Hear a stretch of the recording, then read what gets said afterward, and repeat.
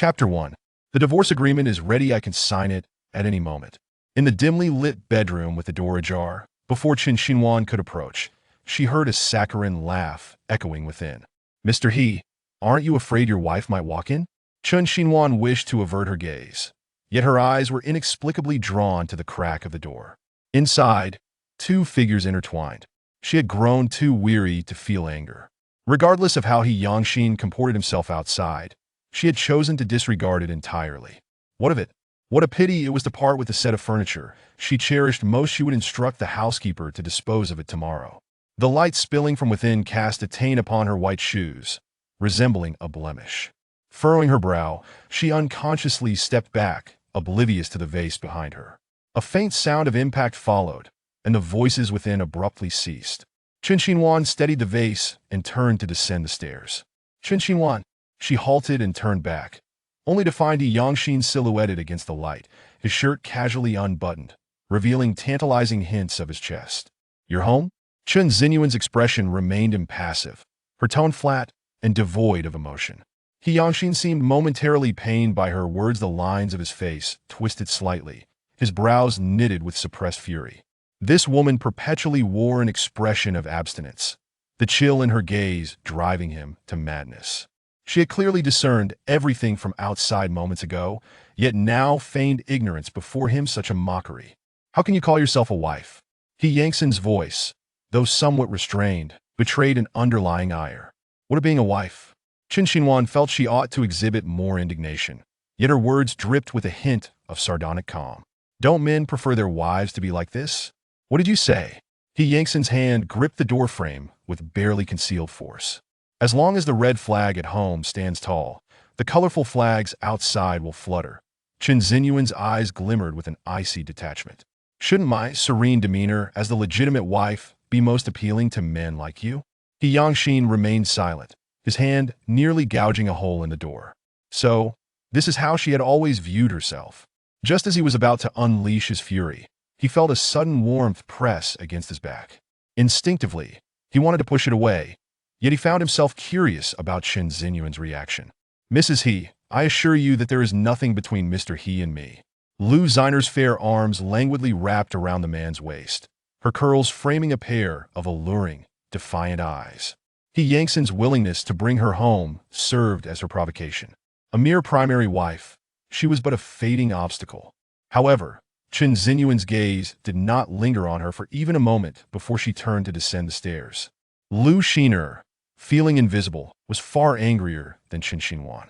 She stepped out from behind He Yangxin, her voice dripping with sarcasm as she called out to Chen Xinyuan's retreating figure. If you can't keep a man, you have only yourself to blame. Chen Xinhuan paused. What an ill-fated day. It was stumbling upon her husband being intimate with another in her own home was already vexing enough. But to provoke her with such a curse was intolerable. She was merely an unfeeling ornament, wishing only for a tranquil life. Yet, why must these people trample even that humble desire? Just as Chen Xinhuan prepared to turn away, a sudden roar erupted from behind her. Get out! Why should she be the one to leave? Chen Xinhuan refused to remain passive any longer. Turning swiftly, she found Lu Xiner aflame with a mix of shame and rage, incredulously staring at He Yangxin. She barely had time to slip on her shoes before He Yangxin forcefully shoved her down the stairs. Chen Xinhuan felt an unexpected twinge of sympathy for Lu Xiner. Had she been in her position, she would have preferred to leap down herself. This man changed his demeanor far too swiftly. Come in. He Yangxin's features softened slightly, and when he saw Chen Xinhuan remain motionless, he lowered his voice. I want bite.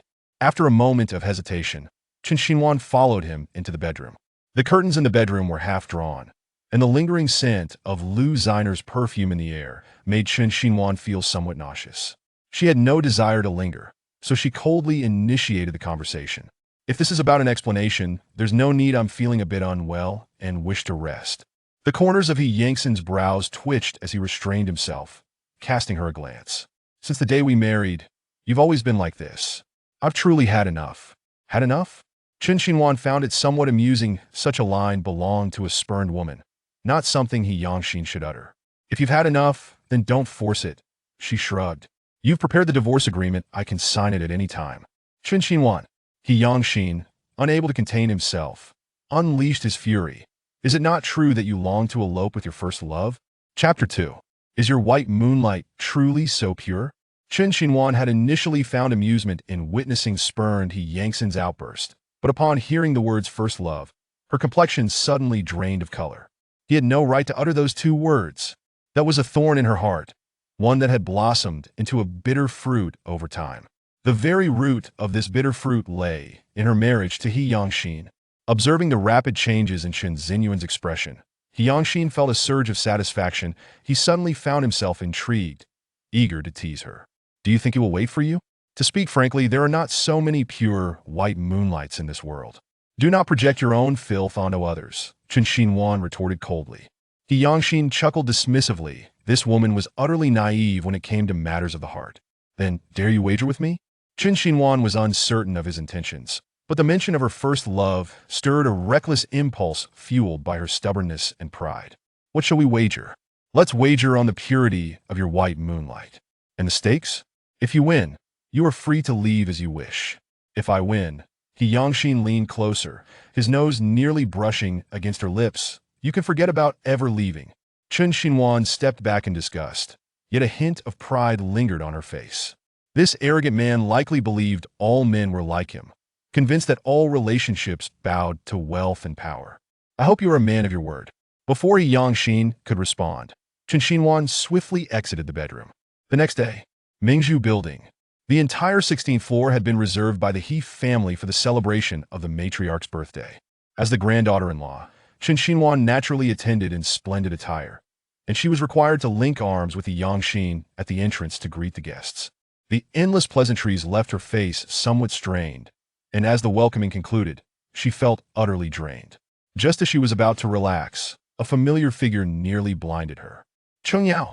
Their eyes met, causing a brief surge of tumultuous emotions within Chen Xinhuan, quickly replaced by a wave of bitterness. She felt both anticipation and unease. She could not fathom why Cheng Yao was here. In her recollection, he had no ties to the He family unless one counted her. Why didn't you wait for me? And came ahead. A playful pout shattered Chen Xinyuan's confusion. Upon regaining her composure, she noticed a captivating figure had linked her arm with Cheng Yao's. Cousin, sister-in-law. The girl smiled sweetly. Chen Xinhuan responded with a wooden smile. This girl was He Yangtzen's cousin, He Yu. It seemed Cheng Yao was accompanying her to the birthday banquet, making their relationship quite evident. Mr. He, Mrs. He. Cheng Yao's expression remained unperturbed. We had an engagement banquet the other day, but I was occupied. He Yangxin grasped Cheng Yao's extended hand. I'll prepare a grand gift for your wedding. Thank you, Mr. He. Cheng Yao maintained a polite smile, seemingly treating Chen Xinhuan as a complete stranger. She felt a pang of confusion. Was this really the same Cheng Yao who had once professed his undying love? Cousin, don't think you can fool me, He Yu playfully chided, leaning closer to Cheng Yao. We just want to choose our wedding attire the other day. We still need a crown. Are you eyeing my medieval collection? He Yangtzen's eyes sparkled with affection. I'll have someone deliver it to you tomorrow. Thank you, cousin, He Yu said, winking at Chen Xinhuan. Sister-in-law, I hope I'm not stealing your beloved. That crown is not her favorite, He Yangxin remarked, a hint of amusement dancing in his eyes as he regarded Chen Xinhuan. Chen Xinhuan forced a mechanical smile, feeling like a mere jester. Though He Yangxin remained oblivious to the fact that this person before him was her first love, she realized she had lost the wager. She watched the two of them enter the banquet hall intimately, barely hearing He Yangtzen's words beside her as her ears buzzed with noise. After hiding in the restroom for a while, Chen Xinhuan took out her powder compact to touch up her makeup. She couldn't face the world with a pale complexion. He Yangxin waited outside the restroom, ready to toast with her to the guests. Chen Xinhuan could only follow him like a lifeless shell, clutching her glass. After what felt like an eternity, the banquet finally came to a close. Seizing the moment while He Yangxin was busy bidding farewell to guests, she longed for a moment of solitude to simply sit quietly. Nuan. Chen Xinhuan wearily looked up, only to meet Cheng Yao's flickering gaze. He was her white moonlight. Chapter 3. Mrs. He. It must be you. You should call me Mrs. He. A hint of mockery tugged at the corners of her mouth. That don't say that. Nuan. Cheng Yao cautiously glanced around. That I cannot wait indefinitely. He Yangxin will not let you go.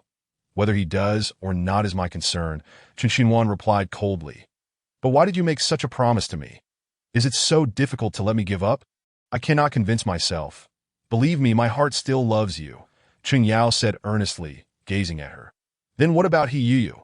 Qin Xinhuan scoffed that I had no other choice. She is the only one who can help me reach the pinnacle of the pyramid. I must accumulate wealth swiftly to stand a chance against He Yangxin. Ultimately, it is all for you. Qin Xinhuan lowered her head and gave a self-deprecating smile. How foolish she had been to believe his words. Now, she felt nauseated at the thought of speaking to him again. Seeing Qin Xinhuan silent, Cheng Yao mustered the courage to ask, I heard Yu say that He Yangxin grants your every request. I currently have a project that urgently needs substantial capital injection. Could you, before Cheng Yao could finish, Qin Xinhuan suddenly raised her head and, filled with pain and disdain, spat out a harsh get lost. What kind of confidence allowed this man to deceive himself repeatedly? Or did he truly see her as nothing more than a foolish woman? Nuan. Cheng Yao attempted to persist, but as his gaze fell upon her, he immediately fell silent. Qin Xinhuan turned in surprise, only to find He Yangxin standing behind her, exuding an air of authority, his deep, cold eyes sending a shiver down her spine. She had never seen him like this before. You should accompany Yu, He Yangxin said, nonchalantly pulling Qin Xinhuan closer, creating a distance between her and Cheng Yao. Cheng Yao felt a deep sting from the disdain in He Yangxin's eyes. In his view, he was merely a kept man that if not for his investment, he would not endure such arrogance. Nevertheless, Cheng Yao managed to suppress his feelings and replace them with a humble smile. Yu has gone to the restroom. I thought Mrs. E might be feeling weary, so I came to check on her. Thank you, I will take care of my wife, He Yangxin replied, his expression unfriendly, devoid of pleasantries, before leading Qin Xinhuan away. In the car, the two remained silent. Qin Xinhuan rested her head against the window, the neon lights outside casting a melancholic glow on her face, and perhaps due to the cold air conditioning. She instinctively rubbed her arms. Are you cold? He Yangxin adjusted the air conditioning. Qin Xinhuan did not respond. Did I ask it because your heart is cold? Qin Xinhuan straightened up and turned to He Yangxin, trying to find the answer she sought in his expression. Losing doesn't feel pleasant, does it? He Yangxin looked at her with a hint of mockery. You knew it was him all along, didn't you? Qin Xinhuan's voice rose, startling even herself. A night's worth of emotions finally erupted at that moment. You knew that He Yu's fiancé is my ex-boyfriend, so you deliberately invited him here today to humiliate me. You've won. Are you happy? He Yangxin stared ahead, his throat tightening. The woman's earlier despondence and her current hysteria left him feeling as if he had a thorn lodged in his throat. He did not experience the joy of victory. For there were no winners in this gamble. You lost. That is how it is. That is unfair. Qin Xinhuan recalled their agreement, her heart growing increasingly agitated. That a bet is a bet. You lost and must keep your promise to stay in the He family. He Yangxin said, gazing deeply at her, that don't make me look down on you. Since the day I married you, I have not wanted to stay even a single day. Every morning I wake up to see you beside me. I hope this is just a nightmare. Qin Xinhuan spoke with a cold, ruthless tone. So what? Even if the He family only has a nominal female head, it must be you. Chapter 4. How long will you torment me? Qin Xinhuan buried her face in her arms, utterly bewildered as to why this man would torment her so. How could his pride allow him to share a bed with a woman who had different dreams? After a long while, she raised her head in despair and looked at He Yangxin. There are so many women better than me outside, clamoring to become Mrs. He. Why must you imprison me in the He family's cage?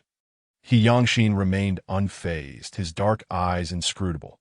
The He family has always maintained a good reputation and has never been involved in scandals, including divorce, he stated, his tone unyielding. So, do not speak such childish things as letting you go.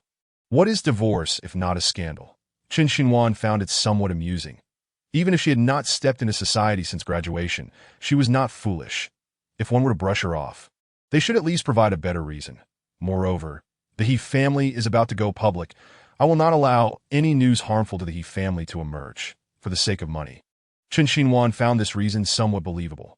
After all, the He family had initially sought her family for their influence in the clothing industry. Despite the Chun family's decline, they were still an established giant. Furthermore, the Chen family still held some resources that He Yangxin would not let go of these resources without a fight. Then, let us wait until after the IPO.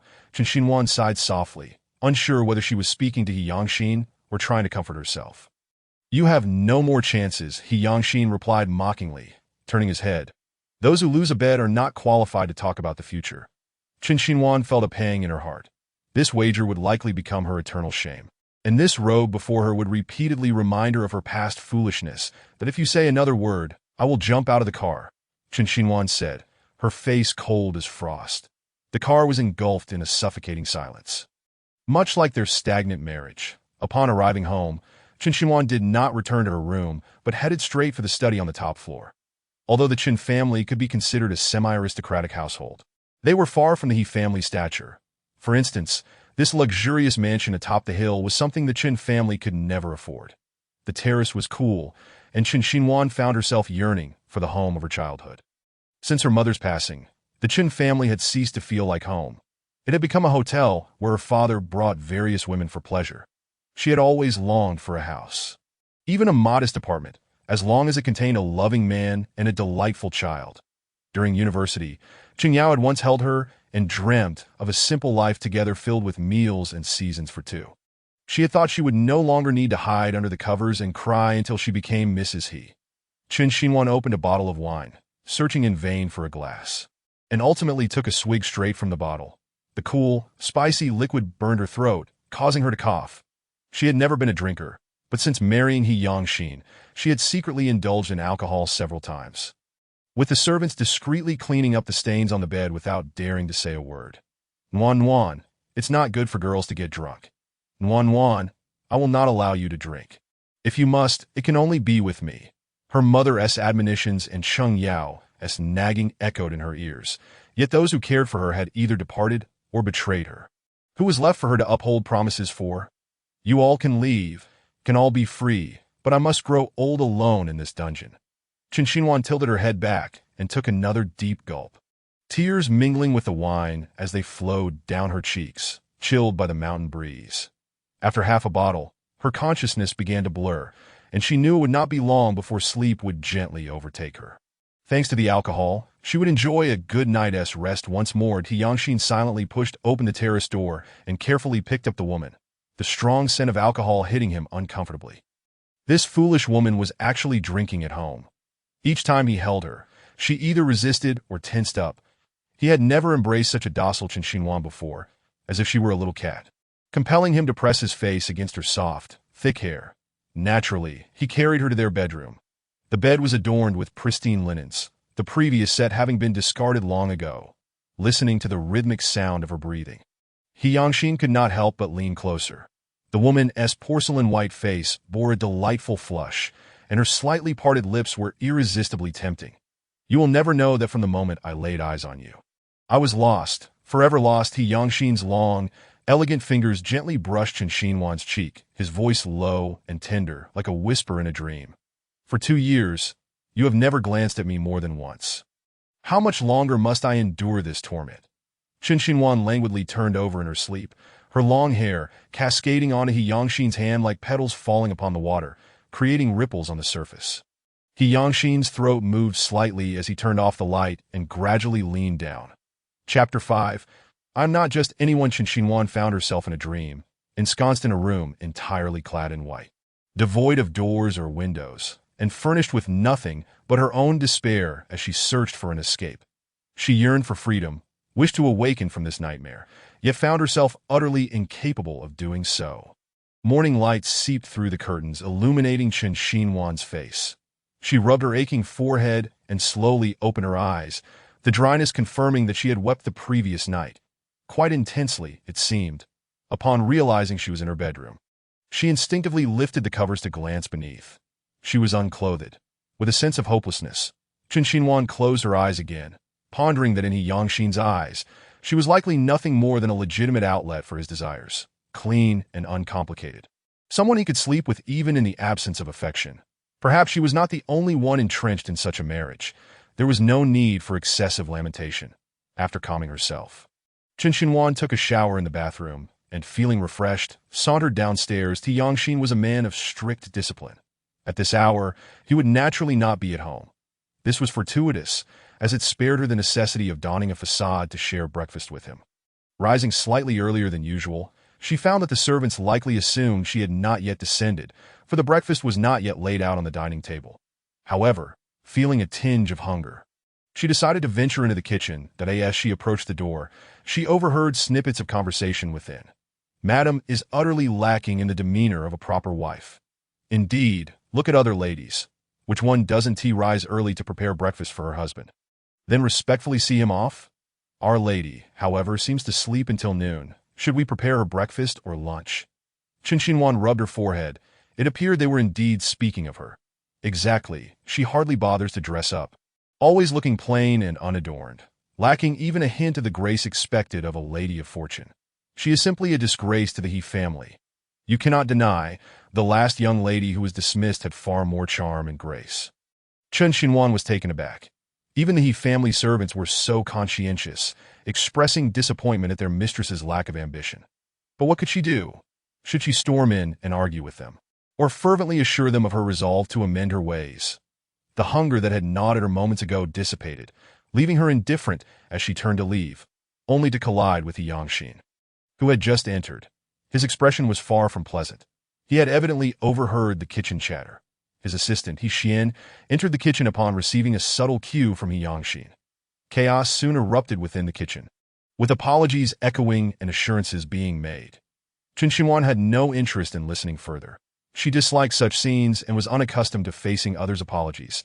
She intended to retreat upstairs to the terrace to gaze at the drifting clouds. Wait, He Yangxin called out to her. Change your clothes? I will wait for you in the car. Chen Xinhuan nodded, refraining from asking further questions. Once she was ready to depart, she noticed the butler escorting several of the kitchen staff out the back door, each dragging their respective bags. There is a charity gala tomorrow. Accompany me to select a gown. He Yangxin's voice remained as devoid of warmth as ever. Is it possible to decline? Not an option. Left without words, Chen Xinhuan accepted her fate of standing like a marionette at He Yangxin's side at various gatherings, for that was part of her duty as Mrs. He. The car pulled up to the entrance of the city's most exclusive bespoke boutique, where a warm welcome awaited them. That Mr. He, Mrs. He, our design director, is already awaiting you in the VIP reception room. The He family accounted for nearly 2/3 of the boutique's overall profits. Thus, they had not only established a dedicated VIP room, but also ceased to entertain other clients when the He family was present. However, upon entering the VIP room, they were met with a cacophony of voices. Miss He, please forgive us. Mr. He prefers to select alone. If you would, I am not just anyone. That it was the voice of He Yu. A sudden sense of foreboding enveloped Chen Xinhuan. Chapter 6. Do not forget your roots, sweetheart. Perhaps we can come back tomorrow? I can accompany you anytime, but you mustn't overexert yourself now. As anticipated. Cheng Yao was also present. For reasons unknown, the remnants of last night's wine churned uncomfortably in Chen Xinhuan's stomach, and her irritation flared as she turned, only to meet He Yangxin's bemused gaze. The immature man was reveling in her misfortune, clearly enjoying the spectacle. Deciding to enter boldly, Chen Xinhuan pushed the door open. He Yu was throwing a tantrum, while Cheng Yao knelt beside her, patiently attempting to soothe her. Chen Xinhuan felt a sting in her eyes. In the past, whenever they had quarreled, she had always been the one to relent first. Cheng Yao, so proud, would never deign to appease her.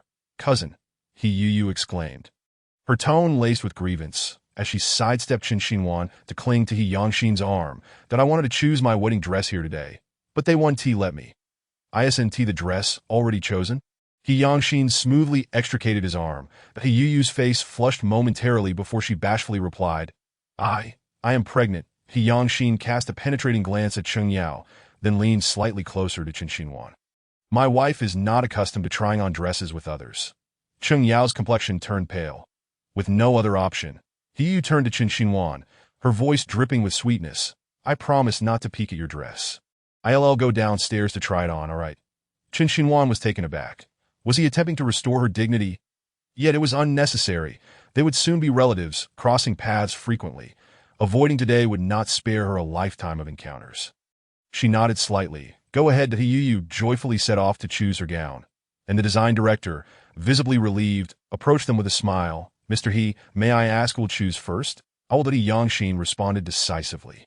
The reception room was left with only Chen Xinhuan and Cheng Yao, and the atmosphere felt stifling, warm. Before Cheng Yao could finish, Chen Xinhuan shot him a look of disdain that silenced him. He awkwardly swallowed and attempted to speak. I didn't expect Yu would become pregnant, so how could you insert yourself into the He family's affairs? Qin Xinhuan retorted scornfully. What gives you the right to benefit from their wealth?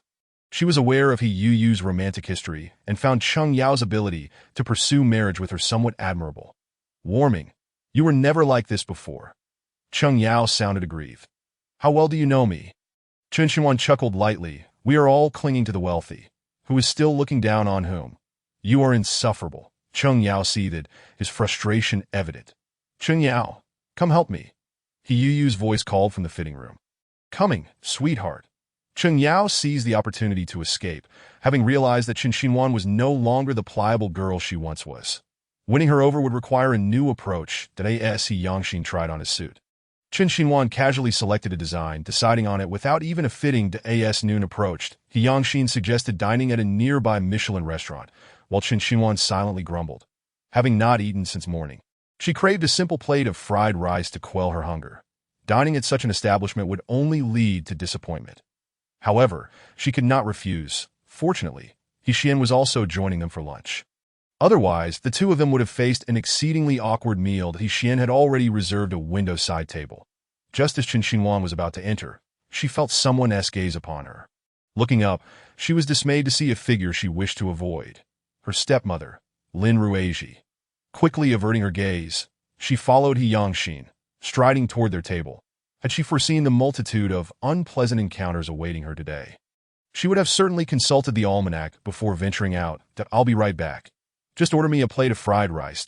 He Xian had never encountered a lady of fortune so fond of fried rice. For the past 2 years, whenever there were no outsiders present, Qin Xinhuan invariably ordered it, finishing quickly and then waiting impatiently for He Yangxin to savor his meal at leisure, to her surprise. Lin Ruizhi was also in the restroom. Just as she turned to leave, Lin Ruizhi seized her arm. Have you forgotten the rules since marrying? Lin Ruizhi's words dripped with sarcasm. Is your husband wealthy? Or is that all that matters? Have you forgotten to even call me mother? Qin Xinhuan forcefully wrenched her arm away, pulling out a tissue to dry her hands, her gaze icy as she met Lin Ruizhi's. Mother, I might as well call you madam. Lin Ruizhi's face paled. This stepdaughter, once so demure, had become increasingly unruly since marrying the formidable He Yangxin. Have you forgotten your roots since you went into wealth? Lin Ruizhi's ire was palpable, yet there was a hint of pride in her voice that if it weren't for me, would you have attained the position of Mrs. He? Qin Xinhuan's pupils dilated in shock. Chapter 7. Captivating everyone 2 years ago. While still an undergraduate, Lin Ruizhi urged Qin's father to place his daughter in the bed of He Yangxin in a bid to salvage the financial chain of the Qin family. The reason she now languishes in a state of half-life, akin to a mere shadow of her former self, is entirely due to the machinations of this wicked woman. Yet now, she dares to take credit for it. Do not presume that marrying into the He family elevates your status. Without your maternal family's support, I refuse to believe your life can be anything but difficult. Lin Ruizhi, unabashed, continued to chastise her, jabbing a finger at her nose. Then I truly must thank you, Qin Xinhuan retorted, a sardonic smile gracing her lips. Were it not for your nefarious deeds leading to your childlessness, such a tremendous fortune would not have befallen me. Lin Ruizhi's complexion turned ashen. Having risen from the nightlife scene, she had finally secured a stable life by marrying Qin Xinhuan's father. However, her youthful indulgence had left her barren, a haunting torment she could never escape. Ah, you Qin Xinhuan, if I do not teach you a lesson today, you might as well be my mother. Lin Ruizhi, disregarding her towering stilettos, raised her hand to strike Qin Xinhuan. However, before she could make contact, Qin Xinhuan, swift and agile, seized her wrist. Lin Ruizhi felt her wrist twist painfully, her balance lost as she collided heavily with the sink. Lin Ruizhi was momentarily dazed. Upon regaining her senses, she met the gaze of Qin Xinhuan. Filled with profound hatred, a cold sweat breaking out on her brow, that I have no daughter like you. Qin Xinhuan remarked coldly, casting a disdainful glance her way, that if you enjoy provoking me, I shall gladly oblige, provided you can bear the consequences. With that, Qin Xinhuan rose, tidying her hair and reapplying her lipstick before the mirror. Fine, you've grown wings. Lin Ruizhi, bracing herself against the wall, stood up awkwardly, glaring fiercely at her own stunning reflection in the mirror. Do not think that entering the He family grants you immunity. I fear you may trip and fall without even realizing it. Lin Ruizhi declared ominously, limping out of the restroom. Seizing the moment while Chen Xinhuan was away, He Xian presented his phone to He Yangxin, his expression grave. That He Yangxin glanced at the screen, which displayed a gossip article titled The White Moonlight of Mrs. He. That he flipped through it, the article detailing the romance between Chen Xinhuan and Chen Yao during their university years, suggesting they might even become relatives in the future. The piece dripped with sarcasm, concluding with a soul-searching inquiry. Mr. He, have you slept? I cannot sleep for worrying about you. That He Yangxin raised an eyebrow, dismissing the article and silencing the publication. That I never wish to see this media company again. Understood, He Xian replied, pocketing his phone.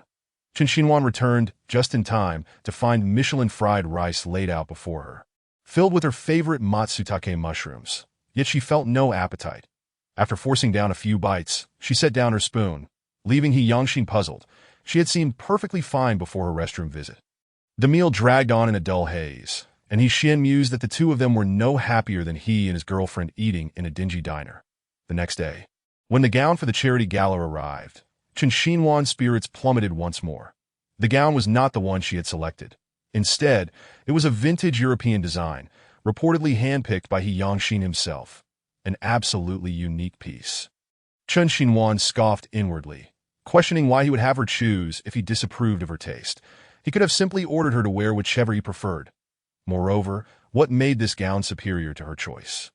Even his grandmother might not have appreciated it. As Chen Xinhuan stepped out of the car in the gown, she instantly drew numerous gazes, the heated attention making her feel like a thorn in her back. Mrs. De He, your gown is truly distinctive, a wealthy lady approached, intrigued. Chen Xinhuan could only force a smile in response. While certainly has its advantages, one could don a sack and still be regarded as possessing exquisite taste. Distinctive, indeed, another affluent lady remarked enviously, eyeing the gems adorning the gown. But if I am not mistaken, this should be the Tears of the Devil, which recently fetched 980 million at Sotheby's. Wow! The crowd erupted in admiration. Chen Xinhuan was taken aback. She had not anticipated such a price. Yet, upon reflection, she realized that she would never divorce, and all these possessions would ultimately remain with the He family. She was merely a hanger for them. Amidst the onlookers, Chen Xinhuan felt like a grotesque doll dressed up by He Yangxin. Not only unattractive, but also subjected to the scrutiny of those around her. Ladies and gentlemen, the host's enthusiastic voice resonated from the stage, signaling the arrival of the most thrilling moment of the evening. All eyes turned to the stage, allowing Chen Xinhuan to breathe a slight sigh of relief. Presenting tonight's most dazzling item, the gilded silver kettle with cloud patterns. Who shall claim this treasured heirloom this evening? The audience erupted in excitement. Chen Xinhuan had heard of this antique. It was a coveted piece long sought after by collectors, rumored to have been lost to tomb raiders. Yet here it was, the genuine article, as expected. The bidding was intensely competitive. Chen Xinhuan glanced at He Yangxin beside her, a seasoned antiques enthusiast, yet he appeared utterly indifferent to this rare item. The price soared to 280 million, and the voices of those willing to raise their bids dwindled. 280 million once, 280 million twice, 280 million, 400 million. The audience erupted into chaos, the atmosphere igniting. Chen Xinhuan nearly spat out her champagne in surprise. Chapter 8. Don't create unnecessary commotion. The voice had originated from He Yangxin beside her. Naturally, it was He Yangxin who claimed the exquisite piece. Ladies and gentlemen, the host's voice trembled with excitement, that we have just learned that the purchaser of this exquisite piece, Mrs. He, has decided to donate it to the National Museum. Chen Xinhuan was taken aback. When had the buyer become her? When had she made the decision to donate it? Amidst the envious murmurs of the crowd, she suddenly understood that He Yangxin had long intended to acquire it, already preparing to donate it under his name.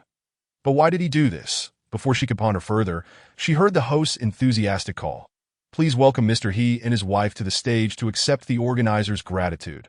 As Chen Xinhuan stood flustered, she suddenly felt warmth enveloping her palm.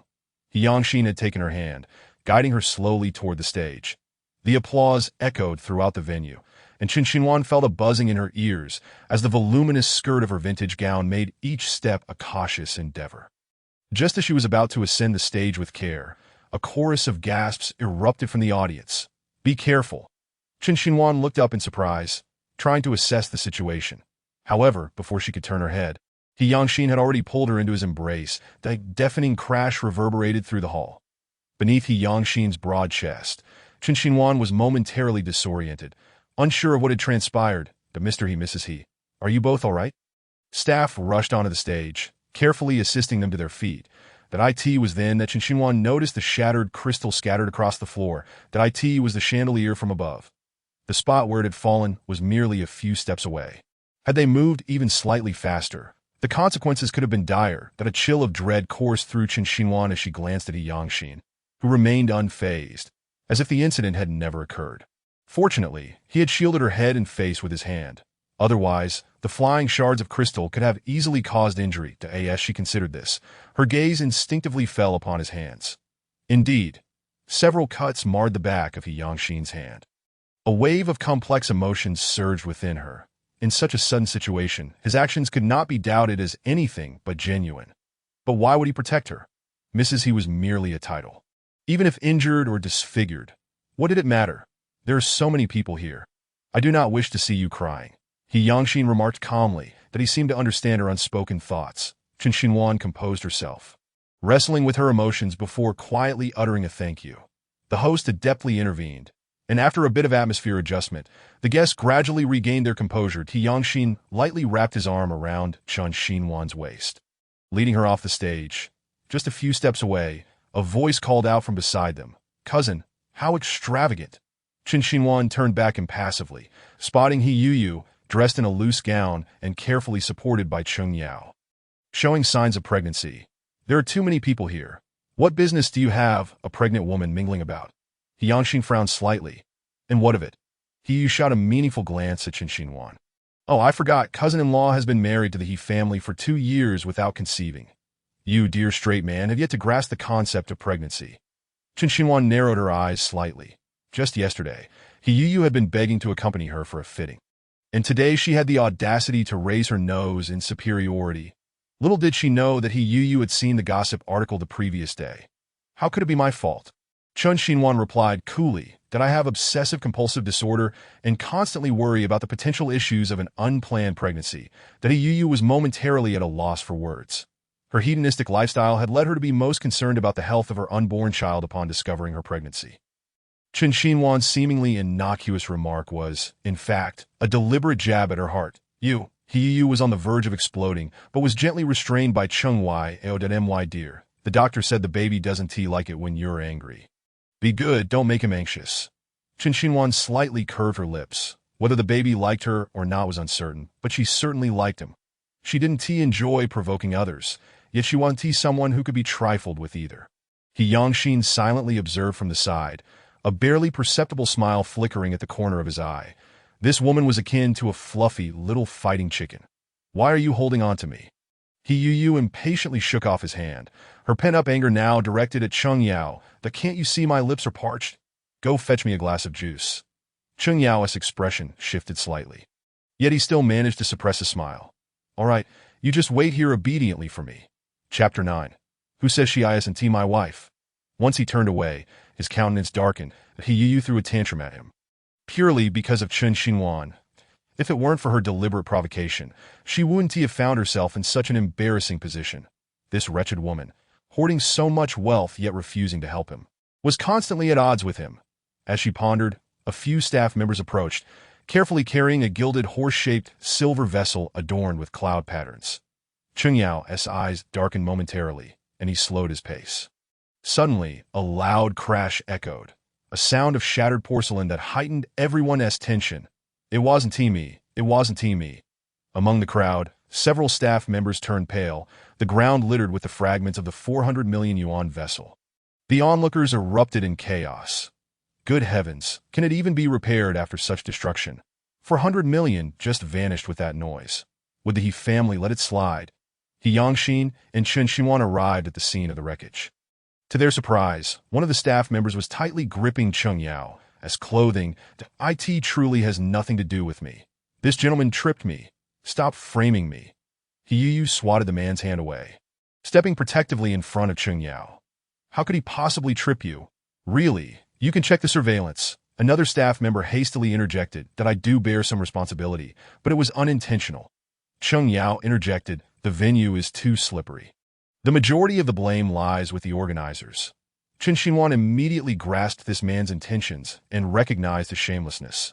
Sir, I believe you've heard the value of this antique, the organizer's supervisor stated sternly. We've already contacted the police. You will need to cooperate and provide a statement. Upon hearing they would be going to the police station, He Yu and Cheng Yao felt a twinge of anxiety.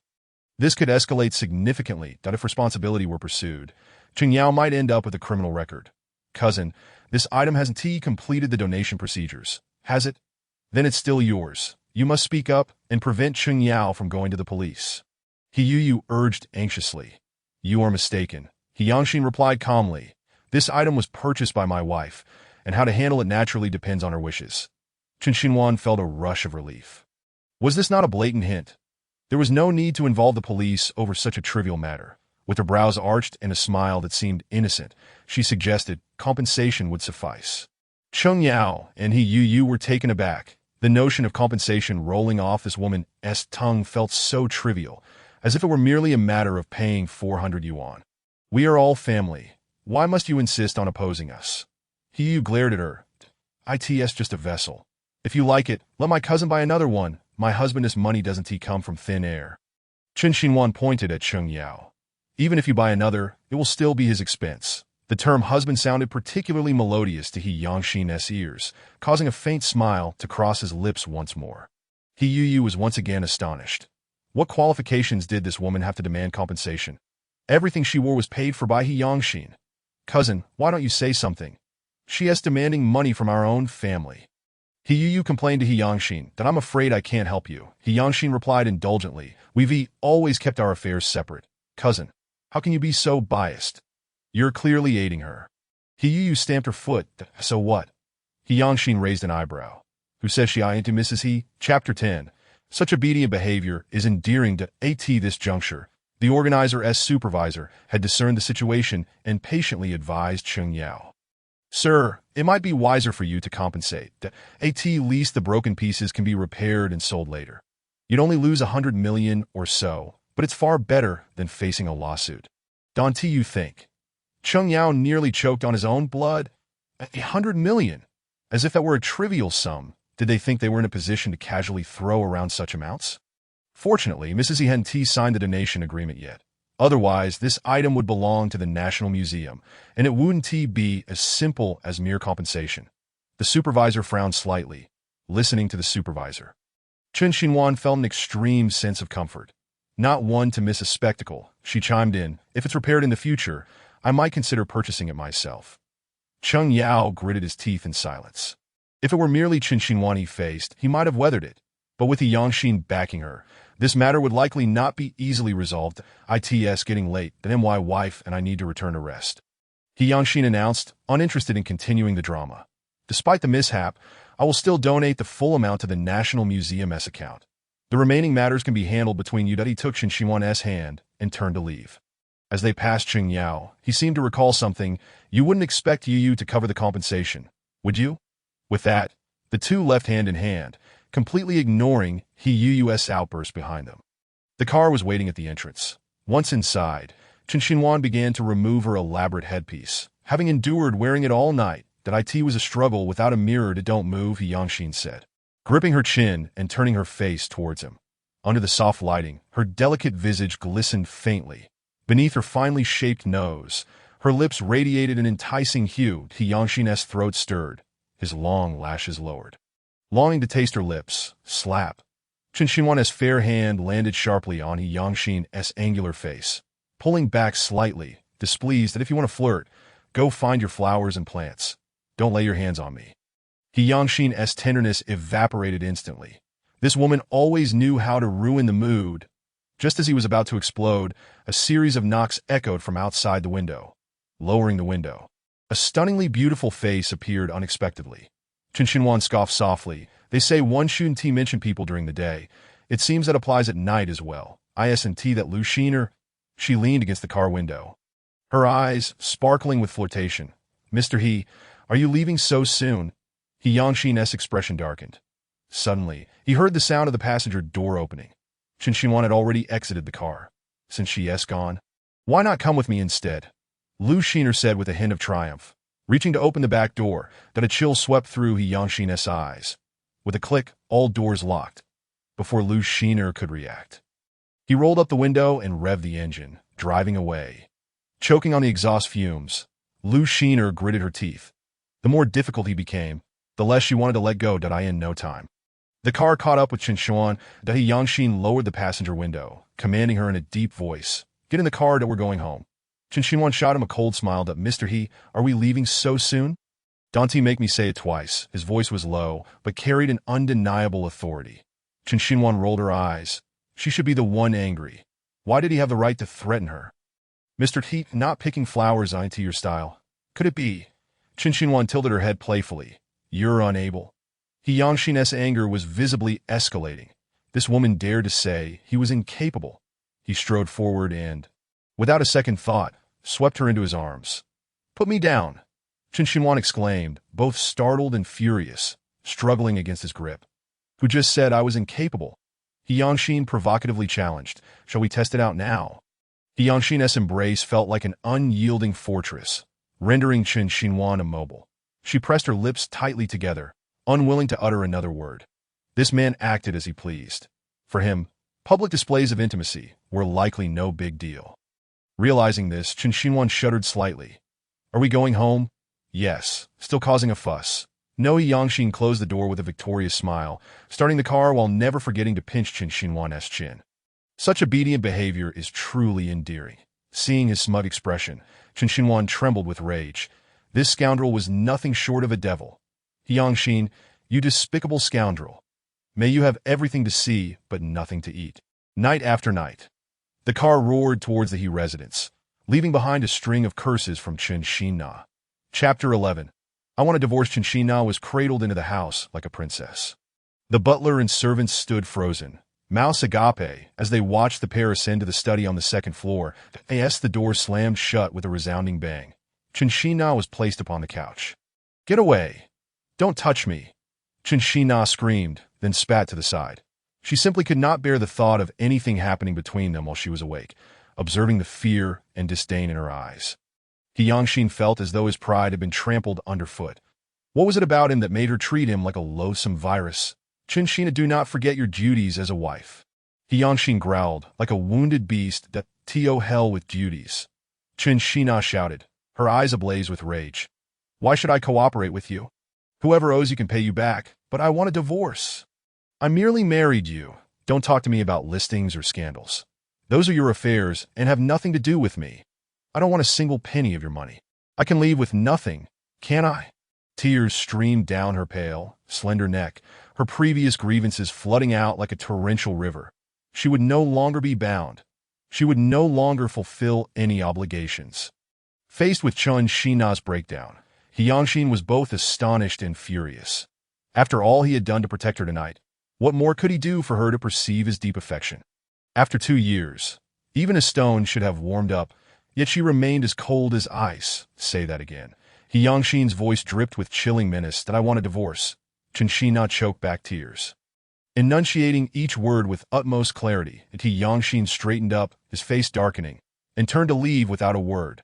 The door slammed shut with an ominous thud, startling the butler and others downstairs, who quickly recoiled. They had rarely witnessed He Yangxin's anger at home, and this time they could only guess at the extent of his fury. Chen Xinna struggled to rise, her hands trembling as she tucked loose strands of hair behind her ear. She had finally evaded him. This lecture was becoming increasingly intolerable. Divorce was imperative. With that thought, she hurried to the desk and opened her laptop. The divorce agreement was already prepared on the desktop, and without hesitation, she clicked print. Tonight, she would demand a response from him, no matter what. With the still warm agreement in hand, Chen Xinna pushed open the bedroom door, and before she could think, she collided into a solid embrace. The faint scent of pine enveloped her, and the man, clad only in a towel, emanated an aura of raw masculinity. Chen Xinna's heart inexplicably quickened. She had never seen such perfectly sculpted muscles under the light, and she had to admit they were undeniably impressive. This moment of distraction was fully captured by He Yangxin, and his earlier frustration slightly faded. This woman, who claimed to resist him, was clearly responding to his presence. Have you had enough? He Yangxin asked, a mocking smile on his lips. Chinchina stiffened, her eyes instantly filled with disdain. With all due respect, I wouldn't even want to look at a body like yours. Even if you paid me, did I ask that so? He Yangxin said, effortlessly pushing her onto the bed.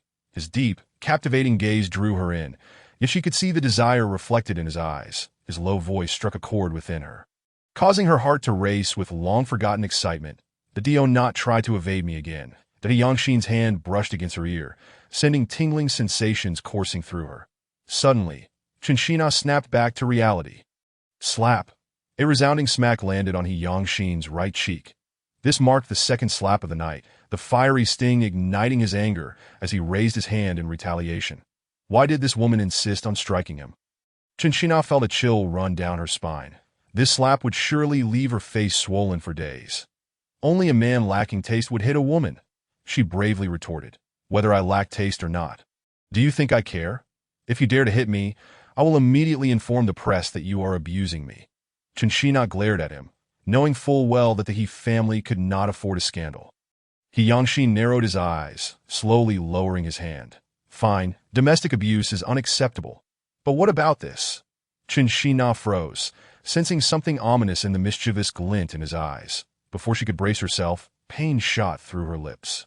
You scoundrel, you actually bit me. Chinchina struggled in pain, her hands pinned down, unable to move. After taking his fill, He Yangxin leisurely lifted himself, wearing a triumphant smile that made Chinchina tremble with indignation. Childish, is your mind filled only with base desires? She was fed up and, gritting her teeth, climbed off the bed and headed for the door. Leaving so soon? He Yangxin's voice was low, laced with amusement. Chinchina paused, suddenly recalling the agreement. How could she have forgotten? She hurriedly picked up the document from the floor and presented it to He Yangxin. Sign it. Chapter 12. What is wrong with being Mrs.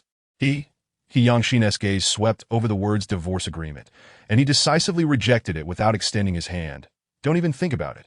Anticipating this response, Chinchina felt the urge to curse but ultimately held her tongue.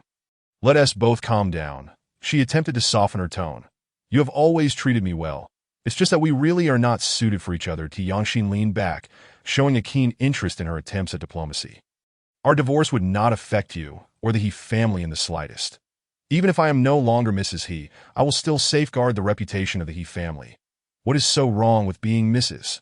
He Yangxin suddenly interjected that a loveless marriage holds no merit. Chinchina replied earnestly, her tone resolute. He Yangxin fell silent. Leave the agreement. I will consider it. Chinchina could hardly contain her joy. She dared not dwell on it. Quickly placing the agreement aside and stepping lightly out the door, the joy in her eyes was uncontainable to He Yangxin, however, radiated coldness, kicking a cushion across the room in frustration. Once back in her room, Chinchina indulged in a long, soothing bath.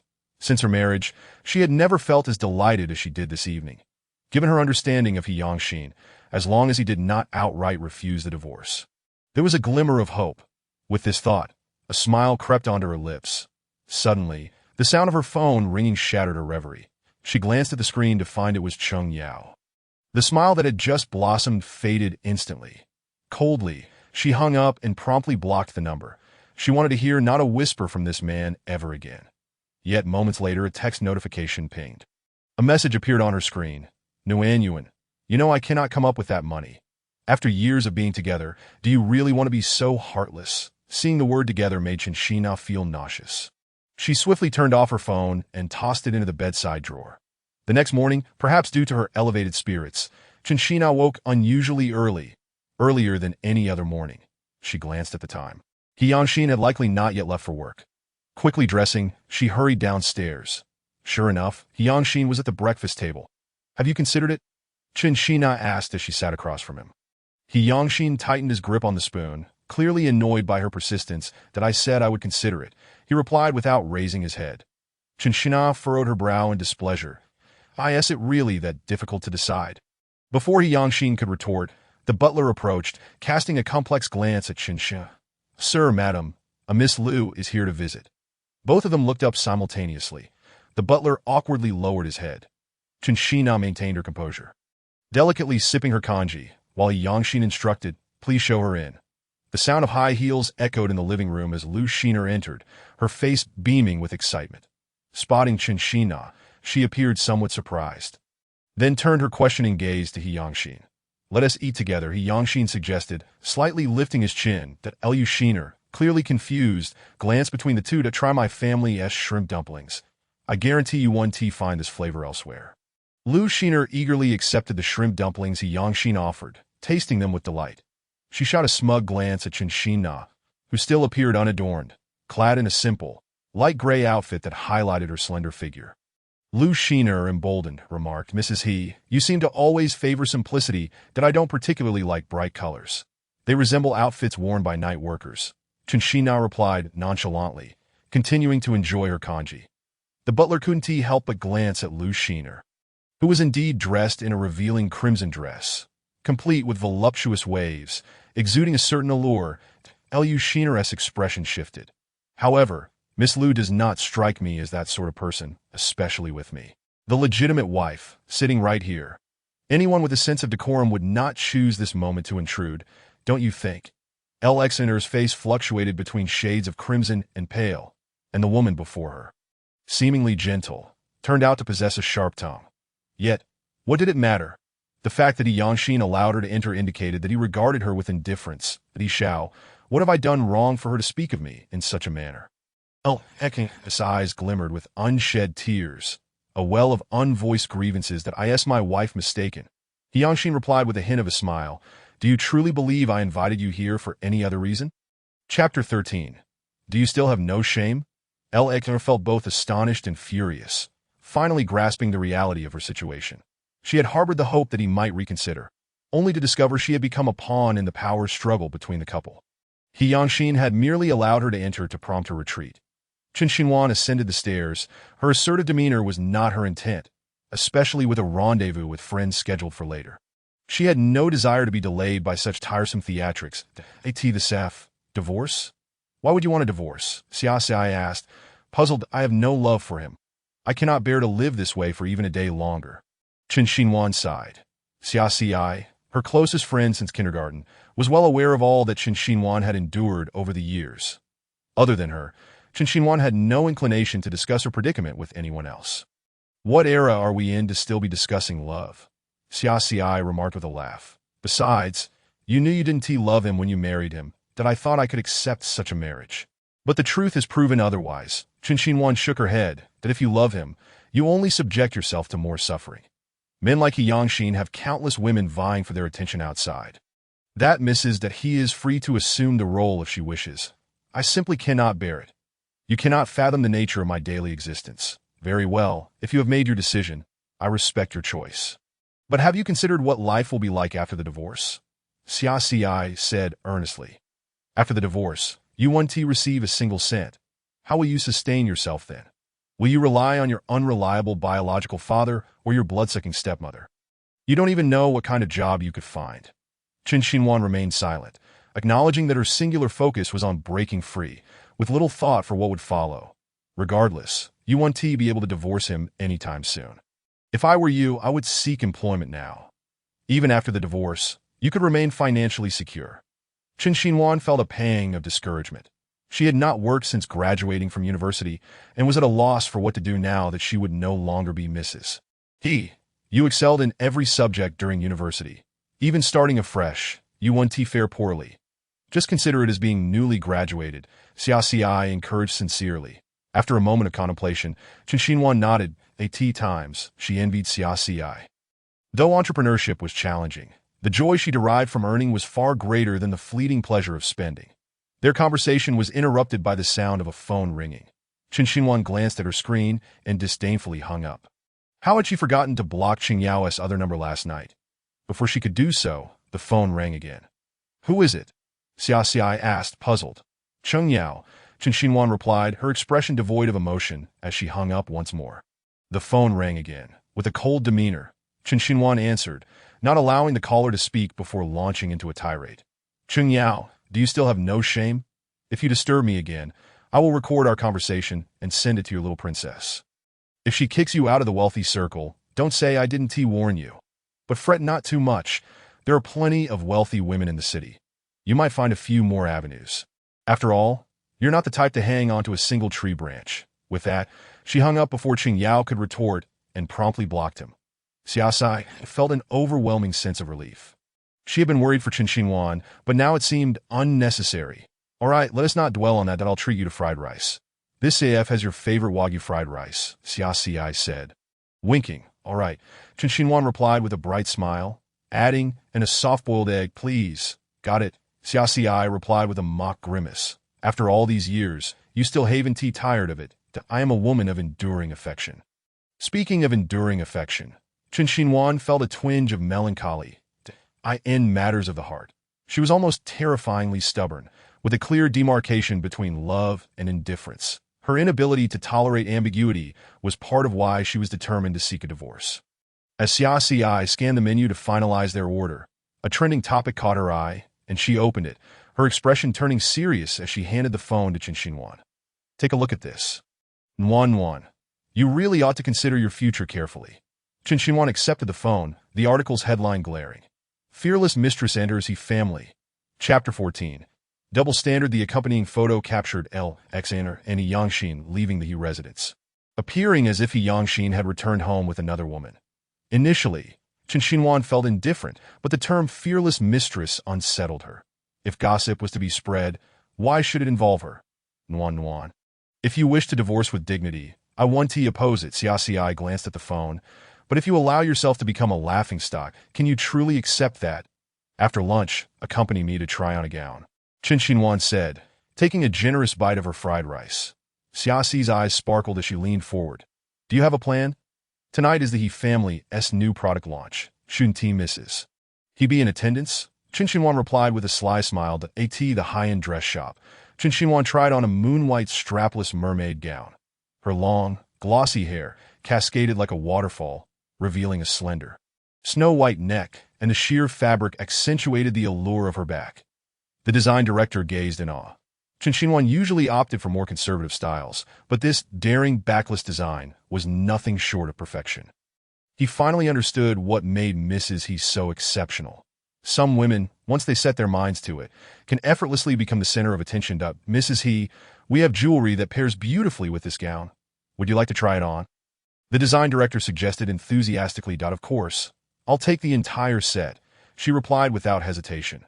The design director hurriedly fetched the accessories, while Xia Sai raised an eyebrow at the prices, slightly taken aback. Being willing to spend is a good thing.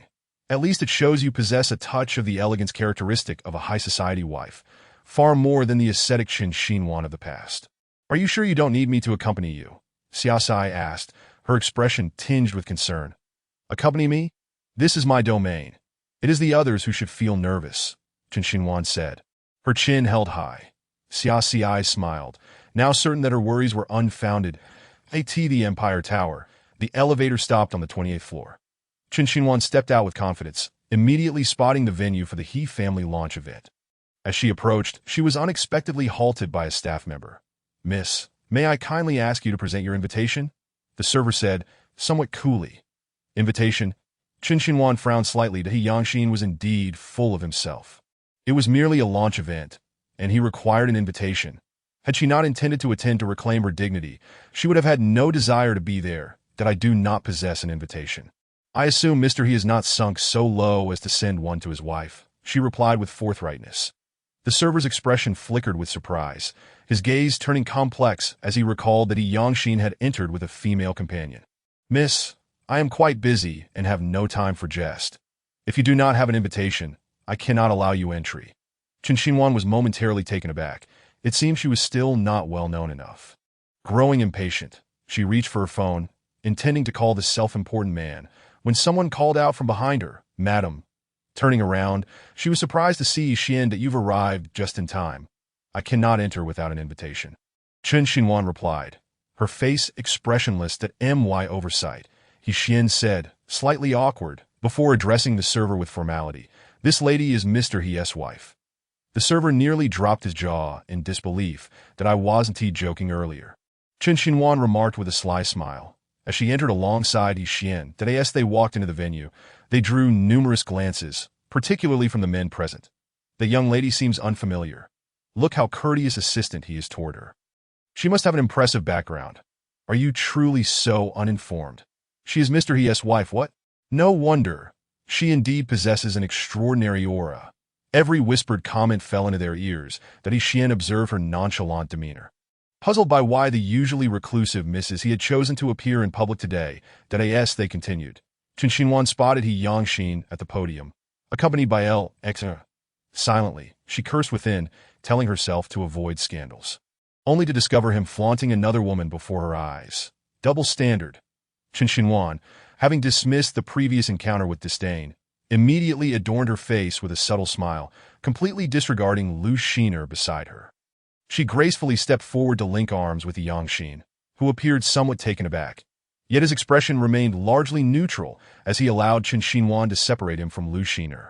Next time, don't let me come alone, Chen Xinhuan playfully chided. The server at the entrance asked for an invitation letter.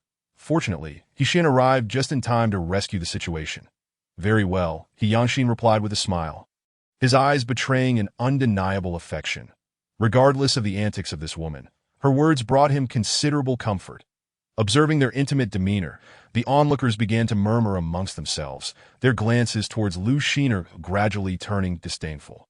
Lu Xiner felt her cheeks burn with embarrassment. Prior to her arrival, she had learned that Chen Xinhuan would not be attending the banquet, which had emboldened her to come to the current gathering. As He Yangxin's companion, she had deliberately highlighted her unique closeness to him, garnering much admiration from the guests. However, with the official Mrs. He now present, the crowd naturally regarded her as a source of amusement. While He Yangxin's adoring gaze towards his wife was akin to a resounding slap in the face for Lu Xin, a Mrs. He looks stunning tonight, truly unlike those ordinary women.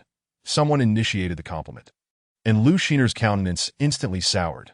Chapter 15. The negotiation. The moment those words were uttered, they drew the attention of those around them, and Lu Xiner felt as if she were pricked by 1,000 needles. Her career had only just begun to flourish. She could not afford any missteps now.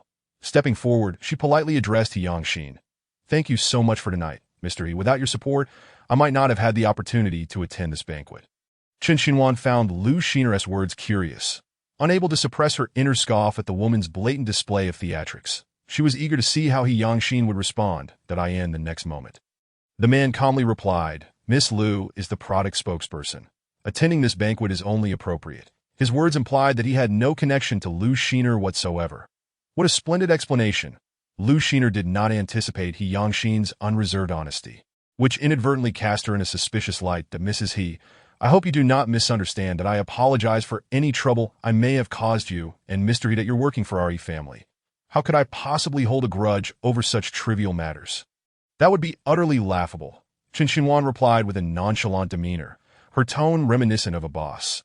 This immediately eclipsed Lu Xiner. From a distance, a staff member holding a camera muttered to himself, Goodness, the legitimate wife is indeed different. Her words carry weight. Unlike Lu Xiner, who merely attended a banquet with Mr. He and is already acting as if she owns the place, that Mrs. He is truly magnanimous. With such a considerate partner, it's no wonder Mr. He has never been distracted by other women. Lu Xiner's tone dripped with sarcasm. Chen Xinhuan shot back, Miss Lu, with such radiant beauty, it seems you must have long been claimed. As others witnessed the exchange, it appeared more like a casual conversation than the fierce argument they had anticipated, causing their attention to gradually drift away. Naturally, there was someone who held her heart. But patience was required to wait for the opportune moment. When the day came for Chen Xinhuan to step down, she would smoothly ascend to her position. Unfazed by Lu Xiner's insinuations, Chen Xinhuan tightened her grip on He Yangxin's arm and declared, Now that Miss Lu has fulfilled her duties, let's arrange for someone to escort her home. Her tone brooked no argument. Very well, He Yangxin smiled, his eyes brimming with infinite affection. Lu Xiner was taken aback by He Yangxin's complete lack of intention to retain her. Her insides aflame with anger. Mr. He, if there are any other issues regarding the product endorsement, I am always at your service. In other words, if He Yangxin desired her presence in the future, she would ensure she was there without delay. Miss Lu's capabilities are exceptional. There should be no more issues unless Chen Xinhuan deliberately halts progress, she said, looking up at the man above her with a playful pout. Unless, of course, Miss Lu harbors any delusions about my position as Mrs. E. Though her voice was soft, it was loud enough for those nearby to hear, plunging the area into an immediate silence. After a pause, Yangshin's gentle voice broke through. In this lifetime, I, Yangshin, recognize only you, Chen Xinhuan. The title of Mrs. He belongs solely to you. For a fleeting moment, Chen Xinhuan's heart skipped a beat, but she quickly regained her composure. Flattering words were easy to utter. She could do so as well. Meeting you is the greatest fortune of my life. Regardless of our identities, we are destined to be together. Upon speaking those words, Chen Xinhuan's heart was tumultuous, the saccharine sentimentality nearly suffocating. Though she knew her words lacked sincerity, Yangshin was still moved. Seeing their affectionate exchange, Lu Xiner's teeth ground in frustration, ultimately causing her to spin on her heel and storm away. Amidst the surrounding well-wishes, Chen Xinhuan strove to embody the role of Mrs. He, maintaining a 45-degree smile throughout. Once the crowd dispersed and glancing at her Mrs. He, Yangshin could not resist asking, "What prompted you to attend the banquet tonight?" "Naturally, I came to discuss divorce," Chen Xinhuan replied candidly, revealing her intentions without hesitation. Tonight, her purpose was simple: to assert her claim, declaring that until her divorce from Yangshin was finalized, no one would tarnish her reputation, that I have devised a compromise. Since you are unwilling to divorce, I can continue to play the role of your Mrs. He, but with one condition. Chapter 16. Bet on whatever you will speak. Yangshin listened with keen interest. As expected, he sensed something was amiss. Chen Xinhuan, who typically remained confined to her home, had taken the initiative to attend such a gathering, indicating either a request from him or an ulterior motive, that I wish to possess the dignity and wealth befitting Mrs. He. Chen Xinhuan folded her arms, adopting a negotiating stance. Agreed. The man readily acquiesced. However, should you develop feelings for someone else, such as Lu Xiner, you may divorce me at any time. But I must clarify, after our divorce, I expect due compensation, which naturally includes remuneration for my role as your wife prior to the separation. Noticing Chen Xinhuan's relentless focus on financial matters, Yangshin couldn't help but inquire, "Are you in dire need of money?" Chen Xinhuan's smile faded, and she candidly admitted, "Yes, I am indeed in need of money." Who decreed that Mrs. He could not be financially constrained? She needed to plan for her future, and thus, it was essential to begin building her little fortune now. Does the He family lack for your sustenance or comfort? Yangshin shifted his tone. Just as Chen Xinhuan prepared to retort, she was drawn by a commotion from the audience, glancing toward the source. She could not discern the cause. That seems entertaining. Shall we take a look? Chen Xinhuan suggested, feigning a request for Yangshin's permission, though her feet had already begun moving toward the noise, that Yangshin followed closely behind. As they approached, it became clear that everyone was engaged in a game. "Are you interested in joining, Mrs. He?" A voluptuous woman, flaunting her curves, leaned in toward Chen Xinhuan. The overpowering scent of the woman's perfume instinctively prompted Chen Xinhuan to recoil, her face betraying her distaste. That "No, thank you. This game is not suited for me." She had no desire to squander her time on such trivial matters. She would rather contemplate how to make her little fortune wealthy enough to rival nations. The provocative woman leaned closer, speaking in a voice only the two could hear. "Of course, Mrs. He wouldn't waste her time on such frivolities. Your time must surely be devoted to beauty treatments, skincare, and afternoon teas." Chen Xinhuan shot her a sharp glare, her eyes ablaze with indignation. Was she implying that she was incompetent, reduced to mere indulgence? Truly, a myriad of characters could be found in this vast world. "When I was playing games, you were likely still figuring out the map." The provocative woman retorted challengingly. "If that's the case, shall we compete?" Chen Xinhuan readily accepted. "All right." When Yangshin finally navigated through the crowd, he found the two women locked in a tense standoff and inquired with Xian to understand the situation. What prompted the sudden interest in games? Yangshin stepped into the fray, his gaze filled with affectionate amusement as he observed Chen Xinhuan, who was eager to partake. "That you've arrived." Chen Xinhuan glanced at the man before returning her focus to the game. Seeing that Chen Xinhuan was entirely disinterested in acknowledging him, Yangshin leaned closer to her ear. "Think carefully. The woman opposing you has never lost in such games." His well-meaning warning fell on Chen Xinhuan's ears as a sharp provocation, as she had suspected. Yangshin's relationship with the woman across from her was indeed peculiar. The game had yet to commence, yet it felt as though she had already been declared the loser, treated as a mere decoration. Chen Xinhuan retorted in kind. "Then allow me to show you what it means to win every gamble." Yangshin observed Chen Xinhuan, who appeared determined to triumph, and could only let the situation unfold. Chen Xinhuan sat gracefully on the opposite side of the table, her poised demeanor and regal aura starkly contrasting with the notion of a game participant. The young woman, embodying a sultry charm, also took her place across the table, her expression rife with disdain. Between them lay an elongated table. "Mrs. He, may I inquire what game you wish to play?" The judge of the game stood at the center of the table, gazing respectfully towards Chen Xinhuan. "Anything will do," she replied casually. The moment her words left her lips, a wave of murmurs rippled through the onlookers. Goodness, Mrs. He does not seem like the type to engage in such games. This match is bound to end in defeat.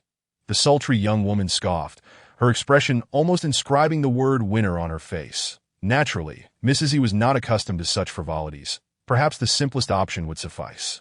The sultry young woman turned to the judge at the center. "How about poker?" Upon hearing this, the judge's expression shifted slightly, though he quickly regained his composure and addressed Chen Xinhuan. "Mrs. He, might I suggest? While poker is not overly complex, it may present a challenge for a novice. Someone of your stature, like Chen Xinhuan, might not even be familiar with the rules." The judge sought her consent first. Of course, Chen Xinhuan responded without a moment's hesitation. "All right, we will deal the cards now. Each player receives 2 cards, revealing the second card first. The player with the higher card will place their bet first, and the following player may choose to follow or fold." The judge elaborated on the rules, then, as if performing a magic trick, presented the cards to Chen Xinhuan. Casually, she drew 1 card, her gaze shifting to He Yangxin, who was merely a step away. Their eyes locked, and she could distinctly sense his tension. Was he concerned that she might lose? Chen Xinhuan averted her gaze, a teasing smile gracing her lips. After dealing Chen Xinhuan's cards, the judge moved to the sultry young woman. "Your cards," with practiced ease. She took the cards from the judge, a triumphant smile playing on her lips. The game of poker commenced in earnest. The judge, positioned centrally, spoke loudly enough for all to hear. Perhaps due to He Yangxin's presence, the atmosphere grew notably tense. Chapter 17. Unless he disappears, silence enveloped the room, leaving only their breaths audible as Chen Xinhuan and the sultry young woman revealed their cards simultaneously. Chen Xinhuan held an ace of hearts, while the sultry young woman displayed a jack of clubs. "That Mrs. He wins." A powerful voice rang out from the crowd. The judge solemnly affirmed, "Indeed, it is Mrs. He who emerges victorious." Chen Xinhuan rose and offered the judge a nonchalant smile before directing a triumphant glance at He Yangxin. She had always claimed that she had never lost at gambling. Stunned into silence, the sultry young woman sat frozen, unable to believe the outcome. The winner was not her after all. As the game concluded, the banquet neared its end. Outside, a light drizzle fell, and the moonlight cast a silvery glow upon the ground. Although it was summer, a chill crept into the heart.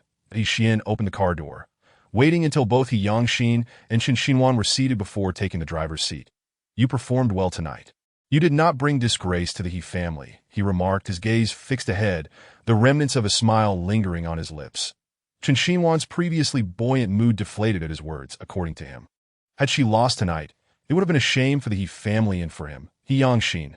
If reputation were so paramount, why not apply for a patent to protect the He family's image? Though Chen Xinhuan refrained from voicing her thoughts, the tension in her jaw betrayed her irritation, prompting He Yangxin to discern that she was likely cursing him silently. "As for the contract, I can agree to it." He Yangxin leaned back, his arms casually outstretched. Upon hearing the word contract, Chen Xinhuan immediately perked up. "Really? You truly agreed to the contract I proposed?"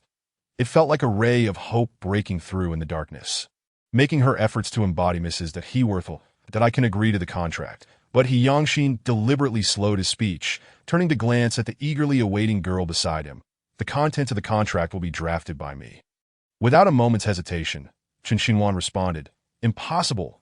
It was utterly ludicrous. If He Yangxin were to draft the contract, it would transform into an unequal treaty, leaving her with no say. He Yangxin was indeed a shrewd strategist, desiring both fame and fortune while simultaneously securing a beautiful companion, hoarding all the good fortune for himself. "Very well, then we shall forego the contract." The man spoke leisurely.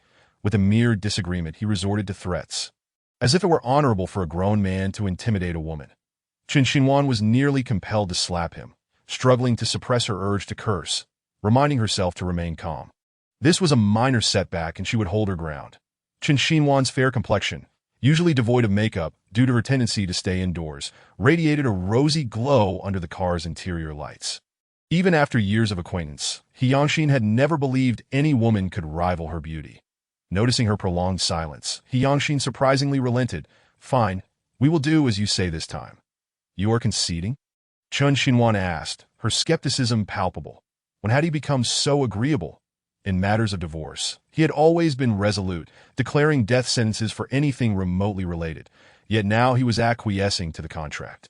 A swirl of emotions, joy and something more complex, bubbled within her, leaving her at a loss for words. Upon arriving home, they exited the vehicle. The moment they stepped through the door, Qin Xinhuan dashed into the study. The printer whirring to life in no time, she emerged with the still warm contract, presenting it to He Yangxin. "Here is the contract. Please sign it." She was eager, practically clutching his hand to expedite the signing process. Seeing her urgency, the warmth that had lingered on his face began to fade into coldness. "Not so fast. There are matters of greater importance to attend to before signing the contract." "What matters?" The man approached step by step, his signature minty scent growing stronger. Qin Xinhuan, regaining her senses, immediately insisted, "Let's sign the contract first. It is late." Yet he seemed oblivious to her words, closing in until he cornered her, making escape impossible, their noses nearly touching. "Have you lost your mind?" Qin Xinhuan found herself at a loss for words, unable to articulate the madness of the man before her. What had she said to trigger such an uncontrollable reaction? How had their conversation spiraled into this? "As long as you are Mrs. He, you remain my wife, and as a wife, you have obligations that I am merely fulfilling my duties as a husband," he stated, his lips moving with unrestrained desire. This woman had been provoking him with her words since the banquet. Now he was merely responding to her insinuations. To leave his side was impossible, unless he vanished from this world altogether. Chapter 18. "You brought this upon yourself." Qin Xinhuan felt an overwhelming urge to slap him, gritting her teeth as she proclaimed, "This is unfair. I demand an addition to the contract stipulating no excessive actions without permission." She was not a mere outlet for his frustrations. How could he indulge in affairs outside and then return with such lewd intentions? He Yangxin replied, "Do you honestly believe you have the leverage to negotiate?" "You are utterly unreasonable." Determined to leave, Qin Xinhuan spun on her heel, unwilling to waste another moment arguing with someone so insufferable. Before she could take a step, He Yangxin had forcibly pulled her into his embrace. His eyes narrowed slightly as his hands firmly secured her delicate waist, rendering her immobile. With a devilish smile, he drew closer, so eager to leave. "You must first seek my approval." The exquisite beauty before him faltered. "He Yangxin, if you dare come any closer, do not blame me for my lack of courtesy." He Yangxin's laughter grew more audacious. "Very well, let me witness how you will demonstrate your lack of courtesy." Before she could react, his lips descended upon hers, closing the distance until their mouths met. The warmth of their breaths intertwined, creating an atmosphere thick with desire. Qin Xinhuan's mind went blank. She struggled against his hold. But his grip was as unyielding as a serpent's coil, leaving her utterly defenseless. The more she resisted, the more aggressive his kiss became. Gradually, she found it increasingly difficult to breathe, gasping for air as she pleaded, "Stop, I cannot breathe." But he did not relent, instead intensifying his fervor, as if only through this kiss could he alleviate the loneliness within. Qin Xinhuan felt herself grow weak in his arms, utterly surrendering until this kiss of the century finally reached its conclusion. Gazing into his eyes, she noticed a flicker of longing. Seizing the moment when He Yangxin was momentarily distracted, she summoned all her strength and stomped on his foot. Startled, He Yangxin retreated a meter, while Qin Xinhuan slumped into a chair, desperately inhaling fresh air. Watching him wince in pain, beads of cold sweat forming on his brow, she felt somewhat relieved, still wearing the high heels she had donned for the banquet. The towering heel she wore pressed against He Yangxin's foot, and she found it hard to believe that his foot would remain unscathed, unless, of course, it were made of iron. The room was dimly lit, casting shadows that accentuated the translucent beauty of her fair skin, which glimmered with a subtle sheen. Her enticing lips, enhanced by his handiwork, shimmered with an alluring silver glow, radiating an irresistible charm to He Yangxin. Utterly disregarding the pain in his foot, directed a finger towards the direction of Qin Xinhuan, who was seated. That a sense of foreboding washed over Qin Xinhuan, prompting her to rise from her seat. But the man's reflexes were swifter by a few seconds, and she found herself once again ensnared in his grasp. "Hey, do you still wish to taste the bitterness of pain? I warn you. If you dare to act recklessly again, I will take legal action." Qin Xinhuan's voice echoed in the room. "Legal action? We are legally wed. Engaging in what married couples do is not inappropriate," Yangshin replied with a serious demeanor. "However, if you insist on pursuing legal matters, I could easily have my esteemed attorney handle it." The minty aroma that clung to him intensified, especially after Qin Xinhuan's reckless antics, and it only served to accentuate his magnetic charm. "Don't take liberties with me," Qin Xinhuan retorted, her disdain for him glaringly evident. "That I in a low voice," she said, "Yangshin, we are bound by a contract that if you insist on this behavior, I will refrain from resisting. But let it be known that my price is not modest." Perhaps her words had some effect, for Yangshin indeed refrained from further advances, though a chill had settled on his foot. The audacity of this woman to equate herself with those outside their relationship, to tarnish her own image merely to avoid intimacy with him. How cheaply did she regard him in her heart? "Qin Xinhuan, I offer you a chance to retract your previous statement," he commanded, his tone brooking no argument. The coldness emanating from his gaze sent shivers down her spine. Qin Xinhuan had never witnessed Yangshin in such a light, and for a moment, she felt a flicker of trepidation, swallowing hard. "You think I can just take back my words at your command? Am I a machine with a retract function?" It was he who had overstepped boundaries first. Why should he be angry, wearing that regal countenance? Yangshin's tone shifted, not wishing to relive the previous encounter. "That I advise you not to oppose me. 1 second, 2 seconds, 3 seconds. Time slipped by, and Qin Xinhuan still did not provide a satisfactory answer. Yangshin stepped closer, 1 step, 2 steps, 3 steps, and before he could reach her, she had already arrived at his side. "Regarding my earlier words, Chapter 19, he seemed rather inconvenienced. Qin Xinhuan, if you have the capability, do not flee." Yangshin managed to utter through gritted teeth, disregarding the pain as he made to seize her. Seeing the murderous intent in his eyes, Qin Xinhuan realized she had ventured too far and, as she ran, she cheekily pulled a face at him. Only a fool would run away. After the commotion with Yangshin, her entire body ached with fatigue, prompting Qin Xinhuan to decide on a long, soothing soak in a hot bath. She locked the bathroom door, isolating him outside. "With all that time, you might as well sign the documents early," he zoned.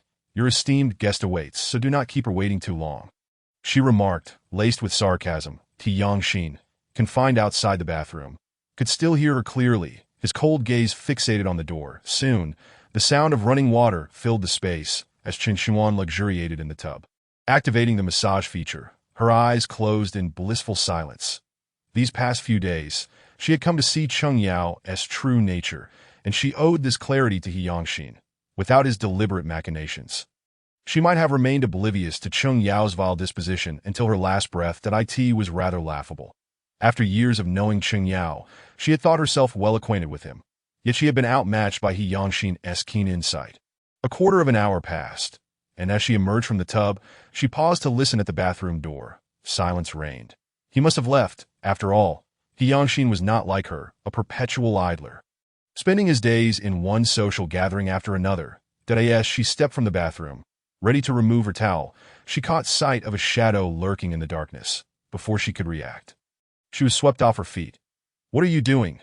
Put me down," Qin Xinhuan protested, flailing her limbs in protest. "Since you were so eager, let us get straight to the point." Yangshin tossed her onto the bed, and before she could turn, he loomed over her, his arms braced on either side, effectively trapping her beneath him. Knock, knock, knock. The sound of someone at the door interrupted them. "Young master, Miss Liu is here to see you," the housekeeper announced. "Miss Liu? Liu Shiner?" He exchanged glances with her, and Qin Xinhuan shot him a look of disdain. "Since your esteemed guest has arrived, I suppose I can take my leave." The man, visibly irked by the interruption, grumbled. "Tell her to leave. Are you really going to send her away just like that? You can't bear to part with her?" Qin Xinhuan taunted, her tone dripping with sarcasm.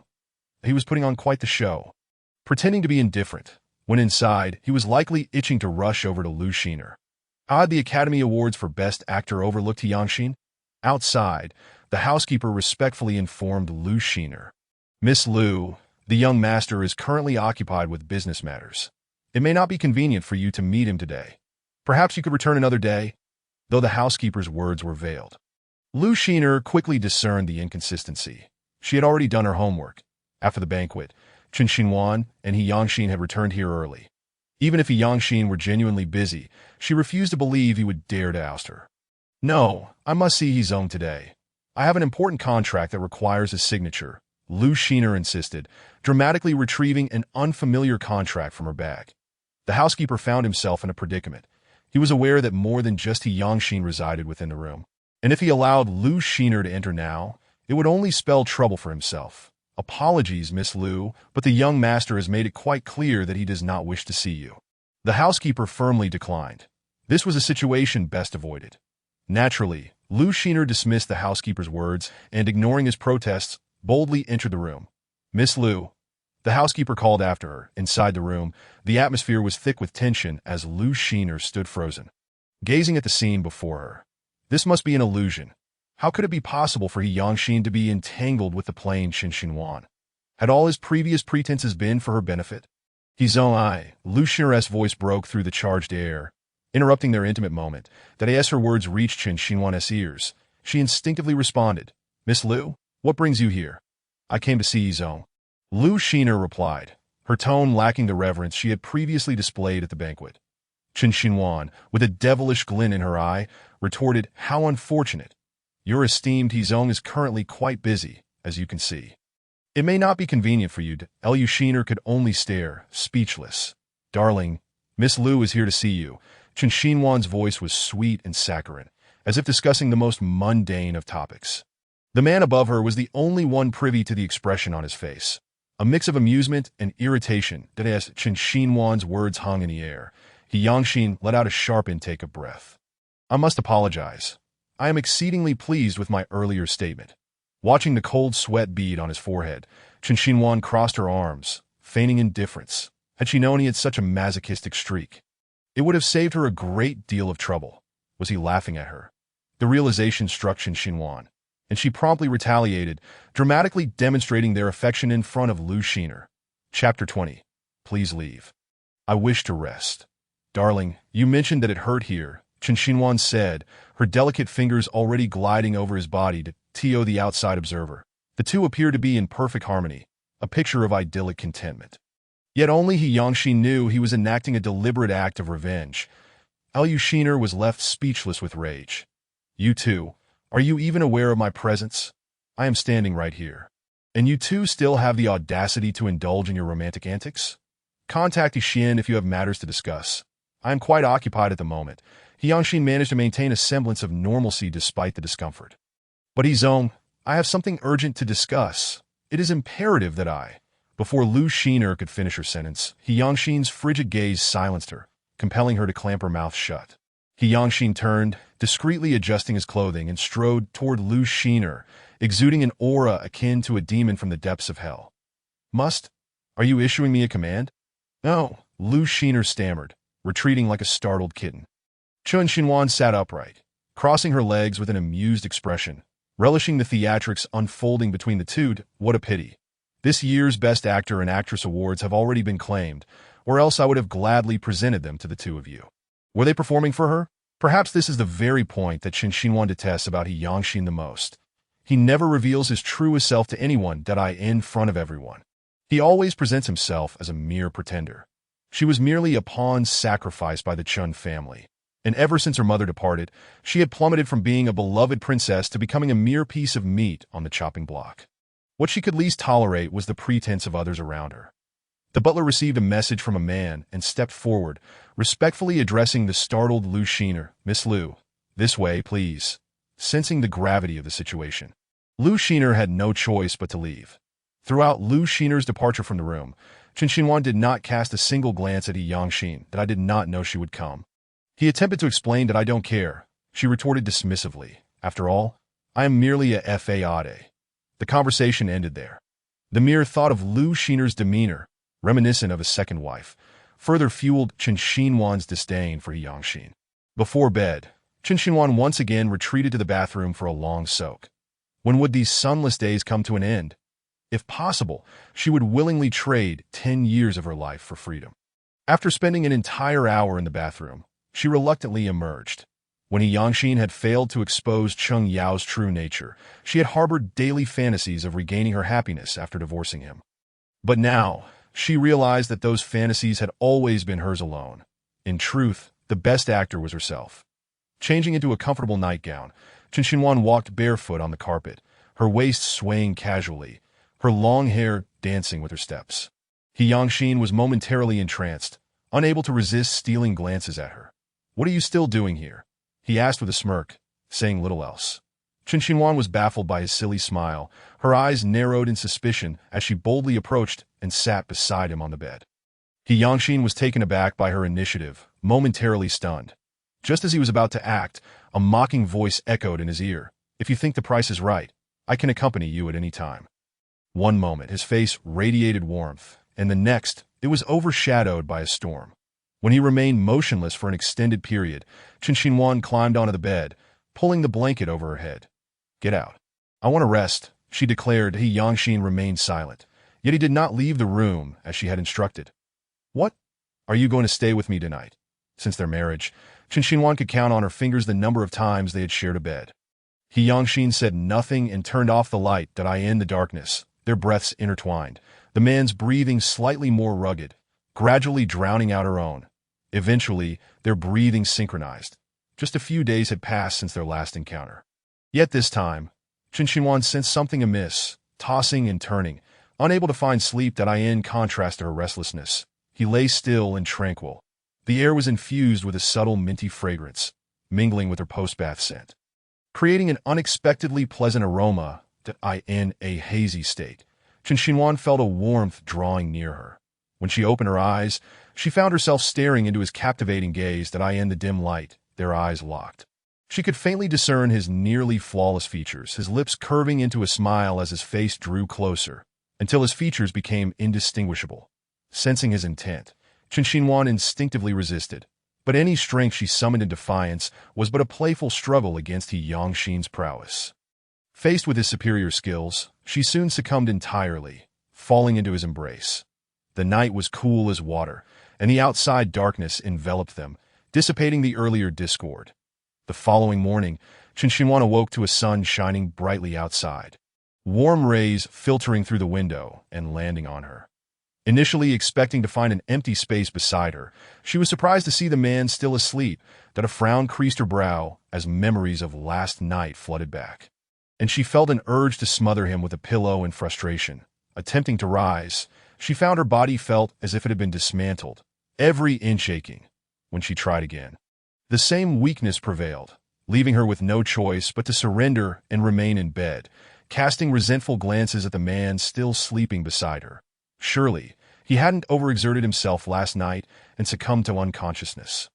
With this thought, she instinctively raised her left hand, extending her index finger to check his breathing. He Yangxin suddenly spoke, still with his eyes closed, disappointed that I'm not unconscious. Startled, Chen Xinhuan withdrew her hand. But he had already grasped her probing finger. "Let go." Chapter 21. As if struck by lightning as her words fell, he simultaneously released her hand, his voice slightly hoarse. "Go back to sleep." Chen Xinhuan frowned, unable to suppress her inner sarcasm. "It's broad daylight, and you're still asleep. Don't you have work today?" Since their marriage, He Yangxin had never been absent from work, let alone skipped it without reason. Was the sun rising in the west today? Regardless, she didn't have to go to work. She wasn't the one skipping out. With this thought, she grabbed her phone from the bedside and turned to the side to check it. The game incident from last night's banquet still dominated the trending topics, with most discussions revolving around Mrs. He. Following the game, it seemed that everyone's initial impression of her, the previously obscure Mrs. He, had begun to shift. The He family was well known, not just locally but also internationally. Yet, even so, the public sentiment towards her was far from warm. Chen Xinhuan opened Weibo, discovering a staggering 99 unread messages, most of which inquired about last night's game. Among them was a message from her friend, Xia. "Was that really you in last night's game? When did you become a gambling queen? Don't tell me it's just your innate talent. My dear Mrs. He, it's already midday and you're still in bed. Still in bed. Does Mr. He possess superhuman abilities? Chen Xinhuan clicked on the first voice message. And before she could lower the volume, a barrage of subsequent messages began to play automatically. Alarmed, she hurriedly silenced the audio, but it continued until the end. Chen Xinhuan felt as if struck by lightning. Her face dark as coal, her body stiff as a statue. Glancing sideways, she saw the man was awake. She wanted to explain, yet the words failed to form. He Yangxin paid her no mind, throwing off the covers and getting out of bed. A second passed, then 2, 3, until a minute had elapsed that as his footsteps faded away, followed by the sound of water in the bathroom. Chen Xinhuan felt a wave of relief wash over her. Surely, he hadn't heard her. Otherwise, how could he have remained unresponsive? Thank goodness he hadn't. Otherwise, she wouldn't know how to explain. But wait, what was there to explain? What would it matter if he did hear? As these thoughts swirled, an unnameable anger ignited within Chen Xinhuan. She threw off the covers and got out of bed, intending to wash up in another room. But her gaze was drawn to a document lying on the table titled He Group Planning Department Research and Production Management. The research team from the planning department. Why would this material be here? Chen Xinhuan casually flipped through the pages, initially just out of curiosity, but the content soon captivated her attention. When Yangxin emerged from the bathroom and saw her holding the stack of documents, he approached her. Is there a new development in the planning department? He asked casually, quickly donning his shirt and fastening the buttons. Chen Xinhuan silently scrutinized the documents in her hands, examining each page with great care. Although she had married He Yangxin right after college, she had consistently ranked first in her coursework, and her professional knowledge was not inferior to anyone else's. If you're interested, you can send me a detailed proposal, He Yangxin said as he finished dressing. Proposal? Chen Xinhuan was taken aback, staring at him for a long moment before returning to reality. Aren't you afraid I might write something nonsensical? He Yangxin took the documents from her hand. Speaking with a serious tone, I'm well aware of your academic performance in college. Otherwise, I wouldn't ask you to waste your time. Hearing this, she felt somewhat grateful to him. Grateful that he had even cared about her academic achievements.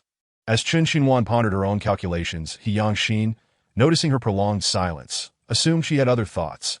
You aren't thinking of participating directly, are you? Without knowing why, Chen Xinhuan replied without hesitation, What if I am? He Yangxin responded without a moment's pause, Impossible. The research the planning department is undertaking is crucial for the group. Having you participate directly would hinder the team's efficiency. Chen Xinhuan's anger flared.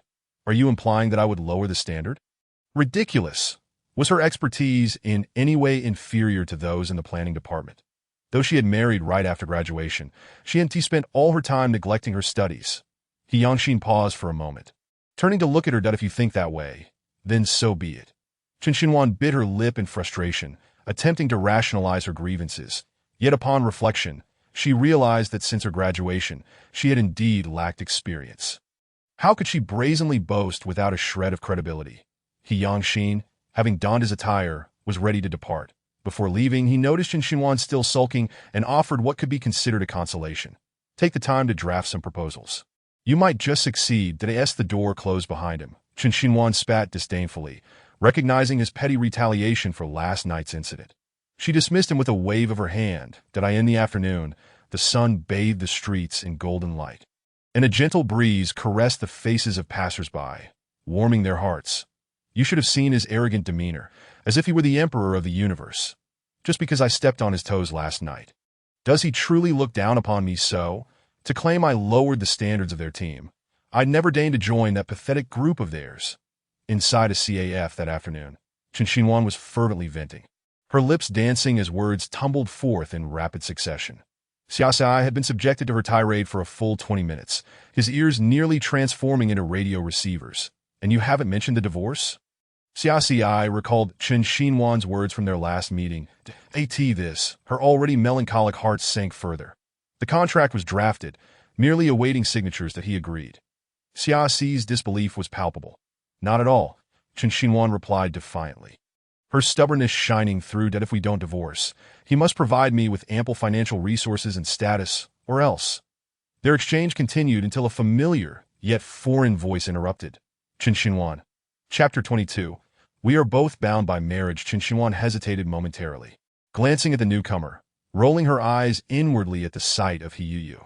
Xiaoxi, with his back to her, remained unaware of the tension, but could clearly read Chen Xinhuan's expression.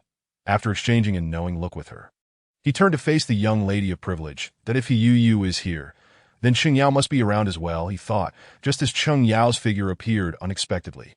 Hey, did you not check the almanac before stepping out today? Xiasa teased that I'll be sure to do so next time. Chen Xinhuan mumbled. Ignoring her condition as a pregnant woman, He Yu approached them assertively. Hey, I'm talking to you, didn't you hear me? Chen Xinhuan, displaying her knack for infuriating others. Feigned innocence. Oh, it's you, my apologies, but perhaps it's the pregnancy altering your appearance. I barely recognized you, that you're talking nonsense. How have I changed? I visit the beauty salon daily. There's no way I could look different. He Yu exclaimed, hastily pulling out a mirror to inspect her face. Since her pregnancy, her appearance had become her utmost concern. Even the slightest blemish necessitated a visit to the salon. The mere suggestion from Chen Xinhuan that she looked altered was intolerable. Oh, perhaps I simply misjudged, Chen Xinhuan shrugged nonchalantly. Fuming, He Yu stamped her foot in frustration. Xia Xi, sensing the situation deteriorating, attempted to defuse the tension. Miss He, I sincerely apologize on behalf of Xinhua. He Yu, noticing Xia Xi's intervention, scoffed. And who are you to speak for her? Does she lack the ability to defend herself? Her words became increasingly sharp. Xia Xi found himself at a loss against He Yu's unreasonable demeanor. Chen Xinhuan stood up, pulling him behind her. You ought to address me as sister-in-law. As a junior, I can overlook your rudeness. However, should this reach the ears of old Master He, I fear it would become troublesome. Upon hearing old Master He Yu immediately wilted. While she could afford to disregard others, she could never afford to offend the matriarch of the He family, who held an unparalleled status and had a particular fondness for He Yangxin. Perhaps out of a sense of familial loyalty, she reluctantly conceded, Sister-in-law, we are family after all.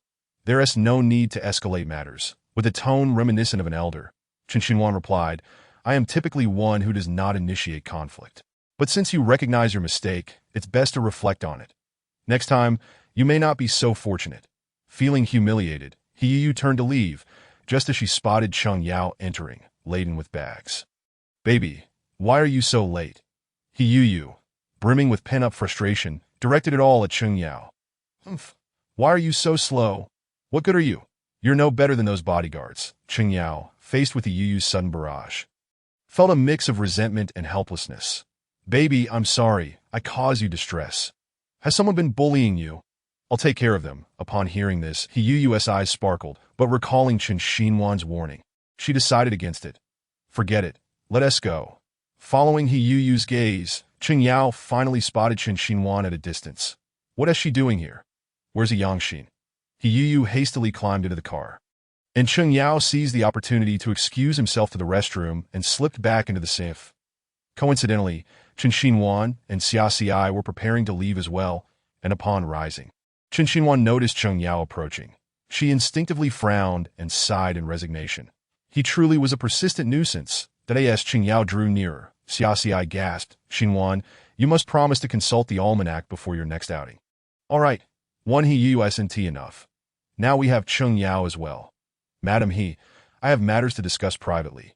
Cheng Yao's tone was brisk, clearly pressed for time, that Mr. Cheng, any discussion can take place here. After all, we are both married individuals and private conversations might invite gossip. Was he out of his mind, or was she? Cheng Yao shifted his gaze to Xia Xi, signaling him to step away. Xia Xi understood immediately. Bidding farewell to Chen Xinhuan before departing, seated across from each other at the table, Chen Xinhuan and Cheng Yao faced off. Chen Xinhuan directed her gaze out the window, attempting to ignore the man who made her stomach churn. Xinhuan, you know I can't possibly fork out 200 million just to salvage a broken vase. Cheng Yao bluntly stated that as soon as he finished speaking, Chen Xinhuan let out a self-deprecating laugh. How absurd! What does your inability to pay have to do with me? The person you should be addressing is He Yu, not me. Her words dripped with sarcasm, inciting Cheng Yao's ire as he clenched his fists. Time ticked away, and he was unwilling to waste any more of it. Chen Xinhuan, do not think that having He Yangxin as your backing gives you the freedom to act recklessly. My affairs with my husband are none of your concern. Instead of meddling, you should focus on pleasing your baby. Perhaps that will help you escape your current predicament. Chen Xinhuan effortlessly dismantled Cheng Yao's arguments, leaving him seething as he stormed away, watching his retreating figure. Qin Xinhuan felt a pang of regret. How had she ever been infatuated with such a fool? Thankfully, she had come to her senses in time. Once home, Yu continued to stew over the CAF incident. In the bedroom, living room, and study, everything within reach that could be thrown was fair game. Cheng Yao instinctively pressed his temples, feeling utterly drained. Were it not for Yu's usefulness, he would never tolerate such torment. After regaining his composure, he adopted the tone of a devoted husband. "All right, darling, you're pregnant now that if the baby senses your anger, it will surely worry. What is so special about Qin Xinhuan? She is merely more attractive and leverage her looks to marry into the He family. Thinking she is the true daughter-in-law. Indeed, you are the most beautiful in the world." Qin Xinhuan pales in comparison. Cheng Yao patiently reassured her.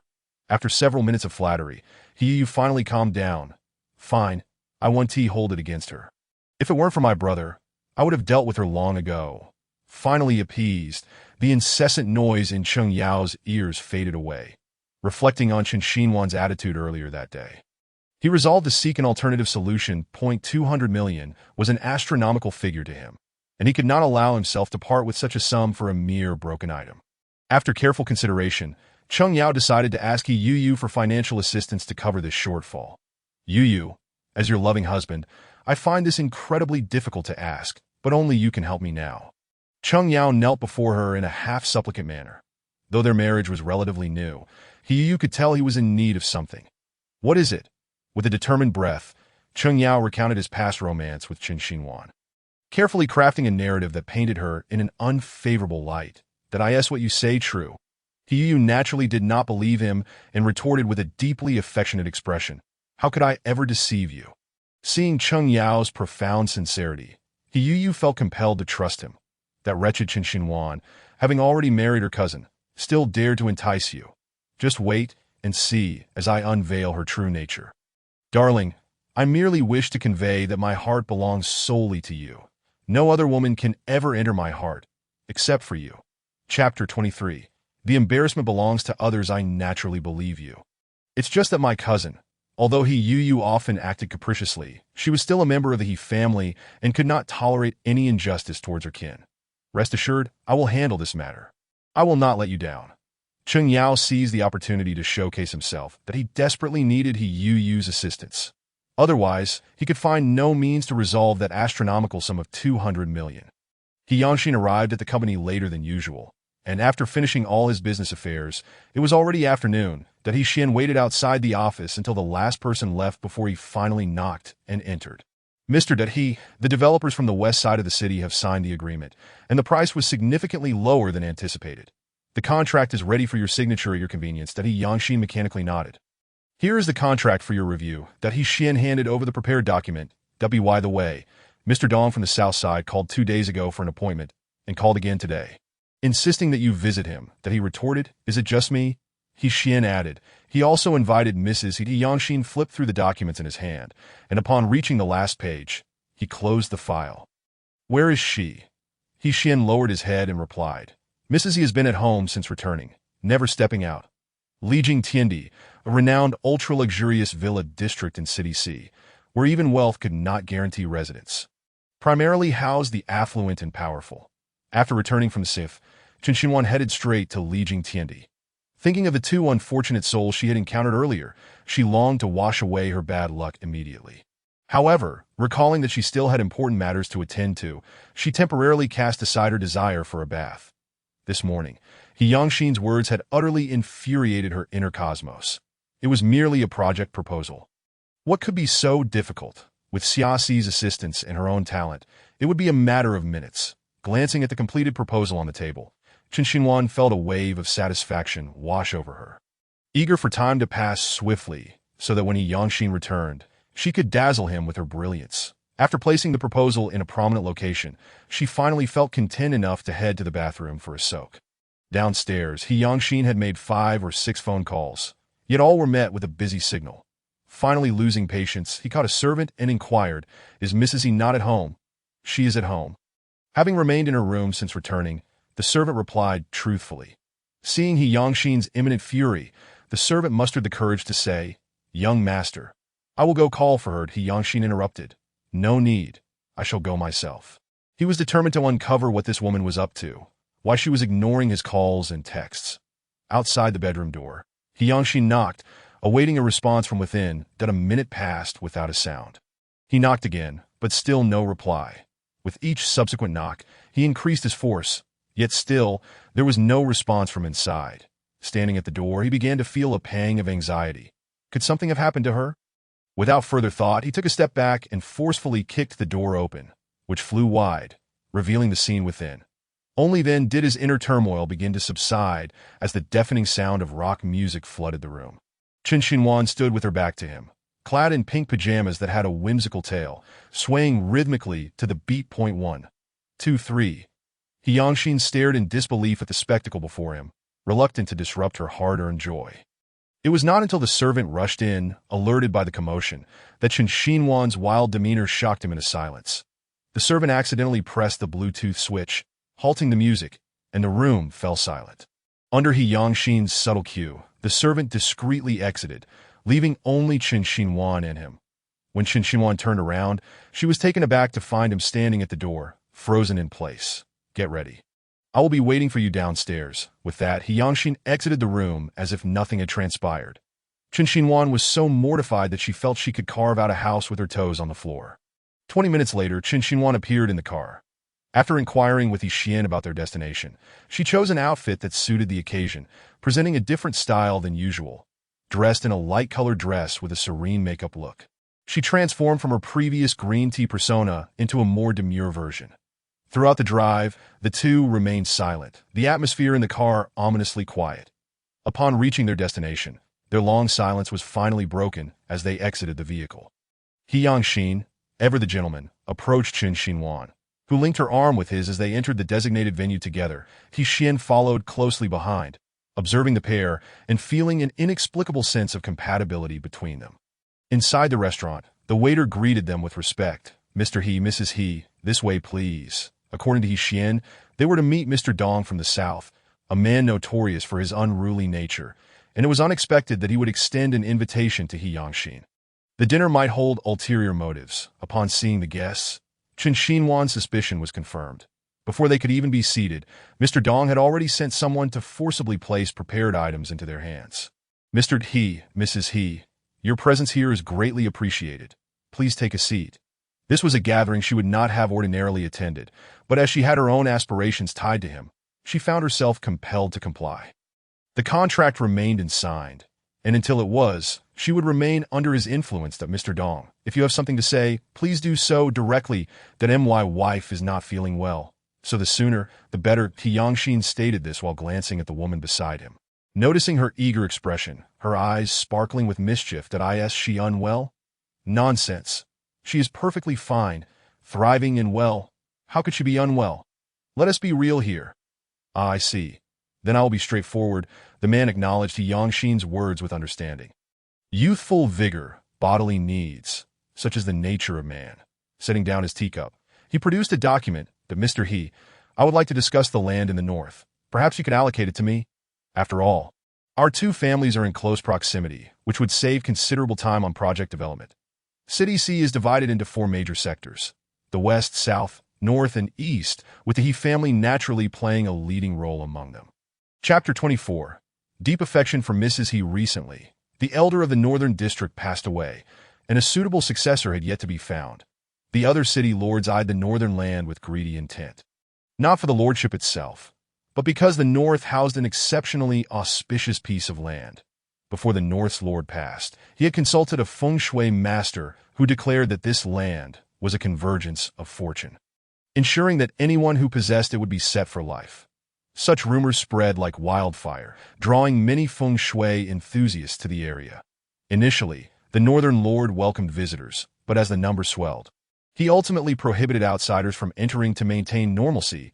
That Hyangxin had previously convened with the other 3 lords to discuss the matter, leading to a resolution to dispel the rumors. With Hyangxin's intervention, the issue was swiftly resolved, but after the northern lord's death, the hard-won tranquility was once again shattered, as the other 3 lords resumed their covetous gaze towards the coveted land of Mr. Dong. I believe I made myself clear before. The northern land can only be managed by those from the north. He Yongxin toyed with his cup while glancing at the man. Indeed, but currently, the north is without management, and that land is temporarily idle. Why not allow us to take care of it? It would not be a waste of resources. Qin Xinhuan feigned disinterest, yet she absorbed every word of their exchange. While Mr. Dong's argument held some merit, the value of the northern land was substantial. Should it truly be granted to him, the consequences with the other two city lords would be troublesome. That I fully understand Mr. Dong's intentions, but you are aware that I previously made a promise to the people of the north. I cannot allow anyone to disturb it. The intentions of He Yongxin have been expressed with great clarity. In other words, no one should dare to covet that piece of land without his permission. The man's momentary embarrassment morphed into a glint of malice as he cast a steely gaze at Yang Exe. Tio would disrespect a sincere invitation after he laid aside his pride was an affront he would not tolerate. Mr. He, the head of the northern district, has passed away, and there is no one left to safeguard that land. Why not entrust it to me for mutual benefit? The land was not something he must possess. He Yongxin continued to toy with the teacup in his hand, his tone laced with jest, as it seemed Mr. Dong was quite determined to acquire that land. Qin Xinhua felt an inexplicable unease welling up within her. The atmosphere was charged, as if a battle were imminent. Surely, it was just her imagination. She instinctively turned her gaze to He Yongxin, observing his nonchalant demeanor, and then glanced at Yi Xian, who appeared equally unfazed. This helped to soothe her troubled heart. She reassured herself that it must indeed be her imagination that I in the next moment. Qin Xinhua felt a sudden, forceful tug on her arm, and before she could react, a chill enveloped her neck. What does Mr. Dong intend? He Yongxin's eyes were cold, fixated on the blade pressed against Qin Xinhua's throat, his aura now beyond terrifying. The man lifted the teacup to his lips. Mr. He, you are an astute individual and surely comprehend my intentions. Has Mr. Dong made up his mind? Although his tone was a question, it bore an undeniable authority. Upon hearing this, the man named Dong paused momentarily and, after 3 seconds of silence, replied, That depends on Mr. He. Madam He's skin is so delicate, and my subordinates are rather rough. If they were to accidentally touch Madam He, the consequences could be dire. He Yongxin fell silent, lowering his head momentarily before raising it to regard the subordinate holding Qin Xinhua hostage, a barely perceptible smile curling at the corners of his mouth. Very well, if that is the case. Let us proceed as Mr. Dong suggests. Does this mean you agree, Mr. He? Laughter escaped the man, his confidence growing as he added, It seems, madam, he holds significant importance in Mr. He's heart that I end that case. I would kindly request Mr. He to sign the land transfer contract first, so my subordinates may release Madam He. As he spoke, the man presented the prepared contract before He Yongxin, urging him to sign. Observing the unfolding scene, Qin Xinhua suddenly grasped the reality. Mr. Dong had long orchestrated this situation. If He Yongxin agreed, all would proceed smoothly. Should he refuse, then the current circumstances would prevail. The man held the contract aloft, waiting for He Yongxin to take it, his arm growing weary. Mr. He, you seem to... Before he could complete his sentence, the document was suddenly reduced to confetti that He Xian tossed the torn shreds into the air. Filling the private room with fluttering scraps of paper, it appears my assistant does not concur with my approach. In light of this, I am left with no alternative, He Yongxin remarked, his gaze laden with meaning. The murderous intent in his eyes unmistakable. Mr. He is not concerned that this blade may harm Madam He. Beads of sweat formed on the man's forehead, yet he maintained his composure. His words. Qin Xinhua turned her gaze to He Yongxin, a strange anticipation blooming within her. Their marriage had always lacked affection. How could he possibly sacrifice something so vital for her sake? Do you believe you can still walk out of this room alive? He Yongxin's voice was calm and collected, as if discussing matters entirely unrelated to him. Indeed, she knew it. When faced with a choice between his interests and her well-being, he would undoubtedly opt for the former. The man's forehead glistened with cold sweat, clearly intimidated by He Yongxin's imposing presence. Today, if a single hair on her head is harmed, you shall not leave this room alive. With those words, a glimmer of hope flickered in Qin Xinhua's eyes. Was he warning the man for her benefit? Very well, He Yongxin. Since you refuse to show gratitude, do not blame me for being impolite. Sensing the shift in momentum, Mr. Dong quickly signaled those holding Qin Xinhua hostage to ACT. As the command was given, the assailant prepared to strike, but before he could grasp the hilt of his weapon, He was sent sprawling 2 meters away by a swift kick. Chen Xinhua was liberated, and as her hand instinctively reached for her neck to check for injuries, she was abruptly drawn into a strong embrace. "Are you hurt?" he asked, his warm, deep voice tinged with concern. Chen Xinhua found herself captivated by his presence. Her heart racing like an infatuated young girl, Tixin dispatched one assailant, and, noticing Chen Xinhua's dazed expression, asked Mr. He, "Has Madame He been frightened?" Hearing this, the man's expression grew grave, and his frigid voice echoed throughout the room. "I want him to see no more tomorrow's sun." Chapter 25. Silence does not imply mutism with that parting statement. He Yangxin took Chen Xinhua by the hand and exited the room, leaving the rest of the matters to He Xian. By the time they returned to the car, it was already 10 o'clock at night, and the air was thick with a coolness that in the back seat. Chen Xinhua felt a strange sense of unfamiliarity, instinctively shifting her gaze to the window. Though they had been married for quite some time, she felt she had never truly known him. Previously, she had always perceived them as parallel lines, destined never to intersect. Yet, she could not pinpoint when their relationship had begun to change. Through the refracted glass of the car window, she discreetly observed He Yangxin's expression. Perhaps due to fatigue, he leaned back against the seat, obscuring his features from her view. Chen Xinhua instinctively mirrored his posture, stealing another glance at the reflection in the window. By chance, their eyes met, and a wave of embarrassment washed over her as she instinctively brushed back her hair. She pondered how to express her gratitude when He Yangxin's next words halted her thoughts. "Would you like me to play some DJ music for you? It would be more liberating than at home." His tone was casual, his expression unperturbed, and a hint of a smile danced at the corners of his lips. Chen Xinhua found herself momentarily speechless. Her mind slow to process his words. He Yangxin seemed to recall something and continued, "How could I forget? You are the type who naturally enjoys music, so you wouldn't mind whether it is loud or silent." Chen Xinhua retorted, "There's a saying, a wolf in sheep's clothing is still a wolf. To think it can transform back into a sheep is sheer folly." She must have been out of her mind to think of thanking someone like He Yangxin.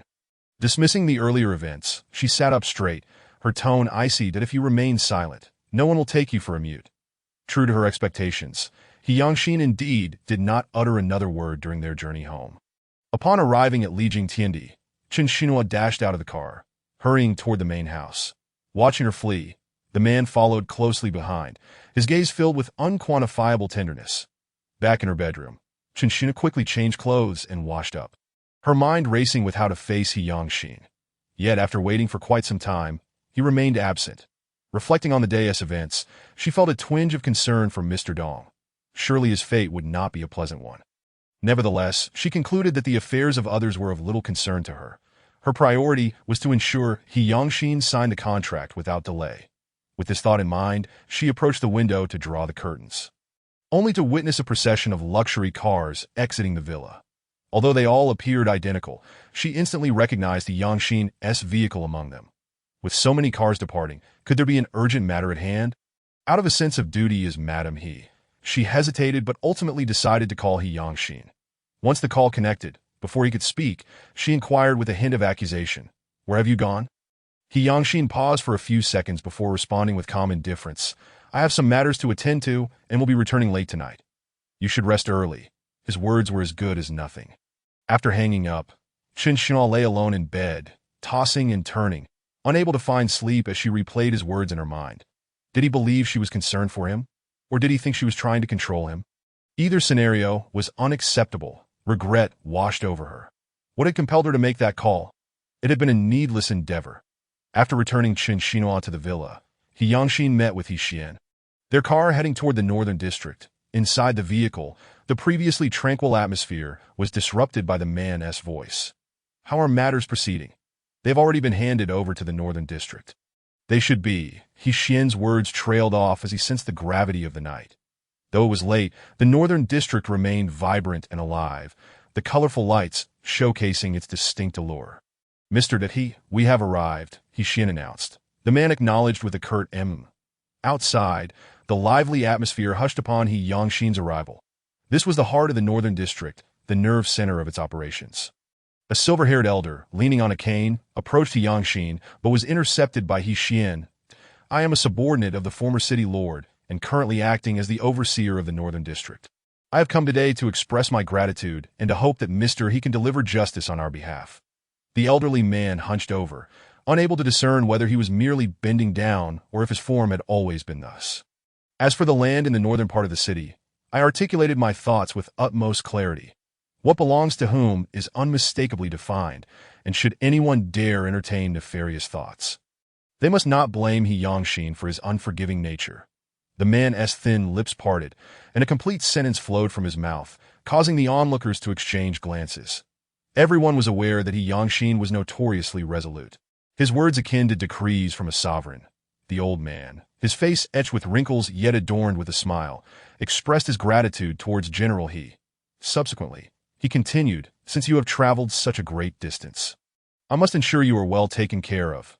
Please, General He, do come inside. That He Xian turned to glance at the man beside him. He knew his boss all too well, if it weren't for today's unfortunate incident. Why would he be so eager to evade his Madam He at home? General He, it is getting late. Perhaps we should. He Xian's words were abruptly interrupted by He Yangshin's raised hand. That it is still early. There is no need for haste. But He Xian looked at the man with a hint of surprise. Evidently, today's blow had been quite significant for him. The old man, possessing keen hearing, caught wind of their conversation and exchanged a knowing glance with his subordinates.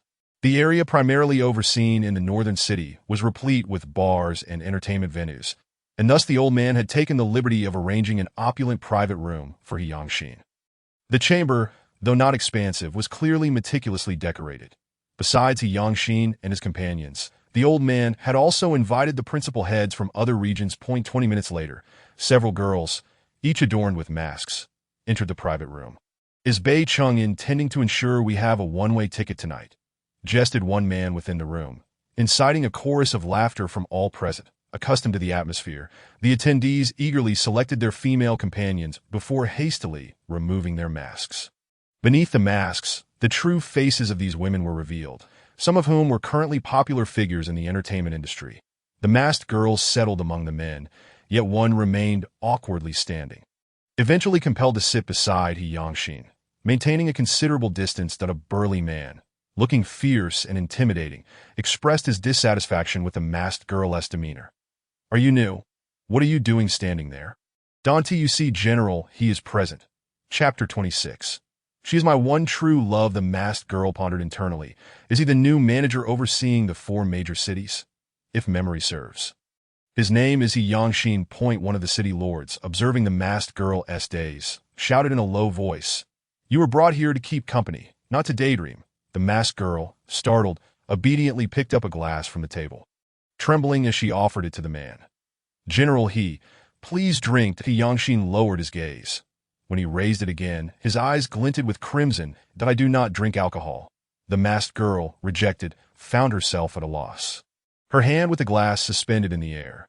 The city lord beside them, unable to watch any longer, exclaimed, If you don't drink, can't you at least offer a cigarette? The masked girl hesitated, then reluctantly picked up a cigarette from the table, trembling as she extended it toward He Yangshin.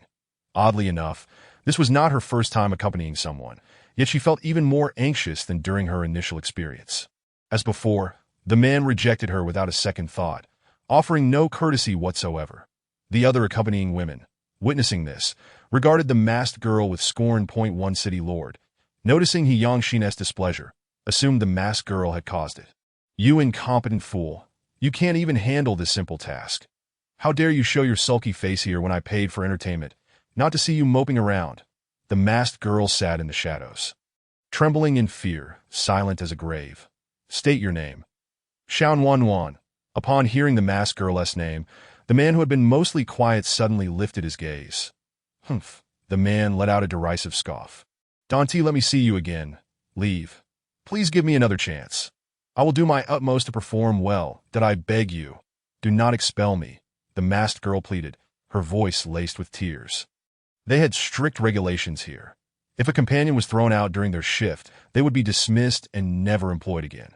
Though she had managed to enter the entertainment industry, she was merely an insignificant star. Barely scraping by to establish a firm footing in this realm was still a distant dream. Introduced by her agent, she had reluctantly come to this place to keep company with wealthy and powerful men. Begging me is futile. You should be pleading with General He that if he is dissatisfied. That is your failure. The masked girl wished to plead, yet the words clung to her throat. Refusing to emerge, He Yangshin responded calmly. All right, let her stay. Though his voice was not loud, everyone in the room heard clearly. He Yangshin had chosen to allow the masked girl to remain. She was momentarily taken aback, not expecting He Yangshin to speak up for her. Throughout the ensuing time, the masked girl kept her mask on, never daring to remove it.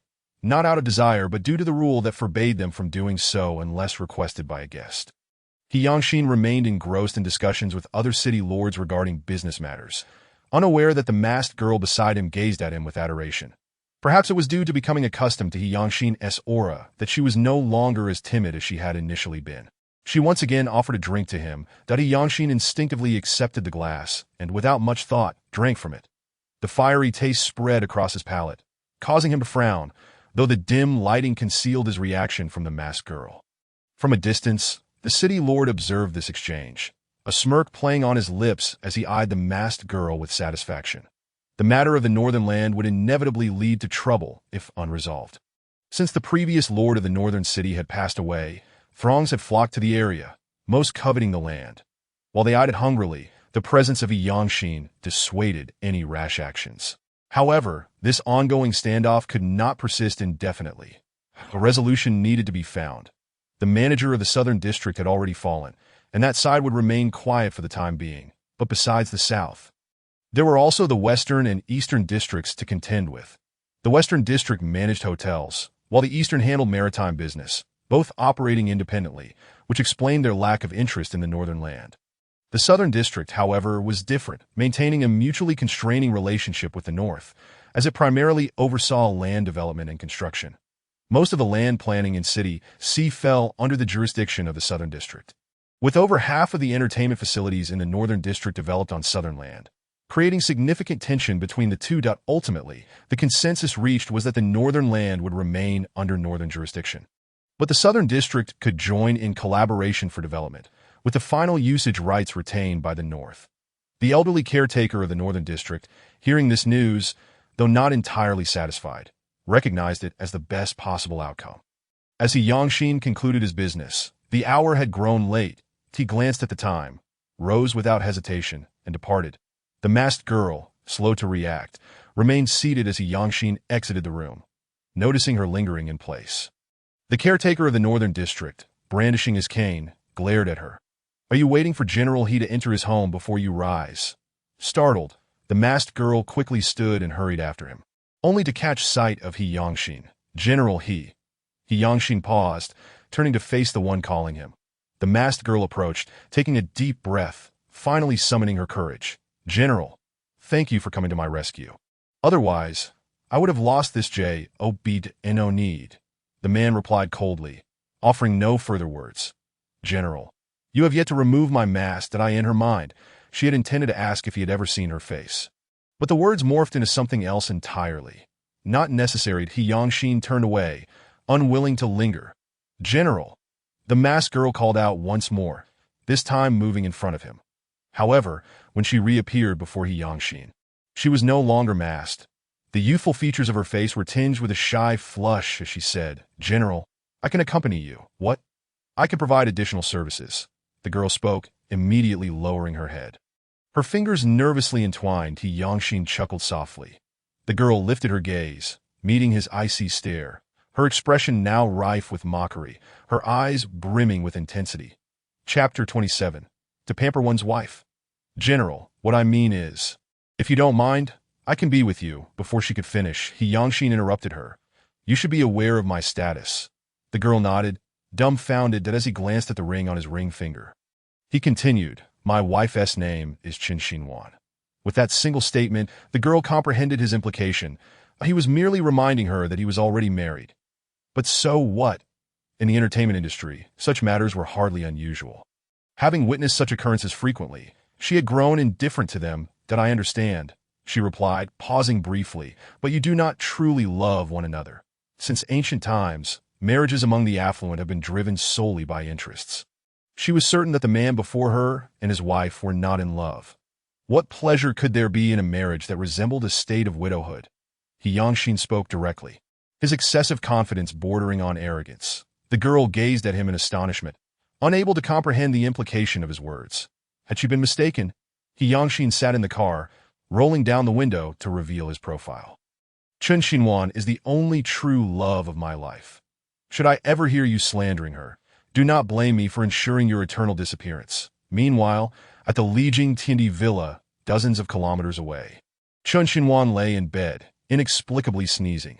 Perhaps it was the images of her abduction from that afternoon haunting her, as cold sweat streamed down her brow.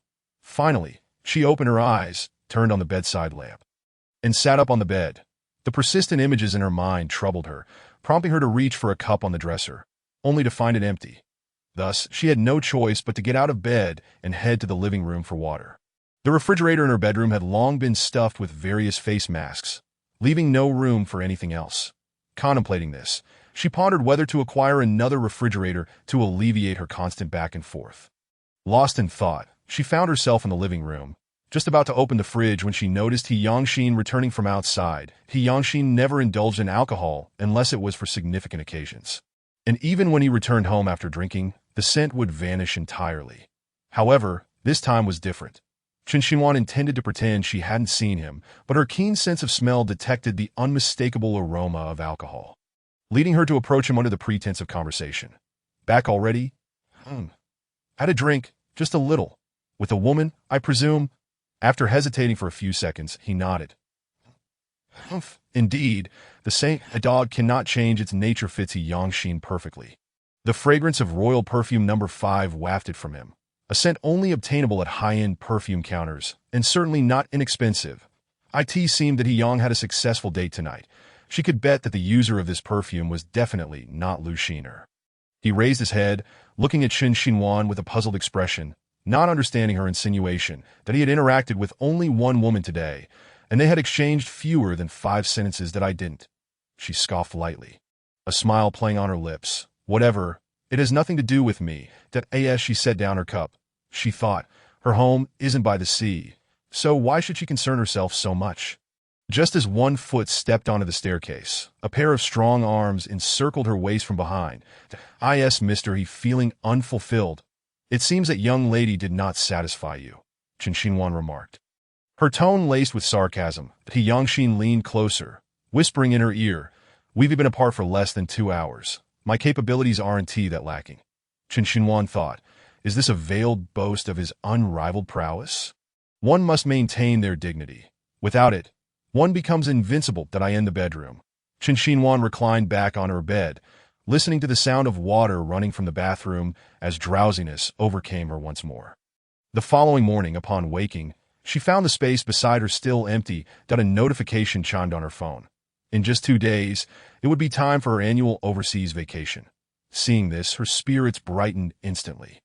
Although she was she did not enjoy the same freedom as others to travel at will, due to Yangshin's frequent social engagements and numerous invitations for her to attend various events. Time was a precious commodity for her. Every year around this time, she would take a few days off for herself, free from any obligations, to find a serene spot away from the bustling city and relish the outside scenery. Equally exciting for Chen Xinhuan was the prospect of finally escaping Yangshin for those few days. Her joyous mood ignited at this moment. She could hardly wait to pack her bags. She spent the entire day in her room, organizing the items she intended to take with her. Once finished, the maid entered to collect her luggage, 5 26-inch suitcases in total, observing the astonished expressions of the maids. Chen Xinhuan couldn't help but internally mock herself. This was just the beginning, and there were still many things left behind. Were she to take everything, it would far exceed 5 suitcases. When Yangshin returned that evening, he rarely witnessed Chen Xinhuan in such a cheerful disposition and inquired with the maid, only to discover that it was due to her impending departure. Where are you planning to go this time? He asked casually, seated on the sofa with the latest magazine in hand. Chen Xinhuan, in a rare good mood, patiently responded, I haven't decided yet, but I have a few places I'm still contemplating. Now, aside from her usual destination, Love Island, there were 2 newly discovered places reputed to be equally beautiful, making her indecisive. How about this one? He suggested, pointing at a page in the magazine. Turning to look, Chen Xinhuan felt her thoughts wavering as another option emerged. What truly was the best choice? 2 days later, Chen Xinhuan boarded a cruise to the destination He Yangxin had mentioned, a place known as Little Pea City.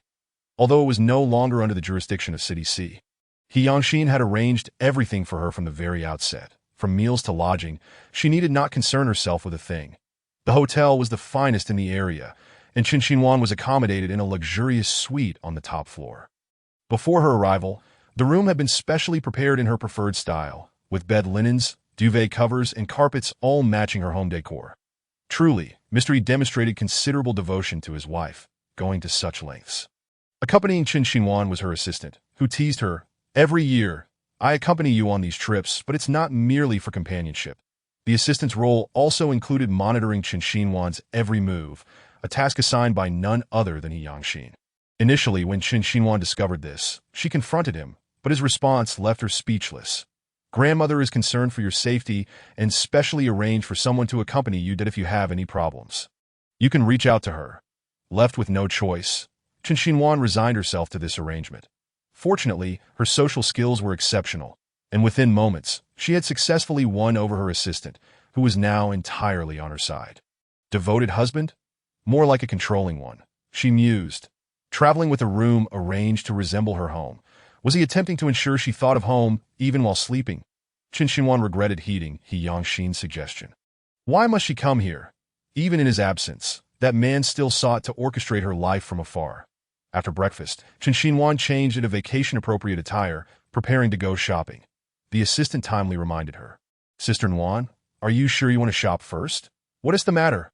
Before the assistant could finish, Chen Xinhuan, who had just been in a cheerful vacation mood, deflated like a punctured balloon. How could she have forgotten? Every time she left home, she had to report her safety to He Yangxin. This was his rule, and if she failed to comply even once, her actions would be reported to grandmother. Forget it. It's just a quick safety check. It won't take long. With this thought, Chen Xinhuan initiated a video call, and the familiar face appeared on her screen, that I've arrived, and am about to go shopping. Is there anything else? She rushed through her words, her tone impatient. Perhaps due to a poor connection, it took a while for the man on the other end to respond. The temperature is dropping there. Be sure to dress warmly. Got it. Before he could say more, she had already hung up. The assistant watched silently, secretly mourning for the man on the other end for 3 seconds. Just as Chen Xinhuan was about to leave, she remembered someone she had yet to report to. She dialed the number, and Xia Xi's face appeared on screen. Xia Xi was currently at a pivotal point in her entrepreneurial journey, dedicating herself to developing more exquisite jewelry designs, often remaining at her company day and night. Chen Xinhuan had invited her along for a change of scenery, hoping it might inspire new ideas. After much persuasion, Xia Xi had finally agreed to join her. However, just before their departure, an urgent issue arose at Xia Xi's company that required her immediate attention, forcing her to return to handle matters. "Have you finished with the company issues?" Chen Xinhuan asked, adjusting her dress in front of the mirror as she spoke to Xia Xi on her phone. Xia Xi, also in front of a mirror, was fixing her outfit. "I'm so envious of you. Free from all responsibilities, unlike me, who is busier than ever. What do I have that you should envy?" Chen Xinhuan countered, holding up another dress to compare in the mirror. Xia Xi began to rant. "What do you need to worry about? You have everything taken care of, no worries about food or lodging, and someone to serve you. How can I not envy that? And the most crucial point, your He Yangxin is quite the eye candy. If I had a man like that, I could live off plain rice every day. Are you implying that I live off idle means?" Chen Xinhuan felt increasingly uncomfortable with her words. Xia Xi feigned innocence. "I didn't say anything wrong." Chen Xinhuan was preparing to verbally resist when her assistant tugged at her arm, whispering that she seemed to have spotted an old acquaintance. "Who is it?" she inquired. "You should go see for yourself," the assistant replied. Without further thought, Chen Xinhuan picked up her phone and exited the room, following her assistant to the hotel lobby. That I end the video. Xia Xi was oblivious to the situation, his face obscured in darkness. "Chen Xinhuan, what on earth are you doing?" As she was about to ask her assistant where the acquaintance was, she caught a glimpse of a familiar figure. "Hey, what are you doing?" Xia Xi continued to chatter in the pitch-black video, but when the light returned, revealing the person in the video, she fell silent in an instant. "Don't tell me that's Cheng Yao, that scoundrel." Xia Xi's thunderous voice echoed from the video. "Oh my heavens, it really is Cheng Yao. How did he end up here? Did he come on his own?" Xia Xi bombarded her with several questions. Chen Xinhuan felt a twinge of annoyance. Weren't they supposed to be exhausted from dealing with a mountain of tasks?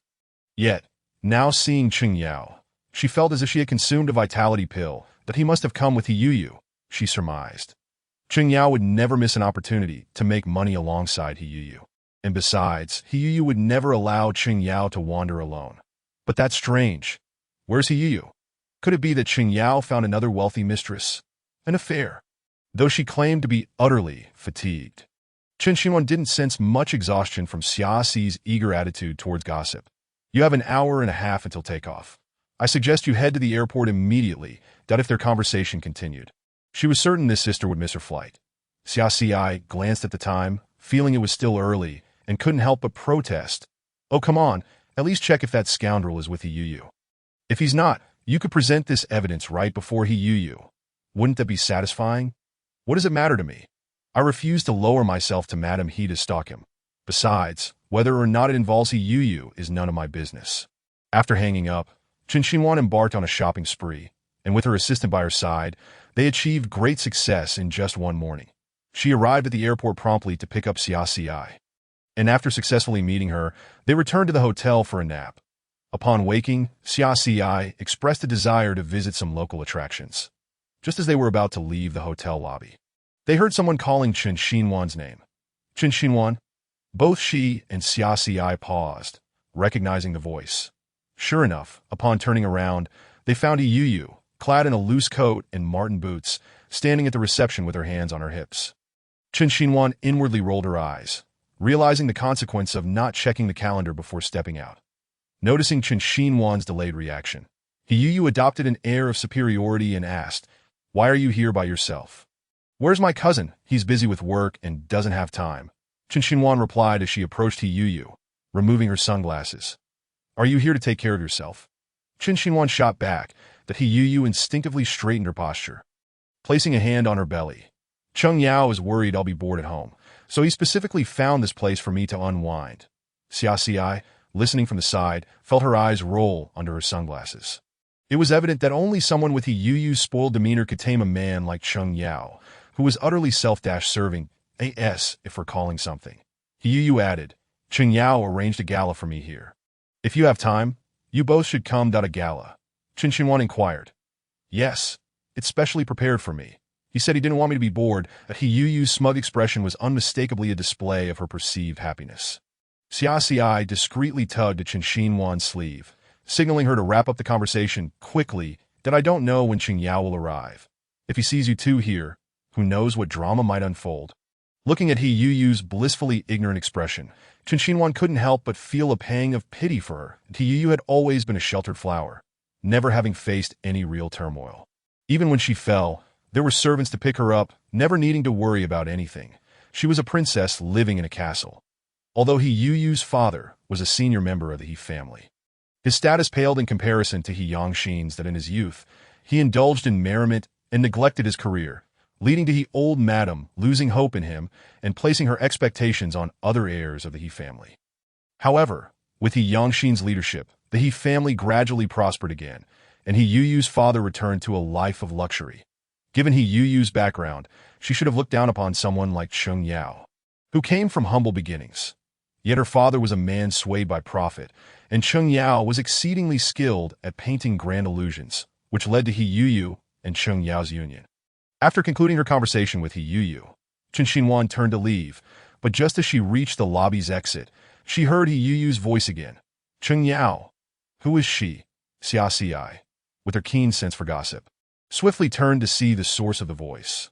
Over by the elevator, Cheng Yao was entangled in a flirtatious interaction with a woman of striking figure, both laughing and oblivious to the stares of those around them.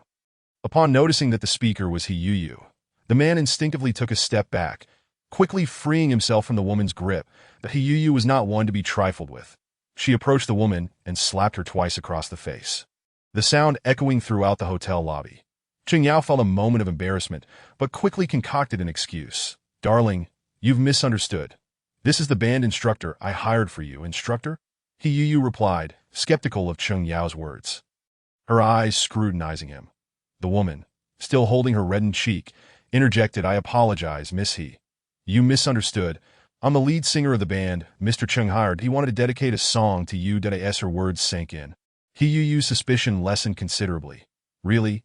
Ching Yao, unfazed by the onlookers, knelt to retie. He loosened shoelace. That of course it's true. Why would I lie to you? With the situation resolved, Xia, dissatisfied with the outcome, muttered about the perks of wealth and how money could achieve anything. The woman was clearly involved with Chung Yao, and yet Yu believed her. After leaving the lobby, Xia remained preoccupied with the earlier events. Chun Xinhuan smiled contentedly at the spoils of their shopping spree, noting that Yu seemed convinced. What is there to doubt? Even if Qing Yao has an affair with that woman, what does it matter? Yu is already carrying his child, making him the father. Even if she discovers something untoward, what can she do? She certainly won't terminate the pregnancy. Indeed, the adage once you enter into a wealthy family, it runs deep proved true. Xia shook her head in resignation. In the following days, Chen Xinhuan and Xia indulged in shopping, dining, and entertainment, spending the majority of their time consuming. Since Chen Xinhuan was using a sub-card provided by He Yangxin, he received notifications of her every expenditure, no matter how far away he was. However, Chen Xinhuan paid little mind to this. After all, she still held the title of Madame He, and spending this money was entirely justified. Xia, though accustomed to Chen Xinhuan's extravagant ways, couldn't help but feel envious when she witnessed it firsthand. Being wealthy is truly wonderful. After a 7-day blissful holiday, Chen Xinhuan and her companions returned home in high spirits.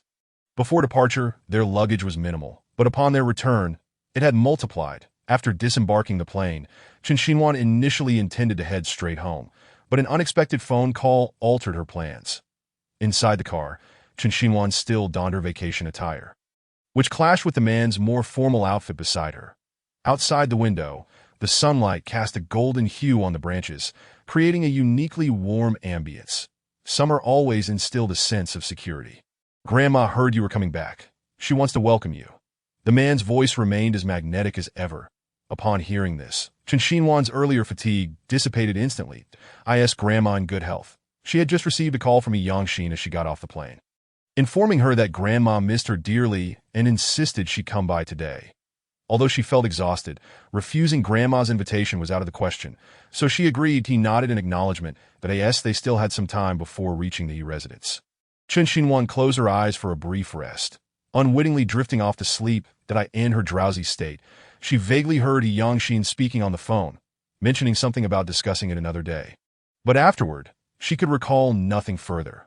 When she finally awoke, it was dark outside, and to her surprise, she found herself not at the He residence, but in her own room at Lijing Tiandi. What happened? Weren't we supposed to visit Grandma? How could she possibly be asleep in her own room? As she lifted the covers and exited the room, she noticed a faint glow emanating from the study. Guided by the light, Chen Xinhuan slowly approached the doorway of the study and gently pushed the door open. Before her, at the desk, a man with chiseled features that seemed sculpted by a master artist was illuminated against the light. This scene caused Chen Xinhuan's heart to skip a beat. It must be said that Xia's words held some truth. A man with such exceptional looks was indeed a feast for the eyes. Awake. His tone remained as cold as ever. She replied, Yes, then aren't we supposed to go to Grandma's? How come? He remained focused on his writing, meticulous in his task, yet his speech flowed effortlessly. I spoke with Grandma. You need to adjust to the time difference. So we will gather another day. So that was it. The words she had heard in her half-asleep state were indeed true, not just a figment of her imagination. His tone resembled a concerned parent inquiring about a child's academic performance and whether they had enjoyed themselves. Encountered two people you shouldn't have met. Everything else was fine. Chen Xinhuan had no desire to conceal anything. Ultimately, the little assistant would inform him anyway that he countered Qing Yao. Chen Xinhuan nodded. Upon receiving her confirmation, he paused for a moment before speaking again. This time, he stood up and approached her, gazing intently into her bright, snow-like eyes. I had no knowledge of their presence. His words seemed to serve as an explanation. Initially, Chen Xinhuan was somewhat perplexed, but after a moment, she understood the intent behind his words. He was concerned that she might misconstrue the situation as being orchestrated by him, which led to her encountering Chung Yao and the others. Let go of me. I never said it was your arrangement. Chen Xinhuan took a step back, deliberately maintaining her distance. With keen perception, He Yangxin noticed her aloofness and stepped forward, closing the gap between them. rested well enough to come and dismantle the bridge. Chen Xinhuan, feeling somewhat guilty, shifted her gaze elsewhere. Who said I rested well? I'm quite tired. I need to rest. She wasn't sure if it was her sleeping position that was amiss. But now she felt as if her entire body had been battered, her bones aching from within, that He Yangxin moved a step closer. All right, let's rest together. What? Chen Xinhuan instinctively leaned back, attempting to avoid the scent that emanated from him. After a few days apart, He Yangxin noticed that she seemed to carry an inexplicable fragrance, one that stirred an uncontrollable urge within him. He suddenly grasped Chen Xinhuan's arm and pulled her toward him. Her body pressing against his chest, he whispered near her ear, "A wife should fulfill her duties as a wife. Are you insane? Let go of me." Even if she felt an unexpected sensation, there was no need for him to seek her out. Why not approach Lu Xiner, such a formidable candidate, instead? Chen Xinhuan felt as though the world was spinning. The entire room seemed to whirl around her, that be why the time she regained her senses. She found herself thrown onto the bed. Chen Xinhuan adjusted her disheveled clothing and stood on the bed, indignantly declaring, "He Yangxin, do you think the whole world revolves around you just because you have a bit of money? You act as if you are a king." Finished. Observing her standing on the bed, shouting with all her might, a faint smile crept onto He Yangxin's lips. "That I haven't finished." Seeing the smile on his face only fueled her anger. "We are bound by a contract now. If you dare to act against my will again, don't blame me." He interrupted her unfinished sentence. "Report me? Wonderful. Truly worthy of being the much-feared Demon King, even willing to interrupt." Chen Xinhuan fell silent, leaping off the bed and disregarding He Yangxin as she attempted to leave the room. "Perhaps you still have feelings for him." He Yangxin's voice was neither loud nor soft. Yet it was sufficient for her to hear. "That seems unrelated to you." After saying this, Chen Xinhuan exited the room. The air remained thick with the lingering scent she had left behind, as if she had not truly departed. When would her heart return to him, allowing her to see his? The night was slightly chilly. Even in the midst of summer, there was a hint of coolness. "Do you still have feelings for him?" This question echoed in Chen Xinhuan's mind after she returned to her room. How could she possibly still harbor feelings for that scoundrel? Ever since she uncovered Cheng Yao's true nature, her heart had been locked away. Impenetrable to anyone, that I in the study, the rich aroma of wine wafted through the air, enveloping the entire room. As he gazed at the light reflecting off the wine bottles, He Yangxin's thoughts drifted back to his youth. On a similarly sultry summer night, he had accompanied his father to the Chun household for a banquet. Upon entering, his father was whisked away to discuss matters, leaving him to seek amusement on his own. Unfamiliar with the Chun residence, he found himself lost halfway through his exploration. After waiting for what felt like an eternity without his father's return, a girl clad in a cream-colored top adorned with a Mickey Mouse design appeared before him. Her voice sweet as a melody. "Who are you? Why are you here?" "I came with my father." Her innocent voice shone like the winter sun, warming his dark and fragile heart. "Shall I take you to find your father?" For reasons he could not comprehend, he followed her, her small figure somehow bringing him warmth. Perhaps it was from that moment that the connection between them was destined to be forged. Another glass of wine down. Yet it brought no warmth. Chen Xinhuan lay in bed, tossing and turning, unable to find sleep, her stomach growling, as if urging her to seek sustenance. Eventually, unable to endure the hunger, she rose to find something to eat. It was all He Yangxin's fault. She had been awake when they arrived at the restaurant, yet he had not called her to eat, and now she was left starving upon exiting her room.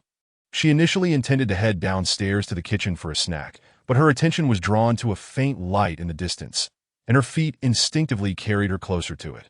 At the study's entrance, Chen Xinhuan pushed the door open slightly, peering inside with curious eyes. That He Yangxin had his back to the door, rendering his face invisible, but the scent suggested he was drinking. Drinking late at night. Did he wish for an early demise? Her stomach's untimely growl startled her, prompting her to quickly close the door. Unbeknownst to her, He Yangxin had already sensed her presence. As he lifted his glass, ready to down its contents, it was suddenly snatched from his grasp.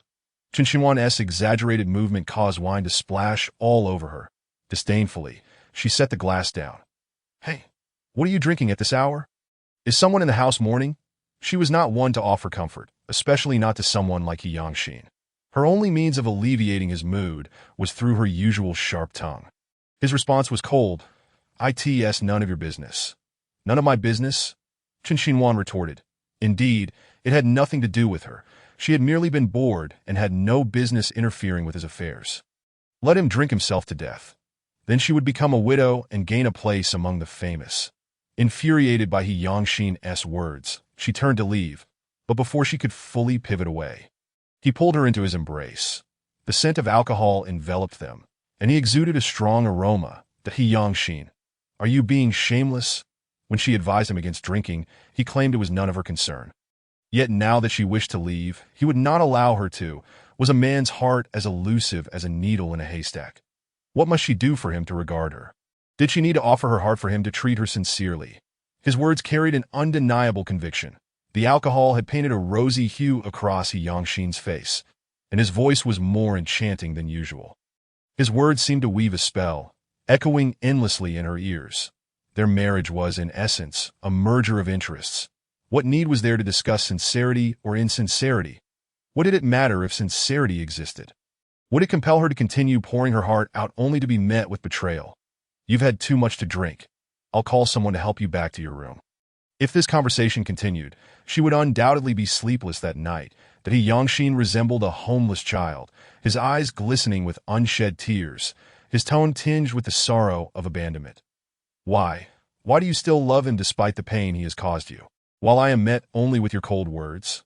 He Yangshin, you haven't fully articulated your thoughts. Before Qin Xinhuan could finish her sentence, he abruptly captured her lips, the taste of alcohol flooding her senses. Chapter 31. Love for a Lifetime. Qin Xinhuan fought against him, struggling until at last, her hands were firmly restrained. When she awoke next, she found herself back in her own room, that a quick glance to her side revealed that he was indeed absent. She let out a self-deprecating laugh, throwing off the covers and heading into the bathroom for a shower. When she emerged, an hour had already passed. Her phone buzzed incessantly. Upon checking, she discovered it was an invitation from Xiaoxi for a gathering. Strangely enough, Xiaoxi had always been averse to such soirees among socialites, even to the point of disdain. Yet today, she had taken the initiative to invite Qin Xinhuan to a jewelry event. The sun must have risen in the west today. Opening the message, Qin Xinhuan scrutinized Xiaoxi's words. It turned out to be a jewelry party hosted by a wealthy heir to flaunt his affluence. While it was framed as a jewelry party, the underlying motive was to seize suitable business opportunities through the event. Qin Xinhuan initially intended to decline, but, realizing she had no other plans for the day, decided it would be better to attend and observe. She responded to Xiaoxi, confirming her timely attendance. Xiaoxi replied almost instantly, "Then I must thank Mrs. He in advance. This jewelry party, in comparison to others of its caliber, can be deemed quite exceptional. That it appears that this princely heir has put forth considerable effort in its preparation. That be why the time Qin Xinhuan and Xiaoxi arrived, the atmosphere at the jewelry gathering had escalated to a fever pitch. As Qin Xinhuan scanned the crowd and recognized familiar faces, she realized that the heir indeed wielded significant influence. For what seemed to be a mere, uncomplicated soiree, he had managed to attract the prominent figures of Sea City. Clearly, this gathering was more than meets the eye. Upon traversing the red carpet, they encountered a rather unremarkable bespectacled man, whose attire suggested he was not a server, but rather something else entirely. "Greetings, Mr. Lin," Xiaoxi interjected. Taking the lead, the man offered a friendly gesture, initially intending to depart, but his gaze fell upon Qin Xinhuan, causing him to pause momentarily as he scrutinized her from head to toe, intent on striking up a conversation. He inquired, "And this young lady is?" "She is my friend, Missy Chun." Xiaoxi nearly divulged Qin Xinhuan's other identity, prompting her to quickly interject. The man extended his hand warmly, introducing himself while casting a lingering gaze at Qin Xinhuan. "Miss Chun, it is a pleasure to meet you. I am the organizer of this jewelry event. Tio think that such a person existed in Sea City, and that he would encounter her here tonight," indicated that the stakes were indeed high. Noticing the man's lascivious gaze, Qin Xinhuan instinctively frowned, her tone decidedly unfriendly. "That Mr. Lin, I apologize, but I have other matters to attend to, so I must excuse myself." Engaging with such a lecherous individual was simply beneath her dignity. One glance at him made it clear he was a pervert. Xiaoxi, not wishing to offend the man, quickly intervened. "I apologize, Mr. Lin, that my friend is feeling a bit unwell. We shall speak with you later." As a seasoned player in the business arena, Xiaoxi recognized the man's intentions toward Qin Xinhuan. "You are Xiaoxi, I presume? I believe we can directly cancel our collaboration this year. the man replied nonchalantly, his gaze unwavering from Qin Xinhuan. This woman was one he intended to possess. He would not allow her to slip through his fingers this time. Xiaoxiai, exasperated, regarded the man with incredulity, her mind racing with thoughts of the consequences. But as he was the one overseeing their company's dealings, she knew she must placate him. Mr. Lin, your words seem rather dismissive. Collaboration is mutually beneficial. Your unilateral withdrawal would not bode well for either of us. Xiaoxiai uttered through clenched teeth, her patience wearing thin, but she maintained a facade of calm, determined to act as if nothing was amiss. Beside her, Qin Xinhuan could no longer tolerate the situation. She stepped forward, confronting the man directly. Mr. Lin, I believe I have made myself clear that we shall take our leave now, but if you cannot comprehend straightforward communication, then I must apologize for that. With that, Qin Xinhuan firmly grasped Xiaoxiai's arm, turning away without a backward glance, leaving the bespectacled man in a state of bewilderment. My ancestors, that is my financial benefactor. If you've angered him, I fear I will face dire consequences, Xiaoxiai exclaimed, though inwardly she harbored a deep-seated resentment toward the man. Qin Xinhuan, unfazed by the repercussions, resolutely declared, leave it to me, I will handle this matter. Really? Xiaoxiai questioned, skepticism evident in her tone. While Qin Xinhuan possessed some degree of influence, it did not necessarily guarantee her assistance. Above all, she hoped to avoid inciting the ire of her benefactor. Do you doubt my word? Qin Xinhuan retorted. Not in the slightest, but that doesn't ensure you will follow through. Together, they progressed toward the exhibition area, which shimmered like silver from the outside, that if held in hand and examined closely, one might even mistake the pieces for light fixtures. Dear Miss Qin Xinhuan, this exquisite piece before you is the creation of a designer renowned for their work. Xiaoxiai remarked with a smile, pride evident in her demeanor. Renowned for their love, I presume? Qin Xinhuan questioned, intrigued. Indeed, Xiaoxiai replied, undeterred. May I inquire about the origin of its name? Actually, there's no grand story. You might have imagined it to be about romantic love, Xiaoxiai stated confidently. In truth, lifelong love refers to familial and platonic bonds. Chapter 32. Are you certain they are involved? Oh, Qin Xinhuan replied, her expression shifting as she regarded Xiaoxiai. Coming from a single-parent household, Xiaoxiai had little recollection of her father, who had left when she was quite young. Their relationship was tenuous at best.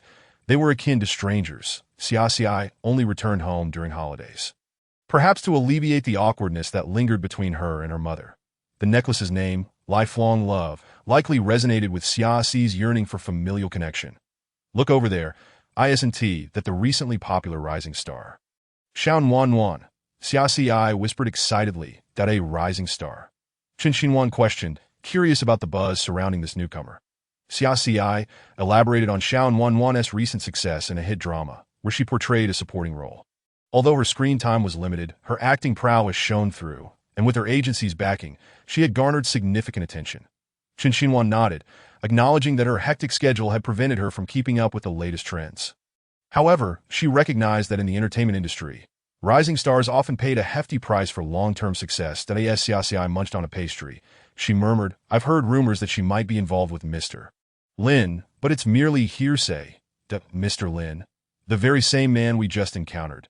Qin Xinhuan asked, her surprise evident as she glanced at Xiaonuan from across the room. It seemed yet another beautiful girl was set to fall in the treacherous waters of the entertainment industry.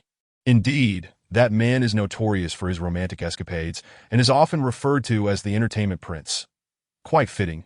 Indeed, that in the crowd, a couple stood at the center of attention, a woman beaming with triumph while a man discussed business matters nearby. Her presence merely a backdrop. Miss Xiao is truly enchanting, a perfect match for Mr. Chun, a balding man extolled.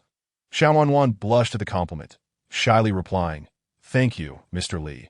The balding man, taken by her beauty, greedily rubbed his hands together, his gaze drifting toward the man beside her. Warm Nuan, why don't you fetch some desserts for him, or did I lie to try?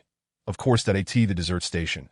Xiaonuan hesitated, contemplating which flavor of cake to select, when she was drawn to a figure merely 5 meters away. Hello, I'm Xiaonuan, she said. Qin Xinhuan and Xiaoxiai were preoccupied with arranging the cakes for a perfect photo when they heard her voice. Turning to find a rising star before them, they exchanged surprised glances. Xia Xi, taken aback by Xiao Nuan's approach, quickly introduced herself. Hello, I'm Xia Xi, and this is Chen Xinhuan. Following their introductions, Xia Xi sensed an unexpected tension in the air. Was it merely her imagination? Miss Chen, I believe you hold another title, as Mrs. He, correct? Xiao Nuan inquired, casually holding a strawberry-flavored cake. Xia Xi stared at the woman, astonished by her knowledge of Chen Xinhuan's other identity. While it was common knowledge that Chen Xinhuan was Mrs. He, few had actually seen her in person. Redirecting her gaze to Chen Xinhuan, it seemed that the realization was exclusive to her. Chen Xinhuan, undeterred, remarked, "You seem quite familiar with my husband, Miss Xiao." "What is going on?" Xia Xi whispered, perplexed that don't tell me this Xiao is romantically involved with your husband. Chen Xinhuan refrained from answering directly, but her eyes suggested that Xia Xi had indeed hit the nail on the head. Xia Xi gasped, "Oh my, what a small world." Xiao Nuan maintained a serene smile, her blush still evident, that Mr. He once assisted me greatly, which afforded me the pleasure of meeting him, that was the case. It appeared that Miss Zhao's future in the industry would be quite promising. Her gaze involuntarily drifted towards the Mediterranean man in the distance, wearing an expression of deep regret. Xia Xi instinctively understood Chen Xinhuan's intentions and followed her gaze, revealing a similarly sorrowful look. Their eyes mirrored the sympathy one might feel for someone with a terminal illness, full of helplessness. Xiao Nuan felt a wave of embarrassment wash over her as she caught sight of the two women. Everyone was aware of the undercurrents in the entertainment industry. Surviving in such a tumultuous realm required sacrifices if one hoped for a dazzling career. Since the day He Yangxin departed, she had vowed to strengthen herself, to rise to his level, to match the so-called perfect wife he often spoke of. The woman before her undeniably embodied the essence of Mrs. He, both in appearance and demeanor. Yet she firmly believed that one day, such a title would also belong to her. Though Chen Lin could not compare to He Yangxin, his status in the entertainment world was nonetheless formidable, as long as she clung to this influential figure. She was certain a place for herself would emerge in the industry. Initially, when the agent approached Chen Lin, he feigned refusal, and she had nearly lost hope to her surprise. That very night, the agent called to inform her that Chen Lin had agreed, sending someone to fetch her from her apartment. Thus, she became Chen Lin's person. Whenever he summoned her, she was compelled to appear and fulfill her duties, despite her reluctance to serve Chen Lin. The benefits he provided were unparalleled, far exceeding what she could earn in years of labor. Once someone tastes success, the desire to return to hardship diminishes. After conversing with Xiao Nuan, Chen Xinhuan led Xia Xi to a secluded corner. Curious as to how she knew about her affair with He Yangxin, Xia Xi nodded fervently, her curiosity piqued. That day, upon returning home, she had caught a whiff of his fragrance, initially attributing it to Lu Xn air. It wasn't until she detected the same scent on Xiao Nuan that she confirmed its origin. Chen Xinhuan articulated her thoughts with clarity, unaware of Xia Xi's incredulous gaze, as if she were observing a curious creature. "Are you all right? Is it normal for a person to suspect their husband of infidelity without a dramatic reaction?" While she understood that Chen Xinhuan was not one to indulge in melodrama, a typical reaction would at least be expected. What could possibly be wrong with me? Chen Xinhuan's attention fixated on a chocolate-flavored cake, her eyes glimmering with desire. Chapter 33. Managing the harem requires timing in recent days. She had diligently adhered to her diet, having abstained from cake for far too long. Today, she was determined to indulge. The party commenced in earnest. Chen Xinhuan and Xia Xi settled into the second row, a section populated by notable individuals. The front row was occupied by those closely associated with Chen Lin, naturally including the outsider Xiao Nuan. The so-called jewelry party was merely a platform for showcasing jewels, and Chen Xinhuan held no interest in such trinkets, finding the discussions tedious. In contrast, Xia Xi beside her was enraptured, nearly eager to take the microphone and introduce the pieces herself. Chen Xinhuan's gaze unconsciously wandered to the woman seated diagonally ahead, Xiao Nuan. Her silhouette exuded an instinctive protective impulse, explaining why He Yangxin might be drawn to her. Amidst the host's announcements, a group of rising stars whispered amongst themselves, speculating whether the rumored Mrs. He would make an appearance at the party. Mrs. He, that's the wife of He Corporation, managing the 4 major districts. I believe her name is Chen Xinhuan. I thought it was someone else. Turns out it's that airhead who looks like a skeleton.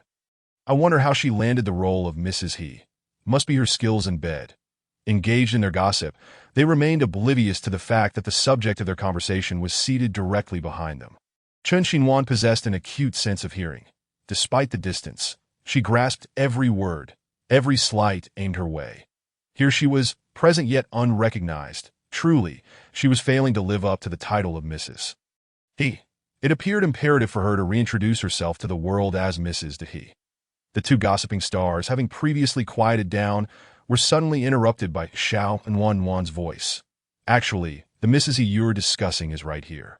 She's here. One of the stars glanced around nervously, anxiety creeping in. After all, she was the wife of a powerful figure. If the real Mrs. He overheard, it could lead to trouble. Another star, emboldened, retorted, "What is there to fear? What can she do? I heard her relationship with Izong isn't great. They often live apart. They call her Mrs. He, but isn't it just a euphemism for being asexual?" Feigning shock, Xiao Wan secretly reveled in the moment. "Shoo, don't let her hear you. If it reaches her ears, we might be in trouble." Before Xiao and Wan could finish, a loud sound of a chair scraping against the floor echoed behind them, followed immediately by a sharp tug at her hair, culminating in a resounding slap across her face. Though the sound was not deafening, the force was undeniable, drawing the attention of everyone present. "Are you enjoying the gossip from behind?" The party atmosphere shifted. The hostess' voice had just resonated through the microphone, only to be abruptly silenced, leaving an eerie chill in the air.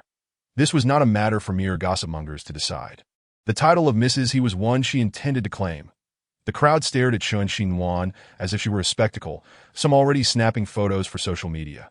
Xiaoxi sat in stunned silence, her mind racing. Dear Lord, if you are going to confront the harem, at least choose the right moment. With that slap, you might feel satisfied, but what about your friends? At that moment, Xiaoxi felt an overwhelming desire to disappear, regret gnawing at her insides. How could she have thought it wise to invite this troublemaker? Xiao Wan was already well known due to her current hit drama, making her a familiar figure. Yet no one could recall who had dared to strike her at Chen Lin's party. Who is this person? How dare she act so brazenly at Mr. Chan's event? She must be courting disaster. A nameless onlooker pondered aloud.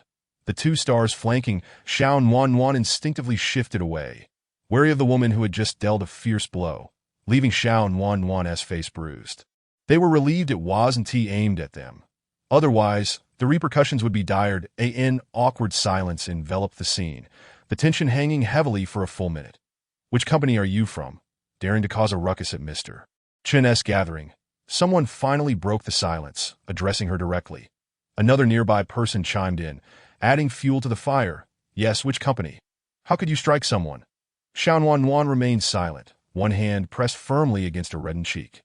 Initially, her eyes glinted with rage, but as realization dawned, her expression softened into a facade of innocence.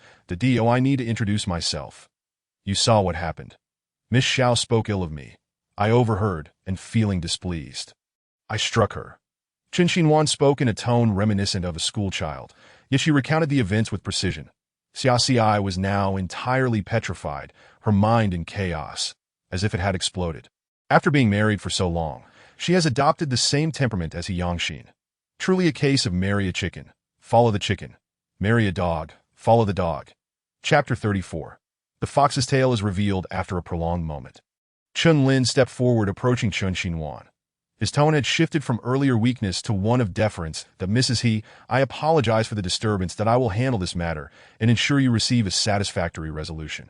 Chen Xinhuan was taken aback. She hadn't expected her second identity to be revealed so swiftly. Yet, given the circumstances, it was indeed fortuitous, saving her from further complications. "That Mr. Chen, the one who should be apologizing is me. I've disrupted your party." Chen Lin's initial shock swiftly transformed into relief. Fortunately, he had not offended the esteemed figure before him, or else he would have been left to endure a life of hardship. With this thought in mind, he cast a grateful glance towards Xiaoxi, his eyes brimming with unadulterated gratitude. Xiaoxi, bewildered by his gaze, questioned his sanity. After all, she was not Madame He, so why the display of such life-saving gratitude? Madam, he was indeed gracious. A party could be rescheduled if it went awry, but if she were to become ill from anger, even 100 lives would not suffice to atone for it. Chun Lin's words grew increasingly absurd, teetering on the brink of kneeling in supplication. His gaze shifted to the nearby Xiao Nuan and her two companions, their expressions betraying a palpable disdain. "What are you still doing standing there? Hurry and apologize to Madame He," Chen Lin instructed, as though he were herding chicks toward Qin Xinhuan. "Why should we apologize to her? Just because of her status?" "She was the one who struck first," protested one of the more headstrong companions. Xiao Nuan's words reached Chen Xinhuan's ears, prompting her to arch an eyebrow. "If I recall correctly, it was you who slandered me behind my back, and I merely retaliated. How is it that the narrative has shifted so dramatically? She was not one to be trifled with, nor was she someone who could be easily bullied." "You speak nonsense." "You didn't even finish your sentence before Xia Ci interrupted. "Since you assert that we struck you first, let us all witness the surveillance footage I possess and see how the facts truly unfold." The crowd's attention turned from Xiao Nuan to the video in Xia Ci's hands. The once haughty Xiao Nuan deflated, rendered speechless. Her close companions, sensing the tide had turned against them, quickly lowered their heads and the first to step forward to admit fault. "Madam He, I truly apologize for offending you. I hope you can grant me another chance. And I assure you, I will never speak out of turn again." Chen Xinhuan was taken aback. The rapidity of their change in demeanor was astonishing. The one who had just loudly protested the unfairness now also confessed, "I too recognize my mistake." Before her stood the wife of He Yangxin, the matriarch of the He Corporation, not someone they could afford to offend. Even Chen Lin, who typically held himself in high esteem, had lowered his pride to apologize to Chen Xinhuan, indicating the formidable power she wielded. Seeing that her companions had already offered their apologies, Xiao Nuan remained lost in her own world, teetering on the brink of public reprimand. Chen Lin, noticing her silence, gave her a gentle push from behind. "What are you waiting for? Hurry and apologize to Madame He." "I'm sorry. Xia Ci could hardly tolerate these white lotus types who seduced others' husbands." "What? Did you not hear me?" "Forget it," Chen Xinhuan interjected. The commotion had dissipated her anger. Continuing to argue would only paint her as unreasonable. With the video in her possession, she was assured that no one would later use this incident against her. "Is that it? This seems too lenient for these white lotuses that we should record their vile behavior for all to see, so they cannot continue acting so brazenly." "Thank you, Madam He," Chen Lin said, accustomed to reading people's expressions. Recognizing that Chen Xinhuan's anger had subsided and attempting to smooth things over. Just then, Xiao Nuan coldly remarked, "Madam He, young and beautiful, must have a wonderful relationship with Mr. He that if words could not be spoken in private, then why not speak them openly?" The two companions behind her broke into a cold sweat. Had Xiao Nuan lost her mind, repeating their earlier comments? Did she seek another slap? Chen Xinhuan turned slightly, fixing her gaze on Xiao Nuan. "Miss Xiao, some things are left unsaid out of respect. If you are capable of undermining others, you should be prepared for the consequences. You are simply not worthy of competing with me." "Bravo, sister!" Xia Ci exclaimed, giving a conspicuous thumbs up to herself. Xiao Nuan's face turned ashen, her lips pressed tightly together. Chen Lin, seeing the potential for disaster with the goddess of fortune, once again offended by Xiao Nuan, disregarded the onlookers and delivered a resounding slap to her face. "Who do you think you are to speak disrespectfully to Madame He?" "Mr. Chen," Xiao Nuan gasped in surprise, tears welling in her eyes. Chen Lin wished for nothing more than to erase her from existence, not even bothering to look at her. "Security, take her away immediately, and spare us this embarrassment." Xiao Nuan was forcibly escorted out by security. The entire jewelry party fell into a stunned silence, and the two companions seemed struck dumb by Chen Lin's actions, not uttering a single word until the event concluded. "Madam He, if you have any instructions, please do not hesitate to let me know. I will ensure your satisfaction." Chen Lin resumed his sycophantic demeanor, as if nothing had transpired that on the way home. Xia Ci bombarded Chen Xinhuan with questions. "Though Chen Lin may not rival your husband's prowess, he is certainly a notable figure in the entertainment industry." Xia Ci gave an enthusiastic thumbs up, continuing, "Logically, Chen Lin should have no business ties to your husband, and thus no reason to fear him. Yet his attitude today was unparalleled. Xia Ci's incessant references to your husband went unnoticed by the man beside her, who was quietly clenching his fists, ready to unleash his wrath. The investor for Chen Lin's new drama is from the Northern District." Chen Xinhuan replied evenly. Xia Ci's eyes widened in realization. Ah, so that's why Lin was so cautious around you. Your husband manages the Northern District. He must know that provoking you could jeopardize this investment. Chun Xinhuan, exasperated, said, "Please mind your language. I would prefer you to address him by name, that it's still yours. It's just a title, don't take it to heart." Chapter 35, Tear Apart the White Lotus. Xiaoxi pouted, wearing an expression that dared anyone to challenge her right to speak as she pleased. Chun Xinhuan thought herself fortunate to have such a sincere friend. Xiaoxi relished her friend's flustered yet helpless expression. "What do you plan to do about your husband's affair with Xiao Wanwan? What does that have to do with me?" Xiaoxi, agitated, failed to comprehend Chun Xinhuan's demeanor. "Sister, you just publicly dismantled a white lotus. And now you're feeling defeated? Did I dismantle a white lotus? Xiao Wanwan. I don't consider her a true white lotus. She is merely trying to climb the social ladder by any means necessary. Her intentions are clear-cut, and her loyalties are apparent. Calling her a white lotus is a bit of a stretch." Chun Xinhuan shot Xiaoxi a piercing look, signaling her to cease uttering such foolish remarks. Her relationship with the Yangxin could hardly be described as mere cohabitation. While she cared about how others perceived Madame He, that was merely surface level. Behind closed doors, Yangxin could conduct himself as he pleased. And she could hardly be bothered. Her only request was that he refrain from fathering a child. She believed Yangxin could manage that. After dropping Xiaoxi off at her apartment, Chun Xinhuan returned to Li Jing Tiandi. Yangxin also had a dinner engagement that evening.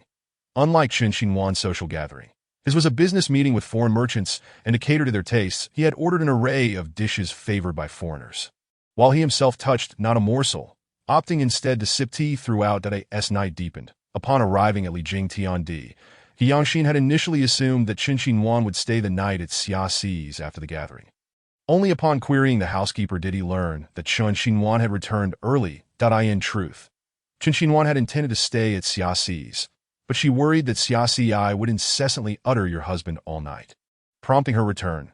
After freshening up, she lay comfortably on the bed, quickly succumbing to sleep. Yangxin opened the bedroom door and approached the bed, finding her sleeping soundly in a starfish position, leaving him with only a third of the bed. He gently repositioned her, returning her to a more natural posture when he noticed her phone ringing. Hesitating to answer, a text message arrived, reading, "Urgent. Pick up. It's a matter of utmost importance." The sender was Xiaoxi. Could something have gone awry at the party? When the call came through again, Yangxin did not hesitate this time, answering immediately, though he remained silent. Fortunately, Xiaoxi spoke first. "I have explosive news. Are you ready to hear it?" Yangxin replied, "Is it customary for women to tease before revealing their secrets?" Seeing her hesitance to speak, Xiaoxi was not surprised. After all, Chun Xinhuan had always been this way. "All right, here it is." Xiaoxi divulged without reservation. "You'll never guess what happened to Xiao Wanwan. She was removed from the new drama. Not only that, but all her previous works have been taken down. And her agency has terminated their contract with her." Xiao Wanwan. That name sounds somewhat familiar. Xiaoxi continued, and furthermore, the CEO, Chun, has clarified his relationship with Xiao Wanwan. In summary, there is no possibility for Xiao Wanwan to make a comeback. It seems she will never set foot in the entertainment industry again in this lifetime. Why must she choose to entangle herself with your family member, of all people? Say, how unfortunate, especially to be caught by you, the rightful partner. Xiaoxi's words flowed like a machine gun, incessantly firing away.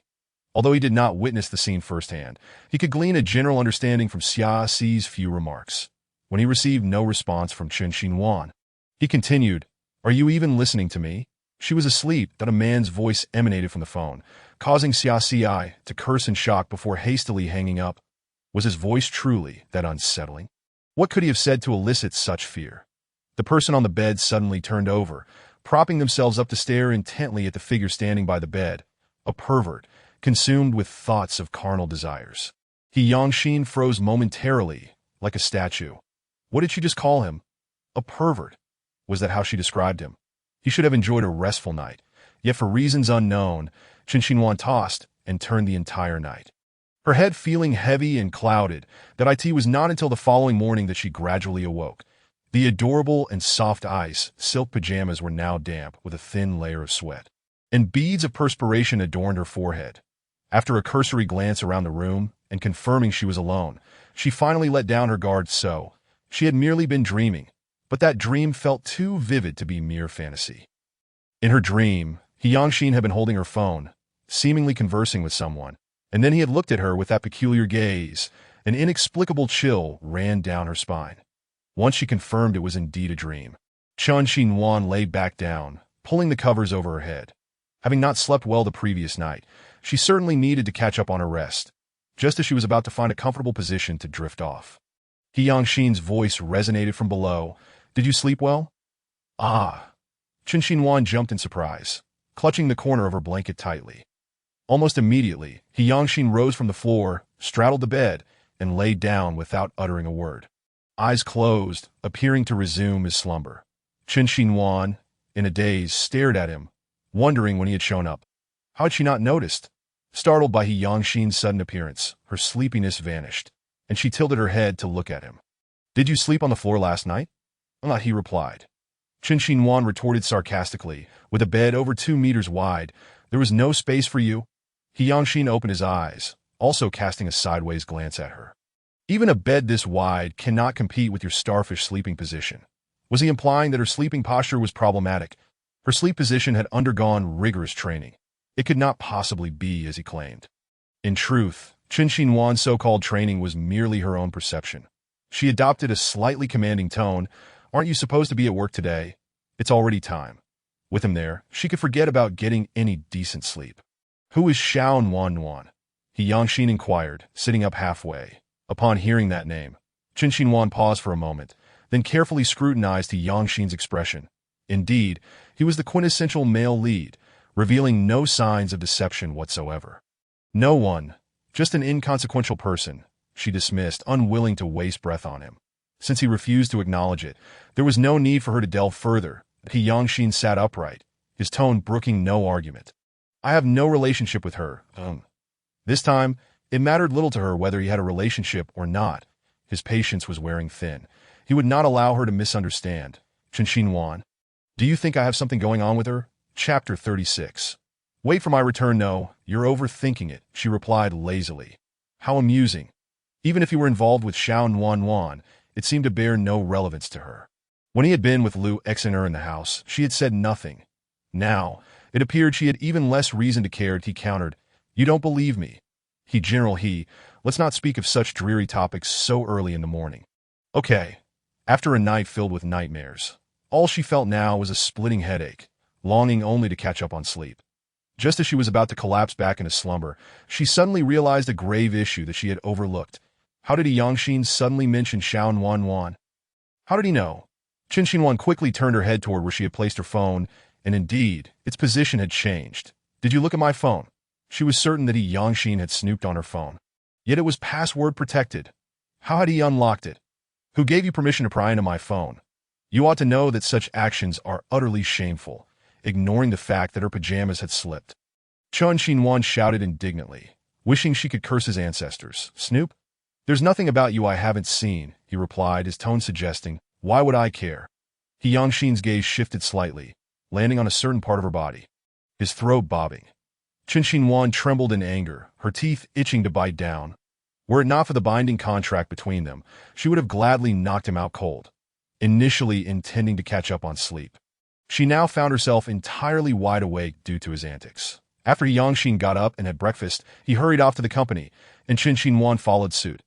After freshening up, she busied herself in the backyard, tending to the various fruits and vegetables she had lovingly planted. It was not until noon that she finally left the garden and opened her phone, only to be confronted with a barrage of WeChat messages resembling an essay. Without needing to look, she knew precisely who had sent her such a lengthy string of texts. Rather than wade through Xia Xi's lengthy diatribe, she called him directly. The phone barely rang once before he picked up. "That my ancestor. If you don't show up soon, I might just assume you've been dismembered." Xia Xi's booming voice erupted from the phone, causing Chun Xin-wan to instinctively toss her phone onto the bed. Xia Xi had always been like this. Even the smallest issues seemed to her as if the sky were falling. Is the sky falling? It's far worse than that. So, what's this about this time? Chun Xin-wan was accustomed to Xia Xi's dramatic flair. After inquiries, the issues were often trivial. "Last night I called you. Guess who answered?" Xia Xi habitually turned his statements into questions. Chun Xin-wan instantly replied, "Yangshin." How did you know? Xiaxi's tone carried an air of surprise. Truly a couple. Even your speaking styles are identical. Chen Xinhuan was exasperated by her friend's logic, wondering how someone like Xiaxi managed to run a company. Sister, apart from me, there's only him in the He family. The deal you think anyone else would dare answer my call? Oh, that makes sense. Xiaxi recounted the events of the previous night with great enthusiasm, making it sound like a thrilling saga. Chen Xinhuan yawned repeatedly on the phone, realizing just how deeply she had slept. Despite Xiaxi and He Yongxin's lengthy conversation, she had not heard a word. Did he admit it? No, the mere thought of it made Chen Xinhuan seethe with anger. If only he had admitted it. She could have used that to her advantage, forcing He Yongxin to sign the agreement, ensuring her position as Mrs. He was more secure. After chatting with Xiaxi for what felt like ages, they finally hung up. Reflecting on the scene from the party where she had clashed with those young flowers, a satisfied smile crept onto her face as she located the Weibo post that had catapulted her into trending status since the early hours. She took screenshots of the content and photos, sending them to He Yongxin with the caption, "Heaven has eyes." Meanwhile, in the He Corporation building, in He Yongxin's office, the man held his phone aloft for quite some time, examining the screenshots she had sent, a slight smile curling at the corners of his mouth. Shortly after, a message from Chen Xinhuan pinged through. "Mr. He, one should not speak too boastfully. Otherwise, the one with the egg on their face will be you." He Yongxin, while scrolling through the chat history, carefully read Chen Xinhuan's message, a smile dancing in his eyes. Standing before him, He Xian and his subordinates exchanged glances, unable to discern anything from each other's expressions. It was best to steer clear of their boss's personal affairs. As long as he was in a good mood, they would be more comfortable that He Yongxin's temperament was as unpredictable as the weather, capable of shifting from sunny to stormy in an instant. Those who had spent long enough around him had also become equally capricious, this time, coinciding with company layoffs. Everyone was on edge, fearful of saying the wrong thing and incurring He Yongxin's displeasure. With each departure of old employees, new ones would inevitably arrive. However, this year, the number of applicants for positions was alarmingly low, and even those who did apply were merely pushed by their colleagues. If this trend continued, He Corporation might soon be left with empty offices. After staring at his phone for quite some time, He Yongxin finally replied to Chen Xinhuan. "So, you were Xianwan. Not bad looking. As soon as the message was sent, Chen Xinhuan immediately received a response. Just as she finished reading the first message, the second one followed closely behind. Compared to you, she still falls short. At last, at the very bottom of the message, there was an accompanying meme of her latest expression while sneaking a piece of cake at the party. Upon closer inspection, her entire face appeared grotesquely altered. Her head had ballooned, and her chin was so sharp it seemed capable of piercing flesh. Chen Xinhuan discarded her phone and vigorously brandished her self-invented alluring fist in the air, feeling a sense of relief wash over her after venting. Picking up her phone once more, she politely replied with a meaningful smiley face before rising to leave the room, preferring to avoid any further confrontation. She had anticipated a fierce showdown between herself and He Yongxin upon his return that night. Yet she discovered later that he had sent her a succinct text 2 hours prior, directly informing her of an unexpected business trip, stating he would update her upon his return. Chen Xinhuan considered responding with a nodding emoji, but ultimately deemed it unnecessary, given the time that had elapsed since his message. He Yongxin oversaw the management of the 4 major districts, each with its own distinct domain of responsibility. To maintain order across all 4 districts required more than mere financial resources. It demanded formidable strength as well. Annually, the heads of these 4 districts convened with He Yongxin in Y Country. Chapter 37. Her position remains unassailable. The decision to hold meetings abroad was primarily motivated by concerns surrounding the potential infiltration of domestic spies. Each round trip typically consumed about a week. During He Yongxin's absence, Chen Xinhuan lived a carefree existence, resting when fatigued and dining when hungry. Indeed, during these few days without him, she felt as though she were living a life akin to that of a celestial being, reveling in sheer bliss. Xiaxi was preoccupied with researching jewelry and had little time to attend to Chen Xinhuan until one evening. While sending her a video, she inadvertently spotted a blueprint on Chen Xinhuan's desk. Suddenly focused on her, she suggested, "Since your partner is away, why not come over to my place? I won't stay in this grand mansion. I'd rather squeeze into your bed than am I daft. Or is it you who's lost your mind?" Moreover, she had yet to fully enjoy her leisurely lifestyle, so she could hardly pass up this splendid opportunity. Ultimately, after Xiaxi's persuasive discourse, Chen Xinhuan agreed to visit her. That night, the moon in Y country shone particularly round, lacking the romantic heaviness of the moon back home. She wondered about her own situation. He Xian knocked on the door and, upon receiving a response, entered the room. Mr. He, the 4 district leaders are waiting in a conference room. If all is well, we can commence the meeting at your convenience. The man replied. Xiaxi, concerned that Chen Xinhuan might renege on their arrangement, immediately went to Li Jingtiandi to pick her up. In the car, Chen Xinhuan looked at her foot, which was clad in only one slipper due to her hurriedness, and stared incredulously at Xia, the driver. Have you been chased by a tiger, or are you simply bursting to relieve yourself? Did you not notice I'm only wearing one shoe? I did notice. I just thought that every moment of spring night is invaluable, so it shouldn't be wasted, Xiaxi retorted, humming a cheerful tune, her demeanor exuding pride. Seeing Xiaxi so pleased, Chen Xinhuan felt a twinge of regret.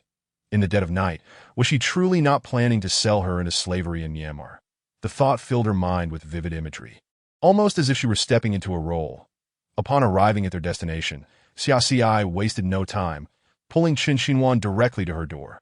This is half of the blueprint I designed. Take a look and see what needs improvement. You summoned me just for this, Chen Xinhuan exclaimed, her eyes wide with disbelief. Realizing that she was the one being used, Xiaxi shrugged.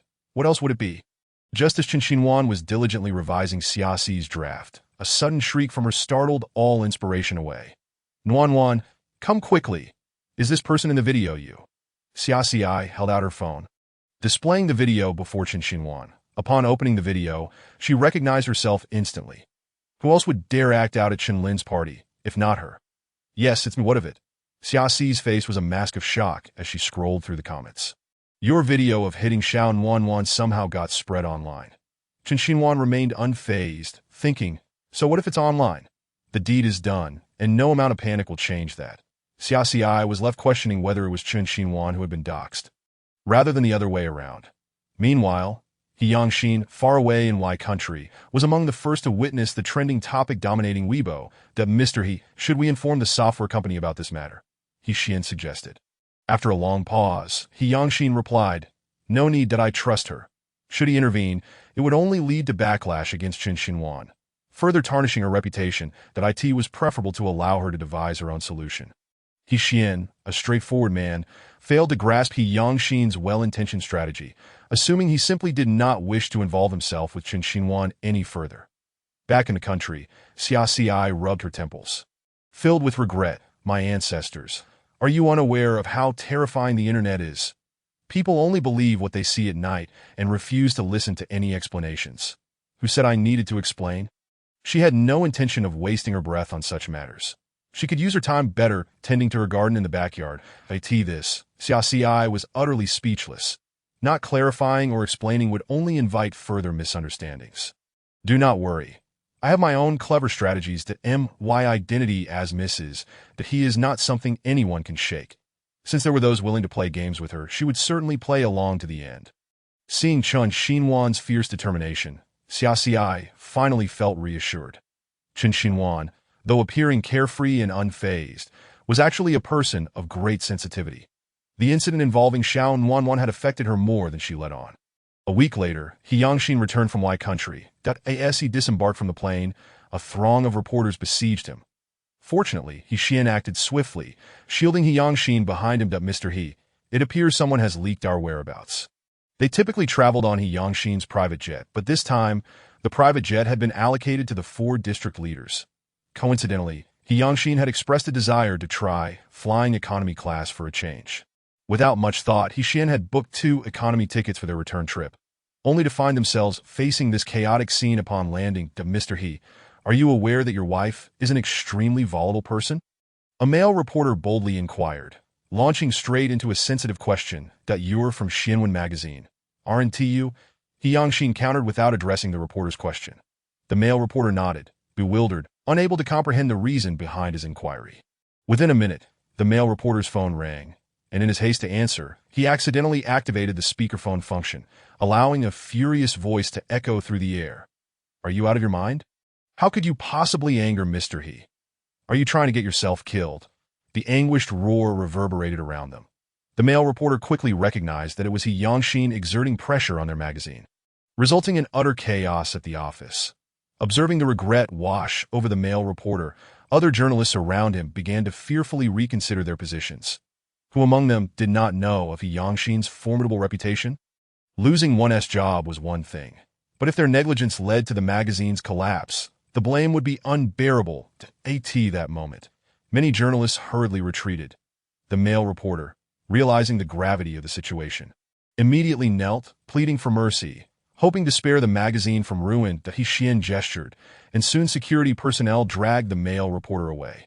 "Did you forget?" he asked. As He Xian spoke, he held out his phone screen to the man, revealing Mrs. He reciting something about a speech. Though she claimed not to mind, privately she was desperate for the situation to be resolved swiftly. At the scene. After that day's conversation with Xia, Chen Xinhuan resolved to host an event akin to a press conference, inviting journalists to attend. Chapter 38.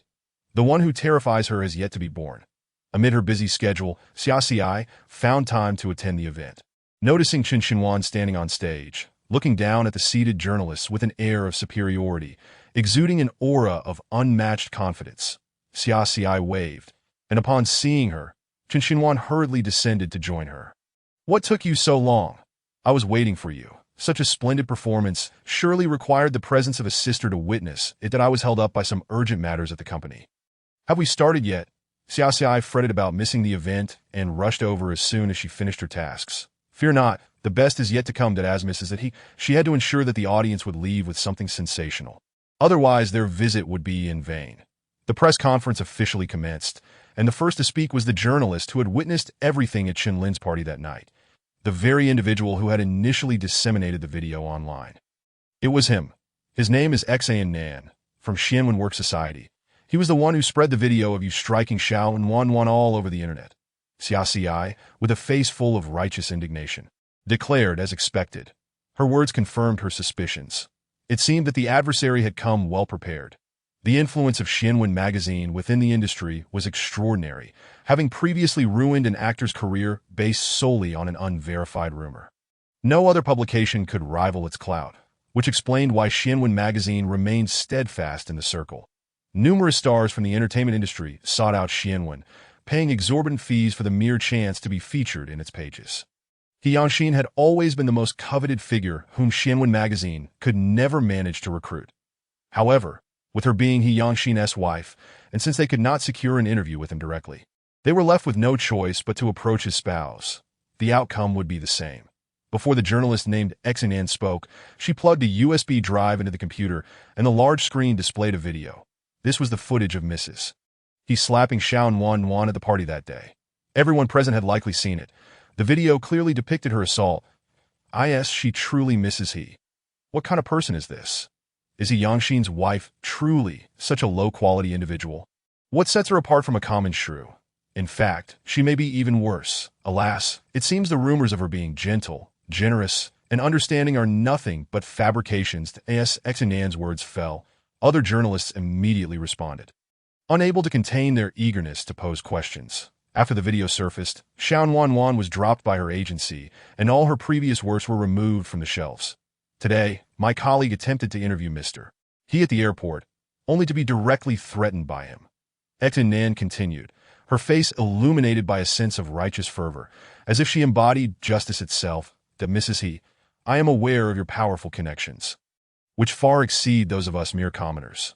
Yet, we are human too, with flesh and blood. Have you and Mr. He never considered that one day, your child might face similar treatment? Chen Xinhuan froze upon hearing the man's words.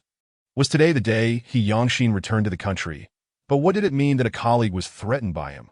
Xia was taken aback, and had she not been present that night, she might have been swayed by his rhetoric. This was no journalist. She was a butcher, killing without a trace. Xia worried that Chen Xinhuan might struggle to handle the situation. Wan, he is well prepared. Perhaps it is better to let it go for now. What appeared to be a simple matter had revealed itself to be far more complex than she initially thought.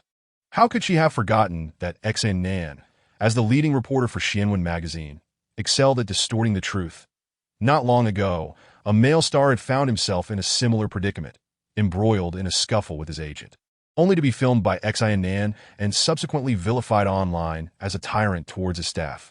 The issue was only resolved when the star's agent personally intervened. Let it go. Why should we? Just because he is a journalist? She would not be intimidated by Xin Nan's title. The person Qin Xinhuan feared had yet to be born. Xia Xi persisted in her attempts to dissuade her, even invoking He Yongxin's name. Wan, this is not the time for anger. Your partner is absent, and no one is here to support you. That if you confront him head-on, the public sentiment will inevitably turn against you, which will serve you no benefit. That on the large screen, the footage of Qin Xinhuan striking Xiao Wanwan played on repeat, each slap echoing louder in that moment. That Mrs. He, please answer my question, urged the male journalist. Can I take it to mean that you are tacitly admitting guilt? The sound of slaps, Xiao Wanwan's delicate demeanor, and Xin Nan's accusations combined to create an atmosphere that quickly escalated. What a heartless individual. Mrs. He strikes such a fragile girl, leaving her speechless, simply because she has a powerful background. Who could argue otherwise? In this world, wealth and connections reign supreme. After all, she had married a remarkable husband. How enviable it was, living a life of ease without a care in the world. One could only wonder what fortuitous luck she had encountered in her past life, that it seemed prudent to sell off shares in the He family company. A business run by such a couple could hardly thrive, and one could never know when it might collapse. The cacophony of insults from the crowd grew louder, yet Qin Xinhuan maintained an air of composure, betraying no sign of panic. Xia Xi presumed that perhaps she was merely struggling to regain her composure, stifling the urge to retaliate, her expression darkening. Wan, let the security handle this. I will escort you out the back. As Xia Xi spoke, she observed the expression of the woman beside her, concerned that Qin Xinhuan might not withstand such pressure, having always lived as a sheltered flower, ill-equipped to navigate such situations.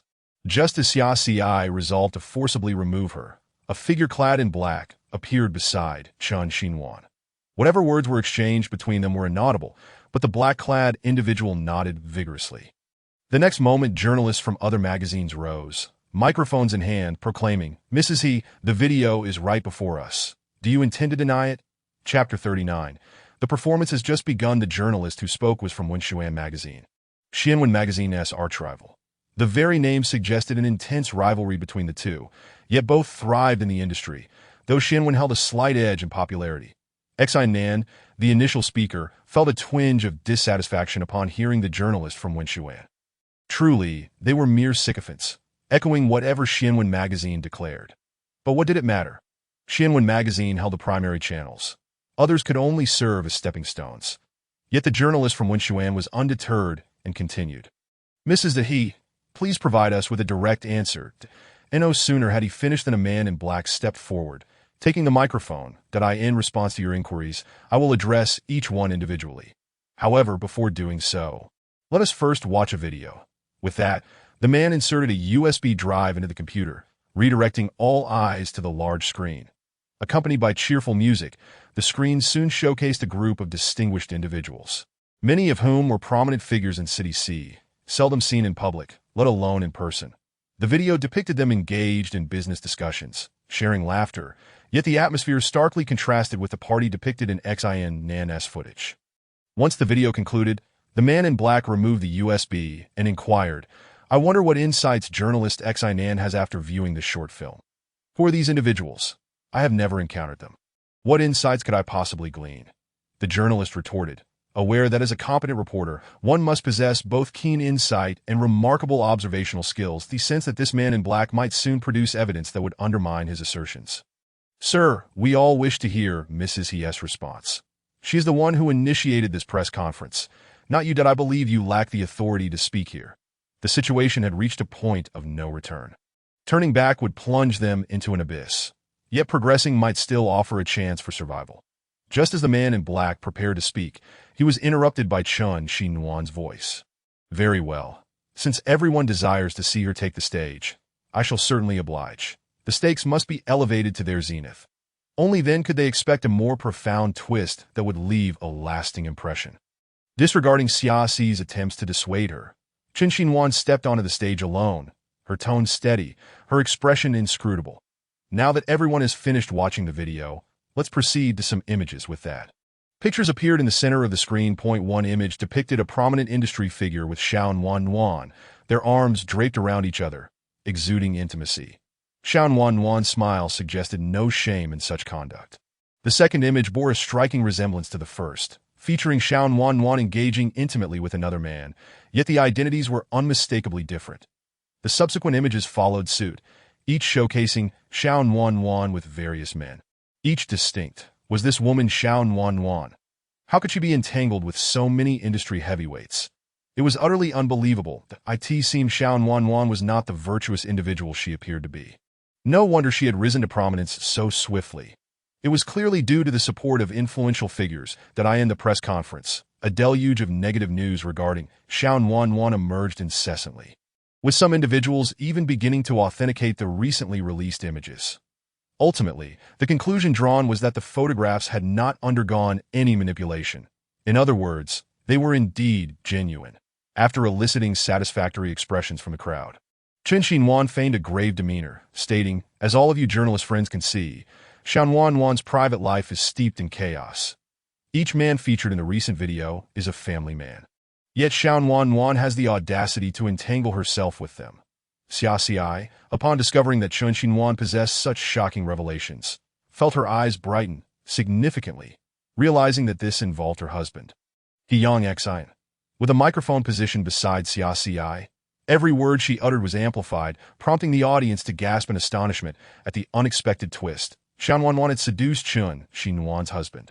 On stage, Chen Xinhuan briefly surveyed the expressions of the reporters below, listening to their murmurs with a hint of delight in her brow. It appeared that the true game had begun. Xinan had remained silent throughout, but eventually, it was Chen Xinhuan who called him out. "Xinan, what is your opinion on Xiao Wan's character?" Suddenly being singled out, the man appeared momentarily stunned, struggling to regain his composure.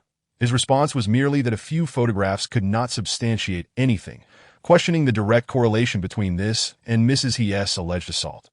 Xinan endeavored to steer the conversation back. As doubts about Xiao Wan's character had begun to surface, he needed to resolve the situation before it deteriorated further. "Xinan, are you attempting to exonerate Xiao Wan?" Chen Xinhuan, commanding the stage with an aura that rivaled any man, added, "Oh, and there's one more image that hasn't been revealed that her words concluded. A brand new photograph appeared before the audience. "Isn't that Xinan?" someone exclaimed. "How could he and Xiao Wan be together?" Their pose suggests a rather intimate relationship that a faint smile graced Chen Xinhuan's lips as she regarded Xinan's expression below. The man, who had previously worn a smug grin, found his smile frozen upon seeing the image on the big screen. "That Mrs. He, this is pure slander. I do not know Xiao Wan. We have no connection whatsoever," he asserted, visibly agitated. "Although I am unaware of the source of this image, I can swear it proves nothing. I truly do not know her." His evident distress and faltering tone only served to heighten suspicion among the onlookers. Noticing his anxious demeanor, Chen Xinhuan's smile widened. The earlier photographs were indeed authentic, but this last one was fabricated. She had anticipated that the previous images would be scrutinized, and by calling out Xinan beforehand, she ensured he would be flustered, making it seamless to present the final image. "Xinan, how do you explain this photograph?" Chen Xinhuan had completely seized control of the situation. Now, she merely needed to lead Xinan into the trap she had meticulously orchestrated, and everything would unravel effortlessly. "You are defaming me. That is not me," he stammered. "Xiao Wan initiated the destruction of another's marriage. I am merely ridding the world of a menace, yet you choose to incite public sentiment without grasping the truth." Chapter 40. The tide turns the journalists from Xian magazine. Historically rivals of Xian felt a surge of satisfaction upon witnessing Xinan's downfall. Since no one stood to gain, they resolved to taint the matter further. "Xinan, I never imagined you would orchestrate this entire charade as a journalist. How could you engage in such disreputable conduct?" Regardless of the truth, as long as they could drag Xian magazine into the mud, when Xian magazine could usurp their place in the industry. "Xinan, Xian magazine has a formidable reputation. It is shocking that you would sully Mrs. He's name for the sake of a woman, thereby humiliating our profession." Xinan, now flushed with anger, retorted, "Stop slandering me. I repeat, the man in those photographs is not me. They must have been digitally altered. How absurd. You claim that the esteemed wife of Mr. He would resort to such juvenile tactics because of you, a mere journalist? Do you believe everyone is as simplistic as you? As the debate intensified, the other journalists exchanged glances, realizing the situation had completely reversed. Despite Xianwen magazine's illustrious reputation, it paled in comparison to He Yong-Exine, who could effortlessly obliterate them with a mere flick of his finger. It was inconceivable that he would expend effort on fabricating photographs. Exine, as a journalist, you have failed in your duties. Our responsibility is to convey the truth, yet you have strayed far from that path. You are unworthy of the title journalist.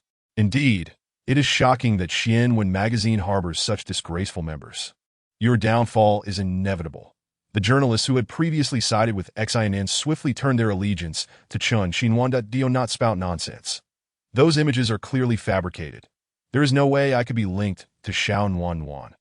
Exine rushed to the stage, attempting to remove the USB drive. The crowd of journalists scoffed. Exine, we have all seen the photographs. Your attempts to erase the evidence come far too late. His hand halted mid-motion, as he realized his words would no longer bear weight. His fury was palpable, yet he persisted. What can these few photographs possibly prove? Even if I were involved with Xiaonuan, how does that relate to her assault? The journalist opposing him, fully aware of his anticipated rebuttal, calmly interjected, Exine, if I recall correctly, you were quite vocal in your accusations against Mrs. He. Why has her narrative shifted entirely upon seeing the photographs?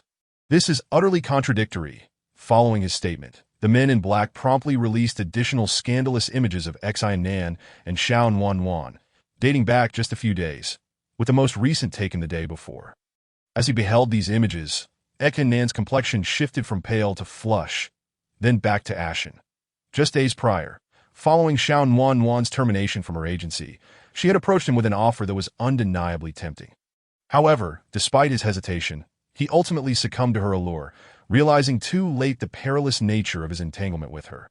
Indeed, Exine had indeed been embroiled with Xiaonuan. The irony was rich. Despite his unremarkable appearance, he had managed to engage with such a stunning beauty. Observing their intimate poses, one could scarcely believe their claims of innocence. The representatives of Xianwen magazine were all hypocrites. At this moment, Exinen's mind was in turmoil. He had never anticipated that his affair with Xiaonuan would be exposed so swiftly. He could not allow the situation to unfold any further. Even if he and Xiaonuan were indeed involved, what did that matter? It could not erase the reality of Chun Xinhuan's assault. Yes, Exine prepared to speak once more. Urging everyone to listen, the journalist from Xian magazine interjected, the photographs have been authenticated. They are not fabricated. This indicates that Xine's relationship with Xiaonuan is indeed significant. And we have reason to suspect he has intentionally implicated Mrs. He in falsehoods. Even if I were truly involved with Xiaonuan, it does not absolve Chen Xinhuan, he countered. The journalist's tone grew even more fervent. His words sharper as he declared, just moments ago, I received word that Exine has repeatedly extorted celebrities under the guise of his position at Xianwen magazine to secure substantial financial gain. The atmosphere, already tense, fell into a deeper silence following this revelation, as the other journalists struggled to process the implications. Had he truly dared to threaten celebrities? Such audacity was beyond comprehension. Xianwen magazine had truly become a disgrace, tarnishing the reputation of their profession. The press conference had long been broadcasted live, transforming the initial comments branding Chun Xinhuan as a heartless villain into a barrage of criticisms directed at Exine. Now, no one cared about the nature of Xine's relationship with Xiaonuan. Their focus had shifted to the impending downfall of Xianwen's studio. Overwhelmed by the cacophony of accusations surrounding him, Exine, in a fit of impulsive rage, shouted, Are you all blind? Get it straight. The assailant is over there, not me. Seeing that Exine remained obstinate and unwilling to accept the truth, one of the men in black stood up, seizing the microphone. Since you refuse to acknowledge your guilt, I shall ensure you concede that on the screen, the final set of photographs is presented, but this time, it is not images of people. Rather, it is a screenshot of a WeChat chat log. The chat records indicate that it was the day before a press conference, around 5 o'clock in the afternoon. Among the avatars, one belongs to Xiaonuan, while the other belongs to Exine.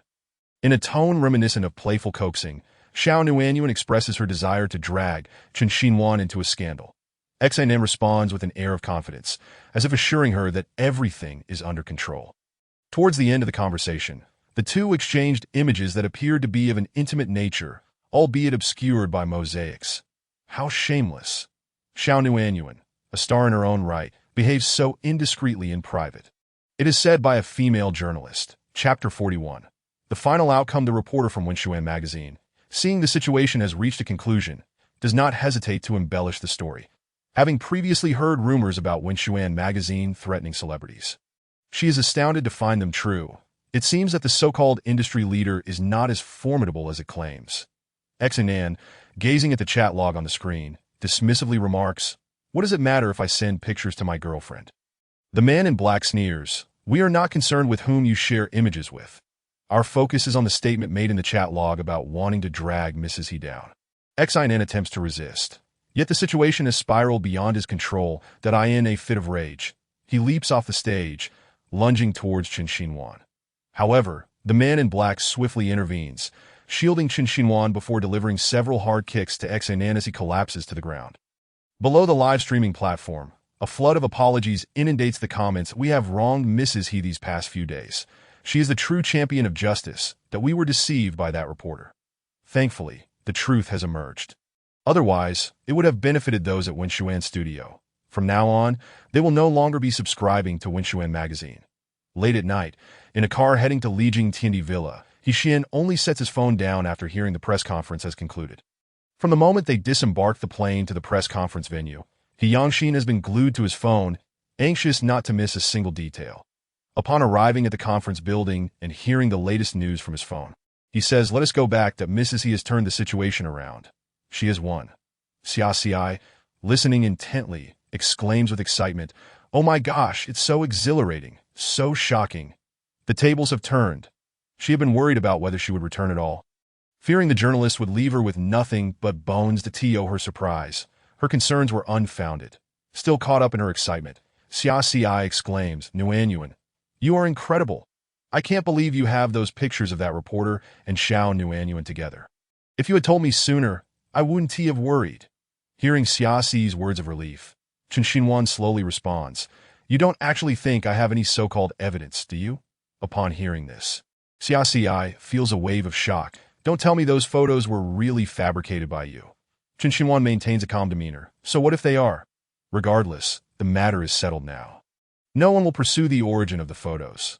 Xia silently gives her a thumbs up in her mind. Truly, she is the woman of Yangshin, bold in her actions. According to Chen Xinhuan's perspective, the chance of success is only 50%. Had someone foolishly scrutinized every photo, it would have been they who lost. Chen Xinhuan speaks again. "The matter has been resolved. Whether XNN and Xiao Nuanyuan had an affair is irrelevant as long as everyone believes it to be true." The truth itself no longer holds significance to XNN exits the press conference. He is immediately surrounded by a swarm of inconsequential reporters blocking his path. Mr. XIN, was this entire incident orchestrated by you and Xiao Nuanyuan from the beginning? Mr. XN, as a journalist, you failed to uphold your professional duties. What has led you to this state? Mr. XIN, do you have any remaining words regarding the slander against Mrs. He? No apologies? Completely encircled, XNN finds no escape. And in the face of flashing cameras and relentless questions, he erupts, "Are you all fools? The problem does not lie with me. The person you should be interviewing is Chen Xinhuan, that venomous woman. You still wish to slander Mrs. He. Do you feel no remorse? No, why should I feel remorse? She is the most deceitful of them all. And how do you explain those photos? I already said, she had someone create those images. The man in the pictures is not me. What about the chat logs? Are those not yours? No. How many times must I repeat myself before you believe me?" Just as the reporters intensify their assault on XNN, they suddenly shift their focus toward Chen Xinhuan, who stands a short distance away. "Mrs. He, when did you become aware of the relationship between XNN and Xiao Nuanyuan?" "I merely speculated, and it was this speculation that led me to find evidence." "Mrs. He, what do you have to say about this reversal?" Chen Xinhuan looks at XNN, whose face is turned as pale as a frostbitten eggplant, and calmly states, "Justice will never be absent. Those who masquerade under the banner of righteousness while engaging in self-serving schemes will eventually face retribution. Although her voice is not loud, Nan can still hear her words from several meters away. For days, he believed that with the video in his possession, he could defeat Chen Xinwan to A.S. Mrs. He Yangshin would surely pay a handsome sum to have him clarify matters. He never anticipated that this seemingly simple wife of a wealthy family possessed such formidable tactics. To A.S. the reporters disperse. Xia finally dares to speak. Serves him right. Who told him to slander you and release videos online? Truly, he brought this upon himself. After venting her frustrations, Xia soon realizes a pressing issue. Although Nan has been dealt with, he still possesses the video that if he were to threaten Chen Xinwan with it in the future, it could still lead to trouble.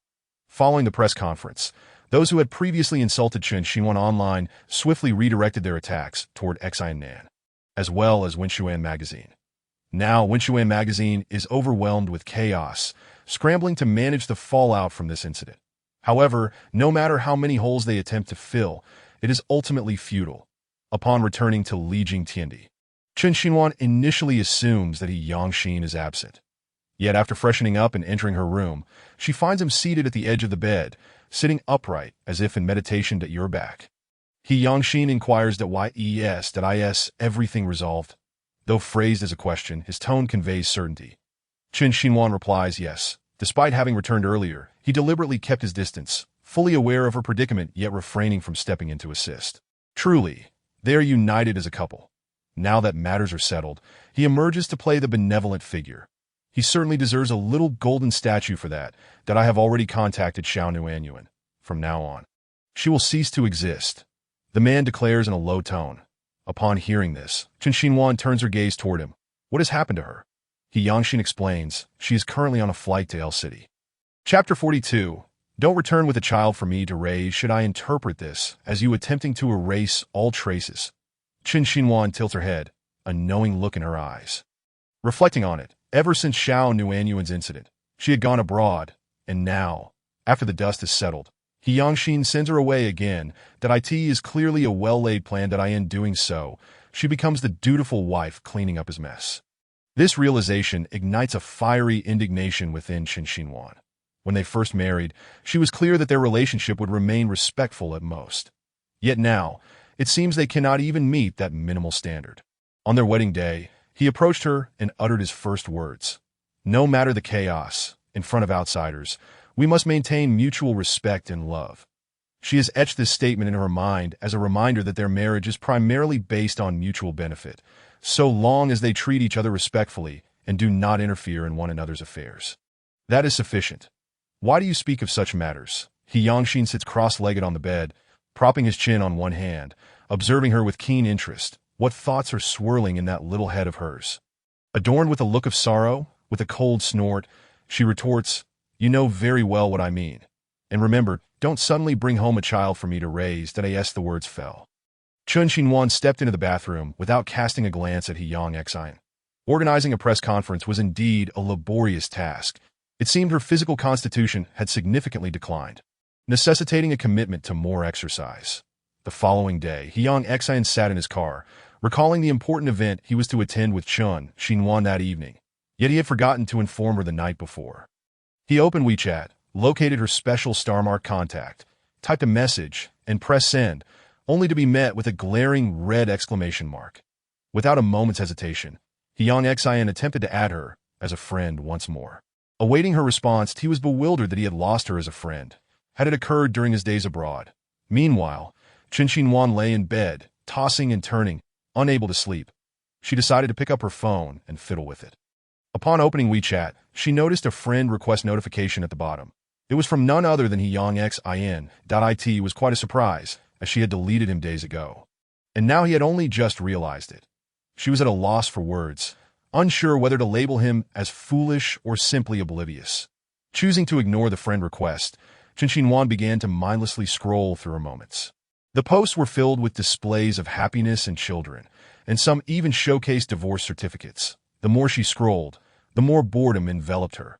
Just as she was about to put her phone down and get out of bed, she stumbled upon a familiar face, Lu Xaner. Upon clicking on the photo, she was taken aback to see Lu Xaner holding an award. dressed in a stunning white evening gown, cradling the Best Supporting Actress trophy. Truly, she resembled a celestial being descending to earth. Chen Xinhuan had assumed Lu Xinair had found another wealthy suitor, explaining her recent absence from her view. It turned out she had been busy filming. With a sense of urgency, Chen Xinhuan rose from her bed.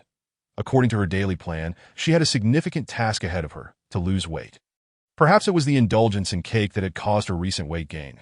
Since then, her weight had skyrocketed with no signs of decline. To maintain her figure, she needed to put in the effort to shed pounds. Otherwise, she wouldn't even be able to fit into a beautiful gown for the upcoming event with the Yang Exine. With this thought in mind, Chen Xinhuan made her way to the gym on the upper floor, spending the entire day immersed in her workout routine. This lifestyle continued until the weekend. This weekend in Sea City was busier than usual, the air thick with bustling noise. Crowds flowed through the streets, blending seamlessly with the vibrant city life. The He group had been planning a project proposal for over 2 weeks, only to discover that someone had stolen their ideas. This was not just an affront to the group, but also a deep humiliation for the planning department. What was happening? How could the proposal have been leaked? As He Yang Exine entered his office, he had barely settled into his chair before he picked up a document handed to him from behind. As he read through the file, he inquired about the situation. Just on his way to the He group, a member of the planning department had sent him a voice message informing him that the entire proposal had been plagiarized, and the perpetrator was still unidentified. Young Master He. A significant portion of this plagiarism incident is attributed to Madam He.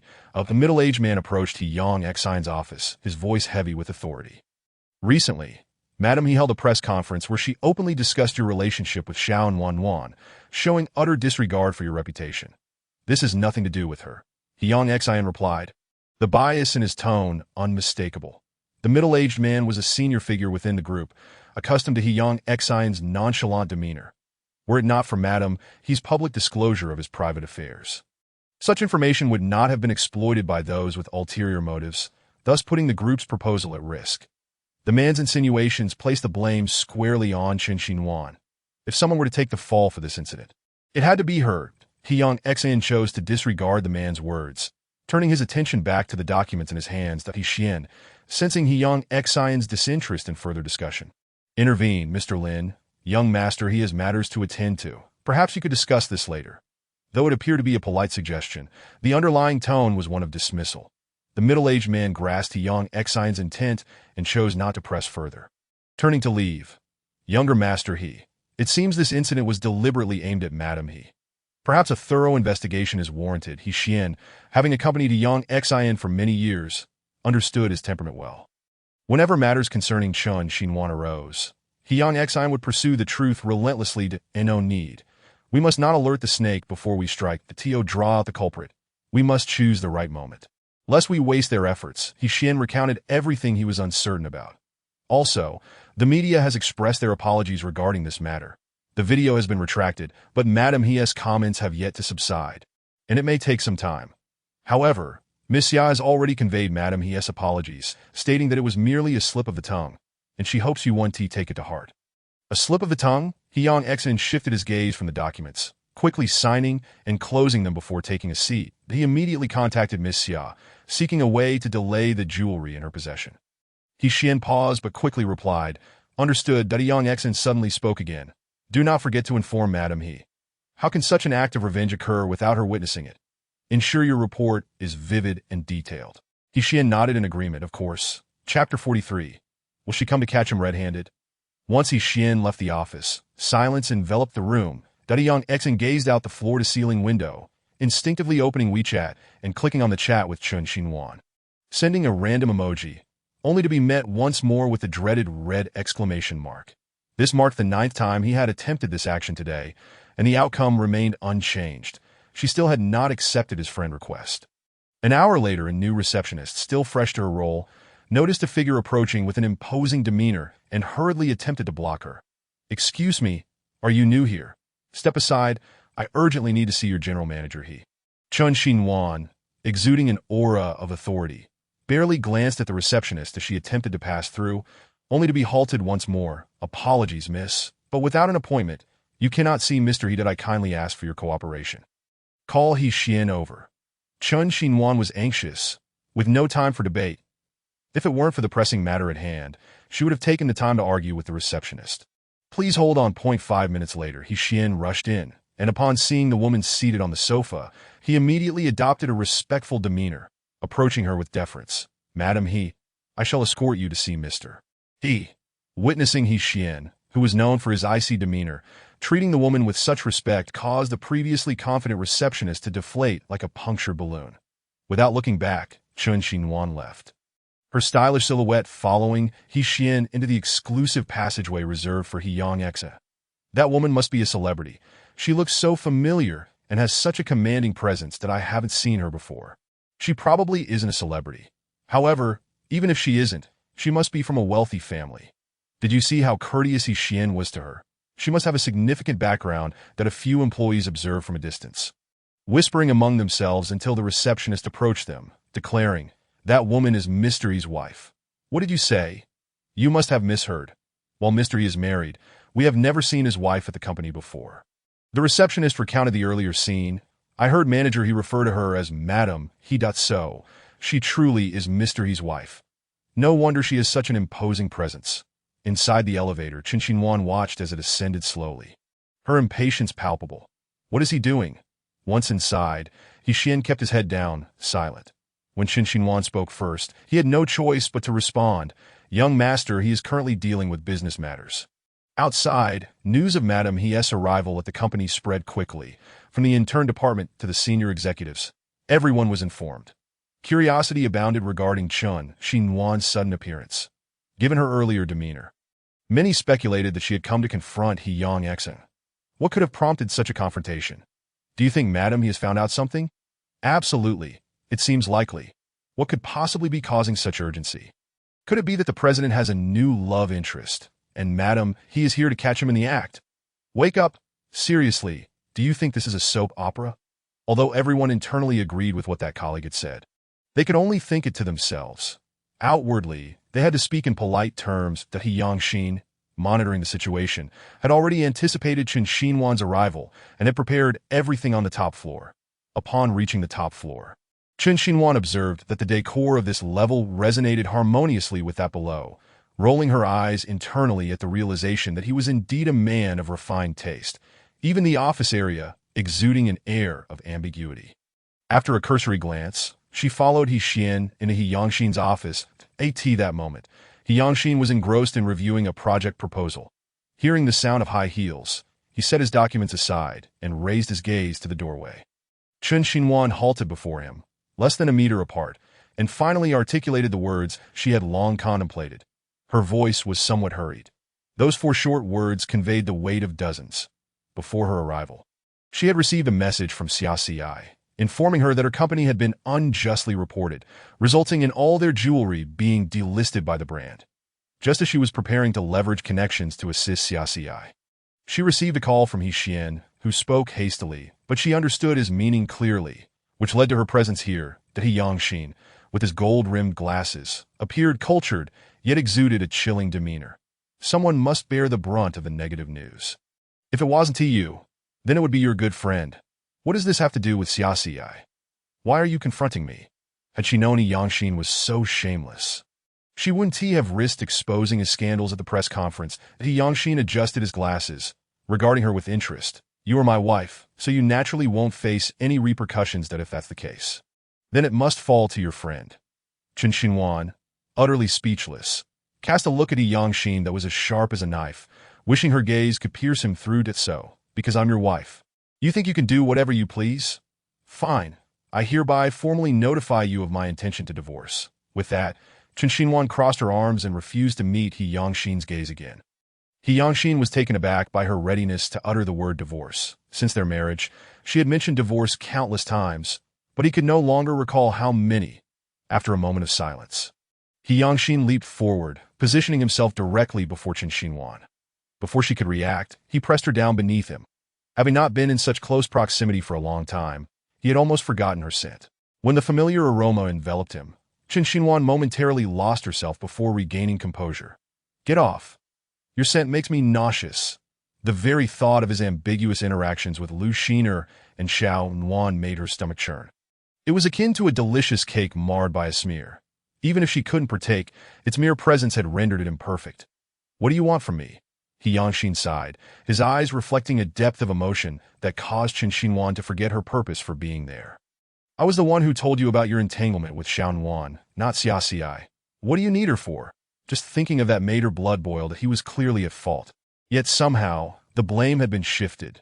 The last thing she should do was clean up his mess, having stirred the trouble that left her to deal with it. It was quite the humiliation. Chapter 44. The divorce can wait if you wish to plead for her. It is not impossible. He Yangxin's magnetic voice filled her ears. Qin Xinhuan felt a twinge of doubt, sensing an ominous premonition. "What do you mean?" "Compensation," he replied calmly. She rolled her eyes skyward, mentally conjuring a mythical creature that aptly represented her disdain, realizing that men often think with their lower halves. She shouldn't have expected He Yangxin to utter anything wise.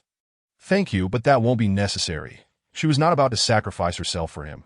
In the next moment, He Yangxin rose from her, his expression suddenly serious as he glanced toward the door, his gold-rimmed glasses making him appear all the more aloof. Someone must step forward to address the old guard at the company. He Yangxin's demeanor turned earnest, leaving Qin Xinhuan feeling somewhat disoriented. She still couldn't comprehend how this related to the people at the company as the president. He could do as he pleased with just a word. She refused to believe there was anything that could thwart He Yangxin's decisions. "You need only know that I will not let you come to harm." His gaze sparkled like a sea of stars, laced with tenderness. "Your dear friend, I will find a way to resolve this." In that instant, her heart skipped a beat, her cheeks flushed, and she instinctively took a step back. Truly, he was a master of romance. Just a few charming words and she was already swayed, not wishing to engage further. Qin Xinhuan turned to leave, but He Xian entered abruptly, holding an exquisite necklace. "This is the necklace you requested." "I found it." He Xian placed the item on the desk, ready to depart, but then recalled he had something else to deliver. "This is the recording from that day." Upon hearing recording, Qin Xinhuan assumed it was a video recording from the press conference. However, when the man played the audio, she was caught off guard by Xiaonuan's voice. "Mr. P, perhaps we could." Qin Xinhuan was perplexed as to why Xiaonuan's voice appeared, and soon He Yangxin's voice followed. "You are incomparable to her." The next 2 minutes comprised a dialogue between He Yangxin and Xiaonuan. When the recording concluded, Qin Xinhuan began to grasp some understanding. Her puzzled gaze turned toward He Yangxin. Could it be that her assumptions about him and Xiaonuan were mistaken? But Xiaonuan had spoken so confidently. She had believed it. Had it truly been a one-woman show on Xiaonuan's part? While Xiaonuan had indeed met He Yangxin, he had rejected her. There was no substantive relationship between them. Had her efforts, organizing press conferences and leaking information, been for naught? Qin Xinhuan fixed her gaze on He Yangxin, who was now preoccupied with inspecting the necklace, as if appraising a piece of jewelry. When he finally looked up, 5 minutes had passed. "Wait, why does this necklace look so familiar?" She recalled that it was designed by Xiaoxi, the very necklace from the Chenlin jewelry party. She had liked it but ultimately refrained from purchasing it due to its name. How had it ended up in his possession? Did He Yangxin buy it from Xiaoxi? After reflecting, she realized that her concern should not be with the necklace. It took a moment for her to truly awaken to the realization that all this turmoil had stemmed from her own overthinking. After a moment of silence came an awkward stillness. Are the previous statements still valid? Maintaining her silence, she lifted her gaze to He Yangxin. After all she had said, how was she to know which words he was testing her on? "What?" Qin Xinhuan asked. "The prenuptial agreement can be overlooked. The divorce agreement has been signed and is right there." He rose, crossing to the other side of the desk to retrieve the documents and present them to her. "However, I must remind you, once you part from me, all those designer bags, jewelry, and gems will need to be returned. Your daily afternoon tea will also cease to exist." "Stop right there." Qin Xinhuan's final clarity returned. The matter of divorce could wait. After all, she wasn't ready for that yet. Divorcing now would be akin to being left with nothing. That He Yangxin had seized upon this point, which was why he so brazenly broached the subject today. "This is a gift for you." That He Yangxin unfastened the necklace and personally adorned her with it. Fingering the warm necklace around her neck, Qin Xinhuan's emotions became immensely complicated. Was this a slap followed by a sweet treat? Had she not been short on funds, she would have severed ties with He Yangxin today. But until then, she must continue to play the role of Mrst.to He Yangxin. Her response was merely a temporary reassurance. He was unaware that she might once again utter those two words that in an effort to ease the tension. Chen Xinhuan, feeling guilty, said, "This situation was a misunderstanding. I was wrong to accuse you, that I won't forgive you so easily next time." All right, as mealtime approached, He Yangxin instructed He Xian to book a restaurant. Chen Xinhuan was reluctant to go. At those formal dining establishments, she never left satisfied. Yet, given He Yangxin's status, their outings always involved exorbitant and unpalatable meals. In the end, she still left hungry, that if only that restaurant would serve her favorite fried rice, she might have felt some appetite. However, since she had accepted his gift, refusing was not an option, leaving her no choice but to feign agreement. While He Yangxin took a phone call that required his personal attention, Chen Xinhuan wisely exited the office. "You carry on. I'll take this opportunity to explore on my own, visiting your castle." He Yangxin was on the phone, nodding slowly in agreement. His office was designed in a fan shape, adorned entirely with glass decorations. Chen Xinhuan inquired about He Xian and learned that this design effectively addressed the issue of natural lighting, while also allowing for constant observation of the work status of other personnel on the same floor. Internally, Chen Xinhuan couldn't help but scoff, suspecting that the latter reason was the primary one. With a president who scrutinized others' work daily, it was no wonder that pressure was inevitable. Upon exiting the office, Chen Xinhuan noticed that the assistant department across the hall was similarly designed with transparent glass. Likewise, upon seeing her, several employees from the assistant department stood up respectfully and bowed at a 90-degree angle. Chen Xinhuan paused momentarily and turned to He Xian, asking about the assistant department. That He Xian explained that the assistant department was specifically dedicated to serving He Xiao. The phrase "specially serving" echoed in Chen Xinhuan's ears, conjuring other interpretations in her mind. She couldn't help but wonder, is this all? Indeed, He Xian confirmed once more. Chen Xinhuan nodded evenly, feigning indifference, while internally grumbling about his inflated self-importance. With around 5 people in the assistant department, all dedicated to serving him, one might mistakenly think they were all caregivers from a nursing home.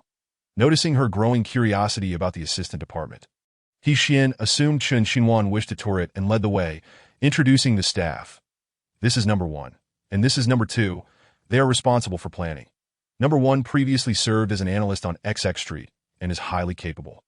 Number 2 was once a professor at XX University and possesses exceptional theoretical knowledge." However, Chen Xinhuan found herself puzzled as to why they were referred to as number 1 and number 2 instead of by their names. It dawned on her that the use of so many individuals stemmed from their distinct roles. Having married He Yangxin right after graduating from university, she had no work experience and was quite naive about such matters. Nevertheless, she could grasp some understanding from He Xian's detailed explanations. After He Xian finished his presentation, Chen Xinhuan felt her mind swirling in confusion. Eager to escape this environment, she forced a maternal smile, saying, "You all carry on with your work. Don't let me hinder you."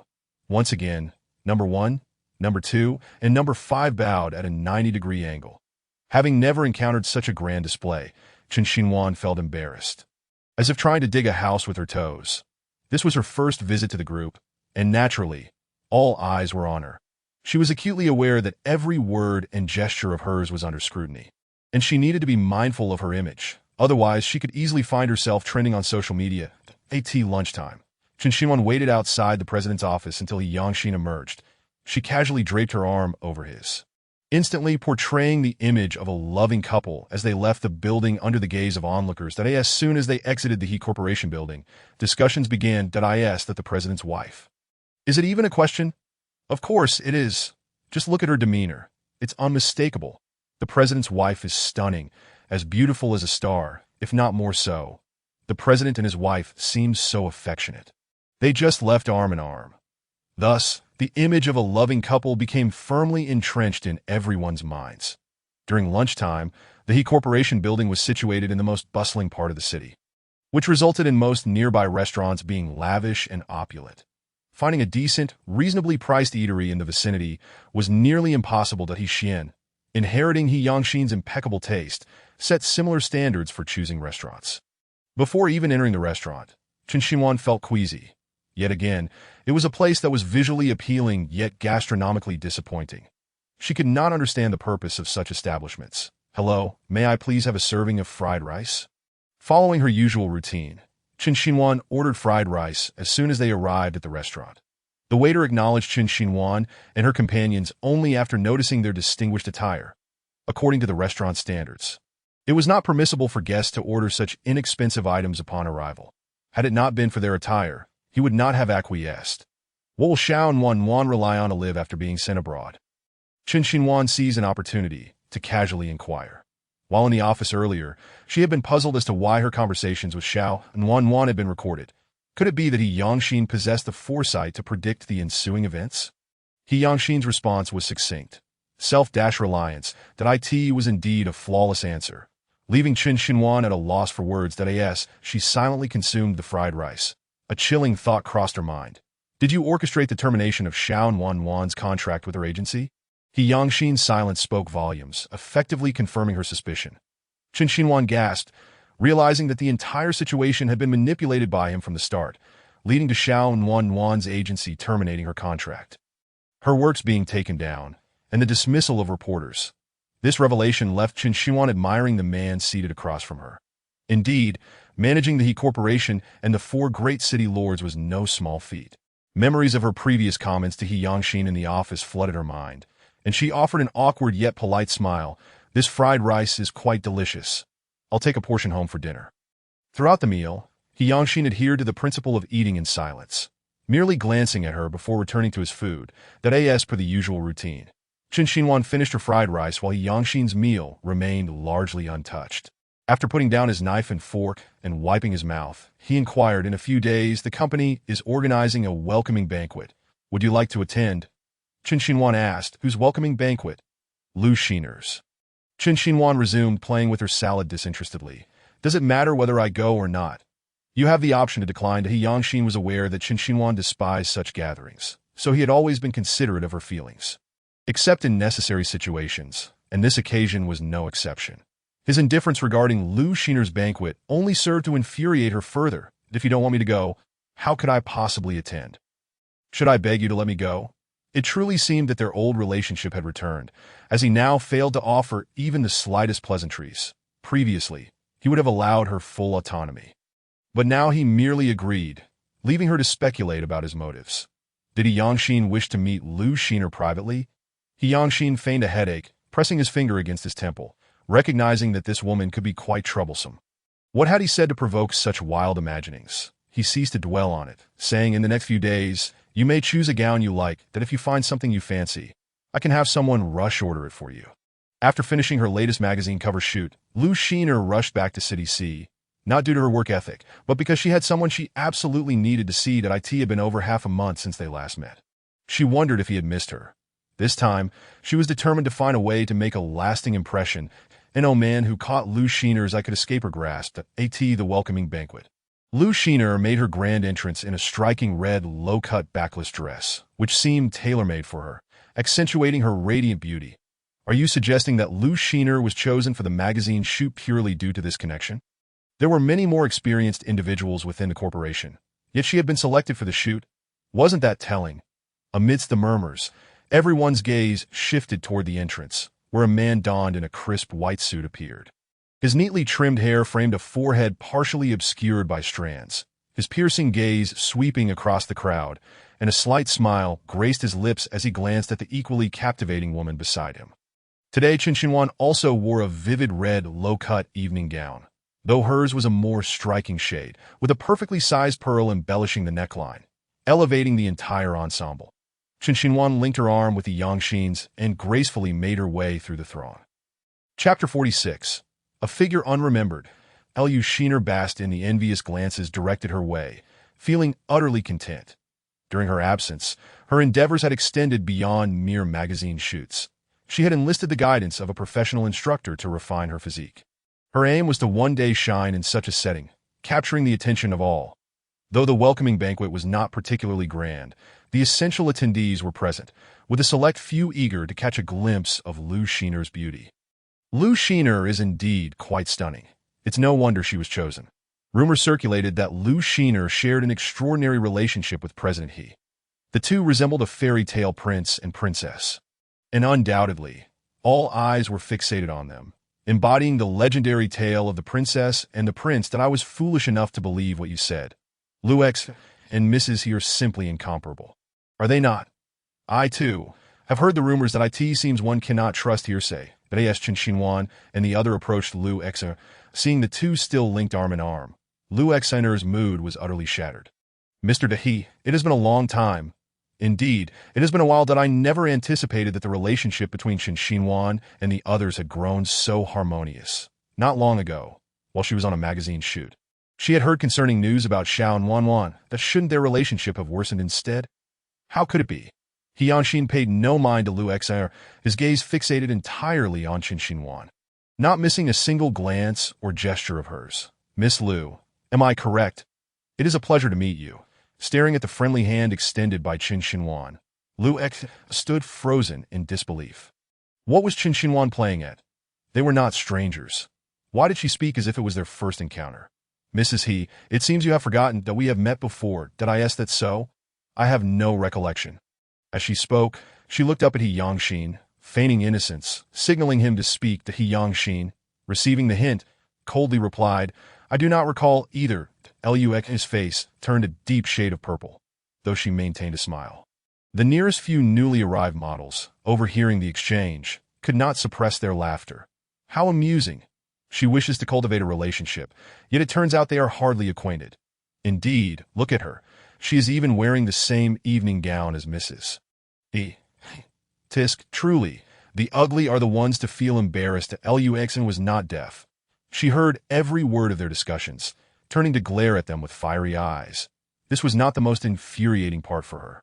The following words from Chen Xinhuan completely obliterated Lu Xer's pride.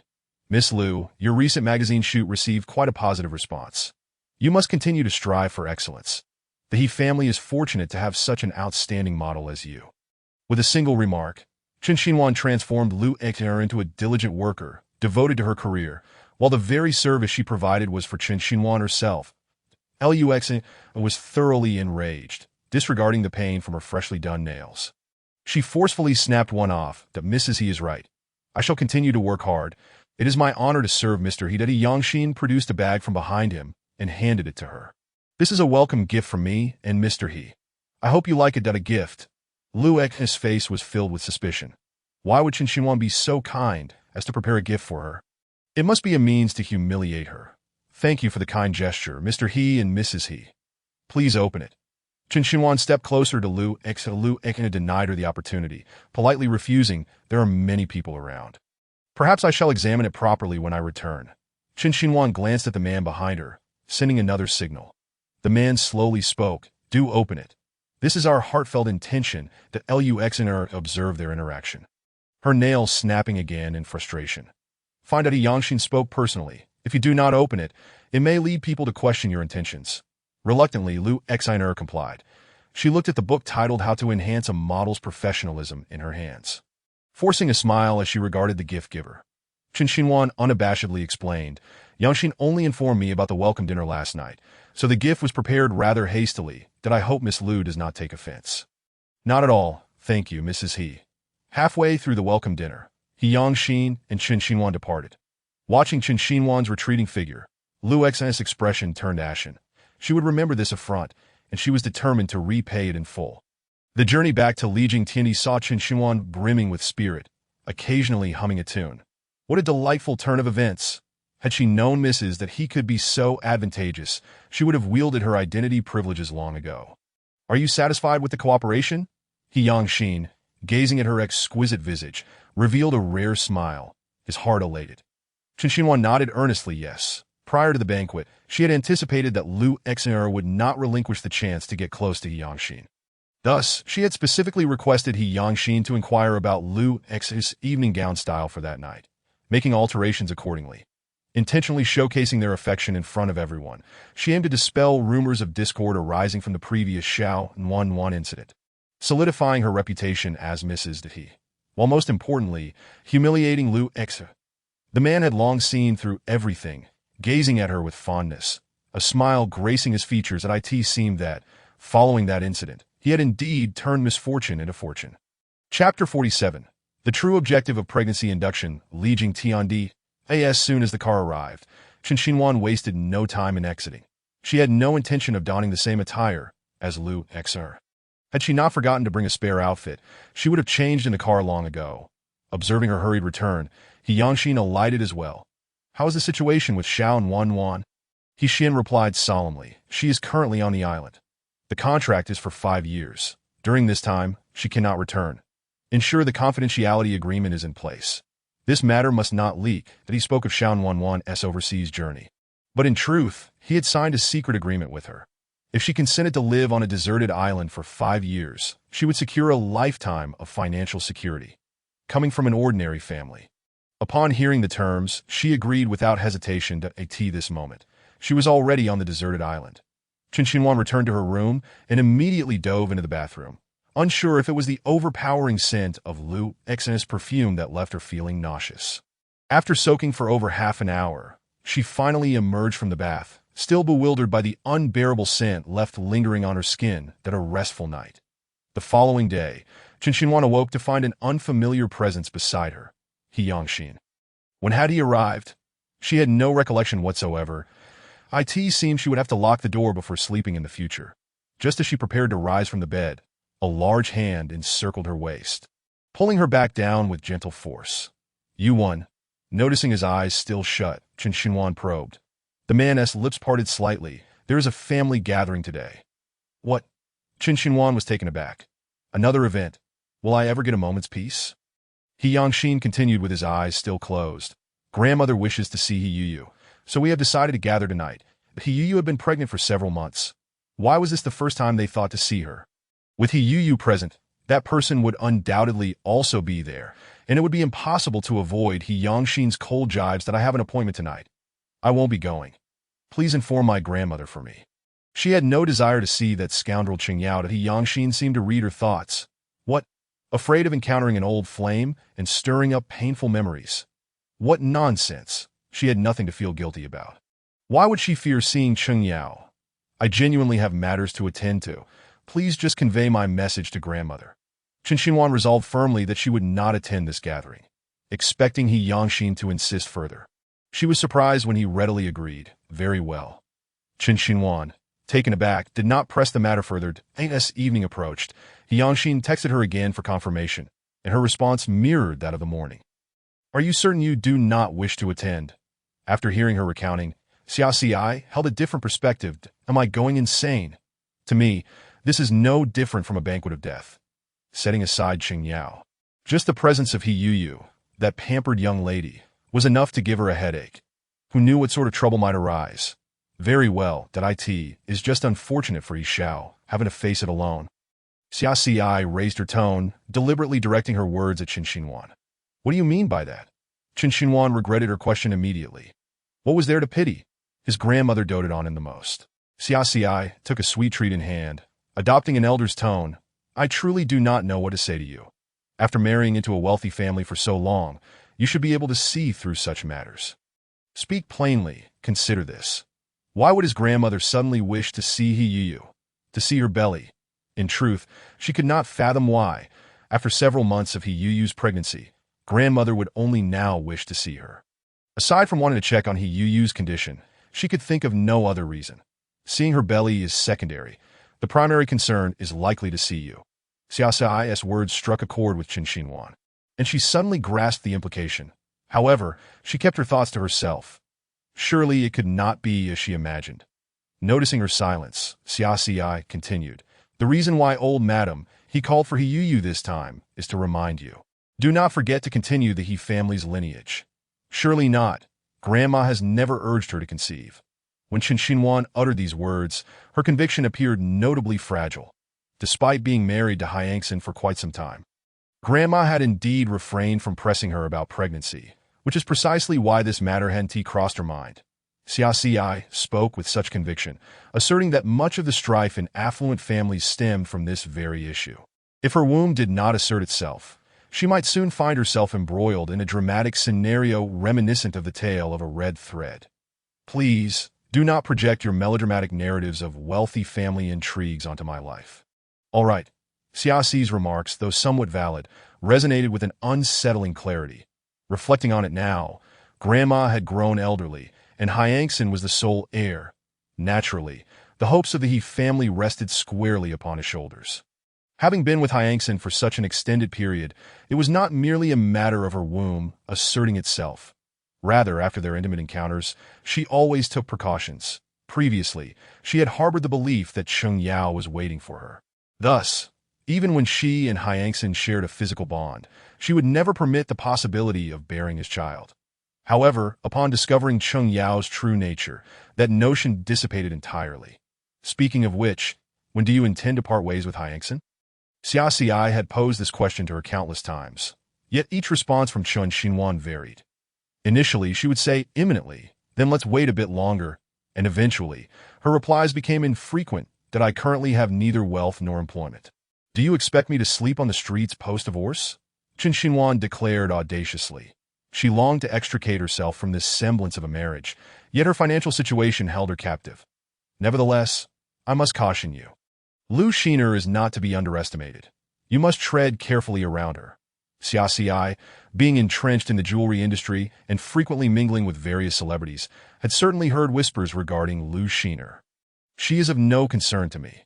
Whether she is Lu Xiner or Chen Xiner makes no difference, Chen Xinhuan retorted, her demands being quite straightforward, as long as Hyangson provided her with sufficient wealth and status. He could carry on as he pleased at AS for Lu Xiner. She simply did not care that Lu Xiner hailed from an ordinary family. Were it not for her looks, she would not have ascended to her current position. Chen Xinhuan gazed out the window, her eyes reflecting a pang of sorrow. There were countless beautiful faces, yet not everyone could transform their fortune with a single stroke. She would rather forego her current carefree existence than marry Hyangson, let alone become part of such a family. Yet, there was no turning back. Her only remaining relative seemed utterly indifferent to her, immersed in a world of comfort, likely having forgotten her existence long ago. Sister, I still believe you should attend this gathering. Chen Xinhuan instinctively shifted her body, feeling the conversation circling back. Xia Xi, though admirable in many ways, had not shed her habit of relentless chatter. You truly are an ungrateful wretch. Have you forgotten how Yi Xiao has been there to support you? Xia Xi intentionally reminded her. Chen Xinhuan wavered. Previously, had it not been for Hyangson's assistance, how could they have swiftly unearthed the scandal involving that reporter and Xiao Nuanyuan? Without Hyangson's help, Xiao Nuanyuan would likely not have let the matter rest. Moreover, the Xianwen magazine issue, all of it could only be resolved through Hyangson's influence. Noticing Chen Xinhuan's wavering resolve, Xia Xi continued. That necklace around your neck was also a gift from him, was it not? From the moment Chen Xinhuan sat down, Xia Xi had noticed the necklace, crafted by her own hands. The mention of the necklace shattered the last bastion of Chen Xinhuan's defenses. Indeed, even if it was merely to reciprocate his efforts in safeguarding her identity as Madame He, she ought to attend this gathering. While Grandma typically dotes on Hyangson, in the event of a serious matter, such affection might not suffice. Very well, I shall extend a gesture of goodwill and assist him this once. After bidding farewell to Xia Xi, she promptly dialed He Xian, instructing him to come pick her up at 138 Nanyang Road. He Xian usually took orders from Hyangson. No one dared to summon him except for Hyangson. However, Hyangson had once explicitly told him that if Chen Xinhuan ever needed anything, he was to comply.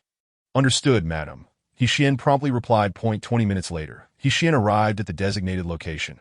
Before she could settle into the seat, Chen Xinhuan declared, "We are heading to the clothing store immediately. Should we not inform He Xiao?" He Xian inquired. Every time they visited that particular store, it was always at He Xiao's behest.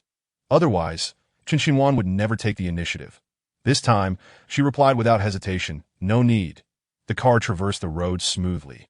Perhaps due to it being a Monday, with most people at work. Soon, they arrived at the clothing store. "Wait for me here. I shall return shortly." Before she even entered, she was greeted by an exuberant voice. "Madam He, it is truly an honor for you to visit our establishment." Foregoing pleasantries, Chen Xinhuan stated her purpose directly. "I need an outfit for a family gathering today. Something clean and elegant, simple if possible. Also, please pair it with a pair of white high-top sneakers." "Certainly, Madam He," the store manager acknowledged, having catered to the He family for nearly a decade, regardless of who it was within the He household. A mere word from her could swiftly yield the desired attire. "Madam He, how about this one?" The manager suggested a dress that was entirely white, Devoid of any distractions that at first glance, it exuded a refreshing and clean aesthetic. Enhanced by the silk overlay at the hem, bestowing a hint of sunlight to the entire ensemble. Chen Xinhuan quickly made her decision. This was the one that concerned about time. She quickly donned the outfit and exited the store. Noticing her sense of urgency, He Xian, typically reserved, suddenly spoke, "Madam, is something wrong? I can assist you." Chen Xinhuan paused, glancing at the time. Indeed, there was a pressing issue. "Speak," she commanded, with less than 10 minutes remaining until the family gathering. She questioned, "Do you think we will make it?" Chen Xinhuan felt a sense of urgency, and He Xian immediately understood, his expression resolute beneath his sunglasses, that as the time to arrive drew near, yet He Xian was still absent. Hyangson began to grow impatient. He had never known He Xian to vanish without reason. Today was peculiar. Just as he pondered, his phone rang. "Grandma." "Yangs, why are you still not here? We are just waiting for you," in Nuanyuan. "All right, we are on our way." After hanging up, his gaze fell upon the string of transparent, luminous gems in his hand. This would serve as Chen Xinhuan's apology gift to Grandma for her absence. Every passing second heightened Chen Xinhuan's anxiety as she found herself stuck in traffic, acutely aware that time was slipping away while she had yet to change her attire. "Close your eyes," she commanded firmly. Each moment was crucial. She had to arrive before the family gathering commenced. Grandma detested tardiness. He Xian, taken aback, could only watch as Chen Xinhuan sprang into action. Fortunately, the dress's simple design allowed her to slip it over her existing clothes. Shedding her previous attire effortlessly, that a minute later, she had transformed entirely. All done, that He Xian caught a glimpse of her in the rearview mirror, utterly captivated, unable to tear his gaze away to the ancestral home. "Grandma, can you guess whether it's a boy or a girl?" He mustered the courage to sit beside the elderly matriarch, regardless of whether it is a boy or a girl. "As long as it is of our He lineage, Grandma will be pleased." Although Grandma had never been particularly close to He Yu, she had never shunned her either. Now, witnessing He Yu's maturity and stability filled her with warmth. It seemed that for women, regardless of age, only through motherhood could they temper their playful spirits. "Grandma, I'm here." Hyangson's voice rang out first, and as everyone turned to the door, they beheld the man clad in a sleek black suit paired with polished shoes. His clean-cut hairstyle accentuating his chiseled features. "Cousin, you are late." He Yu feigned a reprimand while pointing to her watch. Grandma, unfazed, waved her hand. "Yangs is busy with work. It is of no consequence. Please take a seat." Chung Yao, attending such an opulent family gathering for the first time, felt a twinge of anxiety, though thankfully, Grandma's attention was not focused on him. "Where is your wife?" He Yu remarked, noticing Chen Xinhuan's absence and peering toward the entrance. Unfazed, Hyangson maintained his composure, his gaze unwavering. While handing over the prepared gifts to Grandma, he stated she had prior commitments and could not attend. "This is a gift from Nuanyuan for you, Ditto. I see. What a pity." Grandma replied, a look of disappointment crossing her face. The previously jovial atmosphere suddenly turned somber. Hyangson, well aware of Grandma's sentiments, resorted to his usual tactic. "Grandma, do you favor Nuanyuan more than me? Why is it always you await with such eagerness?" As soon as the words left his lips, Grandma burst into laughter. "How could that be? Both you and Nuanyuan are dear to me. It's just that today," Grandma hoped, before she could finish, the butler announced. "Miss Chun has arrived." "Miss Chen?" Hyangson instinctively raised her gaze towards the doorway. She had arrived. Chapter 49.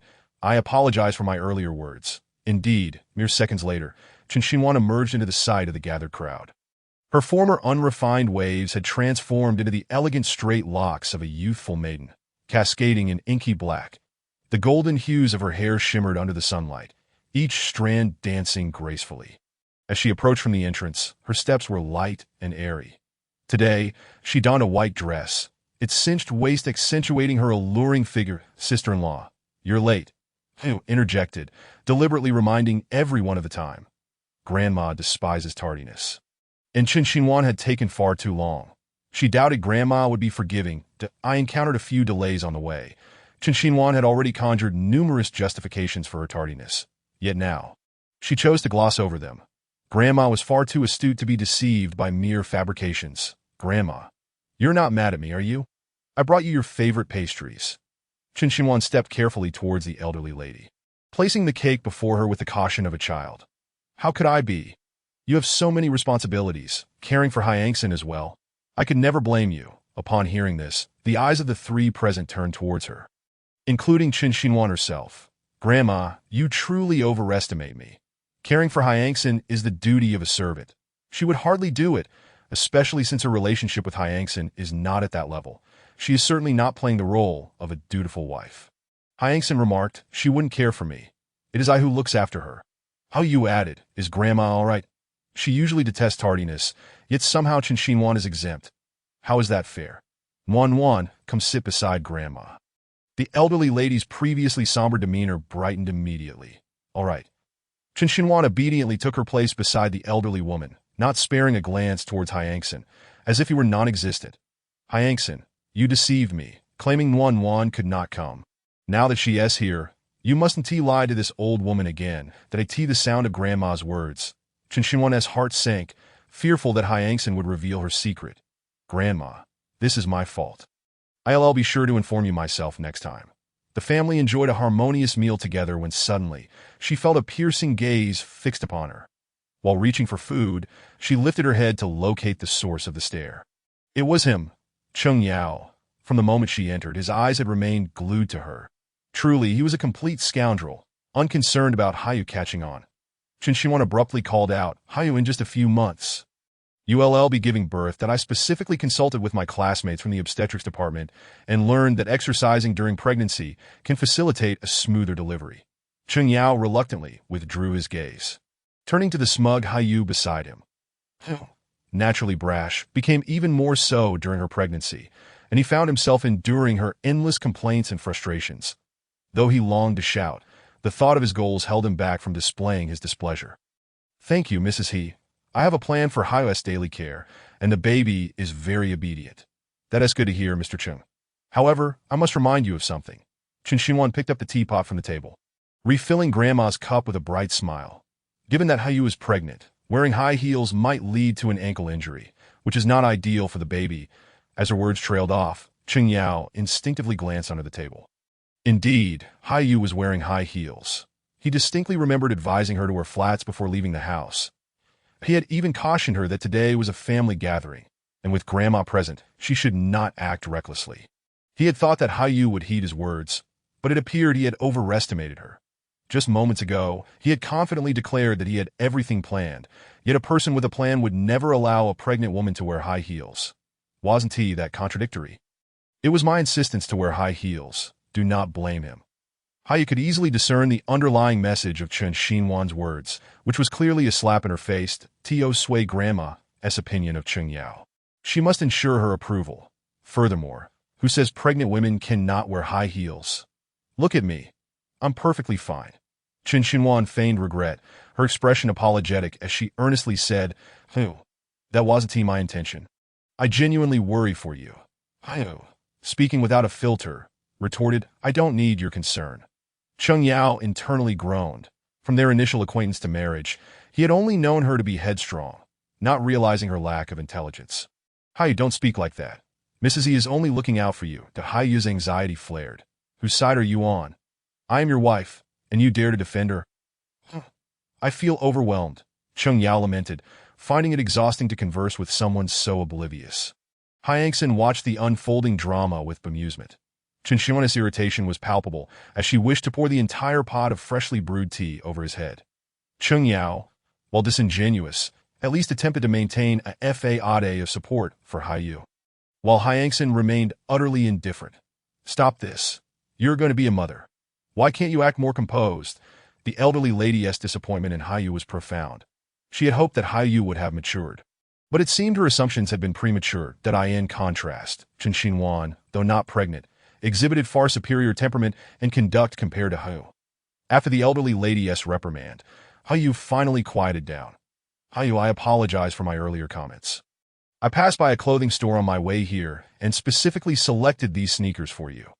The shoes were delivered to Hayu by the butler, yet she showed no inclination to accept them. Ultimately, it was Cheng Yao who took the shoes, thanking Mrs. He. The elderly lady shook her head in resignation, turning to Qin Xinhuan with a look of appreciation. Wan, you are so thoughtful. Suddenly, Hyangson rose, grasping her arm. Grandma, I'll take Nuan outside to enjoy some sunshine. We'll return shortly. Chen Xinhuan was taken aback now. The elderly lady assumed the two simply desired some private time and nodded in agreement. Once in the backyard, they found a seat, with Hyangson simmering in frustration that he better have an urgent matter. Otherwise, Chapter 50. Only you are permitted to be reckless. Chen Xinhuan tilted her head. What?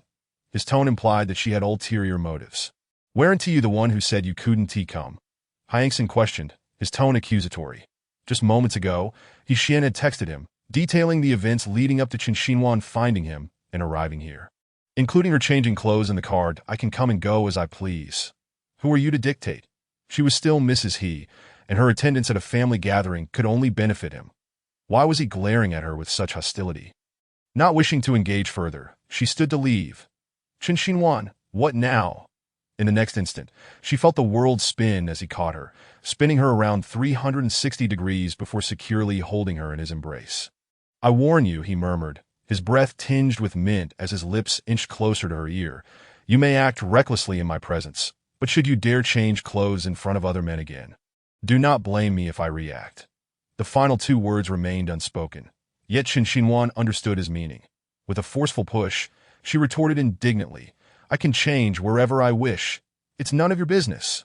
Before she could finish, their lips met, their saliva mingling and moistening their mouths. Grandma, the scenery here is so beautiful. Oh.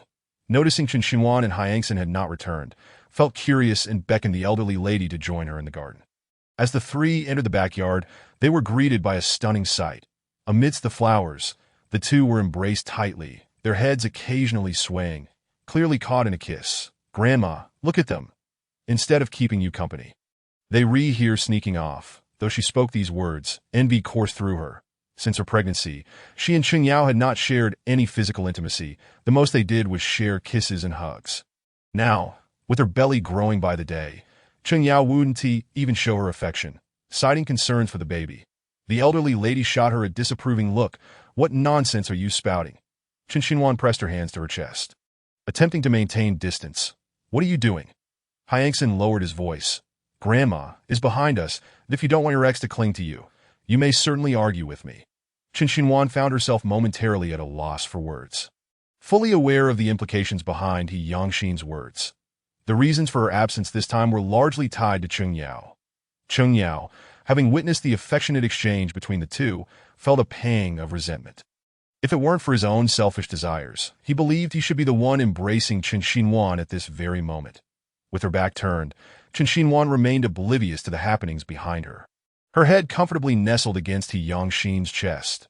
The rare tranquility enveloped them, the rustling leaves surrounding them providing a soothing backdrop rather than a disturbance.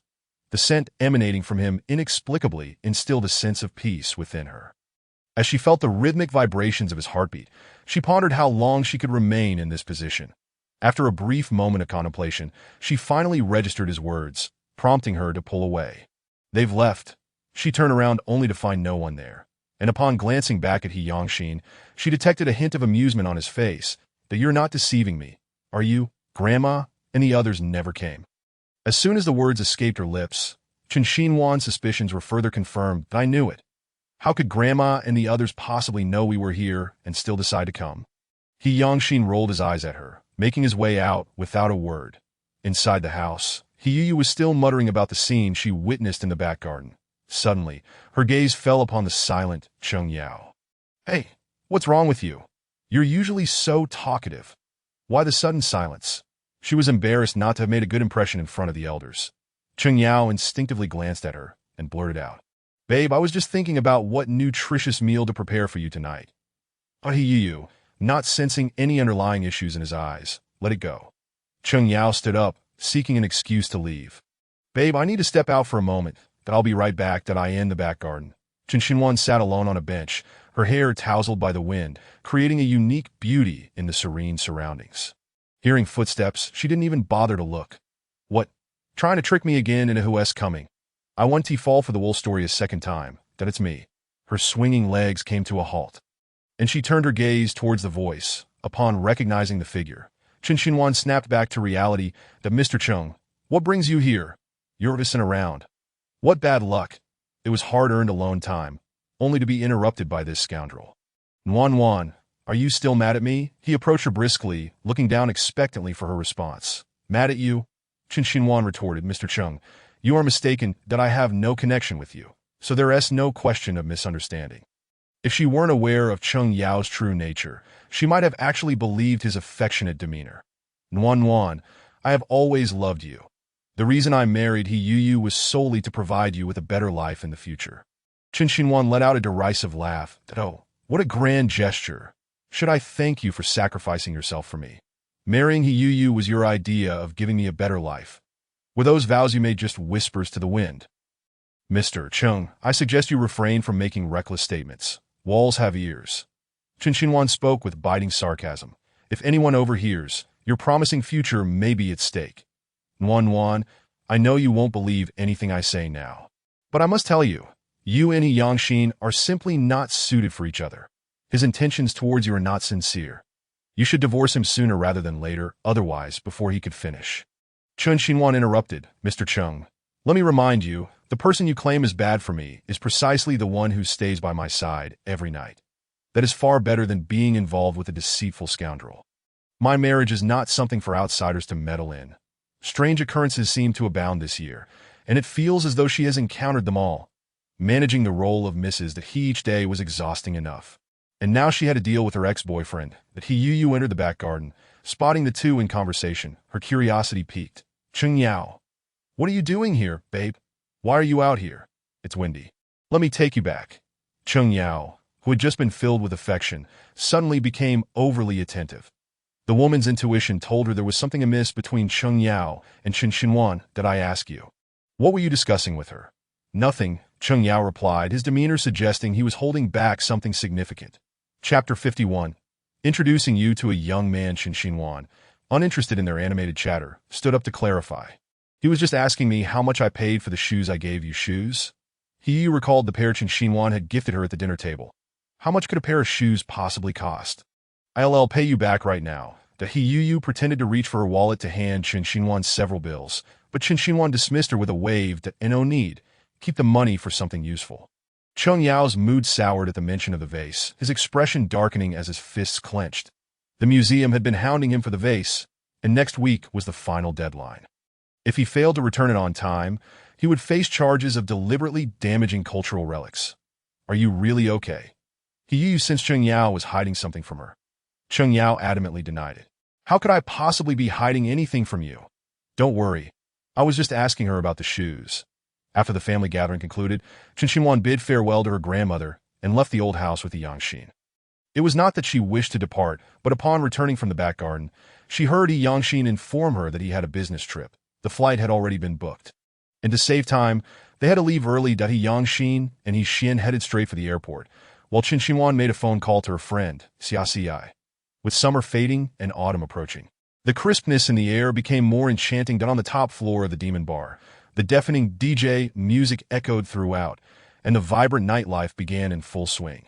Xia swayed her body, moving like a supple serpent, and suddenly leaned into Chen Xinhuan's ear. In 10 minutes, a mysterious guest will appear in the dance floor. Want to go? Just as Chen Xinhuan was about to respond, her phone buzzed, interrupting her. She opened a message. Don't stay out too late. Come home early. He Xian will be waiting outside. Wasn't He Yangxin gone? How did he know she was at the bar? And wasn't He Xian supposed to leave with him? Why was he waiting for her outside? Is there some sort of surveillance on her phone? Are you going or not? Xia pressed eagerly. I haven't been to the bar in ages. That I have to enjoy myself tonight. Chen Xinhuan, who had initially felt enthusiastic, was now thrown into confusion by the message that I'm not going. I don't feel well. Xia nearly spat out the drink she was about to swallow. Not feeling well? You brought me here despite that. Although her company couldn't compare to the He family, it was on the rise. Upon receiving Chen Xinhuan's call, she rushed over without a moment's delay, only for Chen Xinhuan to claim she felt unwell. Just go enjoy yourself. I'll stay here with you. Chen Xinhuan replied nonchalantly, not realizing how unreasonable she sounded. Xia nearly choked on her frustration, wondering what kind of friend she had. Pass me that magazine beside you, Chen Xinhuan said tersely. Not wanting to argue, Xia tossed the magazine at her. Clearly displeased. The bar's dim lighting only heightened the allure of the atmosphere, that a beam of light illuminated their area, casting Qin Xinhuan in a radiant glow, making her the center of attention despite her understated makeup, which contrasted sharply with the surroundings. Even Xia Xi, another woman, couldn't help but feel captivated by Qin Xinhuan's extraordinary beauty. So, how did the family gathering go? Qin Xinhuan understood Xia Xi's curiosity. What could have happened? I deftly navigated all situations. Xia Xi appeared somewhat disappointed, realizing that the anticipated drama had not unfolded. Once that guy leaves, you seem to let loose. To be careful he doesn't find out. Qin Xinhuan rolled her eyes. Thinking it was a rare moment without He Yangxin, she deserved to let loose. After seeing Cheng Yao, that scoundrel, she needed to cleanse her eyes in a more aesthetically pleasing environment. How about I introduce you to a handsome young man? I guarantee he is your type. Perhaps under the influence of alcohol, Xia Xi spoke without thinking, suggesting that a married woman should seek out a young man. Was she trying to tempt fate? No, thank you, don't reject just yet. This young man is quite the figure around here. Most people can't even get a chance to meet him. Qin Xinhuan responded with a non-committal aware of Xia Xi's tendency to overindulge when tipsy. She knew that if she ignored her, she would sober up soon enough. That he is 100 times better than He Yangxin. He is always off gallivanting abroad. Perhaps he is keeping a mistress. Xia Xi put all her effort into disparaging He Yangxin in hopes of promoting the young man. Qin Xinhuan glanced up from the magazine, her eyes sparkling with interest. Thank goodness for that. Xia Xi. Qin Xinhuan lowered her head once more to gaze at the magazine in her hands, appearing utterly distracted. Suddenly, Xia Xi exclaimed, "Sister, look over there. Isn't there a handsome man?" Given that Xia Xi had encountered third-tier celebrities before, any man she deemed attractive must possess extraordinary looks. She set the magazine aside and followed Xia Xi's pointed finger, but the dim lighting obscured her view, and she could see nothing. Xia Xi continued to marvel. That man looks like a super-rich tycoon. Just look at what he's wearing and how he's adorned. He's clearly a successful figure in high society, though the Devil's Bar seemed, at first glance, to be an ordinary establishment. Its clientele varied significantly. The first floor catered to the average person, while the second floor attracted those of relatively greater means. The third floor was slightly more upscale, predominantly frequented by elite business figures, those either wealthy or in positions of power. The level they occupied was the top tier, which symbolized both wealth and authority, with entry reserved for individuals boasting assets exceeding 100 million. The holding the black card gifted by He Yangxin felt akin to possessing a golden ticket, granting her access wherever she went. As the spotlight illuminated the man again, she could see him more clearly this time. His silhouette seemed oddly familiar, especially with his short hair. It looked remarkably like that person. However, Qin Xinhuan quickly dismissed this notion. He Yangxin was abroad, so it was impossible for him to be here. Absolutely impossible. Perhaps she had merely misjudged. There were many who resembled each other, especially when seen from behind. When the spotlight shifted away, illuminating another area, the man had vanished. What on earth? Where did he go? Xia Xi exclaimed, standing up from the booth with excitement as she brazenly searched for her recent target. Chapter 52. It was clearly him. Handsome indeed. Qin Xinhuan wished she could simply move to another booth. Searching for someone in a bar so overtly could mean only two things. Either seeking a fight or, as in Xia Xi's case, a quest for admiration. Hey, at least sit down and look for him, Qin Xinhuan said, stepping forward to grasp Xia Xi's arm, attempting to pull her back. Xia Xi, bubbling with enthusiasm, replied, "No way, I must find this person today." Qin Xinhuan, uninterested in her antics, retorted, "Fine, go ahead, and if you get beaten up, don't come crying to me. Rest assured this matter is in my capable hands, and I promise to have you meet him tonight," Xia Xi declared, swaying towards the direction she had spotted. "All right, once you find him, I'll introduce you, so you can experience it too." She had always been puzzled by Xia Xi's relentless dedication to her career. A social young woman entirely focused on public service, with decent looks and a passable figure, why did she consistently evade the topic of romance? "You dare," Xia Xi shot back, immediately answering, "I have no intention of getting married. I haven't had enough fun yet." Qin Xinhuan sighed. This is what they call fear of commitment. How old are you, and you still haven't had enough fun? I think you're just deliberately avoiding it. What's the rush? You still have your yet-to-be-born son. I'm young and beautiful. I could be your daughter-in-law someday. Xia Xi pouted exaggeratedly. Upon hearing this, Chen Xinhuan grew agitated, regardless of whether Xia Xi had sobered up. She delivered a light smack to her head, thinking of my son. Dream on. Xia Xi rubbed her head in feigned injury, looking at her with a pout. I was just joking. Since the day Chen Xinhuan had met Xia Xi, she had always been someone who followed through on her words that it's better to be safe than sorry. I don't want a daughter-in-law like you in the future. Xia Xi deliberately changed the subject, pointing in the direction where the man had last appeared. Where did that man go? How could he vanish in the blink of an eye? Tell me, compared to your Yangxin, who was more handsome? Xia Xi posed a provocative question. That even a question? Though she harbored no particular feelings for Yangxin, she had to admit that among all the men she knew, he was undoubtedly exceptional. 1 in a million. To put it dramatically, there was no second like him. You also think that man was handsome? I think so too. Xia Xi nodded in satisfaction. She quickly corrected herself. I meant Yangxin is handsome.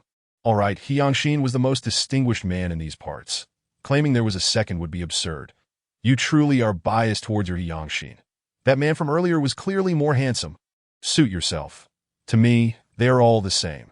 Perhaps influenced by Yangxin, she now considered him the most handsome man she had ever encountered. Other men seemed bland in comparison. None stood out as attractive, while some were just plain unattractive. Her phone vibrated again. Initially thinking it was a message from Yangxin, she opened it only to find it was indeed him. The urgency in his voice conveyed a pressing matter. After ending the call, she called Xian to help take Xia Xi home. Seizing the opportunity to escape, it was best that Xian remained unaware of her late-night escapade, traversing through the second floor and descending to the first. The ambience was a stark contrast to the opulent upper level that if the top floor exuded luxury, the first floor was pure DJ frenzy. The blaring music was deafening, and the dim lights intermittently flashed across her face, obscuring her path. She found herself passively following the crowd, only to realize she had made no progress. After reorienting herself, she decided to push forward with determination, refusing to be trapped here any longer.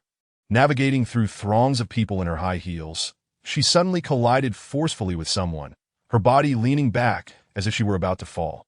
Just as she braced for impact, a firm grip wrapped around her waist, pulling her into a strong embrace. Her lips brushing against the fabric of his clothing, that a familiar scent enveloped her, mingled with an unfamiliarity. Before she could recover from the shock, the man released her. Stepping back a meter, he wore a mask concealing his face, but in the light cast by the spotlights, the chiseled features of his face suggested that beneath the mask lay a visage that could captivate anyone. Without waiting for her to express her gratitude, he turned and walked away. Watching his retreating figure, she felt an unsettling familiarity. Outside the bar, the autumn wind was biting, far colder than the warmth within. Taxis passed by in succession, and clad in nothing but a sheer dress, Chen Xinhuan shivered against the chill. Forget it. I might as well head back to find Xian. It's better than freezing out here. Just as she prepared to turn back, her wrist was suddenly seized, pulling her backward. As she opened her mouth to protest, a familiar voice called from behind. Chen Xinhuan, what are you doing here? He Yu. She wriggled free from He Yu's grasp, maintaining a safe distance that He Yu was a protected figure within the He family, and she certainly didn't want to inadvertently harm her. You came to the bar with that big belly? If she were a reporter, she would undoubtedly pen a scathing article condemning a pregnant woman for entering a bar. What does it have to do with you? Answer my question first. He Yu was relentless, determined to extract an explanation. He Yu was not easily fooled. If Chen Xinhuan claimed she was here looking for someone, that excuse would be far too flimsy. Thinking quickly, Chen Xinhuan devised a surefire way to hold He Yu at bay. What is the matter?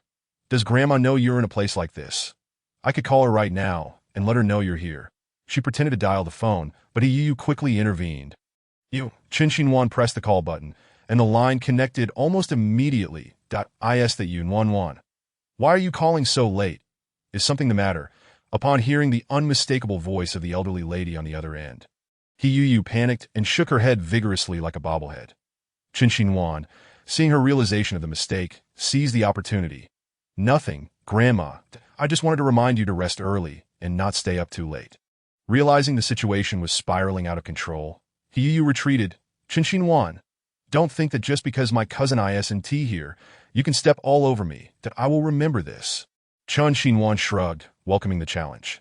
Once she saw He Yu leave, she finally felt relieved. Thank goodness she had managed to trick He Yu. Otherwise, if Grandma discovered that He Yangshin was out of town and that she was here misbehaving, the consequences would be dire. Lost in thought, the wind carried her name once more, Chen Xinhuan. This time, an icy chill ran down her spine, rendering her breathless. How could that voice sound so much like his? Chapter 53. Half-siblings, no way.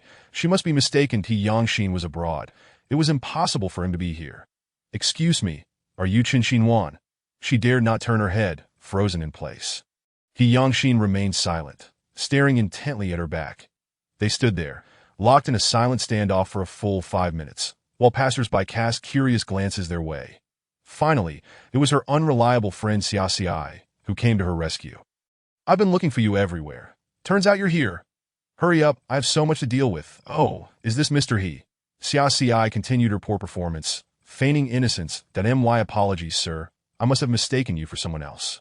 As Xia seized the opportunity to converse, he casually wrapped his arm around Chen Xinhuan's head, the ample fabric of his clothing perfectly enveloping her face in warmth. Within, Chen Xinhuan silently prayed to the heavens, beseeching that no tragedy would unfold. She vowed to obediently comply henceforth, never daring to act recklessly again. Fortunately, the anticipated misfortune did not occur, and Chen Xinhuan was successfully escorted away by Xia. Inside the vehicle, Chen Xinhuan took deep breaths of fresh air. If she continued to conceal her emotions, she feared she might suffocate, if not die of fright. Hey, your information is erroneous, she remarked. Xia had mostly sobered up, returning to a semblance of normalcy. Noticing the doubt in his expression, Chen Xinhuan insisted, I witnessed him at the airport with my own eyes. Okay. Then explain to me the man who bears an uncanny resemblance to your partner. Xia challenged that is he possibly your partner's long-lost brother from a different father and mother. Xiaxi's ramblings were filled with bitterness. This was the only plausible explanation for He Yangshin's unexpected presence. How would I know? Chen Xinhuan retorted, eager to clear her name. She pulled out the message He Yangshin had sent her, displaying it for Xia to see. Strange then, who was that man just now? Xia voiced the question that lingered in her mind. She too was curious about the identity of the man who had been behind her. The voice had indeed belonged to He Yangshin. Yet he was supposed to be abroad. Why had he returned upon arriving at Lijing Tiandi? Chen Xinhuan stepped into her home, still pondering that if she returned to find He Yangshin there, it would confirm her suspicion that the man outside the bar had indeed been He Yangshin. However, upon entering, she found no trace of him. She searched the study, bedroom, living room, and kitchen, yet He Yangshin was nowhere to be found. Could it be that she had truly misheard? But Xia had seen the man's face and had called him his own. There was no reason for her to be mistaken. Late that night, Chen Xinhuan lay in bed, tossing and turning, unable to find rest. Finally, she grabbed her phone and scrolled through the latest entertainment news. If there were any industry rife with intrigue and deception, it was undoubtedly the entertainment world. Coincidentally, Lu Xiner's welcome banquet was trending, garnering hundreds of thousands of views and thousands of shares. It seemed Lu Xiner had indeed captured the spotlight. A dialogue box popped up at the top of her screen. Upon opening it, she found a series of messages from Xia, an overwhelming flood of white text. After sending a question mark, she began reading from the first message until she reached the last, finally grasping Xiaxi's intent. In summary, it was merely 2 words: overthinking. Xia was clearly stating that the man outside the bar was not He Yangshin, but rather a figment of her misperception. That he even provided a thorough analysis, suggesting that if it had indeed been He Yangshin, he would have reacted when she called his name, instead of merely extending her hand. Xiaxi's reasoning held merit. Without definitive conclusions, Chen Xinhuan chose to let the matter rest. Just before drifting off to sleep, she recalled an important task she had neglected. The following morning, Chen Xinhuan hurried back to the Chun family residence, this place that had once belonged to her. And yet no longer did. As the car approached the entrance, the butler intercepted her. Miss Chun, Madam has instructed that this is the territory of the Chen family. The entrance is not permitted for outsiders. The butler's seemingly respectful words dripped with mockery. The entire Chen household was well aware that the eldest daughter, who had been arranged for a marriage before even graduating from university, was not held in high regard. The master of the house hardly ever mentioned her. Outsider? Chen Xinhuan stepped out of the car, scrutinizing the butler closely, that if her memory served her correctly, this butler was not the one she remembered. You must be new. Tell that woman that there is no door in the Qin residence that I, Qin Xinhuan, cannot enter. Leaving the butler to ponder her words, she strode into the Qin villa. The familiar scents and surroundings greeted her, the flowers and greenery evoking a sense of nostalgia. It seemed as if nothing had changed. Yet in truth, the essence of the place lacked the warmth of yesteryears. The butler's encounter soon reached Lin Ruiji's ears, who sat with a steaming cup of high-end tea in hand. What a bold Qin Xinhuan, she mused. She has truly grown wings, disregarding my words entirely. Madam, please don't be upset. It's not worth it, a young maid behind Lin Ruiji quickly interjected, sensing the tension. The woman's refined makeup and elegantly exposed long legs revealed that she was not easily ruffled. Having married Qin Xinhuan's father, she understood that in this household, there could be only one mistress. As long as she could drive Qin Xinhuan away, the Qin family would be hers to command. During the crisis that had once befallen the Qin family, she had been the first to contemplate sacrificing Qin Xinhuan. She had anticipated that once Qin Xinhuan left, she would encounter misfortune. Yet, oddly enough, Qin Xinhuan seemed to thrive, her fortunes seemingly multiplying. Not only had her public profile risen, but her standard of living had also improved exponentially. This union, which she had deemed unworthy, somehow managed to endure until now. And that was the source of her greatest displeasure. Upon entering, Qin Xinhuan was immediately drawn to Lin Ruiji's strikingly fair legs, her gaze cold as she inquired, "Where's my father?" Chapter 54. He is in no way connected to you. Am I not your elder? Why is your focus solely on your father? Lin Ruiji launched into her criticism. Perhaps Lin Ruiji's words struck a humorous chord, as Qin Xinhuan couldn't help but let out a scoff before quickly regaining her composure. Qin Xinhuan, don't think that marrying He Yangxin has granted you a life of luxury. That do not forget who granted you this lifestyle. This remark, the color on Lin Ruiji's face visibly improved. Qin Xinhuan, however, countered Lin, don't think that just because my father is home, I would refrain from taking action against you. That I forgot to mention that I've taken up boxing lately. My temper has become a bit more volatile. If I lose control, my fists won't be discerning. When she was a teenager, Lin Ruiji had visited their home once. That time, her mother was still alive, after stepping out for a brief moment. She returned to find her mother clutching her chest. Racked with pain, in her panic, she caught a glimpse of Lin Ruiji's triumphant smile and understood that this woman was not to be trifled with.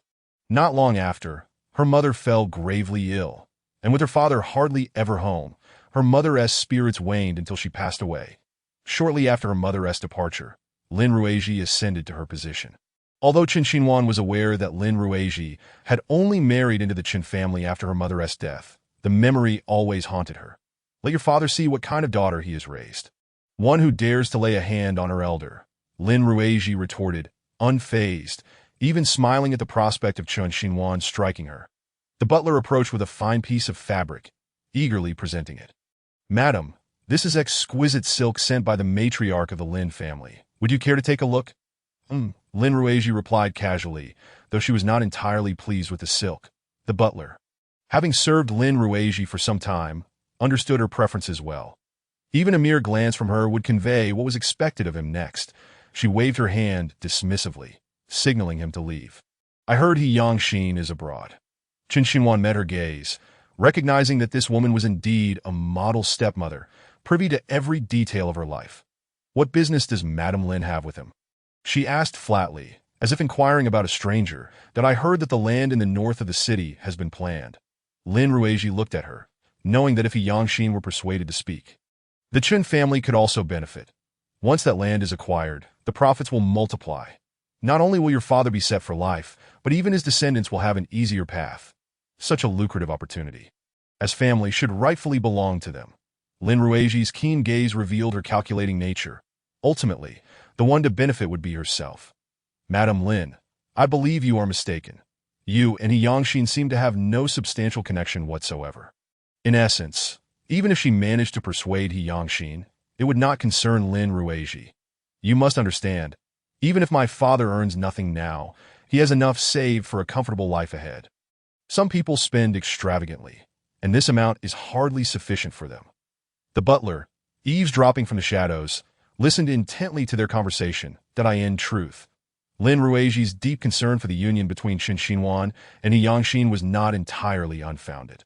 As the manager of the four major districts, He Yongxin held the reins of the He Group, and the combined interests of these entities could ensure that the Chen family would never want. As the leader among the many enterprises in City C, He Group was a beacon of prosperity.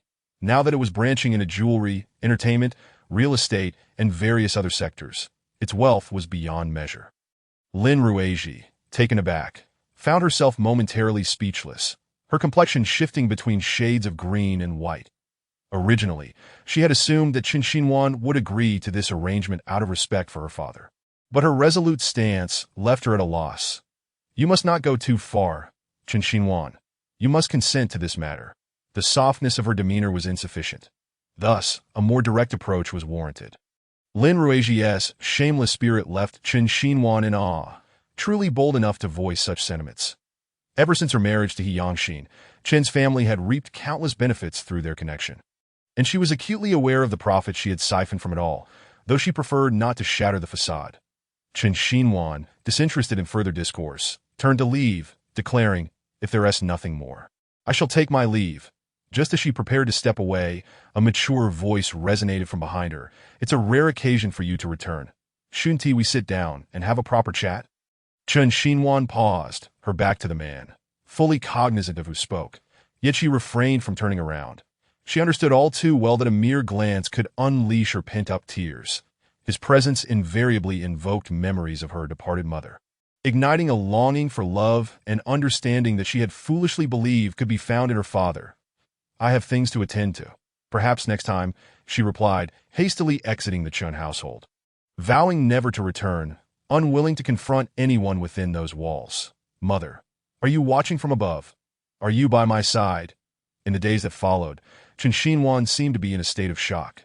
Isolating herself in her room, concerned for her well-being, a servant contacted He Yongxin, who was abroad.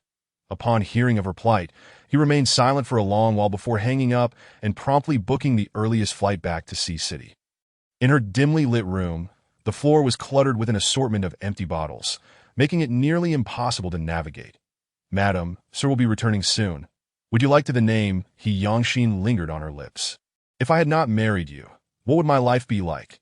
Without He Yongxin, she might have been reduced to begging on foreign streets, living a carefree existence, uncertain of her next meal. "Madam, you're intoxicated. Allow me to assist you to rest." The servant, unable to comprehend fully, was aware that the head of the household would soon return, and if he witnessed his wife in such a state, none of them would escape unscathed. Though Qin Xinhuan typically appeared slight, the strength she exhibited when intoxicated was surprisingly formidable. The servant, out of breath after multiple attempts to aid her, ultimately conceded and sought assistance elsewhere. "He Yongxin, let us conclude this widow-like marriage." She yearned to witness the hues of the wind, to experience unrestrained freedom, to savor solitary afternoon teas. After a while, she found herself enveloped in a warm embrace. A gentle breeze caressing her ear, stirring her heart. "Are you well? You've returned." In her semi-conscious state, she could only discern a hazy visage, familiar by voice. Perhaps it was the result of sleepless nights. But she felt increasingly dizzy, as though standing on cotton, sinking deeper into its softness than a day later. "Do not dismiss her," He Xian stated coldly, his expression as impassive as a poker face, handing over a stack of cash. "You may leave now that I truly cannot lose this job. I beg you for another chance that I will take better care of the madam next time." The servant clasped her hands together, desperation evident in her eyes. He Xian remained unmoved, reiterating, "I have spoken. The money has been given. You may depart." Upstairs, Qin Xinhuan was startled awake by the commotion. Is it not a weekend? Must one not be allowed a peaceful slumber? Frustration bubbled within her as she roused from what felt like an exceptionally long dream, reminiscent of a century. Did I end that dream? She and He Yongxin were high school classmates, but in different classes. His appearance remained unchanged, though slightly more youthful. The most handsome boy in school, He Yongxin naturally embodied the ideal student in the eyes of the teachers. "Littering is prohibited. Report to the disciplinary office." Came the unhurried tone of the young man on the playground of Nanchang First Affiliated High School, clad in a white t-shirt, sweatpants, and sneakers. Qin Xinhuan, with her hair tied back in a ponytail, crossed her arms defiantly, chin held high. "Do not presume your good looks make you special. I am the school belle." The boy replied coolly, If you do not comply before school ends, I will report you to the principal." Fuming, Chen Xinhuan stammered, "How can a boy be so obstinate, lacking any grace?" Summer CI, holding an ice pop in each hand, remarked, "I told you he is not easily dealt with. No student has ever escaped his grasp. I refuse to believe he can be that difficult." The following day, the same scenario unfolded, the same error repeated. "You littering, report to the disciplinary office." "You again? Is it only you who checks the cleanliness of the school? Or are you the son of some janitor here?" Chen Xinhuan was incensed, blaming him for her reprimand from the teacher that day. She was determined to return the humiliation tenfold, that if you do not comply before school ends, I will report you to the principal. His words echoed the logic of their first encounter. "The do you have nothing else to say? How can a boy be so inflexible?" "He Yangxin," she called out. "This time I called you. Next time, it shall be your turn." Yet the boy did not pause, continuing on his way. The more he ignored her, the more resolute she became. The students assigned to cleanliness rotated weekly. And after a week, it was once again He Yangxin's turn. This time, Chen Xinhuan decided to provoke him during a busy recess. "Watch closely." As her words fell, a bamboo skewer fell perfectly at He Yangxin's feet, landing squarely on his white sneakers, leaving behind a noticeable stain. "That I did not do it on purpose." Though she feigned calmness, her heart raced. Was it too cruel to bully him? After all, she was regarded as a model student by the teachers.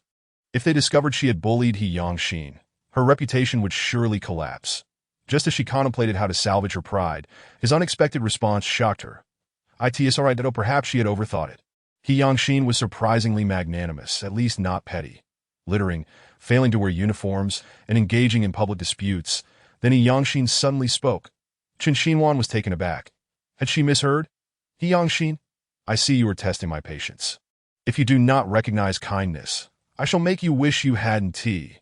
Do you take me for a pushover, challenging me repeatedly? How dare you think I am easy to bully?" Before the gaze of onlookers, a scene of campus violence unfolded, a girl confronting a boy. Stretching luxuriously, Chen Xinhuan relished the dream she had just experienced, a delightful escape that was interrupted by the disturbance below. Downstairs, the servant continued to plead desperately. Now on her knees amidst a scattering of money, the scene pitifully chaotic, the stairwell, Chen Xinhuan was taken aback by the sight before her. "What is happening at this hour?" she inquired, unable to discern the servant's cries. Upon seeing Chen Xinhuan, the servant crawled to her legs. "Madam, please help me. I truly do not want to leave. I will change." "What is going on?" He Xian replied with respect. "Madam, the president has ordered that any servant failing to care for you is to be dismissed." "They have served me well. Why dismiss them?" She was not incapacitated, so why the need for so many servants attending to her? "You passed out at home yesterday. Had the president not intervened, you would be facing a perforated ulcer by now." He Xian's dry humor rendered an otherwise serious topic dull to me. She pointed to herself, unable to recall such an event. It wasn't until she felt a chill that her lost memory resurfaced. She remembered starting to drink heavily after returning from the Chen residence. That shouldn't be. I calculated the timing of my drinking. How could He Yangxin have discovered it? The man who had remained silent on the sofa finally spoke. "Next time you fail to care for yourself, they shall bear the consequences." "Damn you, what a ludicrous rule. You cannot just decide without my consent." The DOI lacked dignity. In her quest for dignity, she felt compelled to resist. If he wishes to dismiss staff, so be it. Why use me as an excuse? He plays the good guy while I bear the blame. I care not for the Chen family's assets. I will not sacrifice my well-being. That he spoke brusquely and departed, leaving behind the magazine he had just perused. The cover displayed an array of dishes beneficial for the stomach, some even circled and marked for emphasis. Chen Xinhuan stood in a daze, recalling her dream self, and instinctively exclaimed, "He Yangxin, you deserve to be beaten." He Yangxin did not turn around, leaving He Xian perplexed by the meaning of her words. Was she referring to He Xiao? Upon exiting Li Jingtiandi, He Xian surmised the man's thoughts, fixing his gaze ahead, poised to turn the car around at any moment. Should they wait a little longer to observe the woman's actions? Chen Xinhuan's excessive drinking this time, He Xian initially thought, was due to Cheng Yao, but after inquiring, he discovered there was another reason. That day, Chen Xinhuan returned to the Chen household, spent less than an hour there, and upon her return, sought solace in alcohol. His intuition suggested that this matter was closely tied to the Qin family. Chapter 56. Trouble if the master finds out after he Yangxin departed. Chun Xinhuan busied herself in her vegetable garden, occasionally sneaking a bite, channeling her anger into labor. She snapped several photos and sent them to Xia, shortly thereafter receiving a call. Did I say, Mrs. He, what mischief are you up to now? Instead of being the respectable Mrs. He, you've turned to farming. On the phone, Xia teased her. You think I'm farming? I'm harvesting the fruits of my labor. These vegetables are grown by my own hands. Free from any chemical fertilizers or pesticides. Completely organic. Care to have some? Of course, but you must deliver them personally. Understood.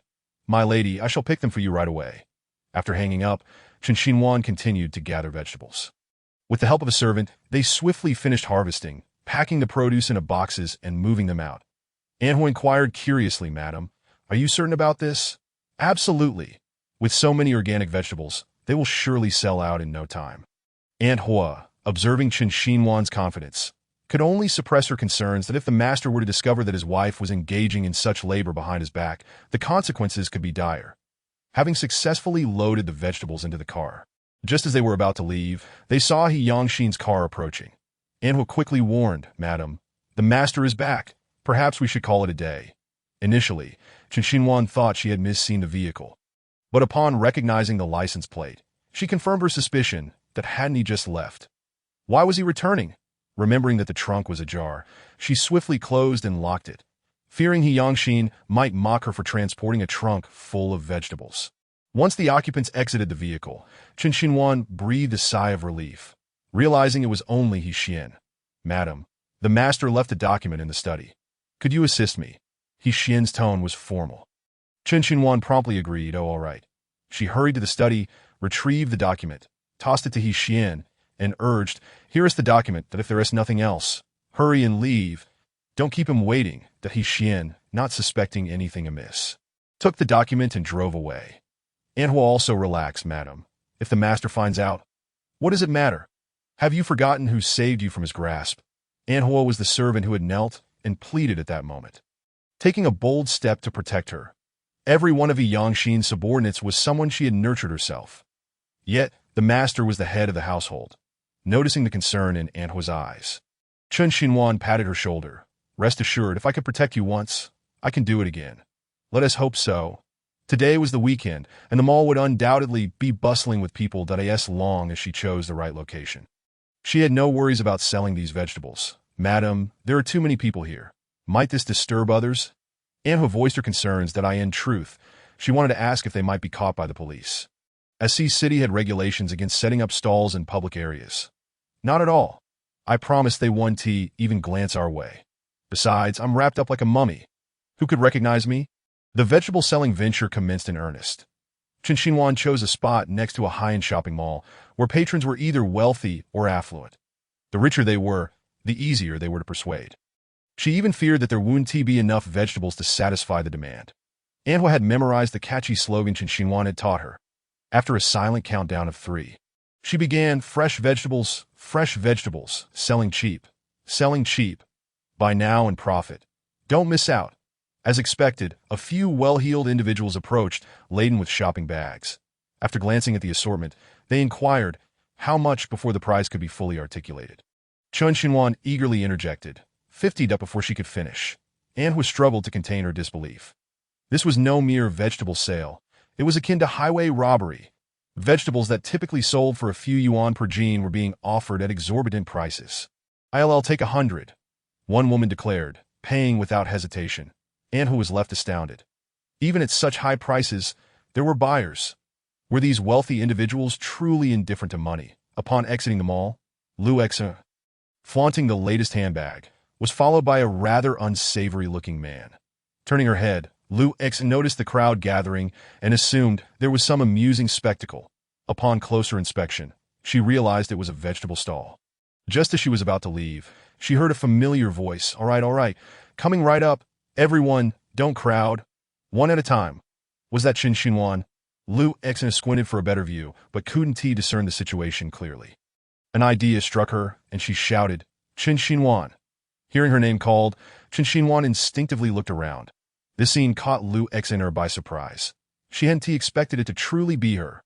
Why was she, the esteemed Mrs. He, out here selling vegetables? The man behind Lu X, noticing her displeasure, stepped forward and asked, "Darling, are you upset? Let us continue shopping." "Dear, I'm upset because I see someone I detest." With that, she pointed towards the jubilant vegetable seller. Chen Xinhuan. The man, following her finger, remarked, "Don't be upset, sweetheart, that I'll teach her a lesson, all right?"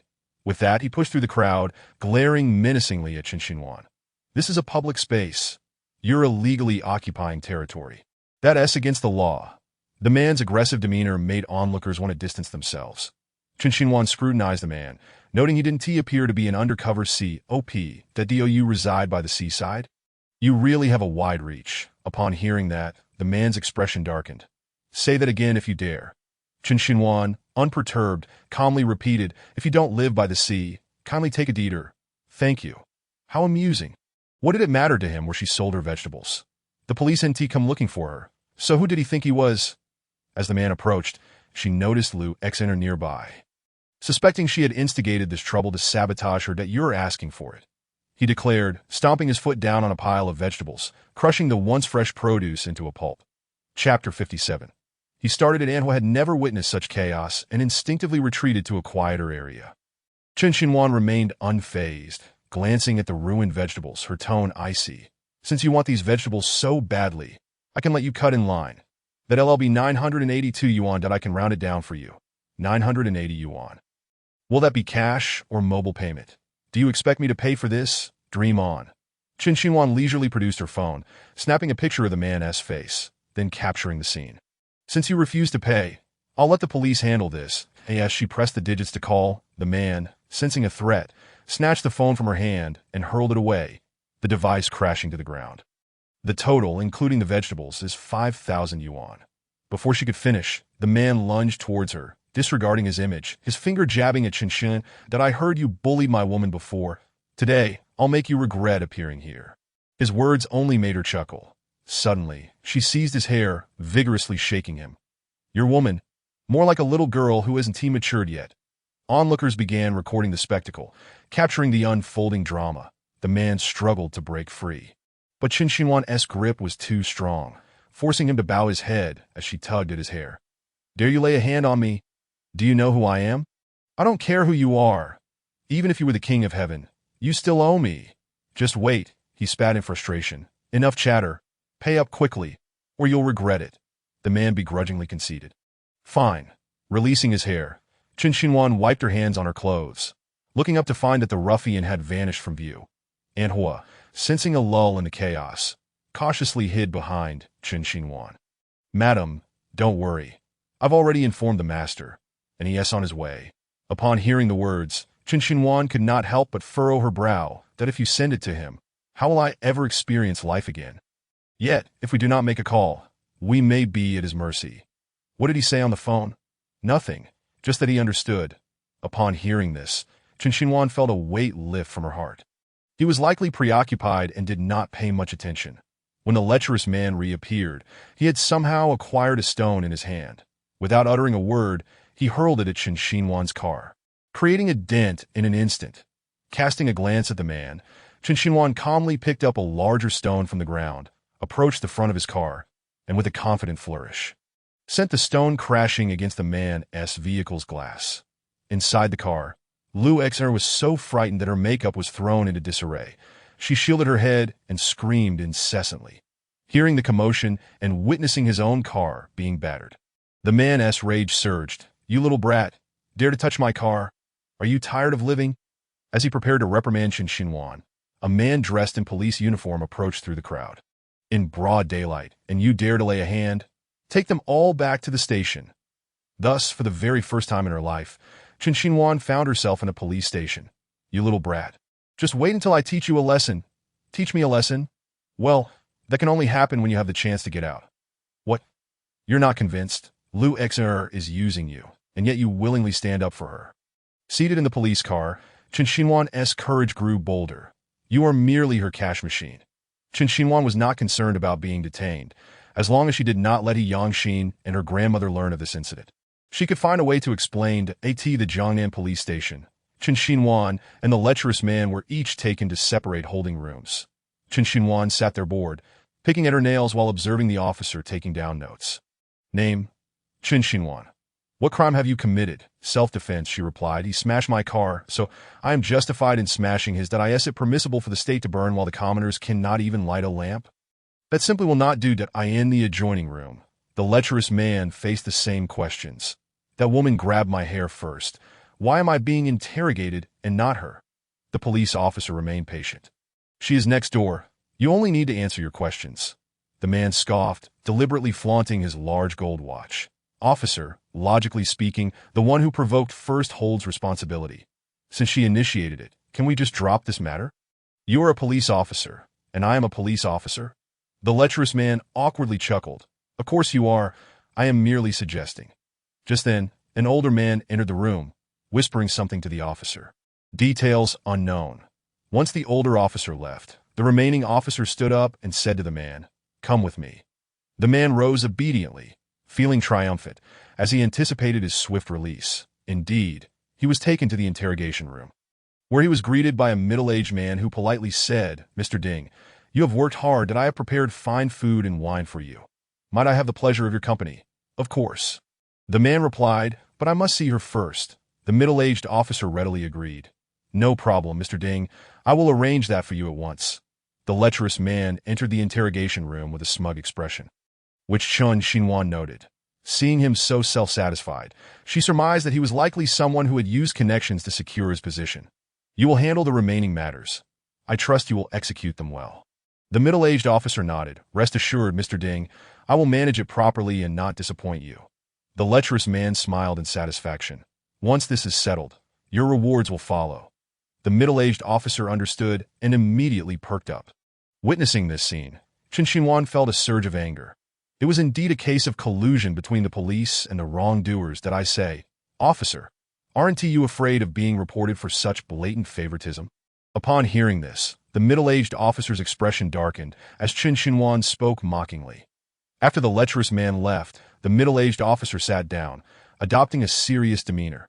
"Let us discuss why you assaulted Mr. Ding." Chen Xinhuan rolled her eyes. "Asking 100 times will yield no different answer. He provoked me first, and I am justified." "What is wrong with that? Are you admitting to assaulting Mr. Ding?"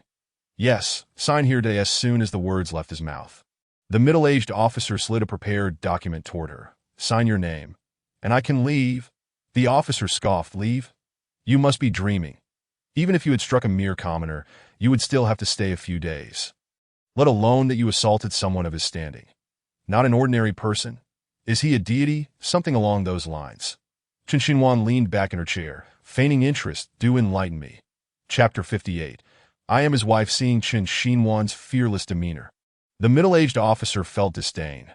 Could it be that this woman had some connections? That thought quickly dissipated. It was impossible. Even if she had some background, it could not compare to that of the man. "Listen well, Mr. Ding is the one in charge of the lucrative area of Beijing. Who in Sea City does not know him? I do not know him. You are merely a lowly citizen, of course. You wouldn't know someone of Mr. Ding's stature. Why pick a fight with him? Don't blame me for not warning you. Even if you have grievances, you must swallow your bitterness this time." Upon hearing this, Chen Xinhuan rolled her eyes. "I refuse to swallow it. What can you do to me? And let me remind you, my connections are far greater than his. Do not underestimate me." The middle-aged officer could not help but laugh, looking at her as if she were a fool. "What connections do you have? A genius in selling vegetables. Let me remind you one last time. I am the wife of the manager of the 4 major districts." As soon as Chen Xinhuan finished speaking, the middle-aged officer burst into laughter again. "That if you were his wife, then I would be his father." This time, it was Chen Xinhuan's turn to laugh heartily. After her laughter subsided, she did not forget to give him a thumbs up. "You are impressive. You are truly impressive to dare claim to be his grandfather." The middle-aged officer, now impatient, turned serious. "Sign the document. Dragging this out will not benefit you." Chen Xinhuan, observing his obsequious demeanor, felt a surge of anger. "What kind of police officer are you? Have I admitted to committing a crime? As the party involved, I have the right to request a lawyer. Offending Mr. Ding, you are fortunate I have not thrown you directly into prison. You think you can request a lawyer? Dream on. Then surely I can make a call to my husband?" You have 5 minutes. After 5 minutes, you will sign, whether you like it or not. With that, the middle-aged officer tossed the phone onto the table, pulled out a cigarette, and indicated that he would smoke while waiting. Chen Xinhuan picked up the phone and, relying on her memory, dialed He Yangxin's number. 1 second, 2 seconds, the call was disconnected. Why is it that every time I need him, he is unavailable, she thought. Feeling frantic like an ant on a hot pan, she dialed again, but the call was quickly disconnected again. Seeing time slipping away, she slammed the phone onto the table in frustration. Did I see doing this on purpose? Choosing the moments I need him the most to be busy. Meanwhile, at the He Corporation's conference room, He Yangxin was conducting a shareholders meeting. His phone vibrated incessantly on the table, irritating him to the point of interruption. He answered the call to AT that moment. A familiar voice came through. Why did it take you so long to pick up? I need you urgently. He Yangxin was taken aback, pausing for a moment before responding. I am in a meeting. What's wrong? I'm at the police station. Come pick me up quickly. He Yangxin's expression remained largely unchanged, but he frowned slightly. Which police station? After she provided the details. He Yangxin hung up the phone. Chen Xinhuan stared at the darkened screen, cursing under her breath. Had it not been for the late hour, she would not have troubled Xia. She would never have called He Yangxin. After finishing his cigarette, the middle-aged officer returned, noticing Chen Xinhuan's gloomy expression and assuming she had failed to reach anyone. The lies have been exposed. The only one left embarrassed is you. Did I advise you to sign? I told you. I am He Yangxin's wife. Dare you let me rot in jail? Without giving the middle-aged officer a chance to respond, she dialed He Yangxin's number once more. The call connected quickly. What is the matter? Chen Xinhuan steadied her emotions. Hurry up. I'm here waiting for you. You must come quickly. I am on my way. He Yangxin replied, feeling a wave of discomfort wash over him upon hearing her words. Quickly. If you take any longer, you might just miss me. That if news breaks of He Yangxin's wife being imprisoned, the one who will be embarrassed is you. Not me. That I'll be there shortly. After finishing the call, He Yangxin hung up again, allowing Chen Xinhuan to finally breathe a sigh of relief. She radiated confidence, tossing her phone onto the table with a flourish, thinking to herself, just wait, your grandson is on his way. The middle-aged police officer picked up his phone, glanced at the call log, his brows furrowed, a hint of unease creeping into his mind. What a nuisance. Chen Xinhuan had no time to engage in a verbal sparring match with him. Instead, she leaned back in her chair, eagerly anticipating He Yangxin's arrival to rescue her. Observing her nonchalant demeanor, the middle-aged officer began to harbor doubts. Could this vegetable vendor truly be He Yangxin's wife? But why would He Yangxin's wife be selling vegetables? It was always wise to leave a back door, so he decided to step out under the pretext of using the restroom to investigate further. Upon entering the reception area, he found the lecherous man still present. The middle-aged officer plastered a courteous smile on his face, tossed a cigarette to the ground, and inquired, Mr. Ding, have you seen He Xiao's wife? The man paused mid-drag, casting a sideways glance at the officer. What's that to you? He retorted that it's the same woman who claims to be He Xiao's wife. The lecherous man burst into laughter. You believe that? I don't think she looked like she was lying. So she can't truly be He Xiao's wife, can she? The man's derisive laughter filled the air, his disdain evident. Do you really think He Xiao's wife would be selling vegetables? While that might be what people say, the wealthy tend to indulge in extravagance. Perhaps it's all a deliberate act. That I've met He Xiao's wife, and I can assure you she is not the woman inside. The middle-aged officer replied, feeling a sense of relief wash over him. He secretly resented Chen Xinhuan for embarrassing him in front of Mr. Ding. Mr. Ding, I'm just being cautious. Since you're certain, I'll notify her right away. We don't have time to waste here. Very well, Mr. Ding. However, that woman just made a phone call, stating she needs to find a lawyer. The lecherous man scoffed. And so, what difference does it make if a lawyer shows up? The outcome will remain the same. Just then, a loud crash echoed through the room as the door was violently kicked open, and a group of men in black, each wielding a club, stormed in with an imposing presence. The middle-aged officer instinctively stood up, his words tumbling out in a jumbled mess. You have some nerve. This is the police station. Do you want to end up in jail? Before he could finish his sentence, a chilling voice cut through the air. The one with the audacity is you. Isn't it? What of the police station? The man before them exuded an aura befitting a king, radiating a hellish intensity that made the middle-aged officer tremble slightly. Upon exiting the detention room, Chen Xinhuan was greeted by this overwhelming scene. Wasn't this a bit excessive? After all, this was a police station, and He Yangshin had the audacity to bring such a large entourage. All armed with clubs, He Yangshin turned and spotted her amidst the crowd, beckoning her to come over. Come here. Qin Xinhuan, begrudgingly obedient, approached with her head lowered, resembling a child awaiting reprimand. Darling, will you dare to do this again? He Yangshin's voice was deep and sultry, devoid of any hint of anger. Qin Xinhuan shook her head. I definitely won tea. He Yangshin noticed the bloodstains on her wrist, took her hand, and examined it closely, finding a wound that had already scabbed over, blood having dried due to a lack of timely attention. How did this happen? I'm not sure. Maybe I got it here. She replied that He Yangshin released her hand, shifted his gaze towards the middle-aged officer and the lecherous man, his eyes piercing like arrows, his voice cold. Who harmed her? The middle-aged officer found himself speechless, crushed under the weight of He Yangshin's formidable presence. Who was this man, and how could he exude such a powerful aura? The lecherous man began to retreat, using those in front of him as a shield. Seeing his cowardly demeanor, Qin Xinhuan felt a significant portion of her resentment dissipate. Suddenly, she turned her attention to the middle-aged officer, adopting a tone of mockery. I say, officer, if I'm truly He Xiao's wife, then you must be He Xiao's grandfather. Now that He Xiao stands before you, why aren't you saying anything? The middle-aged officer was rendered dumbfounded. He Xiao, this powerful man with a bloodthirsty gaze, was the legendary He Xiao. Still harboring doubts, he glanced at the lecherous man. Is he really He Xiao? Haven't you met him before? Don't you recognize him? The lecherous man was visibly flustered, stumbling over his words. Of course, I've met He Xiao. This person must be an imposter. He Xiao is an incredibly busy man. How could he possibly come to the police station over a woman? Don't be deceived by them. He Yangshin listened intently to their exchange, his brows knitting in concern. What do you mean? Qin Xinhuan explained. Oh, nothing much. They don't believe in our relationship, so they made a bet. They said if I'm He Xiao's wife, then your grandfather, He Yangshin, far from being angry, looked at her with a doting expression. Next time, don't speak out of turn. The middle-aged officer pressed on. What exactly is going on? Do you know He Xiao or not? The lecherous man, in a state of panic, began to sweat profusely. Realizing he wasn't the true authority over the Northern Territory, he was merely a lowly henchman. However, due to a misunderstanding, he had claimed to be the one in charge, and thus his colorful life ensued. Of course, I know him. Seeing the lecherous man's confident demeanor, the middle-aged officer felt emboldened.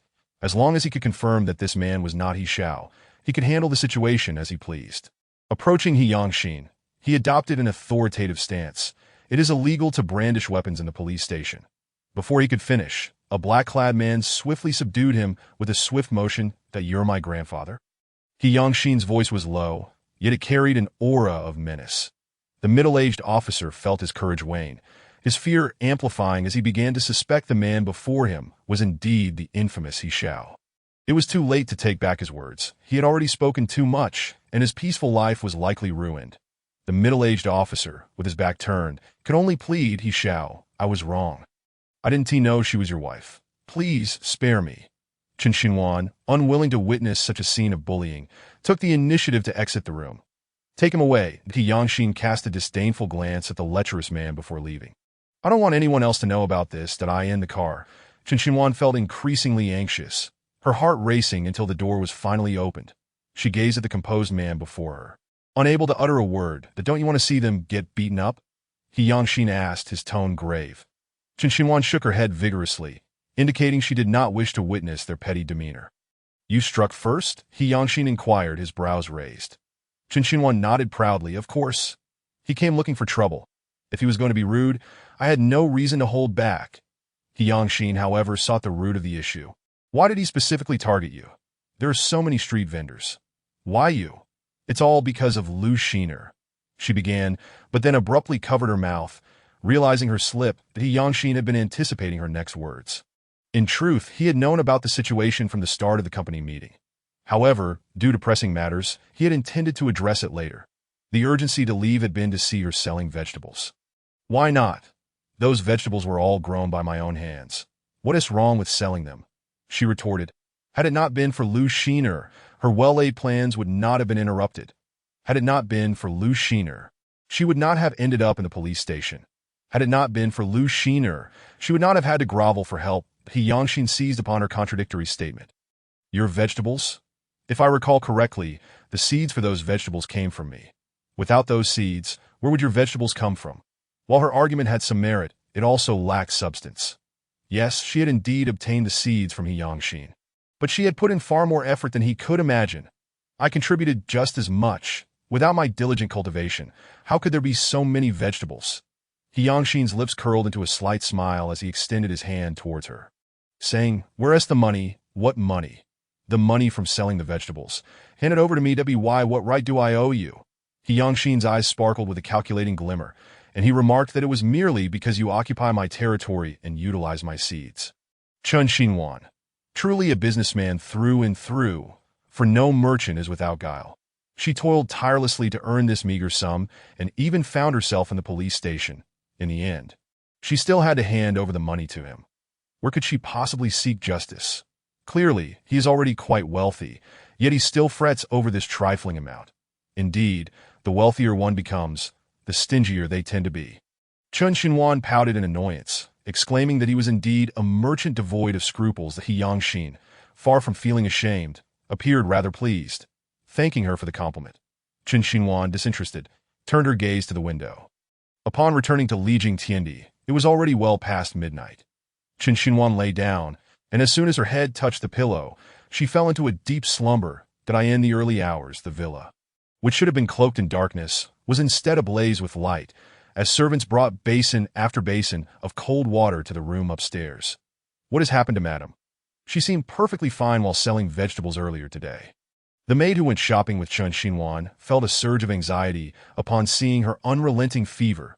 If anything were to happen to Madame, she would bear the blame for life. What is going on? How could she suddenly develop a high fever? He Yangxin stood at the foot of the bed, gazing at the pale figure lying there, his tone as frigid as ice. The doctor adjusted his glasses and stammered. Does Madame have any wounds? This fever may be a result of an infected injury. That an infected wound. The fever must stem from the injury on her wrist. He regretted not having checked her wounds more thoroughly upon his return, which led to this predicament. Half an hour later, the doctor emerged from the room, visibly exhausted, beads of sweat glistening on his forehead. Young master, the Madame's fever has subsided. As long as her wound is properly cared for, she should not experience further fever. When will she awaken? She will regain consciousness shortly. Once everyone departed, only He Yangxin and Chen Xinhuan remained in the room. He positioned himself by the bedside, observing the girl's exquisite features, her delicate, curled eyelashes fluttering slightly, dust clinging to them. That He Yangxin tentatively placed his hand against her forehead. The heat radiated through his palm.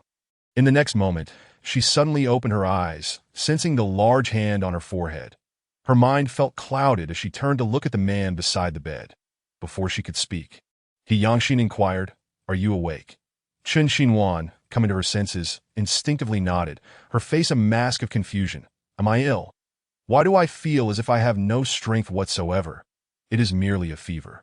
There is nothing serious. Rest well.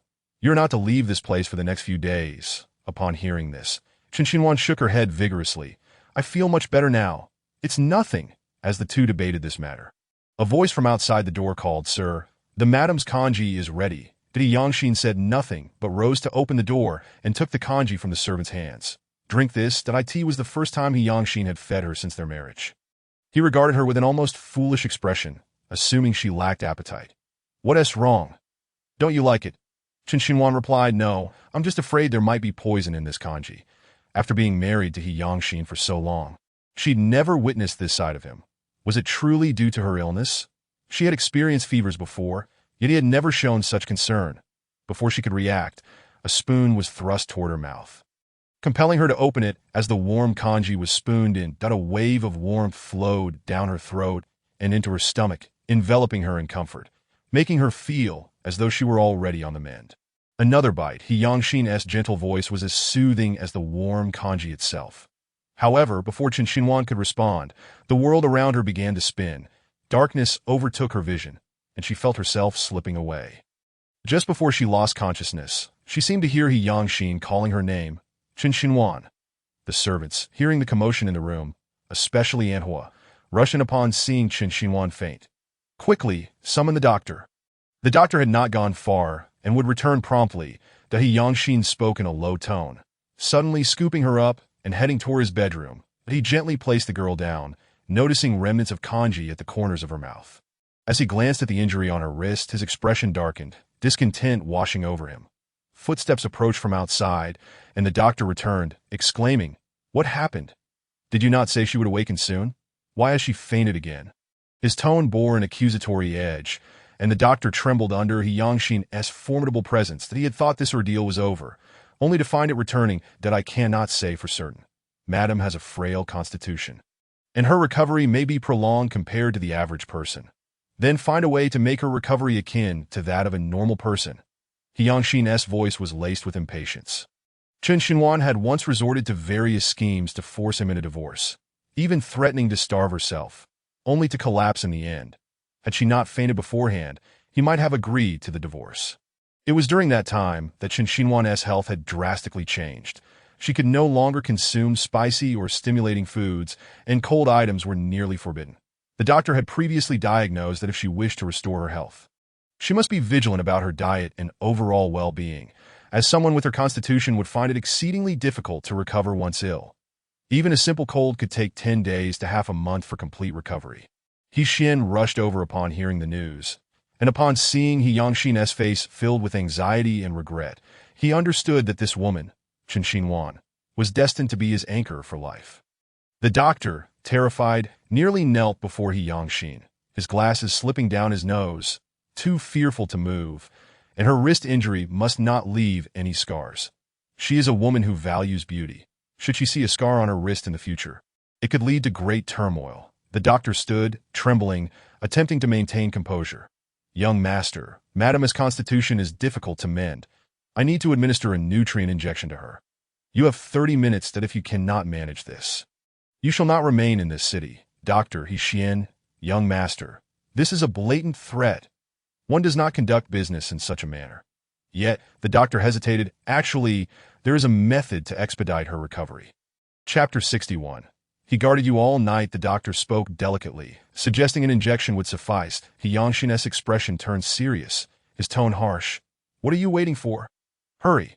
It would undoubtedly be painful." The doctor's meaning was clear as he awaited the man's consent. Should Yangxin agree, he could administer the injection to Qin Xinhuan. Should he refuse, Yangxin did not hesitate to respond. Fine. Time passed slowly, and it was not until the early hours of the morning that the doctor and Yangxin finally managed to bring Qin Xinhuan's fever down. Perhaps due to the medication, Qin Xinhuan drifted in a semi-conscious state, feeling as though her entire body were in disarray. When she finally opened her eyes again, it was already noon the following day. The chandelier above her and the familiar surroundings indicated clearly where she was. How did she end up in Yangxin's room? She had not come here last night, had she? Just as she prepared to rise for water, a firm grip on her arm restrained her, every movement sending waves of pain through her. Yangxin. She attempted to call his name. Why was he here? Had he stayed the entire night? She recalled him bringing her a bowl of kanji. But after that, her memory faded. After calling him several times with no response, and feeling parched, she decided to get up herself. However, as soon as her legs emerged from the covers, a large hand stopped her, commanding, "Lie back down." Yangxin suddenly awoke, scolding her. Startled, Qin Xinhuan quickly returned her legs to the warmth of the covers. "Why are you so fierce? I am a patient. Don't you know that patients deserve gentle care?" "Oh!" Yangxin regarded her with a cold stare, his expression dark, before rising to place his hand on her forehead, testing her temperature. "It seems the fever has subsided. I will summon a servant to prepare some food for you." With that, Yangxin turned to leave, but Qin Xinhuan called out, "I want some water." Yangxin said nothing and exited the room. She assumed he was gone for good, but a minute later he returned with a glass of water. In the meantime, he had received a call from the company. Xian informed him of an urgent matter that required his attention, prompting Yangxin to leave. Not long after Yangxin departed, Anhua entered, pushing a small dining cart. "Madam, are you feeling any better?" Qin Xinhuan feigned indifference, assuring her, "Don't worry, Anhua, I'm perfectly fine." Anna placed the dishes before her, explaining, "Sir specifically instructed that you must finish your meal. This will hasten your recovery." As she spoke, She noticed the injury on Chen Xinhuan's wrist, concern etching her features. What happened? How did you injure yourself? Chen Xinhuan reassured her. Don't worry, Aunt Hua. It's just a minor injury. At that moment, she heard the sound of a car starting outside and, filled with curiosity, asked, Is he Yangxin returning to the company? Does that mean there is no one else in the villa? Prepare to speak. She has no one to avoid anymore. With the Yangxin's departure, she has every opportunity to step outside for some fresh air than a minor cold, yet it is being blown out of proportion. Those who are aware might think she is frail and sickly, while those who are uninformed may assume she is simply being lazy. Madam, is there anything you need? You may instruct me, she says. After dealing with Chen Xinhuan, she understands Chen Xinhuan's little thoughts. Her husband had instructed her before leaving, forbidding her from leaving this room, so she would rather not make it difficult for her. Aunt Hua, how could you forget the wonderful times we had shopping for groceries together? He has only been ill for 2 days, yet the hearts of those who were so easily won over are now instantly claimed by He Yangxin. Aunt Hua, being a person who has learned her lessons, naturally understands the consequences of offending that gentleman, so I still advise you to refrain from going against your husband. Otherwise, the repercussions may be beyond what you and I can foresee. Aunt Hua, your fear of him does not imply that I share the same sentiment. Her relationship with He Yangxin has always been one of mutual benefit. The purpose of their marriage was all too clear. How she wishes to indulge in freedom and extravagance after marriage is entirely her own affair, irrelevant to him. As her words concluded, Chen Xinhuan had already risen from the bed. Seeing this, Aunt Hua immediately exclaimed, Madam, please listen to your husband's wishes. He has already said you are not to go outside, that if he says I shouldn't, should I then remain confined? Her persona has never been that of a docile and obedient child. Now that she has recovered, where she wishes to go is her own prerogative. Despite Aunt Hua's persistent attempts to dissuade her from leaving, in the end, it was He Yangxin who returned halfway. Finding her unoccupied, she was adorned in a lace-trimmed nightgown, the hem swaying in the breeze, and Chen Xinhuan also took note of him. What is it? Did another document fall? This time, it was He Xian returning for papers. Chen Xinhuan, like an inquisitive child, bombarded him with 3 questions in a row, causing the man's brows to furrow, though not due to the matter at hand that you've just recovered from a cold. Why are you dressed like this while outside? He Yangxin's tone was gentle, a stark contrast to his usual demeanor. Without much thought, she replied, I just wanted to bask in the sunlight to avoid feeling stifled indoors. Her voice carried an undercurrent of indignation, that He Yangxin remained silent, returning to fetch some items before departing. Ti Jinshe obey Yu Yuan. Chen Xinhuan arranged to meet Xia Xi. She felt compelled to share the events of the past few days with Xia Xi, as it would alleviate her burdens and spare her the loneliness of carrying them alone. So, He Xiao kept watch over you the entire night. Xia Xi's voice, already loud, escalated further. Did I end that moment? Chen Xinhuan regretted sharing this information with Xia Xi. Are you afraid the world will learn of this? He is worried that if anything happens to me, he'd have to find another wife, and not just any wife, but one who is wealthy. No way. Xia Xi could hardly believe it.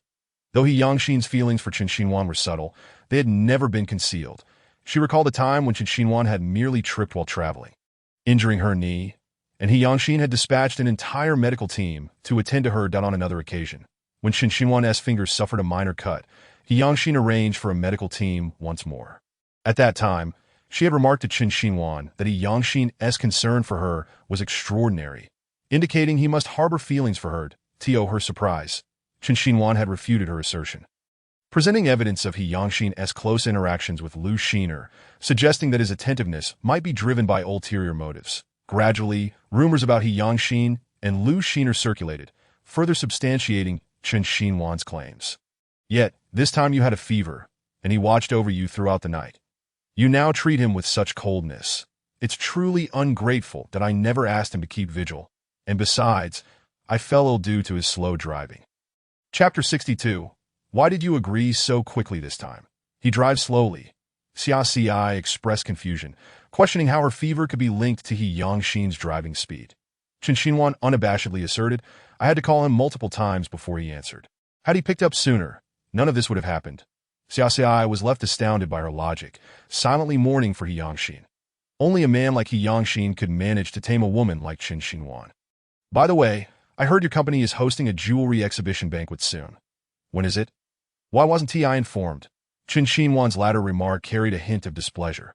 She had only learned of the banquet online. Had she not met Xia Xi today, she might have completely overlooked it. Isn't this for you? Upon saying this, Xia Xi produced a stack of invitations from behind her, presenting them to Chen Xinhuan. Why are there so many?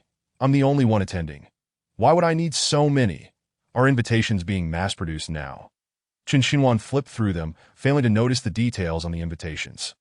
Xia Xi rolled her eyes. You're the one buying in bulk. These are for your family members. You see them every day, so just help me deliver them.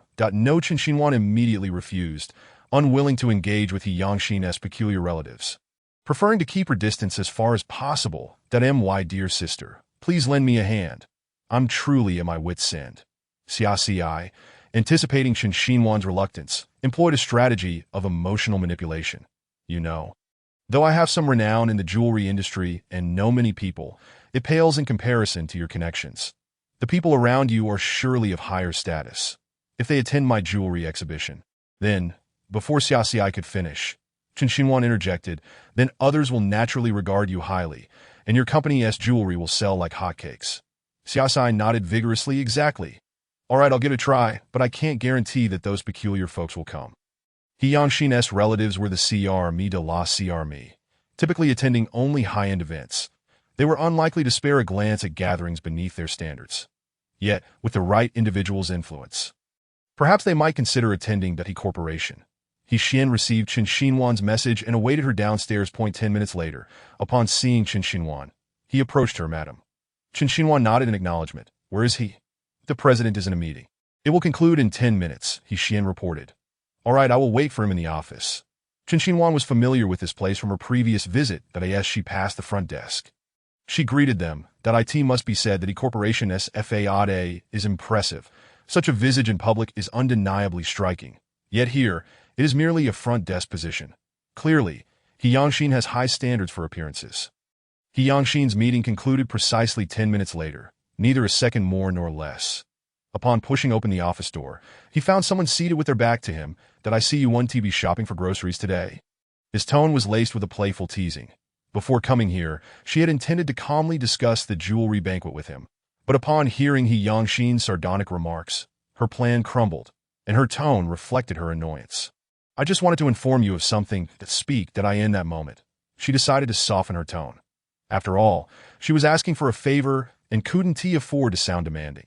Xia Xi's company is hosting a jewelry exhibition. Could you inform your family members to attend? Is that all? He Yangxin tilted his head, puzzled. What else there to negotiate? Just send the invitations directly. Your relatives are not unaware. They wouldn't attend unless it's a high-end event. So, could you, before Chen Xinhuan could finish, he interjected, I can. Seeing his quick agreement left Chen Xinhuan somewhat baffled. Why was he so agreeable this time? Really, yes, he confirmed. Wonderful. This resolves Xia Xi's dilemma, ensuring she won't be looked down upon in the jewelry industry. The He family members, even the least prominent among them, are leaders in the business world, wielding significant influence. Thank you so much. I'll take my leave now. With matters resolved so swiftly, Chen Xinhuan felt her spirits lift. Eager to share the good news with Xia Xi, only to be doused with cold water by He Yangxin's next words. They are currently abroad and cannot return, but there are 2 people in the country. Chen Xinhuan's emotions fluctuated like a roller coaster. Relieved that his subsequent statement did not disappoint her. 2 people are better than none. She expressed, ever grateful. All right, I will have He Xian notify Yu and her husband. It took her a moment, a second, then a third, for Chen Xinhuan's brain to reboot. Did you say who? He Yu and Cheng Yao. He Yangxin repeated himself once more, and without a moment's thought, Chen Xinhuan turned on her heel and departed, muttering an apology for having spoken earlier. Setting aside He Yu's demeanor as a pampered heiress, one must question the propriety of her attending the banquet in her condition. And what of Cheng Yao? That scoundrel? Did he intend to disgust her by his mere presence? It was evident that He Yangxin was being deliberately malicious. His intentions were far from benign. Upon exiting He Yangxin's office, Chen Xinhuan donned an entirely different expression. Her face as frosty as a frostbitten eggplant. The onlookers noted the peculiar shift in her demeanor and clustered together to gossip, wondering aloud why the president's wife appeared so displeased.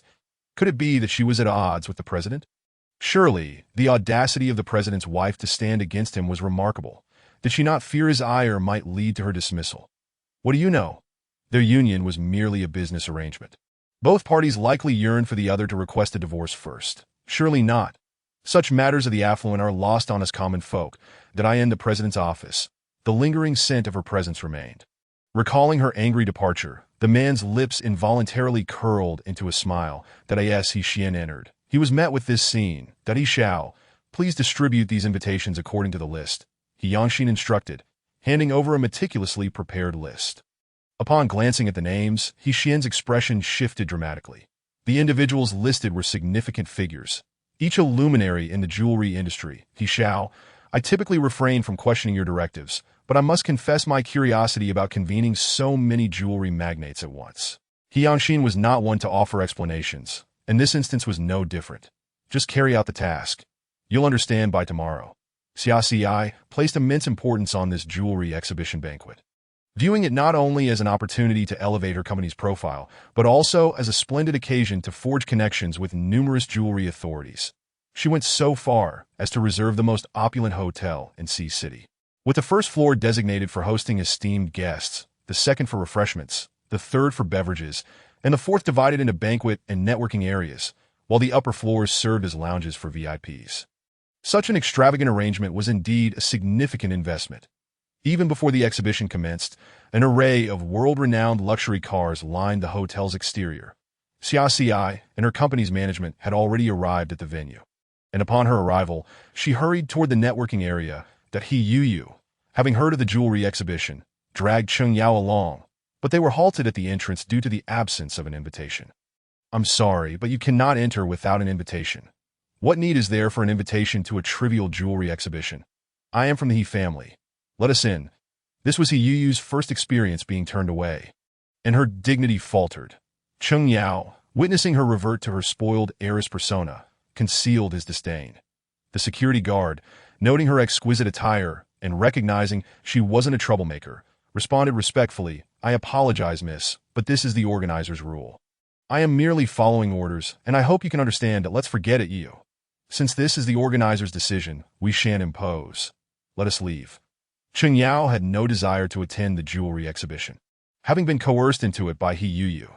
Now, with such a blatant pretext, he felt justified in departing. Why should we just leave? There is no rule that states an invitation is mandatory. I must see this jewelry exhibition today. My dear, the jewels here pale in comparison to yours. What is there to see? Perhaps I should buy you something new instead. Shall I? Cheng Yao's tone dripped with disdain, making even the security guard feel uncomfortable. Seeing his demeanor, it was evident he was a mere doormat, yet he had the audacity to suggest buying her something new. Cheng Yao's words held some sway, and He Yu was indeed persuaded. Very well, that it's merely an exhibition by an obscure individual. Perhaps it is best not to attend. With this thought, as Cheng Yao prepared to escort He Yu away, they unexpectedly encountered acquaintances. Cousin, what brings you here? He Yu's gaze fixed on Chen Xinhuan, who was linked arm in arm with the Yangshin, her expression instantly tightening with anxiety. To be precise, it was only after spotting Chen Xinhuan that her tension escalated. Following their last family gathering, she had commissioned an investigation into the relationship between Chen Xinhuan and Cheng Yao, only to discover that they had once been lovers. What are you doing here? He Yangshin countered that I came to attend the jewelry exhibition, but they won't let me in. He Yu's voice was laced with indignation as she directed a venomous glare at Chen Xinhuan. Chen Xinhuan, overhearing their exchange, was taken aback. What transpired? Had He Yangshin not provided invitations to He Yu and her party? To whom had those invitations been given? You must possess an invitation to enter.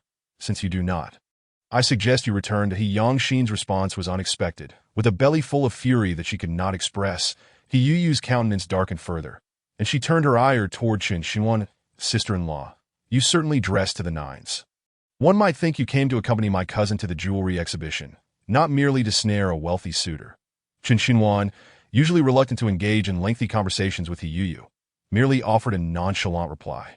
Thank you for the compliment. That it was one thing for Chen Xinhuan to remain silent, but her words further soured He Yu's expression. Yu, let us return. It is getting late. Cheng Yao's silence was one thing, but his subsequent interjection made He Yu feel as though he was deliberately siding with Chen Xinhuan. What is it to you? Are you taking her side? This unprovoked remark set the other three on edge. Cheng Yao thought, does she suspect the connection between him and Qin Xinhuan? Qin Xinhuan pondered, what could have prompted He Yu's sudden outburst? It seems Cheng Yao has disclosed their former relationship to her. He Yangxin mused, is she still preoccupied with him? You misunderstand. You did I merely worry for your health. The doctor advised you against prolonged exposure outdoors. Cheng Yao responded swiftly, avoiding any incriminating signs. Your concern is unwarranted. My husband does not even register on my radar, nor do I harbor any interest in coveting another spouse, Qin Xinhuan retorted, eager to dispel any notions that she and Cheng Yao were still connected. He Yu, disregarding her burgeoning belly, feigned to strike at Qin Xinhuan, but He Yangxin swiftly intervened. Simultaneously, another man made a similar move. Cheng Yao instinctively stepped in front of Qin Xinhuan, but he was a moment too late, as He Yangxin had already shielded her. Thus, the scene unfolded with Qin Xinhuan standing behind He Yangxin and He Yu behind Cheng Yao, creating a one-on-one standoff that Mr. Cheng seems quite concerned for my cousin, He Yangxin remarked, and that single statement spoke volumes. Cheng Yao grasped the underlying implications and responded, Mr. He appears to be quite attentive to Miss Chun. It seems your married life is quite affectionate. Qin Xinhuan, unable to discern their conversation, sought to avoid further interaction with Cheng Yao and gently tugged at He Yangxin's arm. Time is of the essence. Let us proceed inside, that I look forward to an opportunity to speak with Mr. Cheng at length. He Yangxin whispered to Cheng Yao as he departed. Though Qin Xinhuan was oblivious to their exchange, she could tell from Cheng Yao's demeanor that something was amiss. Had He Yangxin issued him a warning? After lingering outside for a while, they finally entered, and Qin Xinhuan was awestruck by the spectacle before her. Xiaoxi had indeed spared no expense in organizing the exhibition here. Even He Yangxin noted the extravagance. Your friend has truly gone all out this time. Could it be that he was the one who invited them? Xiaoxi hastily concluded the topic and quickly walked over to the crowd. Busy introducing her company's products, Qin Xinhuan, feeling somewhat awkward, turned her back and approached He Yangxin. Who invited those people? She inquired. He Yangxin responded, ditto. The exhibition was quite lively, and with the presence of those professionals. Xiaoxi's jewelry exhibition could be deemed a resounding success. With a considerable number of products sold, Tio embodied the role of Mrs. that he effectively. She intended to stay close to He Yangxin throughout the evening. However, when He Yangxin encountered a business partner midway, they were forced to part ways. Qin Xinhuan found a relatively quiet corner to conceal herself, observing Xiaoxi bustling about, suddenly feeling a twinge of envy. It seemed that aside from playing the role of Mrs. she had little else to occupy her time. Out of the blue, an incongruous figure entered Qin Xinhuan's line of sight, Lin Ruizhi. What was she doing here? She could hardly believe that Xiaoxi would invite Lin Ruizhi to this event. Lin Ruizhi appeared in a low-key dark red gown, making her entrance into the public eye. Just as Qin Xinhuan was about to leave this serene refuge, Lin Ruizhi's gaze swiftly and accurately landed on her. Initially thinking Lin Ruizhi would approach her, the next moment she merely offered a strange smile. Qin Xinhuan instinctively tensed. What tricks was Lin Ruizhi up to? The exhibition continued, yet Qin Xinhuan no longer felt inclined to stay to what's going on. How did your malicious stepmother end up here? Xiaoxi noticed Lin Ruizhi as well, probably putting down her tasks to find Qin Xinhuan. Qin Xinhuan's gaze remained fixed on Lin Ruizhi in the distance, surmising that she was likely here for him. Are you saying she's here for your man? Xiaoxi's face displayed disbelief, her jaw nearly dropping. Realizing the misunderstanding, Qin Xinhuan knew Xiaoxi was thinking incorrectly. Lin Ruizhi was probably here for the land in the North City. I see. Xiaoxi's expression shifted to one of understanding, evidently realizing she had overthought the situation. As she munched on the snacks in her hand, she pondered, what does your man mean by this? Is he agreeing to give that land to your wicked stepmother? Absolutely not. Even if He Yangxin agrees, I certainly won't. The land in the North City would never be given to Lin Ruizhi. Not even if it were offered to someone else that He Yangxin. You're here too. Lin Ruizhi seized the opportunity to engage He Yangxin in conversation. Upon hearing her voice, He Yangxin turned around, his brows immediately furrowing at the sight of her. And he nodded slightly. Lin Ruizhi had no real connection with him. Were it not for her repeated attempts to meet him under the guise of Qin Xinhuan, he would hardly remember her existence. That He Yangxin. Didn't Wan find anything she liked at this jewelry exhibition? Lin Ruizhi adopted a maternal demeanor. She was well aware of Yang Xian's character, as she always met him under Chun Xinhuan's name. Lin Ruiji, who did not look her age thanks to her self-care, could easily pass for an unmarried woman. Yet, every time she stood before Yang Xian, she adopted this motherly guise, which felt particularly discordant that if she liked something, I will buy it for her, Yang Xian stated, effectively closing the topic that Yang Xian, and I came here to, before she could finish her sentence. Chun Xinhuan, rushing over, interrupted, "What are you doing here? I've been looking for you. There are important clients waiting for you over there." Yang Xian recognized that Chun Xinhuan was deliberately providing him with an excuse to escape. "I can accompany you," he offered. Chun Xinhuan assured him with a tone that suggested her presence was enough, that "Don't worry, I'll be there shortly." She did not wish for Yang Xian to have any interaction with Lin Ruiji. Not solely because of their true relationship, but also due to a significant concern. She did not want to one day find herself at a disadvantage after a potential divorce from him. Lin Ruiji, observing from the side, wore a displeased expression. Once again, Chun Xinhuan was ruining her plans. She had tracked Yang Xian for an entire week, finally discovering that he would attend this jewelry exhibition. Lin Ruiji had hoped to leverage the event to converse with Yang Xian more, thereby facilitating a discussion about the North City land, but now everything was in disarray due to Chun Xinhuan's interference. As soon as Yang Xian left, Lin Ruiji immediately reverted to her previous demeanor. "Chun Xinhuan, what do you mean by this? What do you mean?" Chun Xinhuan stepped closer, appearing unperturbed to outsiders. "Yang Xian is not your man, nor is he your cash cow. Keep your distance from him." Lin Ruiji glared at Chun Xinhuan, then suddenly chuckled softly. "Chun Xinhuan, don't forget who brought you this cash cow. Your current lifestyle is all thanks to me. Indeed, I owe it all to you. My blissful marriage is truly your doing. Were it not for that man supporting her, she would have long since exposed Lin Ruiji's true nature." In the distance, Xiaoxi anxiously clutched her clothing, wishing she could rush forward and slap Lin Ruiji twice. Every time Chun Xinhuan interacted with Lin Ruiji, her spirit felt agitated. "If you go now, it will only provoke her further." Yang Xian's voice intervened, halting Xiaoxi's impulsive thoughts. But Wan, Yang Xian gazed fondly at the figure in the distance. "Rest assured, she will handle it well." Chapter 65. On-stage performance. Xiaoxi could not comprehend Yang Xian's confidence, despite Chun Xinhuan's typically amiable demeanor and her appearance as a refined lady. If truly provoked, one could not predict what extreme action she might take. Lin Ruiji refrained from further comments, bypassing Chun Xinhuan and casting her a meaningful smile before walking toward the center of the crowd. "Allow me to introduce myself. I am Lin Ruiji. Tonight is Miss Xia's jewelry exhibition, and I am honored to be invited. That I would like to express my gratitude to someone here." The moment Lin Ruiji finished speaking, Chun Xinhuan detected a hint of scheming in her words. What was Lin Ruiji plotting this time? Chun Xinhuan shot her a series of warning glances, hoping to convey that this was Xiaoxi's exhibition and it must not be ruined. Lin Ruiji, noticing her signals, chose to ignore them and continued reciting her prepared lines with poise. Since Chun Xinhuan would not allow her to have an easy time, how could she let her off the hook? Everyone knows that before marrying Mr. He, Chun Xinhuan was a renowned talent at school. Now, as Mr. He's wife, they are indeed a match made in heaven. As her elder, I naturally take pride. Faced with Lin Ruiji's sudden praise, Chun Xinhuan's heart sank, failing to notice the man's gaze upon her. What was happening? This woman was up to something. Instinctively, she grasped Yang Xian's fingers that a woman's intuition is often quite accurate. From the moment she met Lin Ruiji, she had never heard her praise her in front of so many people. Such abnormality surely signaled ulterior motives, having played the role of Mrs. He for many years. Chun Xinhuan was largely unfamiliar to those present, but everyone was well acquainted with the other figure Lin Ruiji had mentioned. Yang Xian was the Prince Charming in the hearts of all women in Sea City.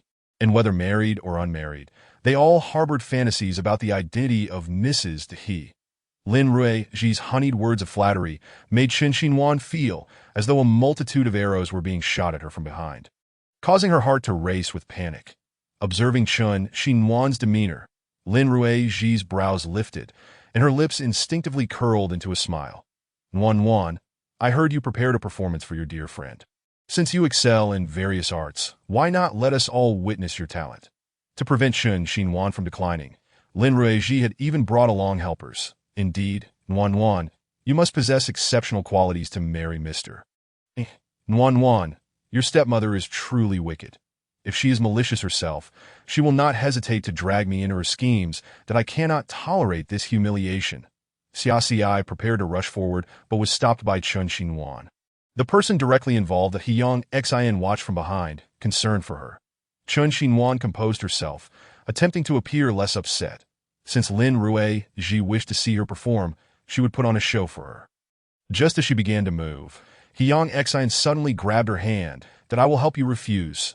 You don't need to go. Hiyang Xin had thoroughly investigated her past before their marriage and knew that since her mother's passing, she had not engaged in any artistic pursuits. Forcing her to perform in front of so many people was akin to public humiliation. Meanwhile, another party was worried for Chen Xinhuan in a corner. Lu Xinair observed everything from a distance, secretly delighted, yet somewhat apprehensive. As the daughter of the Chen family, how could Chen Xinhuan lack any talent? The jewelry exhibition, once a splendid event, had transformed into a battlefield of intrigue due to Lin Ruiji's words, the atmosphere in the entire venue turning palpably tense. Noticing Chen Xinhuan's hesitation, Lin Ruiji urged, Nuan, what are you waiting for? Everyone is eager to see. As her words fell, someone in the crowd began to clap, and soon a wave of applause erupted throughout the hall. Nuan, Lin Ruiji is truly overstepping her bounds.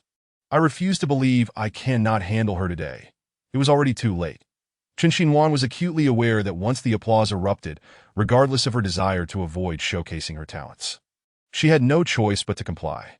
The way she adeptly seized the moment was indeed remarkable. Hiyangxin's expression was scarcely more favorable. He harbored a fierce desire to see Lin Ruiji torn to shreds.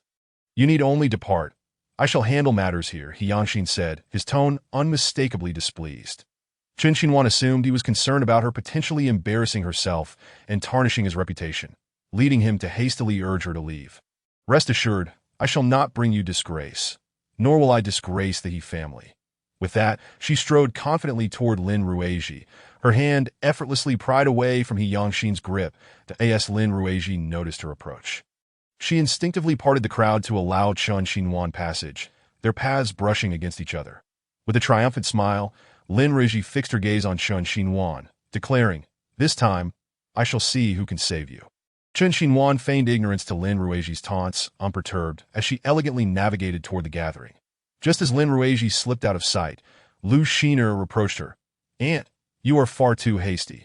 What if Chen Xinhuan possesses talent? Upon hearing Lu Xiner's words, Lin Ruiji shot her a frigid glare, disregarding her entirely. I am well aware of how capable Chen Xinhuan is.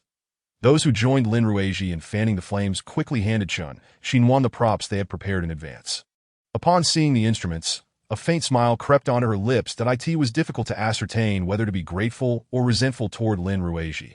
But as she held the ukulele, Chen Xinhuan's serene and captivating smile reemerged. Had Lin Ruiji provided her with another instrument, she might have faltered. However, the ukulele was a cherished companion from her childhood. Had her mother not passed away, she might have become a dedicated ukulele performer by now. As she scrutinized the ukulele, she could not help but admire its exquisite craftsmanship. The material, the texture, and the lustrous finish were all of the highest quality. Chen Xinhuan felt a wave of nervousness. It had been far too long since she last engaged with such an instrument, and she was uncertain if her skills remained as she tested the strings. Lin Ruiji scoffed, convinced that Chen Xinhuan was merely stalling for time, seeking excuses to decline. Lin Ruiji was certain that Chen Xinhuan would humiliate herself publicly, and she no longer found the situation entertaining, summoning a waiter to bring her a glass of champagne to preemptively celebrate. With a deep breath, Chen Xinhuan closed her eyes, striving to quickly regain her sense of rhythm. The ukulele melded with her very being. To the exhibition, Xiaoxi had arranged for a professional vocal ensemble. And upon witnessing Chen Xinhuan poised with the ukulele, it became apparent to all that she was indeed a professional. It seemed that the so-called ineffectual misses he had concealed certain truths from everyone. The atmosphere at the exhibition grew hushed, the surrounding sounds fading as all awaited Chen Xinhuan's forthcoming performance. After a brief silence, a melodious and enchanting tune filled the air, transporting the audience to a realm reminiscent of a celestial peach blossom paradise. In the distance, Lin Ruiji's victorious smile froze in a disbelief. Was it truly Chen Xinhuan playing? Was she supposed to be incapable of performing any instrument? Why was she now able to produce such a smooth and complete melody? Had she deceived everyone, having always possessed musical talent while hiding it from her? Chun Xinhuan's chosen piece was Hibiscus Girl, its spirited rhythm compelling the audience to erupt in applause. Her fingers danced across the strings, conjuring exquisite notes that Yangxin's gaze had not strayed from her since she entered the crowd. Those around them faded into insignificance, the world around them quieted, leaving only the sound of her music. Dressed in a sleek black sequined mermaid gown, she harmonized perfectly with the melody she played. The vigorous beating of his heart was ample proof of his inner turmoil, that he felt that all his previous efforts for her were worth it. Even if she had never truly acknowledged him, the enchanting music concluded, the exhibition was so silent that one could hear a pin drop. 3 seconds later, the room erupted in a thunderous applause. A stark contrast to the earlier cacophony. Chun Xinhuan opened her tightly shut eyes, beads of sweat glistening on her forehead. Judging by the audience's reaction, it seemed her musical prowess had impressed them. As it was far from unbearable, Lin Ruiji and Lu Xiner's faces turned as purple as eggplants. They had never anticipated that Chun Xinhuan could indeed play the ukulele. What was intended to be a moment of humiliation for her had unexpectedly elevated her standing in the eyes of others. As the performance concluded, Chun Xinhuan felt a lingering desire to continue. The ukulele was truly remarkable, and as she prepared to leave her central position, her gaze fell upon a pair of elegantly long fingers extending toward her. "Well done," he remarked. She smiled in response. It was no trouble at all. The moment Yangxin's hand clasped hers, an inexplicable thrill coursed through her that I trust one did not disgrace the He family. In truth, she wished to inquire if she had shamed him, but the words transformed into something else on her lips. She felt uncertain about the performance, having not touched an instrument in years. Being suddenly thrust into playing was akin to being forced into a situation without preparation. Fortunately, the moment she strummed the ukulele, that familiar sensation returned, akin to reuniting with a long-lost friend. How could you doubt? "You have always been exceptional," Yangxin whispered softly into her ear. The man who navigated the floral throngs was truly extraordinary. A single phrase could alter the rhythm of her heartbeat. Many approached Yangxin, wine glasses in hand, exchanging pleasantries, remarking, "Mrs. He is indeed a hidden gem." Her performance was refreshing and uplifting. Chun Xinhuan reciprocated the pleasantries, a formulaic smile gracing her face. "You flatter me. It was merely a trifle, and I fear I have embarrassed myself." With this initial exchange, a steady stream of guests approached with hollow compliments, and Chun Xinhuan's forced smile became increasingly strained as she silently cursed Yangxin's entire family. This was one of the reasons she loathed attending public events. Upon returning home, her face required immediate soothing, or she would surely suffer from muscle soreness the following day. "Feeling tired?" Yangxin inquired. Noticing her discomfort, Chun Xinhuan's voice carried a hint of exasperation. Not at all. She was genuinely grateful for his concern, yet she wondered why he couldn't save such inquiries for after they returned home. "Perhaps we should leave. Your friend doesn't seem to have time to accompany you," Yangxin suggested, oblivious to any wrongdoing in his demeanor. Chun Xinhuan prepared to alleviate her aching face. An elderly gentleman approached, one of Yangxin's esteemed guests, renowned in the jewelry industry. "That Mr. He, it has been quite a while," the old man said, his tone slightly grave, his expression hinting at unspoken matters that if you have something to say, please do so candidly. After speaking, the old man handed Yangxin an object. "Young Master He, this is something I discovered at the scene years ago." Upon recognizing the item, Yangxin's expression turned solemn, and he glanced at Chun Xinhuan. "Wait here for me. I will return shortly." Chun Xinhuan maintained her polite smile, responding in a wifely tone. "Go ahead. I shall patiently await your return, that I will be back soon." Yangxin reiterated, seemingly unconvinced, before departing with the elderly gentleman. Once Yangxin left, the gazes that had previously been fixated on Chun Xinhuan shifted elsewhere, allowing her a moment of respite. Why did everyone feel the need to stare at her? Had they nothing better to do? Since her arrival, she had only tasted a few bites of cake, and after her vigorous performance, she suddenly felt a pang of hunger. Venturing to the food area of the exhibition, Chun Xinhuan began her search for delectable snacks, curious about the pastry chef Xiaoxi had hired, noting that the offerings appeared quite appealing. Selecting a pastry that was a feast for the senses, she was just about to take a bite when a familiar figure appeared beside her. That it was Lu Xiner. Her hand halted midair, and she set the pastry down, lips pursed. What do you want? Lu Xiner's demeanor indicated she had come to provoke her. Qin Xinhuan, I truly underestimated you. I didn't expect your ukulele playing to be rather impressive. That Lu Xiner's voice dripped with disdain. All the pent-up frustration from earlier now directed at her.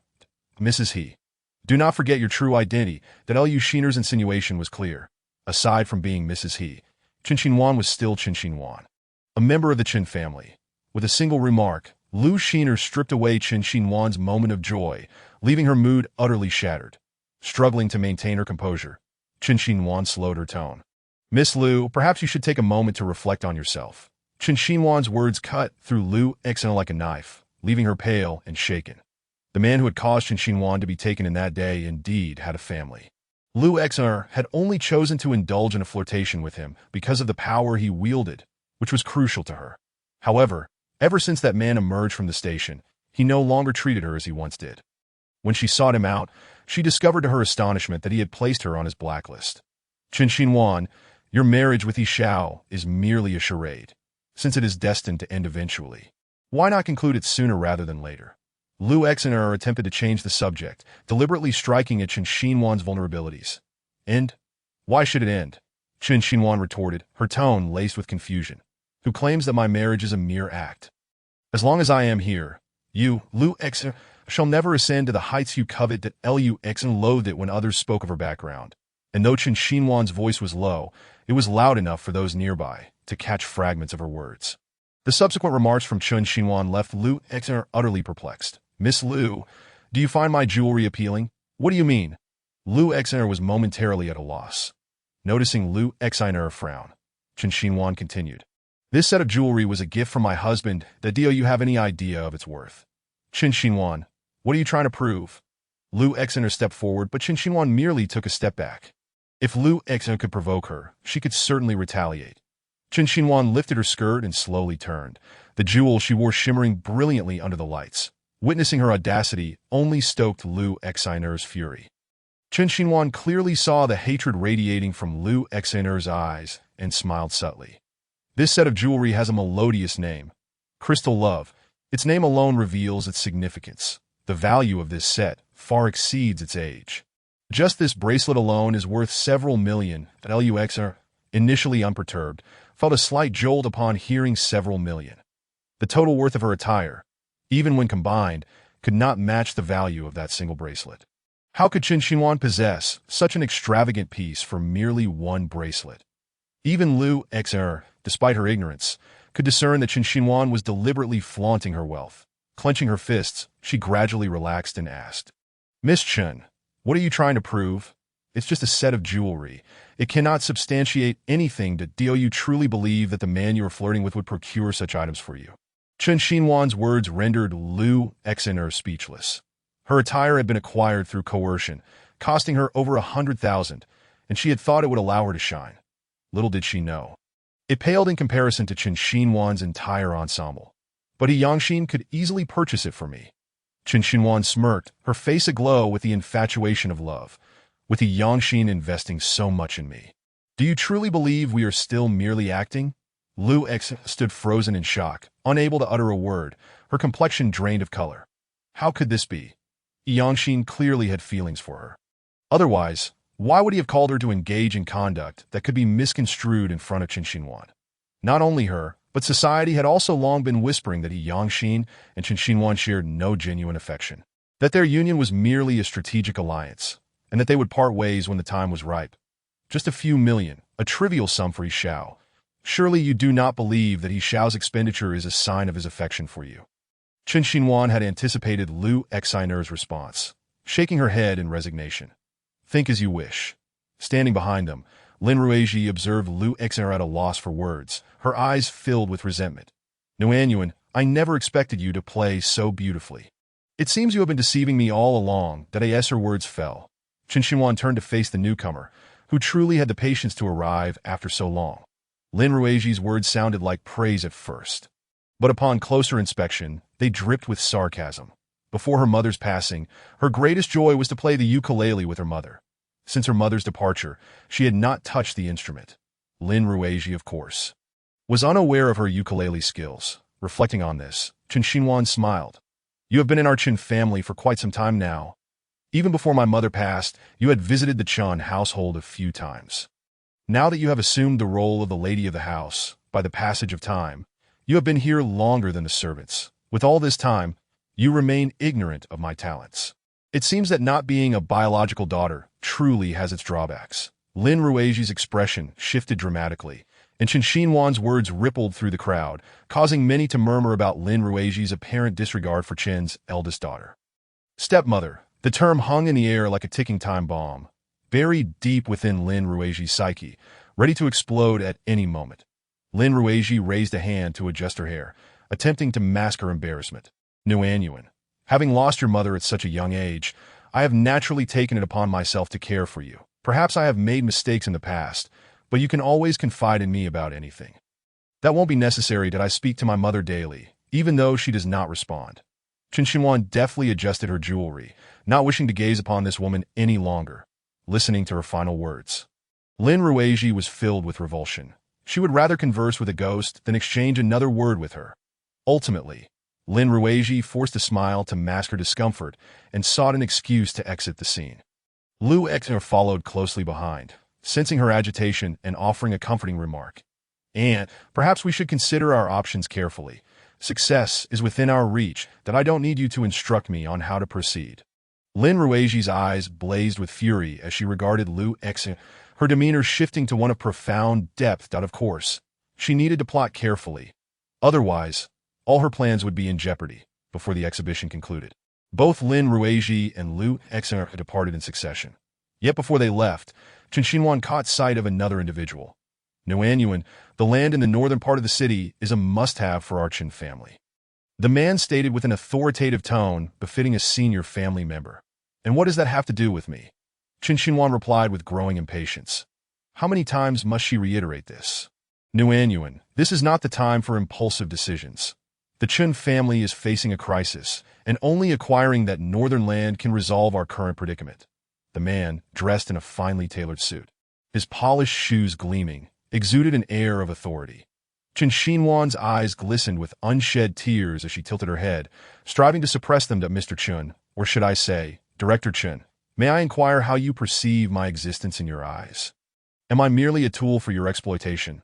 Since her mother's departure, her life had been irrevocably altered, and the once bright dreams for the future had vanished with her mother's passing. Thus, even when Lin Ruiji had forced her into marriage with Yangxin, she had not resisted. Nuanyuan, how can you speak to your father this way? How could a father ever exploit his own daughter? The middle-aged man with strands of gray at his temples betrayed his age. She slightly turned, redirecting her gaze. Is it not so? Since marrying Yangxin, how many formal matters has he resolved for the Chen family? And how much benefit has he brought us? The fortunes amassed over these years could last a lifetime, yet they remain insatiable. Nuanyuan, your father earns this money to provide you with a better life. In a family like the He's, if you lack a powerful and influential maternal family to rely on, you may easily fall prey to their bullying. The man spoke of virtue and morality, nearly swaying Chen Xinhuan's beliefs. Yet, she was no longer the naive girl she had been 2 years prior. Had she been, she would have believed him without question. Director Chen, there are certain things I've long wished to address with you. Instead of focusing solely on making money, perhaps you should consider how to retain it. Chen Xinhuan's words were pointed, her gaze drifting towards Lin Ruiji. Lin Ruiji grasped the implication of her stare and immediately adopted a demeanor of fragility. Her fingers delicately poised, her tone softening considerably. Nuanyuan, are you implying that I squander your father's money? But as a mere woman without an income, I must rely on your father. I assure you I do not waste funds recklessly. Nuanyuan, do visit more often. Your father misses you dearly. Every night, he gazes at your photographs. That won't be necessary. I fear there is no place for me in that household, and I doubt you would welcome me back. Chen Xinhuan lowered her head, nonchalantly arranging her jewelry, while Lin Ruiji's enchanting visage served as a sharp blade to ensnare men. Lin Ruiji was acutely aware of how fervently she wished to prevent her from returning to the Chen family. During her early university days, when she was still a day student, she had to return home every day. One day, with no classes to attend, she returned early and, upon entering the living room, overheard Lin Ruiji unleashing a torrent of curses. It was all that woman's fault for bringing such a calamity upon us. Now I have become the wicked stepmother in everyone's eyes. That a man appeared before Lin Ruiji, patting her shoulder in a comforting manner, saying, "Oh, come now, it's just a girl. What's the big deal? She'll be married off sooner or later, married off. When will that happen? I cannot endure having a stranger wandering around my home every day, constantly subjected to her mournful visage, as if it is meant for someone else's eyes." The vitriol continued unabated, and the man's attempts at consolation proved futile, drawing the conversation toward another matter. "When she returns today, I'll tell her to stay in the dormitory. What do you think? That way, you won't have to see her." The man proposed a compromise, managing to quell Lin Ruiji's ire by half. "This is what you said. Don't go back on your word later," Lin Ruiji replied, a smirk of triumph briefly crossing her face before she concealed it. "And it's settled then. I will have the final say in her marriage. You are not to decide. When the time comes, I shall marry her off far away, never to return." The man continued to nod in agreement. All right, it's all up to you." Their exchange was overheard by her standing just outside the door. Every word etched into her memory with crystal clarity. She acknowledged her hatred for Lin Ruiji, but her loathing was even more directed at the man who was supposed to be her father. How could he allow that woman to dictate her life? How could he let her trample over her? After more than a decade of affection, he seemed to value a woman who had merely shared his bed for a few months more than his own daughter. "Nuan, if you speak to your father like that, your mother in heaven would be heartbroken. That don't mention my mother in front of me. You are not worthy." Chen Xinhuan's eyes blazed with fury, her gaze fixed on Lin Ruiji and the man beside her, as if she wished to consume them whole. The middle-aged man, too, felt his temper rising, bellowing, "Chen Xinhuan, I am your father. What kind of look is that? I raised you for over a decade, not to rear a biting wolf."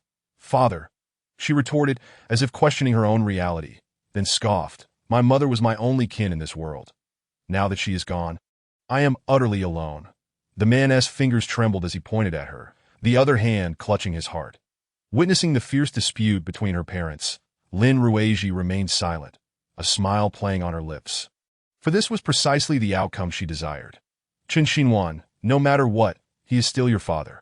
Are you not afraid of others mocking you for speaking to him like this? Don't think that just because you are now a member of the Yi family, you can sever ties with the Chun family. That don't forget, as long as the Yangxin still wants you, you are safe. But if one day he loses interest, you will be cast aside just the same." Chen Xinhuan, unfazed, continued to toy with her jewelry, her voice low. "I will grow old alongside him. The scenario you wish to see will not come to pass." Lin Ruiji was infuriated, her body trembling with rage. The commotion had already attracted the attention of others, some curious souls daring to draw near to eavesdrop on their conversation. The middle-aged man, unwilling to air their family grievances in public, could only leave with Lin Ruiji. Chen Xinhuan, unfazed, continued to savor the cake in her hand, remnants of tears still shimmering in her eyes. Though Lin Ruiji had angered her greatly, she had to admit that the pastry chef invited by Xiaosai was truly exceptional. The desserts were simply exquisite. After setting down the last empty plate, Chen Xinhuan was about to rise and seek out Xiaosai when a waiter, carrying a glass, collided with her, causing her to sway dizzily.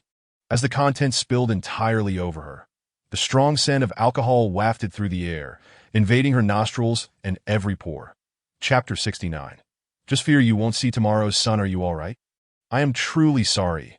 It was not my intention," the waiter exclaimed, hastily grabbing a napkin to offer her, repeatedly apologizing. Chen Xinhuan's previously uplifted mood, buoyed by the desserts, shattered in an instant. She felt the urge to lash out. But upon seeing the waiter's near-tearful expression, she relented, saying, "It's fine. I'll take care of it myself." The waiter, eyes glistening with tears, watched as Chen Xinhuan headed toward the restroom, the guilt etched on his face dissipating in an instant. Soon after, the waiter signaled successfully to someone in the southwest direction of the exhibition that I in the distance. Lu Shiner, receiving the signal, smiled in satisfaction. The alcohol's potency was overwhelming, and Chen Xinhuan could only attempt to wash it away with water. With only a little time left until the exhibition concluded, she needed to endure until then without issue. The restroom was situated in the northwest of the exhibition hall, and as Chen Xinhuan walked in high heels, clutching her skirt, she entered the restroom.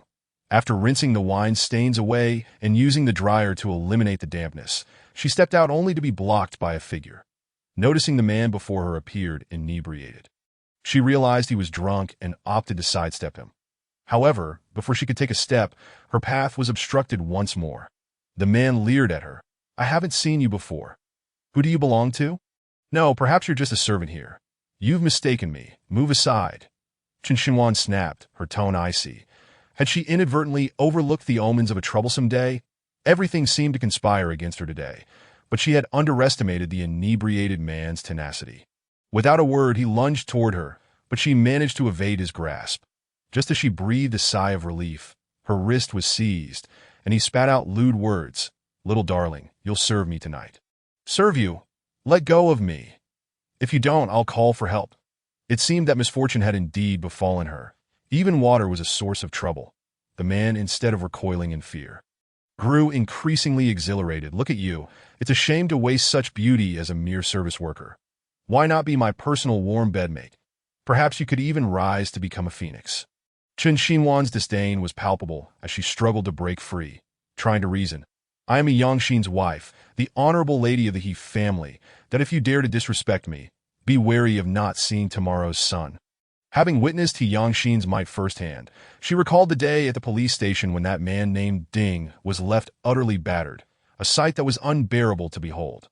The He family was a formidable name in Sea City, with capabilities that knew no bounds. She presumed that upon hearing He Yangxin's name, the man would at least release her in fear, but instead he laughed derisively. "He Yangxin's wife. Do you think I would believe you? I have always had good luck. Snatching up a girl like you as He Yangxin's wife is merely a stroke of fortune for me. Then congratulations, you have indeed stumbled upon the truth." Chen Xinhuan rolled her eyes internally. "So what? I have heard that He Yangxin pays no heed to his wife. They hardly exchange words. Even if I were to be compromised here, he wouldn't care." As the words left her mouth, the man stepped closer, reducing the distance between them to mere inches. That up close, the scar on his face was deeply pronounced, creating an unsettling visage that if you truly are He Yangxin's wife, then today is my lucky day. To toy with the woman of Yishao must be thrilling. You dare. He Yangxin is nearby. If you lay a finger on me, I warn you, be prepared for news of an unidentified male corpse found in the suburbs tomorrow. Chen Xinhuan fought to maintain her composure, scanning her surroundings. The restroom was still a short distance from the exhibition, and if she called for help, it might attract attention, but it could also provoke the man further, which she could not risk. What if no one came to the restroom for some time? "You're clever, trying to buy time, but I forgot to mention, no one will come here for a while. And I have also had the surveillance system disabled. You won't find any evidence." That AS's words hung in the air. Chen Xinhuan suddenly realized why no one had entered the restroom for so long. He had tampered with the system. This meant he wasn't alone. There were others waiting outside to assist him. "Are you sure? Before I came here, there were quite a few people. And if I don't return, aren't you afraid they will come looking for me?" She was indeed stalling for time, but Chen Xinhuan knew this was not a sustainable strategy. She had to devise a way to escape quickly, or else today would culminate in disaster. "Are you wealthier than He Yangxin?" Chen Xinhuan deliberately brought up a man's confidence, stating that most individuals present here possess some wealth. Otherwise, they would not attend a jewelry exhibition. Upon hearing Chen Xinhuan's inquiry, the man assumed she was not resisting and raised his eyebrows, declaring, "Although my Yi family may not be as affluent as the He family, you should inquire further. Here, my Yi family ranks just below the He family." That he continued, "As long as you are with me, I guarantee you a life of indulgence, where no one would dare lay a finger on you." "Really? A life of luxury, free from worries?" Chen Xinhuan retorted. The man, believing he had finally convinced her, nodded eagerly like a chick pecking a grain. "That I in the next moment, however," Chen Xinhuan mockingly scoffed, "with your Yi family's meager wealth, it surely wouldn't suffice to purchase even a few designer handbags. How dare you flaunt yourself like this, truly believing that just because you bear the Yi surname, you are a descendant of Yuan?" Having delivered her scathing remarks, Chen Xinhuan forcefully broke free from the man's grasp and swiftly turned to leave. This man, the second young master of the Yi family, was notoriously known as a flower thief within the circles, infamous for his penchant for beautiful women, having dallied with nearly every female star in the entertainment industry. Today he had come, having heard rumors of a beautiful woman's appearance, only to encounter someone passable in looks. yet received such a barrage of insults. His pride, both on his face and in his heart, could not bear it. It seemed this woman truly possessed a fiery temperament, just as she had claimed. Qin Xinhuan was indeed not easy to handle. Realizing this, he knew he must resort to more ruthless tactics. The man lunged forward, seizing her arm and pulling her back. Qin Xinhuan, having finally wriggled free, found herself ensnared once more. "Let go," she demanded. This man relentless. "Let go. Today, I shall show you the consequences of provoking me." The man's visage contorted into a grotesque smile, his eyes glinting with a predatory gleam. Upon witnessing his menacing demeanor, Qin Xinhuan realized she had thoroughly enraged him and could only cry out for help, taking advantage of the fact that the exhibition was not yet over. The man, upon seeing this, hastily covered her mouth and attempted to drag her away. Just then, a dark figure approached them. Qin Xinhuan caught a glimpse of the silhouette, her tension gradually easing. If others were to witness this, your reputation would be utterly ruined. The man from the Yi family momentarily faltered, but quickly regained his composure. The Yi family's influence in City C was second only to the Yi family, and no other family could challenge him. This was precisely why he felt emboldened. So what? I am the esteemed young master of the Yi family. Would I fear a mere woman? Even if the king himself were to arrive, he could not save you. Just as the words left his lips, a sudden punch sent his face careening sideways. Unsurprisingly, the young master of the Yi family was instantly knocked down, his face meeting the ground. Blood oozing from his mouth, he blinked rapidly, unable to believe that someone had ambushed him. "Who dares to strike me? I see you have a death wish." But before he could finish his sentence, the words were swallowed back down. His gaze collided with the Yangxin's, who had just delivered the blow, and his once arrogant demeanor shrank into timidity. "Young master he." The man realized that the one who had struck him was indeed He Yangxin. Qin Xinhuan found herself firmly sheltered beside He Yangxin, who fixed a cold, dark gaze upon the man, his eyes filled with a desire to see him utterly destroyed. "Young master he. This woman beside you claims to be your wife." The man from the Yi family pointed a trembling finger at Qin Xinhuan, his confidence faltering.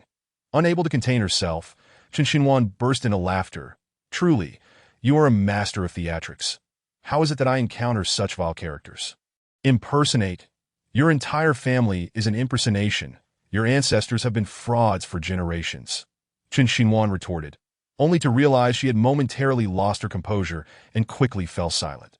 The man from the Yi family was not unfamiliar to He Yangxin. He was known for his debauchery and had several lies on his conscience, but he had a penchant for mingling with female celebrities.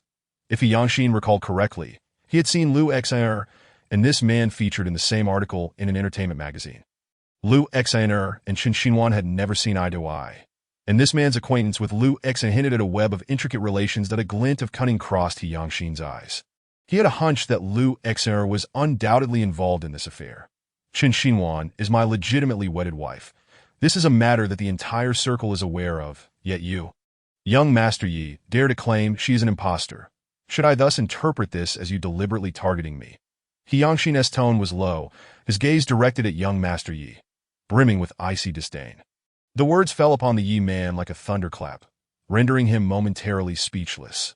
His mind buzzed, and his legs trembled uncontrollably, but he could hardly believe that this woman was indeed He Yangxin's wife, the very woman rumored to be at odds with him. "Young Master He, I did not mean to. I had no idea this lady was yours. I thought she was an impostor, which is why Qin Xinhuan stood beside He Yangxin, listening as the man hastily distanced himself. Her anger flaring anew.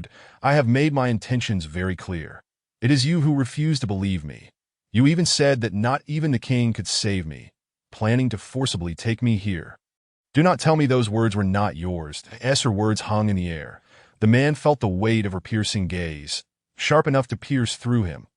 "I am sorry, Mrs. He. I truly realize my mistake, that I will never dare again." After a prolonged silence, He Yangxin continued, "This floor has 4 restrooms. How did you know she would definitely come to this one, if it weren't for prior knowledge? I would find it hard to believe this is mere coincidence." The Yi man, sensing the implications in He Yangxin's inquiry, blurted out without a second thought. It was Lin Ruiji and Lu Xiner. He had gained entrance here solely due to Lin Ruiji. Initially, he had little interest but was suddenly stopped by Lu Xiner. who informed him that a server would pass by shortly. Lux understood his preferences well and knew precisely the type of woman he fancied. Before coming here, Lu Xer had described Chen Xinhuan as a beauty beyond compare, igniting his interest. Having already attended a gathering prior, his mind was somewhat foggy, and in retrospect, it was evident that Lu Xer had set a trap for him. What a ruthless woman! Since you possess no virtue, do not blame him for lacking loyalty. The man pleaded, "Young master I truly recognize my mistake. I was momentarily blinded, and I was manipulated by others. I hope you can grant me a chance to reform." As he spoke, the room was filled with the sound of crisp, resounding slaps, interspersed with the sounds of his self-reproachful apologies. Mrs. I truly did not mean it. I hope you can grant me one more chance. Chen Xinhuan, witnessing his demeanor, felt a twinge of sympathy. Given the crowd at the exhibition, to avoid eavesdroppers, it was best to conclude matters swiftly. However, she was unexpectedly taken aback by Lu Xer, who seemed so eager to eliminate her, even resorting to such despicable tactics. And as for Lin Ruiji, she would remember this debt. Mrs. Young master I beg you, I implore you. The man's plea was interrupted by the sound of high heels clicking urgently behind him. Young master as a man, how can you so easily fabricate lies? I am an employee of the He family. How could I possibly harm young master wife? Turning around, the Yi man noticed that Lu Xer was not alone. She was followed by a throng of reporters, cameras flashing incessantly. The sound of shutters clicking made him acutely aware that this time he had no recourse. The elder had warned him that if he were ever exposed by the media again, he would be cast out of the Yi family, forever erased from their ranks. Lu Xer had clearly plotted her escape, deliberately inciting the situation with Chen Xinhuan. As the events unfolded, the man's expression darkened. He, a seasoned player among women, had ultimately been outwitted by a woman. This very woman who once sweet-talked him with affection. Mrs. Are you all right? Lu Xer noticed the traces of a struggle on Chen Xinhuan's dress. Faint handprints visible on her neck, evidence that the man had indeed been rough with her. Chen Xinhuan smiled on the surface but inwardly cursed. Thank you for your concern. I am fine, and fortunately, my husband arrived just in time. The man surnamed Yi and Lu Xer continued to defend themselves. As Lu Xer noticed the growing coldness in He Yangxin's eyes, a sense of panic surged within her. Opportunities to approach He Yangxin were scarce. The last time, he had expressed disdain for her, and she could not afford to fail this time. Li Xiao, you must believe me. I truly did not instruct him to harm me, Tai Tai. As a woman, my words carry little weight. How could he, a young master of the Yi family, possibly heed my commands? Tears glistened in Lu Xer's eyes, and in the next moment, a teardrop as large as a bean fell. Enhancing her already alluring appearance. One might mistakenly think it was she who had just been harassed. However, one could not deny that her argument held merit. After all, he was indeed a young master of the Yi family, unwilling to be manipulated by Lu Xer. The reporters, cameras in hand, nodded in agreement, believing her words to be sound. Catching sight of the collective faith in her narrative, Lu Xer continued, Moreover, I noticed some commotion here, which is why I brought the reporters along. This way, should anything arise, there will be evidence that moment. The man surnamed Yi found himself at a loss for words. The look in his eyes was one that could pierce the heart. Yet anything he said now would seem like an excuse. Surely, this is not the case. Lu Xer was about to gesture to the reporters, thinking she had everything under control, when Xia suddenly appeared. Nuan, you and he have been arguing here for quite some time. It couldn't have been more than 10 minutes, could it? Chen Xinhuan nodded.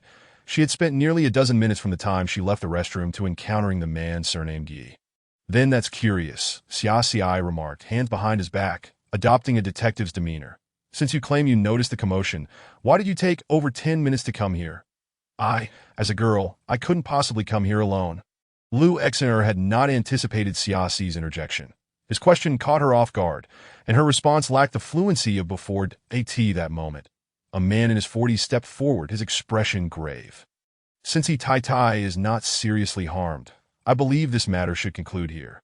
This is a jewelry exhibition, not a venue for domestic disputes. If you all wish to involve yourselves, you might as well leave. He Yangxin's lips curled into a slight smirk, his gaze penetrating. He was indeed a shrewd individual. If memory served him right, this person was the one of the highest standing under the Yi family's jewelry brand. His words naturally favored the man surnamed Mr. Dong. While your suggestion is commendable, I cannot accept it. He directly rejected the elder's proposal, his demeanor composed at Mr. Dong. This matter cannot be hastily concluded. That it is well known that Liu Xer is affiliated with my company.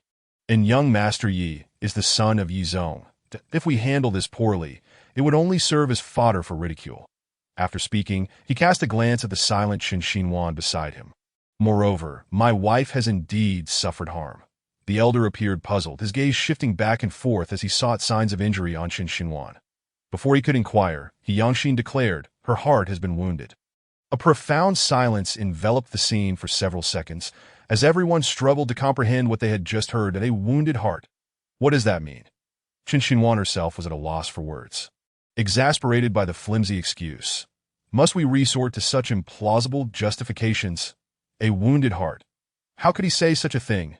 He shall you jest. Though young Master Yi may be unruly, he would not stoop to such insidious and despicable acts. The situation is likely more complicated than it appears. The speaker was the personal servant of the man surnamed Yi, also serving as the family steward, tasked daily with overseeing his affairs and managing a multitude of issues. All while reporting to the head of the family, young Master Yi. What do you think? The steward's tone was respectful and humble. The man's eyes shimmered with gratitude as he nodded vigorously. Yes, yes, of course. Liu Xer, however, paled. Should a thorough investigation ensue, it would inevitably reveal her machinations, tarnishing her image. That a warm sensation enveloped Qin Xinhuan's hand as He Yangxin placed his hand over hers. The surveillance here has been tampered with. Indicating a deliberate arrangement, Xia stated, having previously checked the monitoring systems. Fortunately, there is another camera outside that can capture this area. Liu Xer was truly panicking now, her palms clammy with sweat. The truth threatened to surface. She pondered how to cover her tracks. Suddenly, a thought struck her. There is no need to investigate. I did indeed contact young Master Yi, but it was not regarding this matter. Miss Liu, I implore you to think carefully before you speak.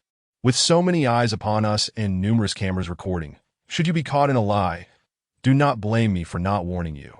Your face shall never grace the stage again. Xiaxi's words carried an unmistakable threat, yet they held a kernel of truth. That if Liu Xer admitted her involvement, it could be resolved. However, if she adamantly denied it, they would be at an impasse. Young Master Yi, have you forgotten? That night, you deliberately attracted attention here, allowing others to speculate. The man's face turned frantic, his tone urgent. What nonsense are you spouting? That night, you confided in me that you had played a newcomer in the entertainment industry to death and buried her in the suburbs. With your father cleaning up the mess afterward, Liu Xer's revelation thundered through the air, an explosive piece of news laid bare before everyone without warning. Previously, there had only been whispers of a young star's demise, but no concrete evidence.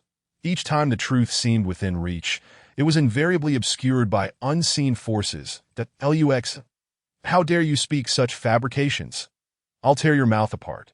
The man's panic shifted to tension as the crowd, now fully aware of Liu X's accusations, regarded young Master Yi with increasingly suspicious eyes. The Yi family had a notorious scion, and it seemed they were indeed embroiled in scandal. The rumors of a star's demise at the hands of a playboy were confirmed, shattering any disbelief. The Yi family truly treated this as their domain, even amid such dire circumstances, appearing unperturbed. Whispers erupted from the crowd, reaching the ears of the Yi family steward. Realizing the situation was spiraling beyond his control, he understood he must act swiftly to resolve the matter, lest it spiral further. Miss Liu, I hear you've recently gained some popularity in the entertainment industry. Do not let a thoughtless comment ruin your future. The steward's words were laced with veiled threats. The truth of the situation mattered little now. The priority was to compel Liu Xer to retract her statement, though Liu Xer recognized the steward's implications. She found herself trapped, caught between the formidable Yi family and the He family, neither of whom she could afford to offend. Mr. Dong, the priority now must be to address the current situation, He Yangxin suggested. Redirecting the conversation, the topic returned to its original course, with Mr. Dong now the focal point of everyone's attention. Suddenly, under such scrutiny, the elder's face flushed. Young Master Yi may be inexperienced, Mr. Dong, a voice interjected. Everyone knows of your long-standing rapport with the Yi family, but before this crowd, you cannot continue to favor that individual. An elder of the same generation stood to speak, voicing the sentiment that the Yi family's reputation was well known. And given the repeated transgressions, forgiveness seemed unwarranted that Mr. Dong's expression shifted from green to pale, resenting the speaker's intervention. "What do you propose we do?" That is, for he shouted aside. The authority ultimately rested with He Yongxin. Upon hearing this, He Yongxin's lips curved into a slight smile. Finally hearing the words he sought, he pointed toward the arm of the man surnamed Yi. "Since he has touched what he should not have, he must pay a price that if he relinquishes this arm, I shall consider the matter settled." As words fell, the room fell silent, all present taken aback that Mr. Dong stammered this. He Yongxin appeared merely to seek resolution. Yet it was evident he was instigating further conflict. To demand an arm for a mere transgression of touching his woman was outrageous. He shall, even if I were to agree, I doubt the Yi patriarch would allow such a thing. Throughout the ordeal, Mr. Dong had refrained from mentioning the Yi patriarch, wishing to divert attention from him. Now, however, he had no choice but to invoke the elder's name. Should there be any objections from the Yi patriarch, he is welcome to confront me directly. That He Yongxin spoke with unwavering determination, leaving no room for negotiation. The elder found himself in a precarious situation, unsure of how to proceed. Present, unless old Master Yi came personally, he was utterly powerless. Just then a deep, authoritative voice of an elder resonated before the crowd. "Why must young master he be so furious? My inept son has caused you trouble." The crowd instinctively parted to make way as old Master Yi strode forward with firm, purposeful steps, standing before He Yongxin. "Young Master He, I apologize on behalf of my unfilial son that if there has been any offense, I hope you can spare him, considering my position." Qin Xinhuan was momentarily taken aback, filled with curiosity about the middle-aged man who suddenly claimed to be old Master Yi. Liu Shiner was already paralyzed with fear, realizing the gravity of the situation. The head of the Yi family, who rarely appeared in the media, was present. "Hey, Nuan, is this really that man's father?" Xia Sai voiced the doubts swirling in Qin Xinhuan's mind. She was uncertain, but assumed it must be true. However, the man's demeanor suggested he was indeed the head of the Yi family. It was baffling how such a disobedient child could emerge from him. She glanced at the man confronting old Master Yi and instinctively tugged at his arm. The Yi family, after all, held a significant position in Sea City. Although the He and Yi families had not directly crossed paths in business, one could never guarantee they wouldn't encounter each other in the future. There is a saying, "Leave a line for others, and you will meet again in the future." She did not wish to bear the reputation of a villain wherever she went. The next moment, He Yongxin's cold voice cut through the air. "Old Yi has spoken. How could I, as a junior, fail to show respect?" Old Master Yi's expression visibly softened, indicating that He Yongxin was not as cold-hearted as rumored. "Young master, he will publicly apologize to my wife and give himself 20 slaps. Then this matter will be settled." The man with the surname Yi stared at him with bloodshot eyes. He was a well-known figure in the circle. If he were to slap himself in front of so many people, how could he ever show his face again? Upon hearing this, the elder who had earlier pleaded for Yi's leniency was now furious. Clearly feeling that He Yongxin was disregarding old Master Yi, that He Yongxin, the Yi family is not to be trifled with. Do not think that your status gives you the right to bully others. Moreover, he added, young Master Yi had already stated that he was being used. The elder's mention of this triggered a memory in He Yongxin's mind. It seemed there was still someone unaccounted for. His gaze shifted to the concealed Liu Shiner. Sensing his scrutiny, she instinctively stepped back. For the sake of fairness, she too will be punished with slaps, just like young Master Yi, He Yongxin declared in a low voice. The assembled crowd, knowing that Liu Shiner was part of He Yongxin's company, felt a sense of balance restored upon hearing her would also be punished. Upon hearing her name, Liu Shiner's eyes filled with panic. As a public figure, especially with her career just beginning to flourish, how could she slap herself in front of so many? Young Master He, this whole matter has nothing to do with me. You really cannot hold me responsible. Liu Shiner's feigned innocence surfaced. That IT has nothing to do with you. Does it have to do with Nuan then? Xia Ci could hardly tolerate Liu Shiner's deliberate act of portraying herself as a victim. The elder still felt dissatisfied. Young Master He, I believe. Chapter 73. More calculative than a needle, since old Mr. Dong finds this resolution unacceptable. Let us revert to the initial solution. With that, He Yongxin commanded his men to fetch a kitchen knife. tossing it down before the man surnamed Yi without further ado. Startled, the man immediately sought refuge behind Old Master Yi. The Yangshin had already shown considerable leniency. Yi was exceedingly grateful. I agreed to young Master Yi's second proposal.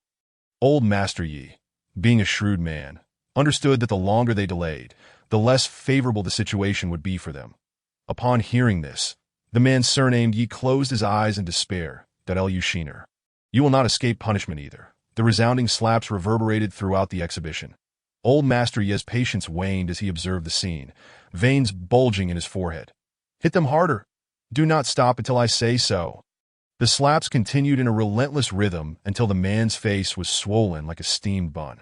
Qin Xinhuan winced at the sight. Had they gone too far? If Old Master Yi were to seek retribution later, it could spell trouble for them. She glanced at Yangshin, who appeared entirely unfazed, as if the slapping sounds were nothing to him. Lu Shiner, having received her 20 slaps, stood frozen, failing to react. Young Master Yi. It was all a misunderstanding. Now that the slaps have been dealt, can you not forgive me? With that statement, Lu Shiner immediately distanced herself from the situation, portraying herself as the victim. Qin Xinhuan furrowed her brow. Her lips pressed tightly together. Truly, she was a master at deflecting blame. In just a few words, she had cast herself as the wronged party, now attempting to drag Qin Xinhuan down with her. Noticing Qin Xinhuan's silence, Xia assumed she was in a predicament and stepped in. Miss Lu, you know the truth behind this matter better than anyone else. If you are truly innocent, what need is there to seek young Madam He's forgiveness? Lu Shiner was momentarily taken aback by Xiaxi's retort. I just do not want young Madam He to suffer because of me. I do not wish for young Master He and his wife to be at odds. Lu Shiner's pitiful demeanor elicited sympathy from the other men present. Miss Lu only had good intentions. Why must you be so aggressive? Moreover, Miss Lu is a public figure and must remain vigilant about her words and actions. I believe she would not make such a foolish mistake that a few men had risen to defend Lu Shiner, encouraged by her manipulative display. Listening to their remarks, Lu Shiner felt emboldened, lowering her head and secretly smiling. Regardless of whether Qin Xinhuan agreed or disagreed, the public would remember her as the aggressive one that Xia, overwhelmed by the situation, could only watch as Qin Xinhuan suddenly spoke. I'm sorry, Miss Lu, but I fear I cannot forgive you. Xia turned to her, giving a thumbs up. Sister, well done. She had worried that Qin Xinhuan, due to her identity as young Madam He, might consider the family's reputation and forgive Lu Shiner. Now, hearing Qin Xinhuan's words, she felt relieved. Although I have not been physically harmed, my feelings have suffered immensely. Who will compensate for this loss? Qin Xinhuan's voice, though soft, was resolute. That Lu Shiner was momentarily stunned. Even she, typically quick to retaliate, found herself at a loss for words, only able to repeatedly say, I'm sorry. Sorry. Qin Xinhuan's gaze met Lu Shiner's feigned innocence, her elegant features betraying a hint of authority. That if I were to kill your family and then apologize, would you forgive me? Lu Shiner fell silent, unable to respond to such an impossible question. Oh, I must apologize. I am not one with a benevolent heart, that I am far more calculative than you think. And this matter will be decided by my husband. As her words hung in the air, a profound silence enveloped the room. Those who had earlier defended Lu Shiner now stood mute, stunned into inaction. Lu Shiner could hardly believe that Qin Xinhuan had so effortlessly unraveled the trap she had laid. Do unto others as you would have them do unto you. That if Miss Lu believes that merely saying sorry absolves one of wrongdoing, then it seems she is quite naive. Xia chimed in. Indeed, it is not enough to utter those 3 words for peace to be restored. Who decreed that refusing to forgive makes one a villain? After the storm had passed, Xia, as the host of the jewelry exhibition, naturally saw to the guest departure. Once the guests had mostly left, Qin Xinhuan bid farewell to Xia, and they both departed in succession. As Qin Xinhuan approached her car, ready to open the door, she felt a chilling gaze upon her. Turning to look, she was taken aback to find the young master of the Yi family standing there.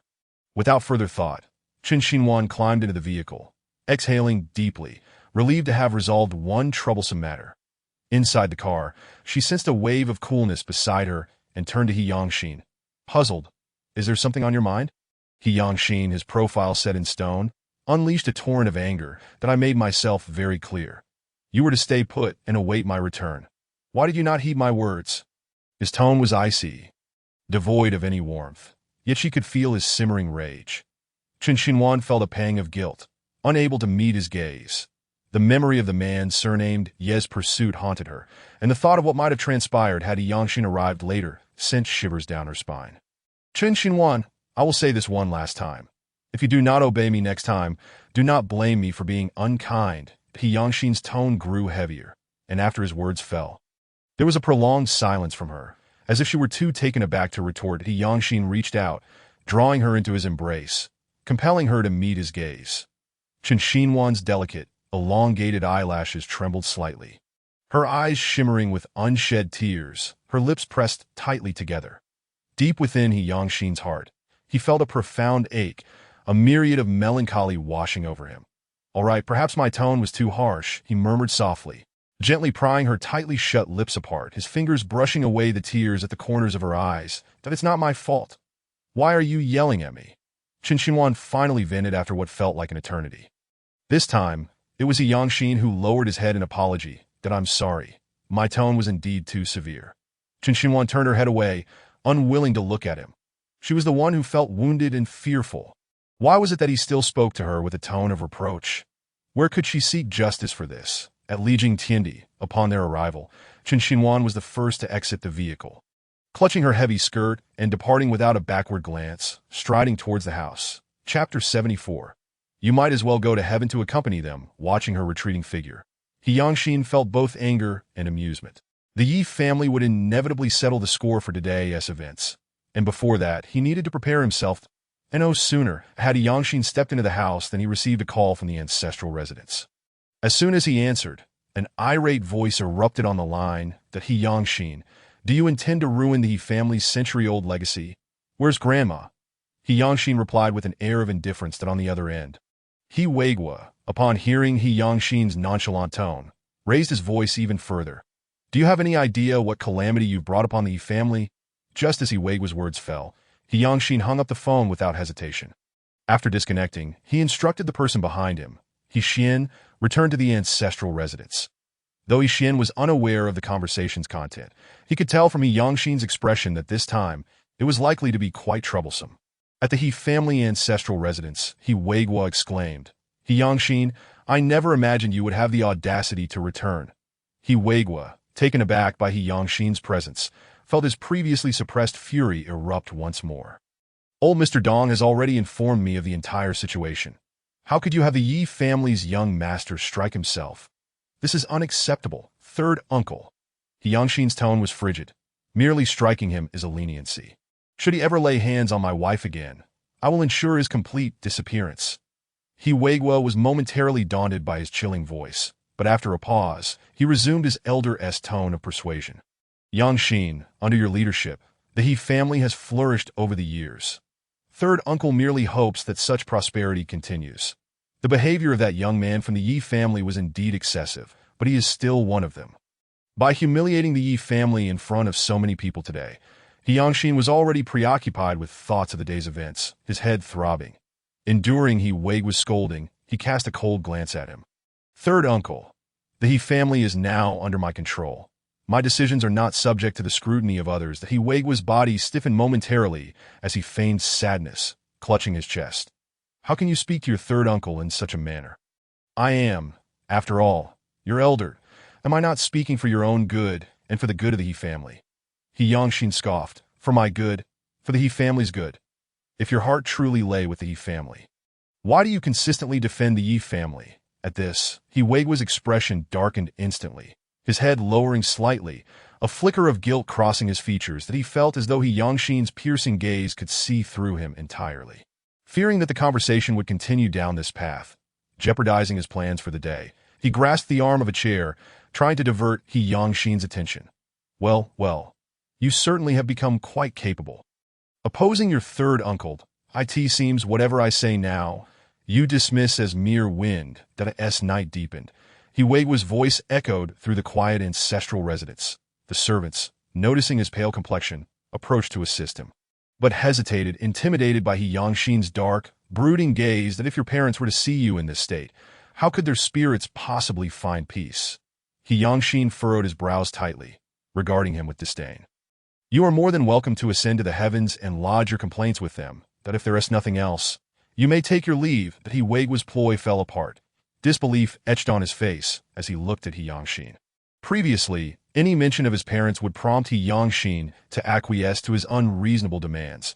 Yet now this tactic bore no fruit. He Yangxin paused in his steps, turning back to regard him. My parents would undoubtedly respect my choices, that I believe that if they were alive, they would express the same sentiments. That He Weigua found himself momentarily captivated by the depth of He Yangxin's eyes, perceiving in him a reflection of the man he once knew. Perhaps if he were alive, he too would have made a similar choice. Blood is thicker than water. Perhaps that is how it is. He feared that if he pushed too hard, He Yangxin would catch on to his motives, so he dropped the pretense and departed the ancestral residence, that I in a corner. Old madam, he observed this scene, shaking her head in resignation. After all these years, Third's character had not changed, and if he continued to cling to his obstinacy, she feared she would be unable to save him. That be why the time they returned to Lijing Tiandi. It was already late at night. That He Xian was about to bid farewell when he heard the man's voice. Find a master craftsman who specializes in musical instruments to create a high-quality ukulele. With that, he turned and walked away. That He Xian watched the conflicted silhouette of the man, as if he understood yet did not understand. Clearly, the young master had deep feelings for Miss Chun, yet he always presented a cold demeanor in her presence. After the conclusion of the jewelry exhibition, Chen Xinhuan found herself entirely at leisure. Whether it was by He Yangxin's design or mere coincidence, she felt a tinge of boredom creeping in. Lost in thought, she dialed Xia Xi, inviting her to meet. Xia Xi responded promptly, arriving at the designated location without delay. What have you been busy with lately? I haven't seen you online at all, Chen Xinhuan remarked after sharing her own mundane days. What else could I be doing? Just handling company matters. To be by the way, I must thank your gentleman. Without him, I wouldn't have known how to proceed with things, Xia Xi said, taking a sip of her drink, ready to elaborate further when she was interrupted by a group of individuals striding towards them with menacing intent. Xia Xi signaled to Chen Xinhuan. Hey, do you know those people? Turning to look. Chen Xinhuan shook her head. I don't recognize them. They must be looking for someone else that I can't help but feel they might be after us, Xia Xi replied, her intuition always sharp, from the looks of it. They seem ready for a fight?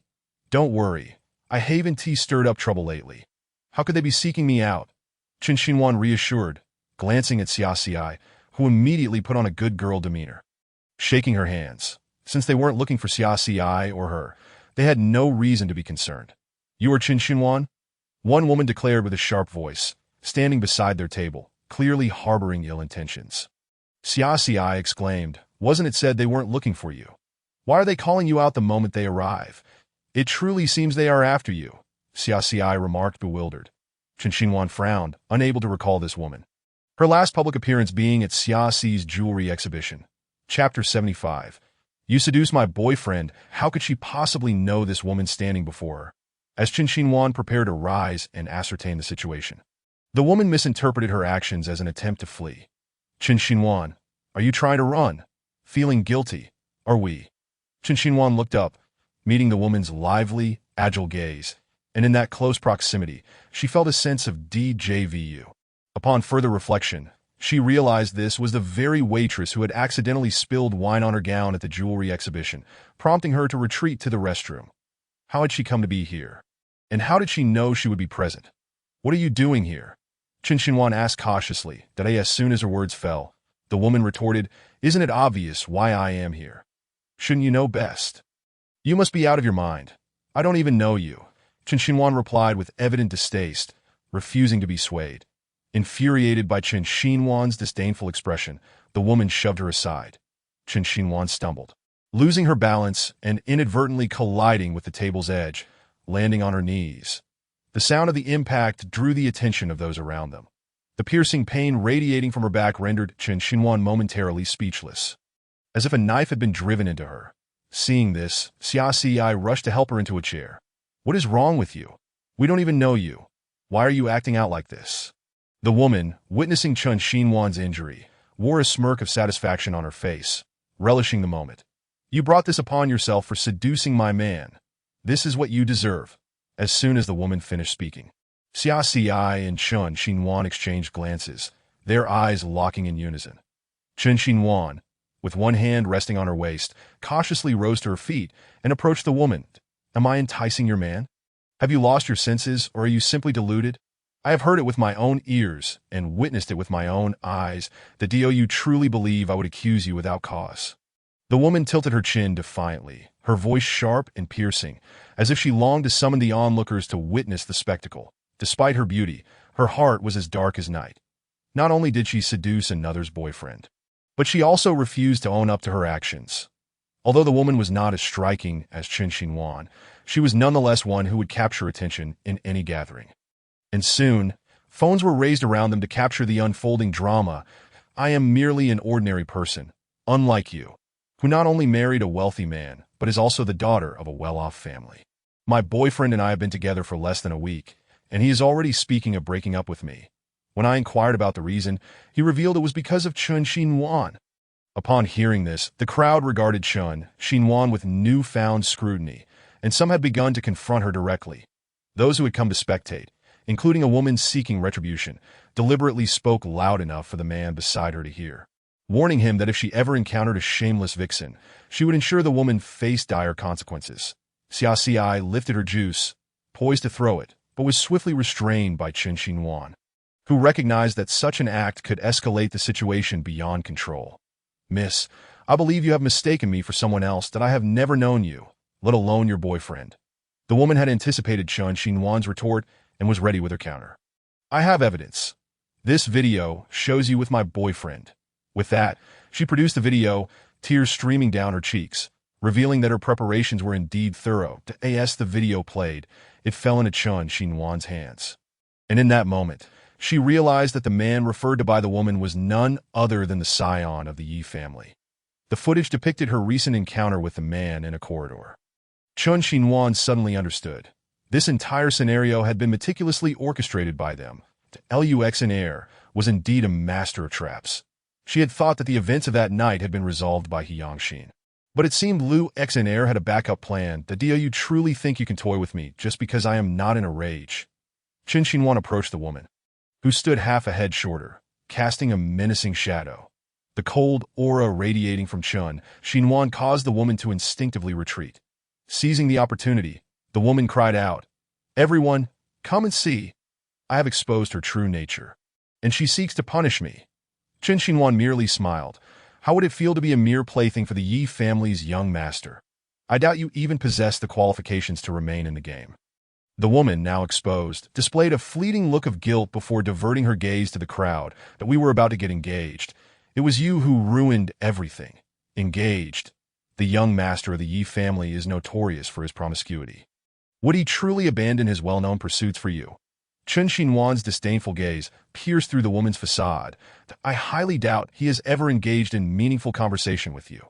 Who are you performing for? You are speaking nonsense. He genuinely loves me. He has said that he likes me.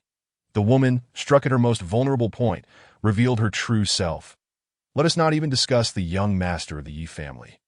You are well aware that I am the wife of He Yangxin. Do you truly believe I would forsake the stars in the sky for the garbage lying on the ground? He Yangxin, simply by his presence, commanded attention. That he was young and accomplished, overseeing the 4 major cities, and even industry titans treated him with respect. Chen Xinhuan continued to scoff. Or do you believe the wastrel of the Yi family can even be compared to He Yangxin? The woman attempted to defend herself, but the words stuck in her throat. The reality of He Yangxin's stature was undeniable, and to suggest that the young master of the Yi family could compete with him was absurd. Those who had previously accused Chen Xinhuan fell silent, their expressions shifting to doubt as they turned their gaze toward the instigator of the chaos. She is indeed He Yangxin's wife. What could possibly warrant suspicion? She is not foolish enough to abandon a man of such caliber for the likes of the Yi family's young master, who is notorious for his debauchery and frivolity. The woman, sensing the tide turning against her, felt her confidence wane. The man from the Yi family is worse than an animal. Once he has used me, he cast me aside, demanding I never show my face to him again.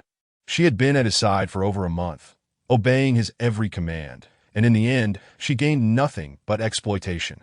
Before the jewelry exhibition, that man had approached her again, assuring her that if she followed his instructions, she would not be at a loss. Trusting him, she complied during the exhibition, only to be met with an unforeseen outcome. When she sought him afterward, he insisted that she complete yet another task before he would compensate her. Now, with the situation spiraling out of control, she was left with no choice but to comply with his demands. Everyone knows your relationship with the Yangshin is strained. Your marriage is merely a matter of family interests. Who can guarantee you won't seek another man behind his back? The woman raised her chin defiantly, summoning her courage to speak again. Do you dare swear that you have never entangled yourself with young Master Yi? The entertainment reports make it abundantly clear. You are fabricating lies. If it were not for your scheming, such reports would not exist. As the woman sensed Chen Xinhuan's resolve faltering, she seized the moment, raising her voice to the crowd. Did you all hear? This is her own admission. No one forced her to confess. She just acknowledged it herself. Do not be fooled by her status. Despite having such a perfect husband, she still seeks to entice other men, revealing her utter lack of shame and fidelity. The woman, formerly a sales associate, excelled at stirring emotions. The tide of public opinion shifted once more, and many began to cast doubtful glances toward Chen Xinhuan. Xia, witnessing the woman's blatant lies, trembled with anger. You speak nonsense. Wan is a lady of refinement. Even without He Yangshin, she could have any man she desires. Why would she covet your man? Who can say for certain? Who knows what scheme she has in mind? The young master of the Yi family may not have the best reputation, but in terms of looks and talent, he is not inferior to He Yangshin. Can you guarantee she is not merely seeking a change of flavor?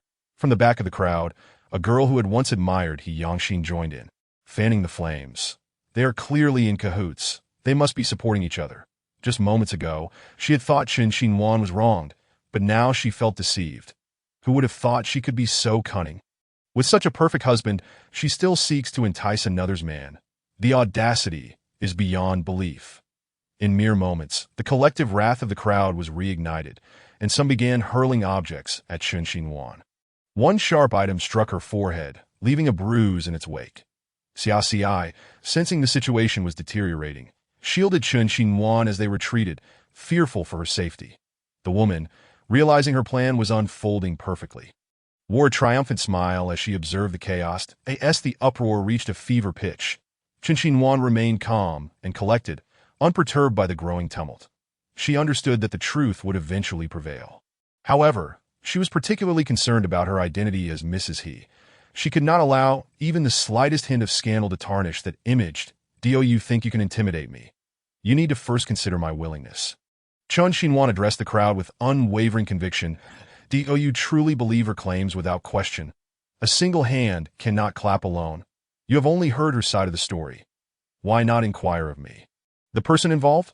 I can assure you, with the weight of my family and the title of Mrs. He, that I have never seduced the young master of the Yi family. My husband can vouch for me. I speak the truth. And as for this lady, I do not even know her surname, let alone who her boyfriend is. The news you have seen is also fabricated. Many were present that day. The truth will reveal itself. Those with integrity will be vindicated. With a steely gaze directed at the woman, she declared, I swear on my life that if any part of what I have said is untrue, I shall meet a most terrible end. The surroundings were enveloped in silence, and the crowd wore expressions of disdain, and no one anticipated that Chen Xinhuan would vow her life. Could there be hidden truths behind this affair? Observing Chen Xinhuan's fervent declaration, the women could not be outdone and unleashed their venomous remarks, cautioning others not to be swayed by her flowery rhetoric. They were likely unaware that if she wished to erase the news, it could be accomplished in an instant. Thus, she had the audacity to swear her oath. Once the evidence vanished, she would once again reign as the lofty Mrs. He. Most of the onlookers hailed from humble origins. Deeply concerned about such matters as bribery, in a moment, the collective anger surged to a peak, their glares seemingly capable of devouring Chen Xinhuan whole. Wan, when I tell you to run, do not look back. Xia comprehended the tumultuous emotions swirling within the crowd, recognizing that their sentiments had spiraled beyond control. She had to devise a means to ensure Chen Xinhuan's safe departure from this place. We leave together at such a time. Discussing who should escape first was futile. It seemed neither would escape unscathed today. Do not let her deceive you. I have made myself abundantly clear. I do not know her at all. Before she could finish, an egg was hurled in an arc toward her, By the time Chen Xinhuan reacted, it was too late. A raw egg struck her chest, its contents oozing forth, releasing a foul odor. Without a moment to spare, Xia Xi seized Chen Xinhuan's hand and attempted to flee, but to escape the throng, they had to break through the crowd. With her eyes shut, Xia Xi pulled Chen Xinhuan along. Yet the bodies around them stood like impenetrable walls, thwarting their exit. Forcing their way through, Xia Xi soon realized Chen Xinhuan had vanished from her side. Chen Xinhuan found herself once again ensnared by the throng, retreating step by step until she reached the staircase. What were these people's minds made of? Despite her clear explanations, why did they refuse to believe her? Did they require her to present evidence before they would accept her words? Those who only knew how to resolve matters with money ought to vanish from this world sooner rather than later. The speaker was the girl who had previously admired He Yangxin. Witnessing Chen Xinhuan's plight, her expression bore no trace of concealment. Rather, it radiated triumph. Indeed, people like her should not exist in this world. As more voices echoed this sentiment, it reminded Chen Xinhuan of the day her mother passed away years prior. At that time, she too was besieged, gasping for breath amidst her most revered elders. She distinctly recalled every word they spoke on that fateful day. After her mother's death, she became the sole heir of the Chun family. Yet being a girl, she was bound by the family's tradition that favored male heirs. Consequently, she found herself once again the focal point of discussion. To spare her father from hardship, she resolved to relinquish her claim to inheritance, enabling her to remain within the Qin family and continue living alongside her father. As Chen Xinhuan reminisced, someone in the crowd unexpectedly tripped her, sending her tumbling down the staircase. The force of the impact rendered her unconscious. At the foot of the stairs lay a pool of crimson blood. The crowd stood in stunned silence, taken aback by how events had escalated to such a dire situation. They had merely intended to vent their frustrations, not to see her fall. Realizing the gravity of the situation, many hastily departed, wishing they had never been present. The woman stood dazed for a moment before recollecting herself and joining the throng and leaving. Nuan Nuan. The scattering crowd echoed Xia Xi's panic call, reminding her that Chen Xinhuan had a companion who needed to be accounted for. She had to vacate the premises immediately. However, before she could escape, a bodyguard appeared from nowhere, blocking her path. I am a doctor. Let me see. A passing physician, noticing the injured, approached Chen Xinhuan, inspecting her condition with utmost care. Xia Xi, at her wit's end, paced restlessly nearby, berating herself for not holding on tighter moments ago. Perhaps then, this calamity could have been averted. The previous day, everything had seemed perfectly fine, so how had it devolved into this? Her thoughts turned to the instigator of this chaos, and in a fit of rage, she confronted the woman, delivering a stinging slap. Listen well. If anything happens to her, I will ensure you suffer a fate worse than death. The woman, restrained by bodyguards, could do nothing but absorb Xia Xi's blow. After a thorough examination, the doctor reported that Chen Xinhuan had merely fainted, but further assessments would be necessary once they reached the hospital. The hospital. Outside the operating room, Xia Xi was engulfed in self-reproach, weeping uncontrollably. This is all my fault. I should have been more vigilant. If only I had held her hand tighter, I would have gladly taken her place in being pushed down. The physician, a doctor from the hospital, approached to offer comfort. You need not be so hard on yourself. She is not in grave danger, merely unconscious for the time being. There is no need for excessive worry. No, you do not understand. Nuan Nuan is terrified of hospitals. Yet I insisted she come here. Xia Xi recalled that when Chen Xinhuan's mother had died, it was in a hospital where they could not save her. Since then, Chen Xinhuan had developed an aversion to hospitals, perceiving them as ominous places. Even when unwell, she would never set foot in a hospital. Xia Xi's sobs persisted, and suddenly, a commotion echoed down the corridor. He Yangxin strode in, flanked by a multitude of dark-clad individuals, and upon seeing Xia Xi's distraught expression, he initially intended to inquire but ultimately turned and rushed into the operating room. He had been in the midst of a company meeting when He Xin burst in with the news of Chen Xinhuan's injury, prompting his immediate departure. How is she? His voice trembled with urgency as he gripped the doctor's collar, demanding answers. The doctor, struggling to breathe under the pressure, managed to convey, Mr. He, this is the operating room. Please allow us some time. Mrs. He is stable. Upon hearing this, He Yangxin's furrowed brow gradually relaxed, though his gaze remained icy, that if she does not awaken, you will all pay the price. With that, Yangxin exited the operating room. Xiaosai, seeing him emerge, hurriedly inquired, "What is the situation inside? Is Wanwan all right?" The doctor said she is stable. Yangxin replied coldly. Xiaosai rose, continuing her apologies. "It is all my fault. I should have kept a closer eye on her." Yangxin remained silent, his focus fixed on the operating room, his heart yearning for the door to open. Half an hour passed, and then the door swung open. "Mr. He, how is Wanwan?" Yangxin dared not look past the doctor. The physician quickly explained, "Mrs. He suffered a severe blow to the head during her fall, which may have caused a concussion. The wound has been sutured, and as long as we monitor for infection, she should not face significant problems." After imparting further care instructions, the doctor carefully departed. Qin Xinhuan was wheeled out by nurses, lying still with an ashen face devoid of any color. The lively eyes that once sparkled were now peacefully closed.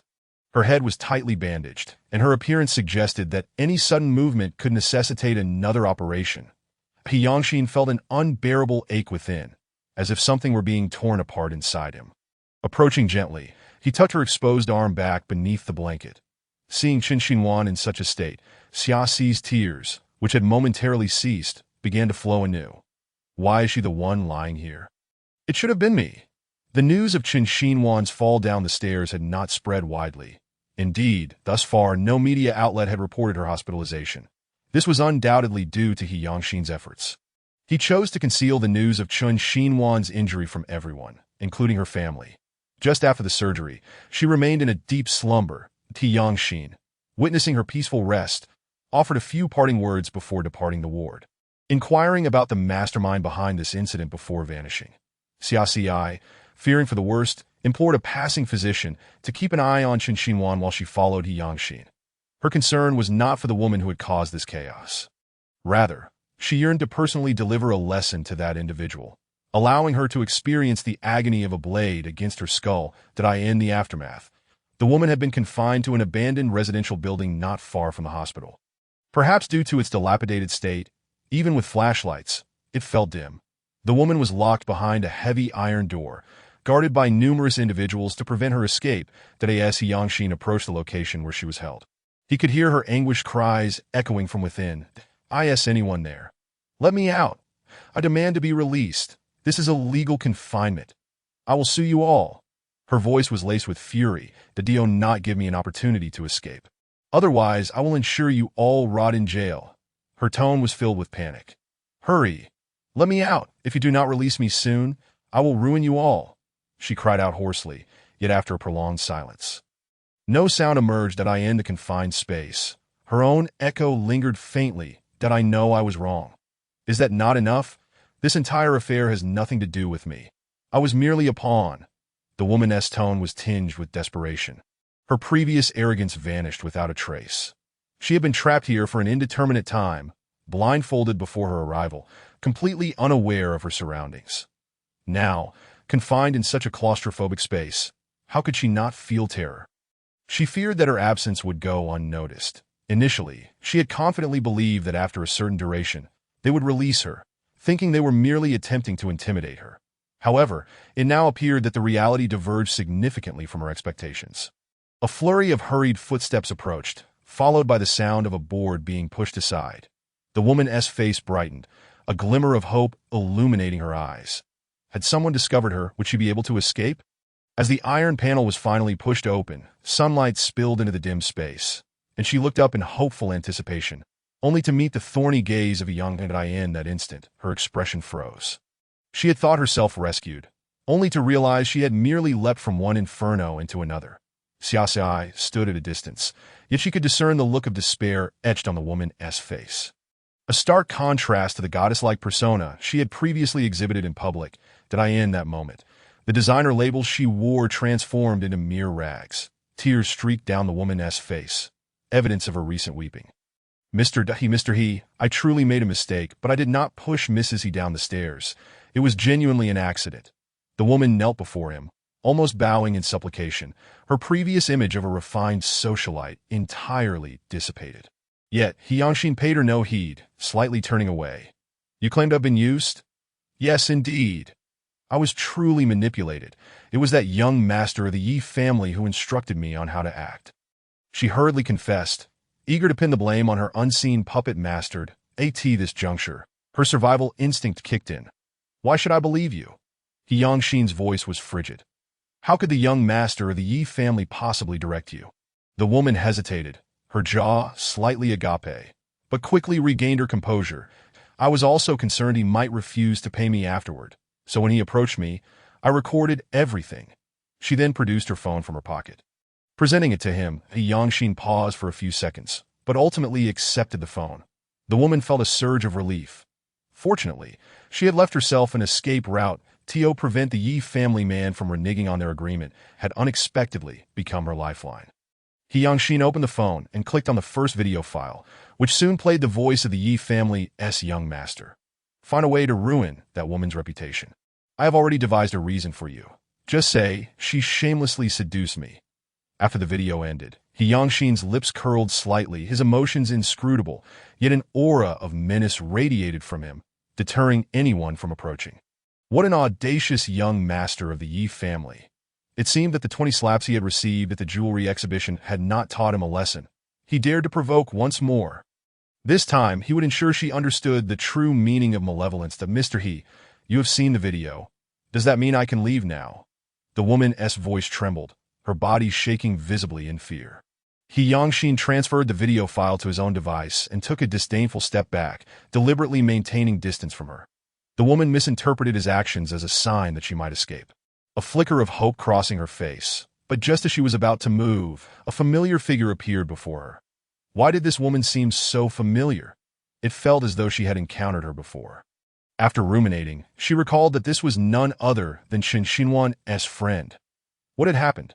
The woman instinctively distanced herself from Xia, fearing for her own safety, though Chen Xinhuan had not been pushed down the stairs by her. She was nonetheless entangled in the affair, and Xia had witnessed everything. How could she let her off so easily? We have clarified everything. If you wish to ask more questions, I truly have no further information. The woman's expression was tense. She realized she was utterly outmatched by the two in front of her and could only await her fate. I have already provided you with the video. Why can't you release me? If you do not, my friends outside will surely find a way to locate me. Xia scoffed. We haven't laid a finger on you. You merely visited here last year. And you're already terrified? It seems you have not been innocent in your dealings. Xia scrutinized the woman's haggard visage, her teeth clenched in irritation. If I hadn't witnessed you deliberately stirring trouble and guiding public opinion. Do you believe we would be in this situation? You claim to be innocent, to be manipulated, yet I suspect you acted with intent. I did not. I had no intention of causing harm. I was truly used. I never expected her to fall down the stairs. It has nothing to do with me. Tears welled in her eyes, her gaze pleading. Chen Xinhuan's identity was beyond her comprehension. Why had she agreed to provoke her? Xia, uninterested in her explanations, stepped forward and swiftly slapped the woman twice. The woman stood frozen. Normally she would retaliate without a second thought, but now she refrained. Not only due to the presence of the man, but also because she desired to escape this predicament. I simply cannot stand you today. These 2 slaps are merely a lesson. Next time, it will not be so simple. With that, Xia turned on her heel and departed with an air of authority. Yangshin remained silent throughout, but before leaving, he uttered a final warning to the woman. Do not let me see you again, or I cannot guarantee I won't strike a woman. As they exited, silence enveloped the space. Crouching in the corner, the woman did not dare to move. Time passed, and eventually, she timidly rose to leave. Chapter 79. It won't deduct any money, will it, in City C? She vowed never to return. After leaving, Xia and Yangshin made their way toward Chen Xinhuan's hospital room. Just as they neared the halfway point, Yangshin abruptly halted and departed without a word. Xia pondered that if Chen Xinhuan awoke, her first desire would likely be to see Yangshin. Instinctively, she called out, Mr. He, are you? This matter is far from simple. I need to review the surveillance footage from that time. As the boss herself, Xia understood the gravity of the situation. You don't believe that woman pushed Xian? Yangshin paused, his tone icy. Even if you gave her 10 lives, she wouldn't dare commit such an act. And the young master of the Yi family would never engage in such foolishness. While the young master of the Yi family often appeared irresponsible, he was not foolish enough to risk being the prime suspect should something happen to Qin Xinhuan. After sharing his analysis with Xia Xi, they hurried to the scene to request the surveillance footage. Fortunately, the CAF had installed cameras in every corner, leaving no blind spots. Upon finding the relevant footage, He Yangxin scrutinized each image intently, watching as Qin Xinhuan was struck by various objects, even suffering a blow to her forehead and hitting her back against a table corner. Every moment etched itself in his mind. His fists clenched tightly, wishing he could punish every individual who appeared in that footage. Soon, the video revealed the moment Qin Xinhuan fell down the stairs that He Yangxin deliberately slowed the playback, and Xia Xi kept her eyes glued to the screen, fearful of missing any detail.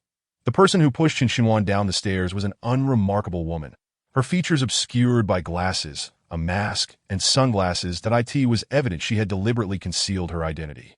He Yangxin's suspicions were confirmed. It seemed there was another mastermind behind Qin Xinhuan's injury. As time passed, He Yangxin repeatedly rewatched the footage, yet he could not discern the woman's face. Without knowing her identity, he had no means to track her down. Frustrated, He Yangxin slammed his hand down on the table, knocking over a glass, cutting his palm on the glass edge, blood oozing forth. He Xian, noticing his injury, quickly fetched a bandage to Mr. He. Your hand needs tending. Find a way to trace this woman's whereabouts. I want all her information. He Yangxin's brow furrowed, his demeanor radiating a chilling intensity. He Xian recognized that another confrontation was inevitable and steeled himself. This woman had acted so brazenly. She must have someone she trusted backing her, someone who could ensure her safety. In City C. Few possess such capability. They would need to investigate each potential individual in the city. He Xian obediently set off to attend to his tasks, leaving Xia Xi alone in a daze. Indeed, he was the one who held sway over the 4 major cities of City C. Handling matters with a calm demeanor and unflappable composure, He Xian exhibited remarkable efficiency, swiftly tracking down the whereabouts of the woman based on He Yangxin's conjectures. Although today was a weekend, the nearby theater was hosting a play, drawing crowds eager to witness the performance. During this time, the woman lingered in the theater for quite a while, but never purchased a ticket to watch the show, which piqued the curiosity of the ticket seller, who cast her several glances. Little did they know, those few extra looks etched her visage into their memory. The woman possessed an unremarkable appearance, so the ticket seller's description was rather vague and imprecise. He Xian presented the sketched likeness before He Yangxin and began to elaborate on the woman's background. Zhang Yuyin, a 24-year-old female student at Jiaotong University, majoring in finance, was known for her cheerful personality and harmonious interactions with classmates. Everyone found her exceptionally easy to get along with. Xia Xi scrutinized the portrait, struggling to reconcile the image of this seemingly amiable girl with the notion of her being a perpetrator. He Yangxin, with a dispassionate demeanor, suggested checking the recent bank statements for any substantial transfers associated with this girl. He Xian had already ascertained this detail. There were no such transactions. Friends, relatives, and even her parents had been investigated, revealing no significant remittances. Xia Xi gazed at the likeness for an extended period, speculating whether perhaps the mastermind had coordinated with her for a face-to-face exchange. He Yangxin swiftly dismissed Xia Xi's theory, asserting that a lump sum would certainly be substantial. She would not be foolish enough to carry such a large sum of cash around. The surveillance footage yielded no conclusive evidence, prompting Xia Xi and He Yangxin to decide to return to the hospital for the time being. As they pushed open the ward door, they were greeted by the sight of the patient voraciously devouring a banana. You're back, Qin Xinhuan exclaimed, her mouth still full, unable to suppress her words. Wan, you've finally awakened. Xia Xi rushed over to embrace her, tears streaming down her face as she recounted her harrowing experience over the past few hours. Qin Xinhuan, bewildered by the account, soothed her. It's all right, look at me. I'm perfectly fine. Xia Xi whispered conspiratorially in her ear, that fellow of yours has gone to great lengths to seek revenge for you. At this point, even if you were to offer your flesh as recompense, it wouldn't be considered excessive. That an exaggeration. Seeing Qin Xinhuan awake and appearing unfazed, Xia Xi felt reassured enough to return to the company to attend to her affairs. The ward fell into a tranquil silence with only He Yangxin and Qin Xinhuan remaining. His slender fingers gently caressed her bandaged head, inquiring softly, "Does it hurt?" Enveloped in his tender voice, Chen Xinhuan, still in a haze, ultimately nodded in affirmation, yes. Reflecting on Xiaoxi's words, a ripple stirred within her. When she tumbled down the stairs, the first person who came to mind was He Yangxin, and she had even wished for him to appear before her at that moment. Have I disgraced Madame He? She wondered. This won't cost me any money, will it? After a brief pause, she continued, although the contract stipulates that if I bring shame upon Madame He, my commission will be deducted. I now believe this clause could use some modification. What do you mean? She added with a proud look directed at him. In her unconscious state, she had experienced an extraordinarily lengthy dream in which she and He Yangxin were still married, but shared a much sweeter relationship than in reality. In her dream, they were the envy of all, as a humble couple, blessed with a set of twins, living a leisurely life dictated by the rhythm of sunrise and sunset. Their only daily dilemma was what to have for dinner. She taught their daughter to paint and play the piano, while he instructed their son in martial arts and calligraphy. Chapter 80. Could it be him? Everything was too idyllic, so much so that she felt it unreal even within her dreams. Observing her lively countenance returning, He Yangxin bore a barely perceptible smile at the corners of his lips. Rest well, he said, snatching the unfinished banana from her hands and insisting she lie down. Chen Xinhuan shot him an eye roll.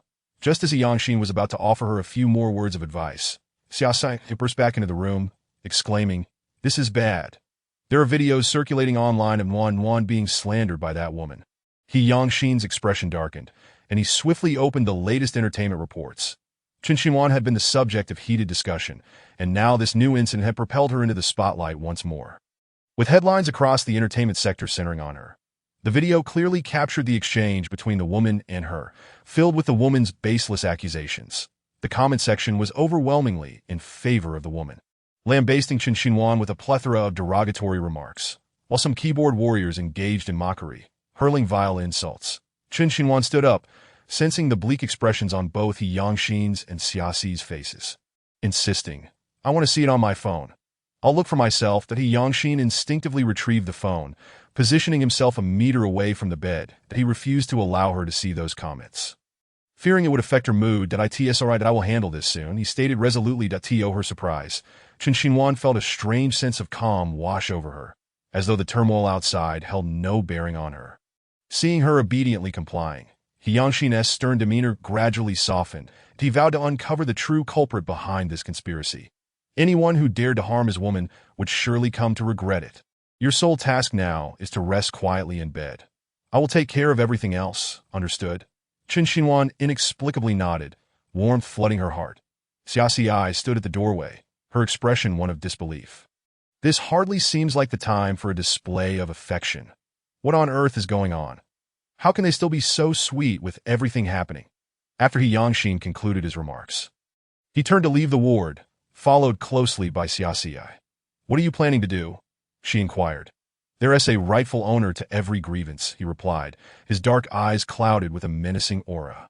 With the video now wildly disseminated online, destroying it at this juncture would likely prove challenging. In this digital age, even trivial matters could garner widespread attention, let alone a situation spiraling out of control. Should the situation continue to escalate, it was conceivable that someone might leak the location of the hospital where Chen Xinhuan was admitted, which would truly be catastrophic. I have instructed He Xian to continue his thorough investigation. News will surface shortly. The woman in the footage is undoubtedly envious of Wan, which led her to push her. Should I catch this woman, I will not hesitate to tear her face apart. He Yangxin furrowed his brow. She lacks the audacity for such a bold act.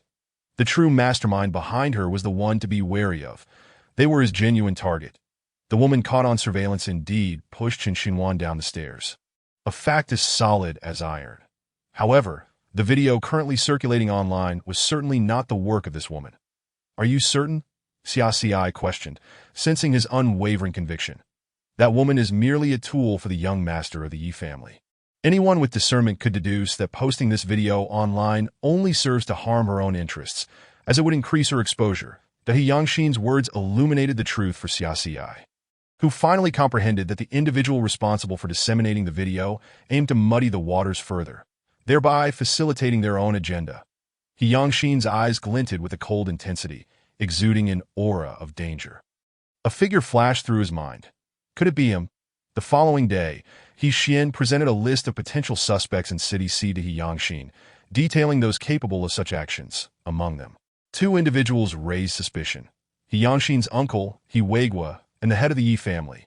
Both held significant status in City C, akin to that of high-ranking officials. That He Yangxin fixated on the name He Weigua, his gaze sharpening with focus. He Weigua, it appears to be you. Noticing his expression, He Xian realized he had arrived at a conclusion. It has been quite some time since I last saw my uncle. Please arrange a meeting. As night descended and the city lights began to twinkle, in a lavish VIP room within an upscale club, two individuals sat opposite each other in silence, the tea before them having been replaced thrice. He Xian stood behind He Yangxin, prepared to follow orders.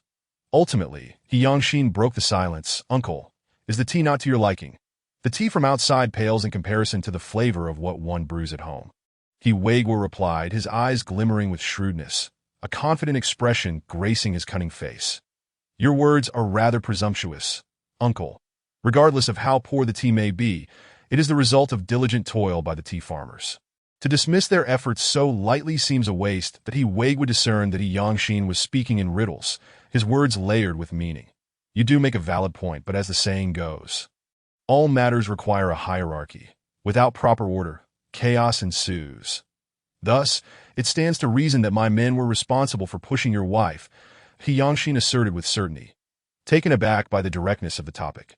He Weigua momentarily found himself at a loss. What do you mean by that? I don't understand. He Weigua appeared to be feigning ignorance, attempting to mask his unease with a cup of tea. Little did he expect that the matter would be uncovered so swiftly.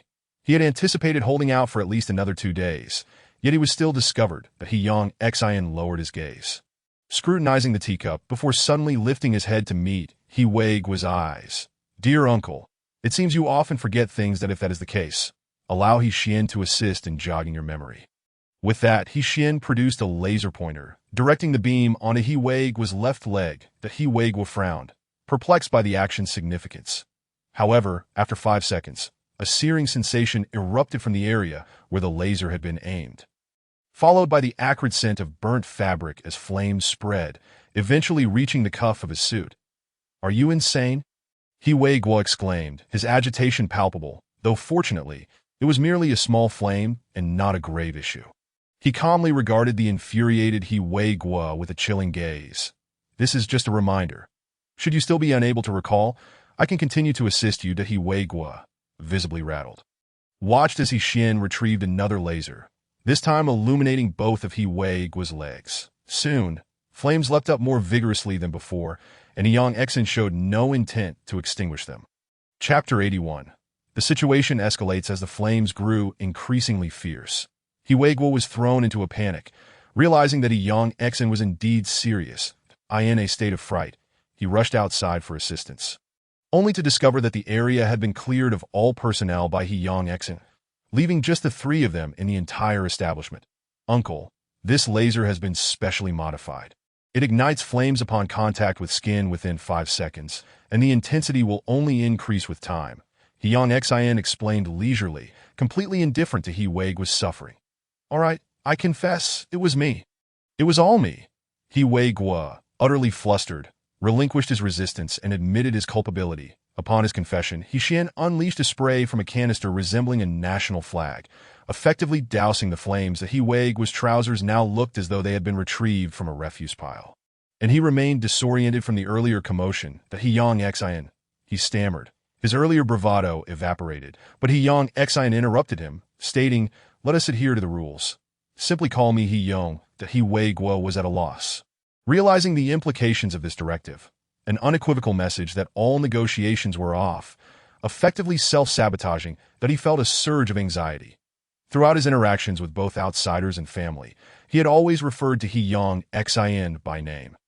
Now, being compelled to address him differently, he found the task quite unfamiliar. Mr. He Yong, I genuinely have no knowledge regarding your wife's situation.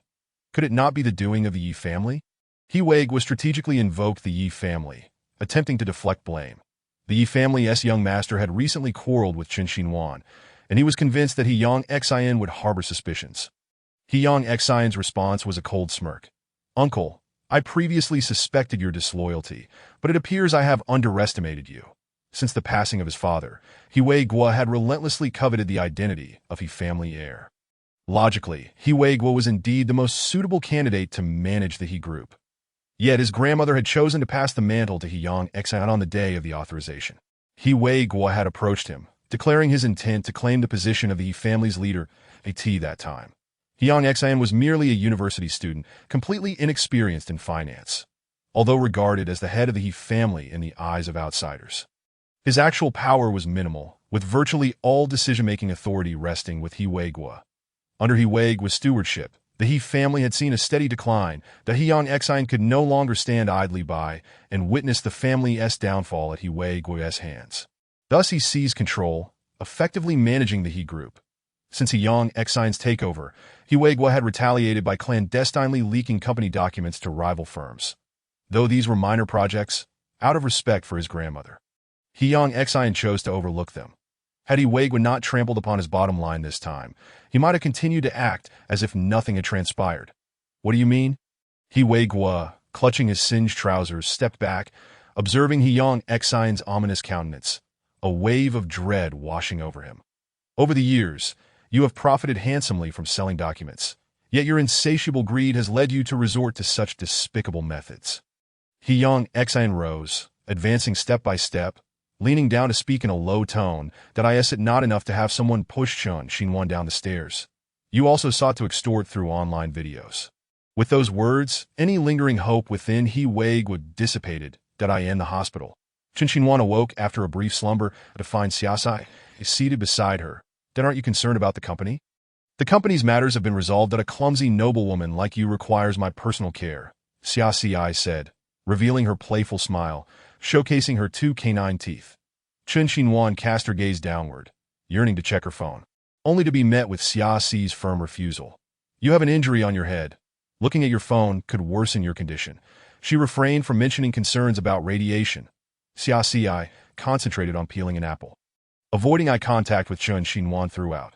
Having known each other since university, Chen Xinhuan was acutely aware that Xiaxi was hiding something from her, and if her ears had not deceived her. She recalled Xiaxi's earlier visit and a discussion with He Xian regarding some video, during which He Xian had urged her not to worry. Has the video issue been resolved? She inquired tentatively, gauging Xiaxi's reaction. Indeed, as soon as she spoke, Xiaxi's head shot up to meet her gaze. Rest assured, the video situation has been mostly handled. That woman was clearly spouting nonsense. Chen Xinhuan extended her hand. Then please bring me my phone. Xiaxi hesitated, placing the peeled apple into her hand. Wan, the video truly contained nothing of consequence, and it was all edited by that woman. There's nothing worth watching. Xiaxi spoke from the heart. In truth, the video was unremarkable, but the comments below were unbearable. Moreover, your primary focus right now should be on recuperating so that you have the strength to fight back. Seeing Xiaxi's earnest efforts to prevent her from checking her phone, Chen Xinhuan finally relented and complied. Outside the establishment, a line of sleek black luxury cars awaited, giving the impression that some esteemed guest was about to arrive. He Xiao, what should we do? He Xin queried, observing He Guo being assisted out. He Xian did not spare him a glance, directly commanding, carry him back, that no one is permitted to see him without my consent, and announced to the public that he is on an overseas trip, that He Guo was hoisted back to the villa. And on the way, the doctor assigned by He Xian had performed a preliminary examination of his injuries. Though it was merely basic care, that he now needed to seek out a top-tier physician for proper treatment. While the burns were minor, they still risked leaving scars that properly tend to the wounds. He would need to reopen the previously bandaged areas, in essence, re-injuring the scabbed-over wounds. Akin to pouring salt into an open wound, He Guo's eyes were bloodshot, seething with rage, desperate to contact the matriarch. For only she could save him, that He Xian was unequivocally serious this time. He needed to make plans post-haste. He picked up the phone, dialing the matriarch, but the line was busy. After several attempts to connect, he realized that the house had been equipped with a signal jammer. Meanwhile, the young master of the Yi family was being sought out, and the woman who had slandered Chen Xinhuan was the one doing the searching. Yi Xiao, I have fulfilled your instructions. You can now pay me. She had initially intended to leave, but found herself reluctant to depart. With the matter nearing resolution and the money within reach, which could ensure her comfort for the rest of her life, how could she resist? Chapter 82. Recognize who I am, what money. The man's cheeks bore faint traces of slap marks. You promised me. You said that as long as I ruined Chun Xinhuan's reputation, you would pay me. The woman's voice crackled with agitation, tinged with a hoarse quality. This money was non-negotiable. She would not back down without it. The man's gaze was filled with disdain. He had not held her accountable for her earlier failures. Yet here she was, demanding payment. Promise? You mentioned a promise, but the prerequisite is that you first fulfill your end. What do you mean? The woman sensed impending danger. His tone suggested he might be reconsidering their agreement, that don't forget how you initially agreed. I believe you are mistaken. I never agreed to anything with you. If you cannot deliver, you have no right to demand payment. The man's derisive laugh followed. Were it not for her clumsiness, he would not have been exposed by the old man, resulting in the freezing of all his bank accounts. You don't push your luck. At this point, the woman grasped the implications of his words. Since he had left her no escape route, she would not hesitate to retaliate. I've already sent the video of our transaction to Yang Exine. He has viewed it. The man was taken aback, disbelief washing over him. What did you say? Should you act heartlessly, do not blame me for being ungrateful. In times of crisis, we must look out for ourselves. The monstrous presence of He Yangxin loomed large. Had she not surrendered the video at that time, it is likely she would still be imprisoned in her current predicament. The man yearned to articulate further thoughts. Yet upon the sight of the butler, he was compelled to swallow his words. His concern was not for He Yangxin herself, but rather for the potential repercussions her actions might have on his esteemed family's reputation. Meanwhile, Lu Xiner had also received the news, witnessing the viral spread of the scandalous video concerning Chun Xinhuan across the internet. Her face betrayed an uncontrollable smirk. Indeed, she owed a debt of gratitude to that wicked stepmother of Chun Xinhuan. Were it not for her collusion with He Wei to tarnish Chun Xinhuan's name, Lu Xiner would never have found such an opportunity. Even if the truth were to eventually surface, it would bear no consequence for her. She could simply bask in the fruits of her scheming. In her moment of triumph, Lu Xiner came to a crucial realization. With Chun Xinhuan's reputation utterly shattered, He Yangxin would undoubtedly be reluctant to remain in a relationship with her. This presented Lu Xiner with a golden opportunity. With this thought in mind, she set her plans in motion. Lu Xiner drove eagerly to Lijing Tiandi, arriving at the villa's entrance with a buoyant spirit. She had frequented this place with He Yangxin before, and the security personnel and butler were generally familiar with her presence. Yet before she could fully step inside, the guards barred her passage. Are you new here?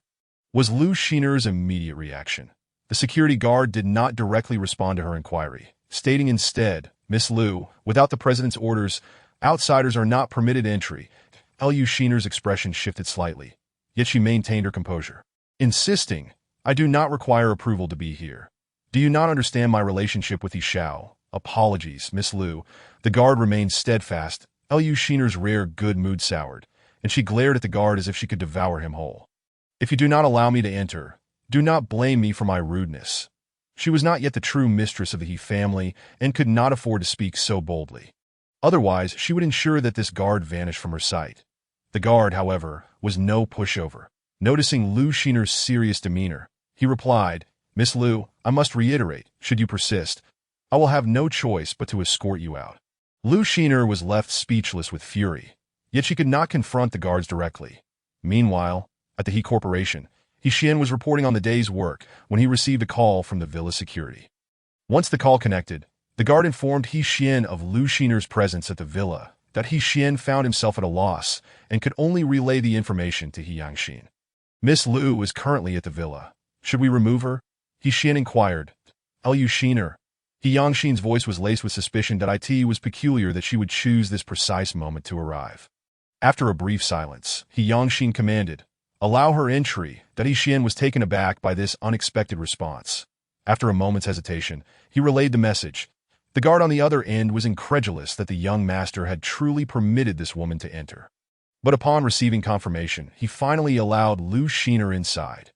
Upon entering the villa and finding no sign of Chun Xinhuan, Lu Xiner's spirits soared even higher. It seemed her suspicions were confirmed.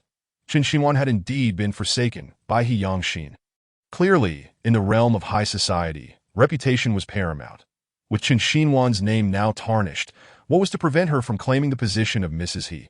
As evening approached, Lu Xiner became lost in her daydreams.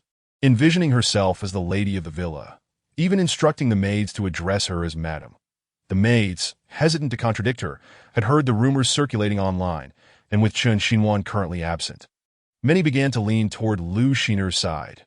Just as Lu Xiner was contemplating which type of nightgown would be most suitable for the evening, her reverie was abruptly interrupted by the sound of footsteps. Turning around, she beheld the very guard who had obstructed her earlier, accompanied by numerous others. Her temper ignited. "What are you doing? You cannot enter my room without my permission. Are you seeking death?" The lead guard responded succinctly. "Miss Lu, he Xiao has instructed us to escort you out," that Lu Xiner, naturally skeptical, retorted. "Do not speak nonsense. He Xiao allowed me to be here earlier today. Why would he want me to leave now?" "Who sent you?" She distinctly recalled hearing the guard conversing with someone earlier, confirming that she had been granted permission by He Yangxin to enter. The lead guard remained silent, gesturing to his colleagues. "Miss Lu, we must insist." Instantly, all the guards sprang into action. Some began to gather Lu Xiner's belongings, while others organized various items with precision. Realizing they were indeed serious, Lu Xiner's first instinct was to call He Yangxin, desperate for him to affirm her presence. However, her call went unanswered. "Let go of me! Release me!" Lu Xiner protested vigorously, yet she was no match for the guards as they forcibly dragged her away. She struggled with all her might, attempting to break free from their grasp. "Are you blind? Do you not recognize who I am?" "Miss Lu, we are fully aware of our actions. We are carrying this out with the young master's consent." Chapter 83. The truth emerges. Lu Xiner refused to accept this, exclaiming, "No, it's impossible. He Yangxin would never treat me this way. He agreed to my presence here this morning. How could that change by nightfall?" The maids, hearing the commotion from upstairs, were drawn to the scene, inquiring about the situation only to discover that Lu Xiner was being asked to leave. Although Lu Xiner had only been at the villa for less than a day, her presence had been marked by a perpetual scowl, as if she sought to elevate her chin to the heavens. "That I refuse to believe you. He Xiao would not act this way towards me." Regardless of her protests, Lu Xiner's pleas fell on deaf ears, and she resorted to cursing, entirely shedding her previously elegant demeanor. The lead guard, growing increasingly exasperated by her obstinacy, stated coldly, "The lady of this house is Miss Chun, not Miss Lu. That I hope you can understand this." This woman was truly relentless. Despite the clarity of his statement, she remained stubbornly rooted in place, compelling him to take a firmer approach. That Lu Xiner, lacking the physical strength to overpower multiple men, was ultimately dragged to the door. That as they reached the entrance, the guards regarded her with disdain, as if she were a piece of refuse. Her personal belongings were discarded carelessly by the other guards. "Do not let me see you again, or I shall throw you all into the sea to feed the fish." Lu Xiner straightened her posture, glaring intently at the guards. The lead guard returned her disdainful gaze, echoing, "I offer the same warning to you, Miss Lu." With a piercing glare, Lu Xiner's frustration simmered. She was determined to uncover the truth behind this sudden shift. Why had everything seemed so stable during the day, only to devolve into chaos by night? With this thought lingering, she dialed He Yangxin once more, only to encounter the same disheartening result. Her call went unanswered. Glancing at the time, she realized her priority was to return home and rest. All matters could wait until the morrow.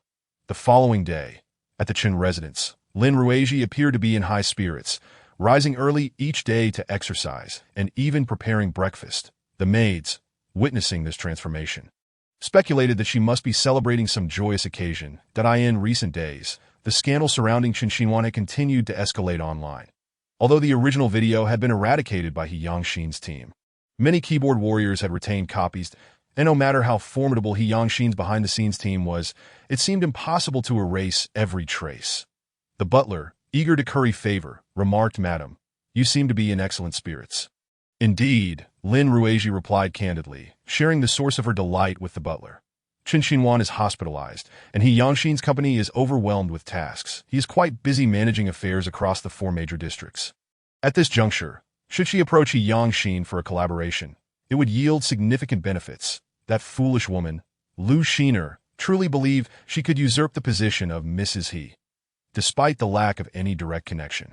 Chen Xinhuan was still a member of the Chen family, sharing their blood. How could she possibly relinquish the role to an unrelated outsider? The butler felt a shiver run down his spine as he listened, casting uncertain glances at Lin Ruiji. Indeed, when a woman was resolute, men were often rendered powerless. Lin Ruiji deftly maneuvered Chen Xinhuan's marital fate, leaving the other party with no recourse to the Yi family residence. The elder Yi had resolved to send his unruly son abroad for further education, but the young man vehemently refused. "I will not return. I wish to remain here." "You are being foolish," the elder Yi thundered. His agitation palpable, he declared, "Do you not realize that Yangxin has set his sights on you? If you refuse to leave, who knows what he might do?" Though Yangxin appeared youthful, he was ruthless in his dealings. Showing no hesitation, he was decisive and unyielding. That in less than a year, the 4 major districts had flourished under his leadership. "Dad, I am not afraid of him. Let him come. I fear neither heaven nor earth." And certainly not Yangxin. The elder Yi shook his head in resignation. At this stage, it was too late for words of caution. His eyes conveyed a resolute determination that I have made my decision. You will board tomorrow's flight and depart at dawn, that I will not leave. With a resolute tone, the man asserted that the Yi family's standing in City C was no less than that of the Yi family. Why would he choose to depart? The following day, the butler knocked persistently on the door. Receiving no response, he pushed the door open and found the room vacant, promptly informing Old Master Yi. Leaning on his cane, Old Master Yi struck the ground vehemently, exclaiming, "This ungrateful wretch!" In the conference room of the He Corporation, the young master of the Yi family made an abrupt entrance. Interrupting the meeting, that He Xian stepped forward to obstruct him, only to be brusquely shoved aside by the young master, who darted directly to Yangxin's front. "Yangxin, I fear you not," he declared boldly. "Should I interpret this as you delivering yourself to me?" Yangxin toyed with a pen in his hand, his gaze fixed unwaveringly upon it. Ignoring him, the man felt a surge of irritation and deliberately brought up the video of Chen Xinhuan, insinuating, "Miss Chen must have been in considerable pain when she was pushed down. That I truly consider myself fortunate to be associated with such a scandal, basking in the limelight alongside your esteemed wife." This thought momentarily lightened his dark mood. As long as Yangxin was discomfort, he found joy. Yangxin's eyes narrowed, focusing on the man's triumphant expression, his brows furrowing with menace. "Consider yourself fortunate that you are merely an accomplice in this matter. Had we discovered that Wei Guo was the true mastermind sooner, you would not be standing here now." He Xian glanced at the time and stepped forward to remind Yangxin that they were running late for their next meeting. As he maneuvered around the young master of the Yi family, Yangxin prepared to leave. Noticing Yangxin's intent to exit, the young master resorted to his trump card. It must have hurt terribly when Miss Chen was pushed down. Yangxin halted, his posture rigid before the door. He turned, an aura of hellish fury enveloping him. "It seems you squandered your chance at survival." The man sensed this malevolence, and a flicker of fear crept into his heart. With a tone tinged with grievance, he replied, "What do you mean, He Xiao? I was merely concerned for Miss Chen." He scoffed. "Last time, you slapped yourself publicly. What will it be this time?" The mention of this incident caused the young master of the Yi family to visibly dim, as the public humiliation from that day haunted him. He wished he had never attended that exhibition. If it weren't for that incident, how could his bank accounts have been entirely frozen by the old master? Now he depended on others for financial support, and he would not allow himself, the proud young master of the Yi family, to fall to such depths. When he looked again at Yangxin, the latter had already turned to leave the conference room, heading to the next location. Yet the young master felt compelled to add, "He Xiao, be cautious of Miss Chen. I suggest you stay by her side 24/7. Chapter 84. Confession. Yangxin shot him a chilling glance, and the man fell silent. "That I in the office." He Xian relayed the latest news. "He Xiao, they have already confessed. Where are they?" Yangxin immediately made for the door. "That an abandoned factory on the outskirts." Yangxin exited, while He Xian glanced back at the lingering young master of the Yi family, instructing others to escort him out. Upon arrival at the designated location, they were met by a man bound and panicking, who ran straight towards them, oblivious to their presence, and collided with them. The man shrieked in terror. Days prior, he had received a substantial sum for pushing a woman down the stairs, according to the news. That woman remained in a coma. "Who are you?" Outside the city, vehicles were scarce, and the human presence was even less significant. Even those who ventured here did so for clandestine dealings. Upon hearing the man's words, He Yangshin smirked. I am the husband of the woman you pushed. This revelation. The man's already pale face turned ghostly white. The identity of the woman pushed down was that of the most influential man's wife in the city. And this man before him was none other than He Yangshin. Though the weather around City C was not particularly warm, the wind on the outskirts was fierce, biting into the man's chest. Why have you brought me here? Kidnapping is illegal. As he spoke, his lips turned purple, breath dissipating into the wind. He Yangshin remained unfazed, his eyes gleaming with a cold intensity that made the man feel vulnerable. Let us get straight to the point, he said, slowly approaching in crouched position beside the man. He spoke in a tone of aristocratic authority. You know exactly what you did a few days ago. Do you need me to enumerate the details for you? The events of a few days prior were, without a doubt, his act of pushing that woman named Chin down the stairs. The man's face contorted in confusion. I don't understand what you're saying. I've been in another city for the past few days. Just returned yesterday. Who can vouch for your alibi? After a moment's hesitation, the man continued, I truly was in another city. My colleagues can testify. Really? Seeing the disbelief on He Yangshin's face, the man, now sitting on the ground, pleaded, It's true. Believe me, I truly know nothing of what you're referring to. Besides, I don't even know your wife. I would never commit such a heinous act. He Yangshin's expression turned frigid, his voice even more chilling. That He Chun, my patience is finite. Do not push me to lose it, or I will make you wish for death. He Chun swallowed hard, unable to meet He Yangshin's piercing gaze, which seemed to probe his very soul, that he could not admit to his misdeeds, for doing so would lead to regret, just as that person had warned. I reiterate, I will not acknowledge something I did not do. Seeing that he still resisted, He Yangshin's last remnants of warmth evaporated. Behind him, He Xian understood He Yangshin's intent and delivered a swift kick to He Chen's abdomen.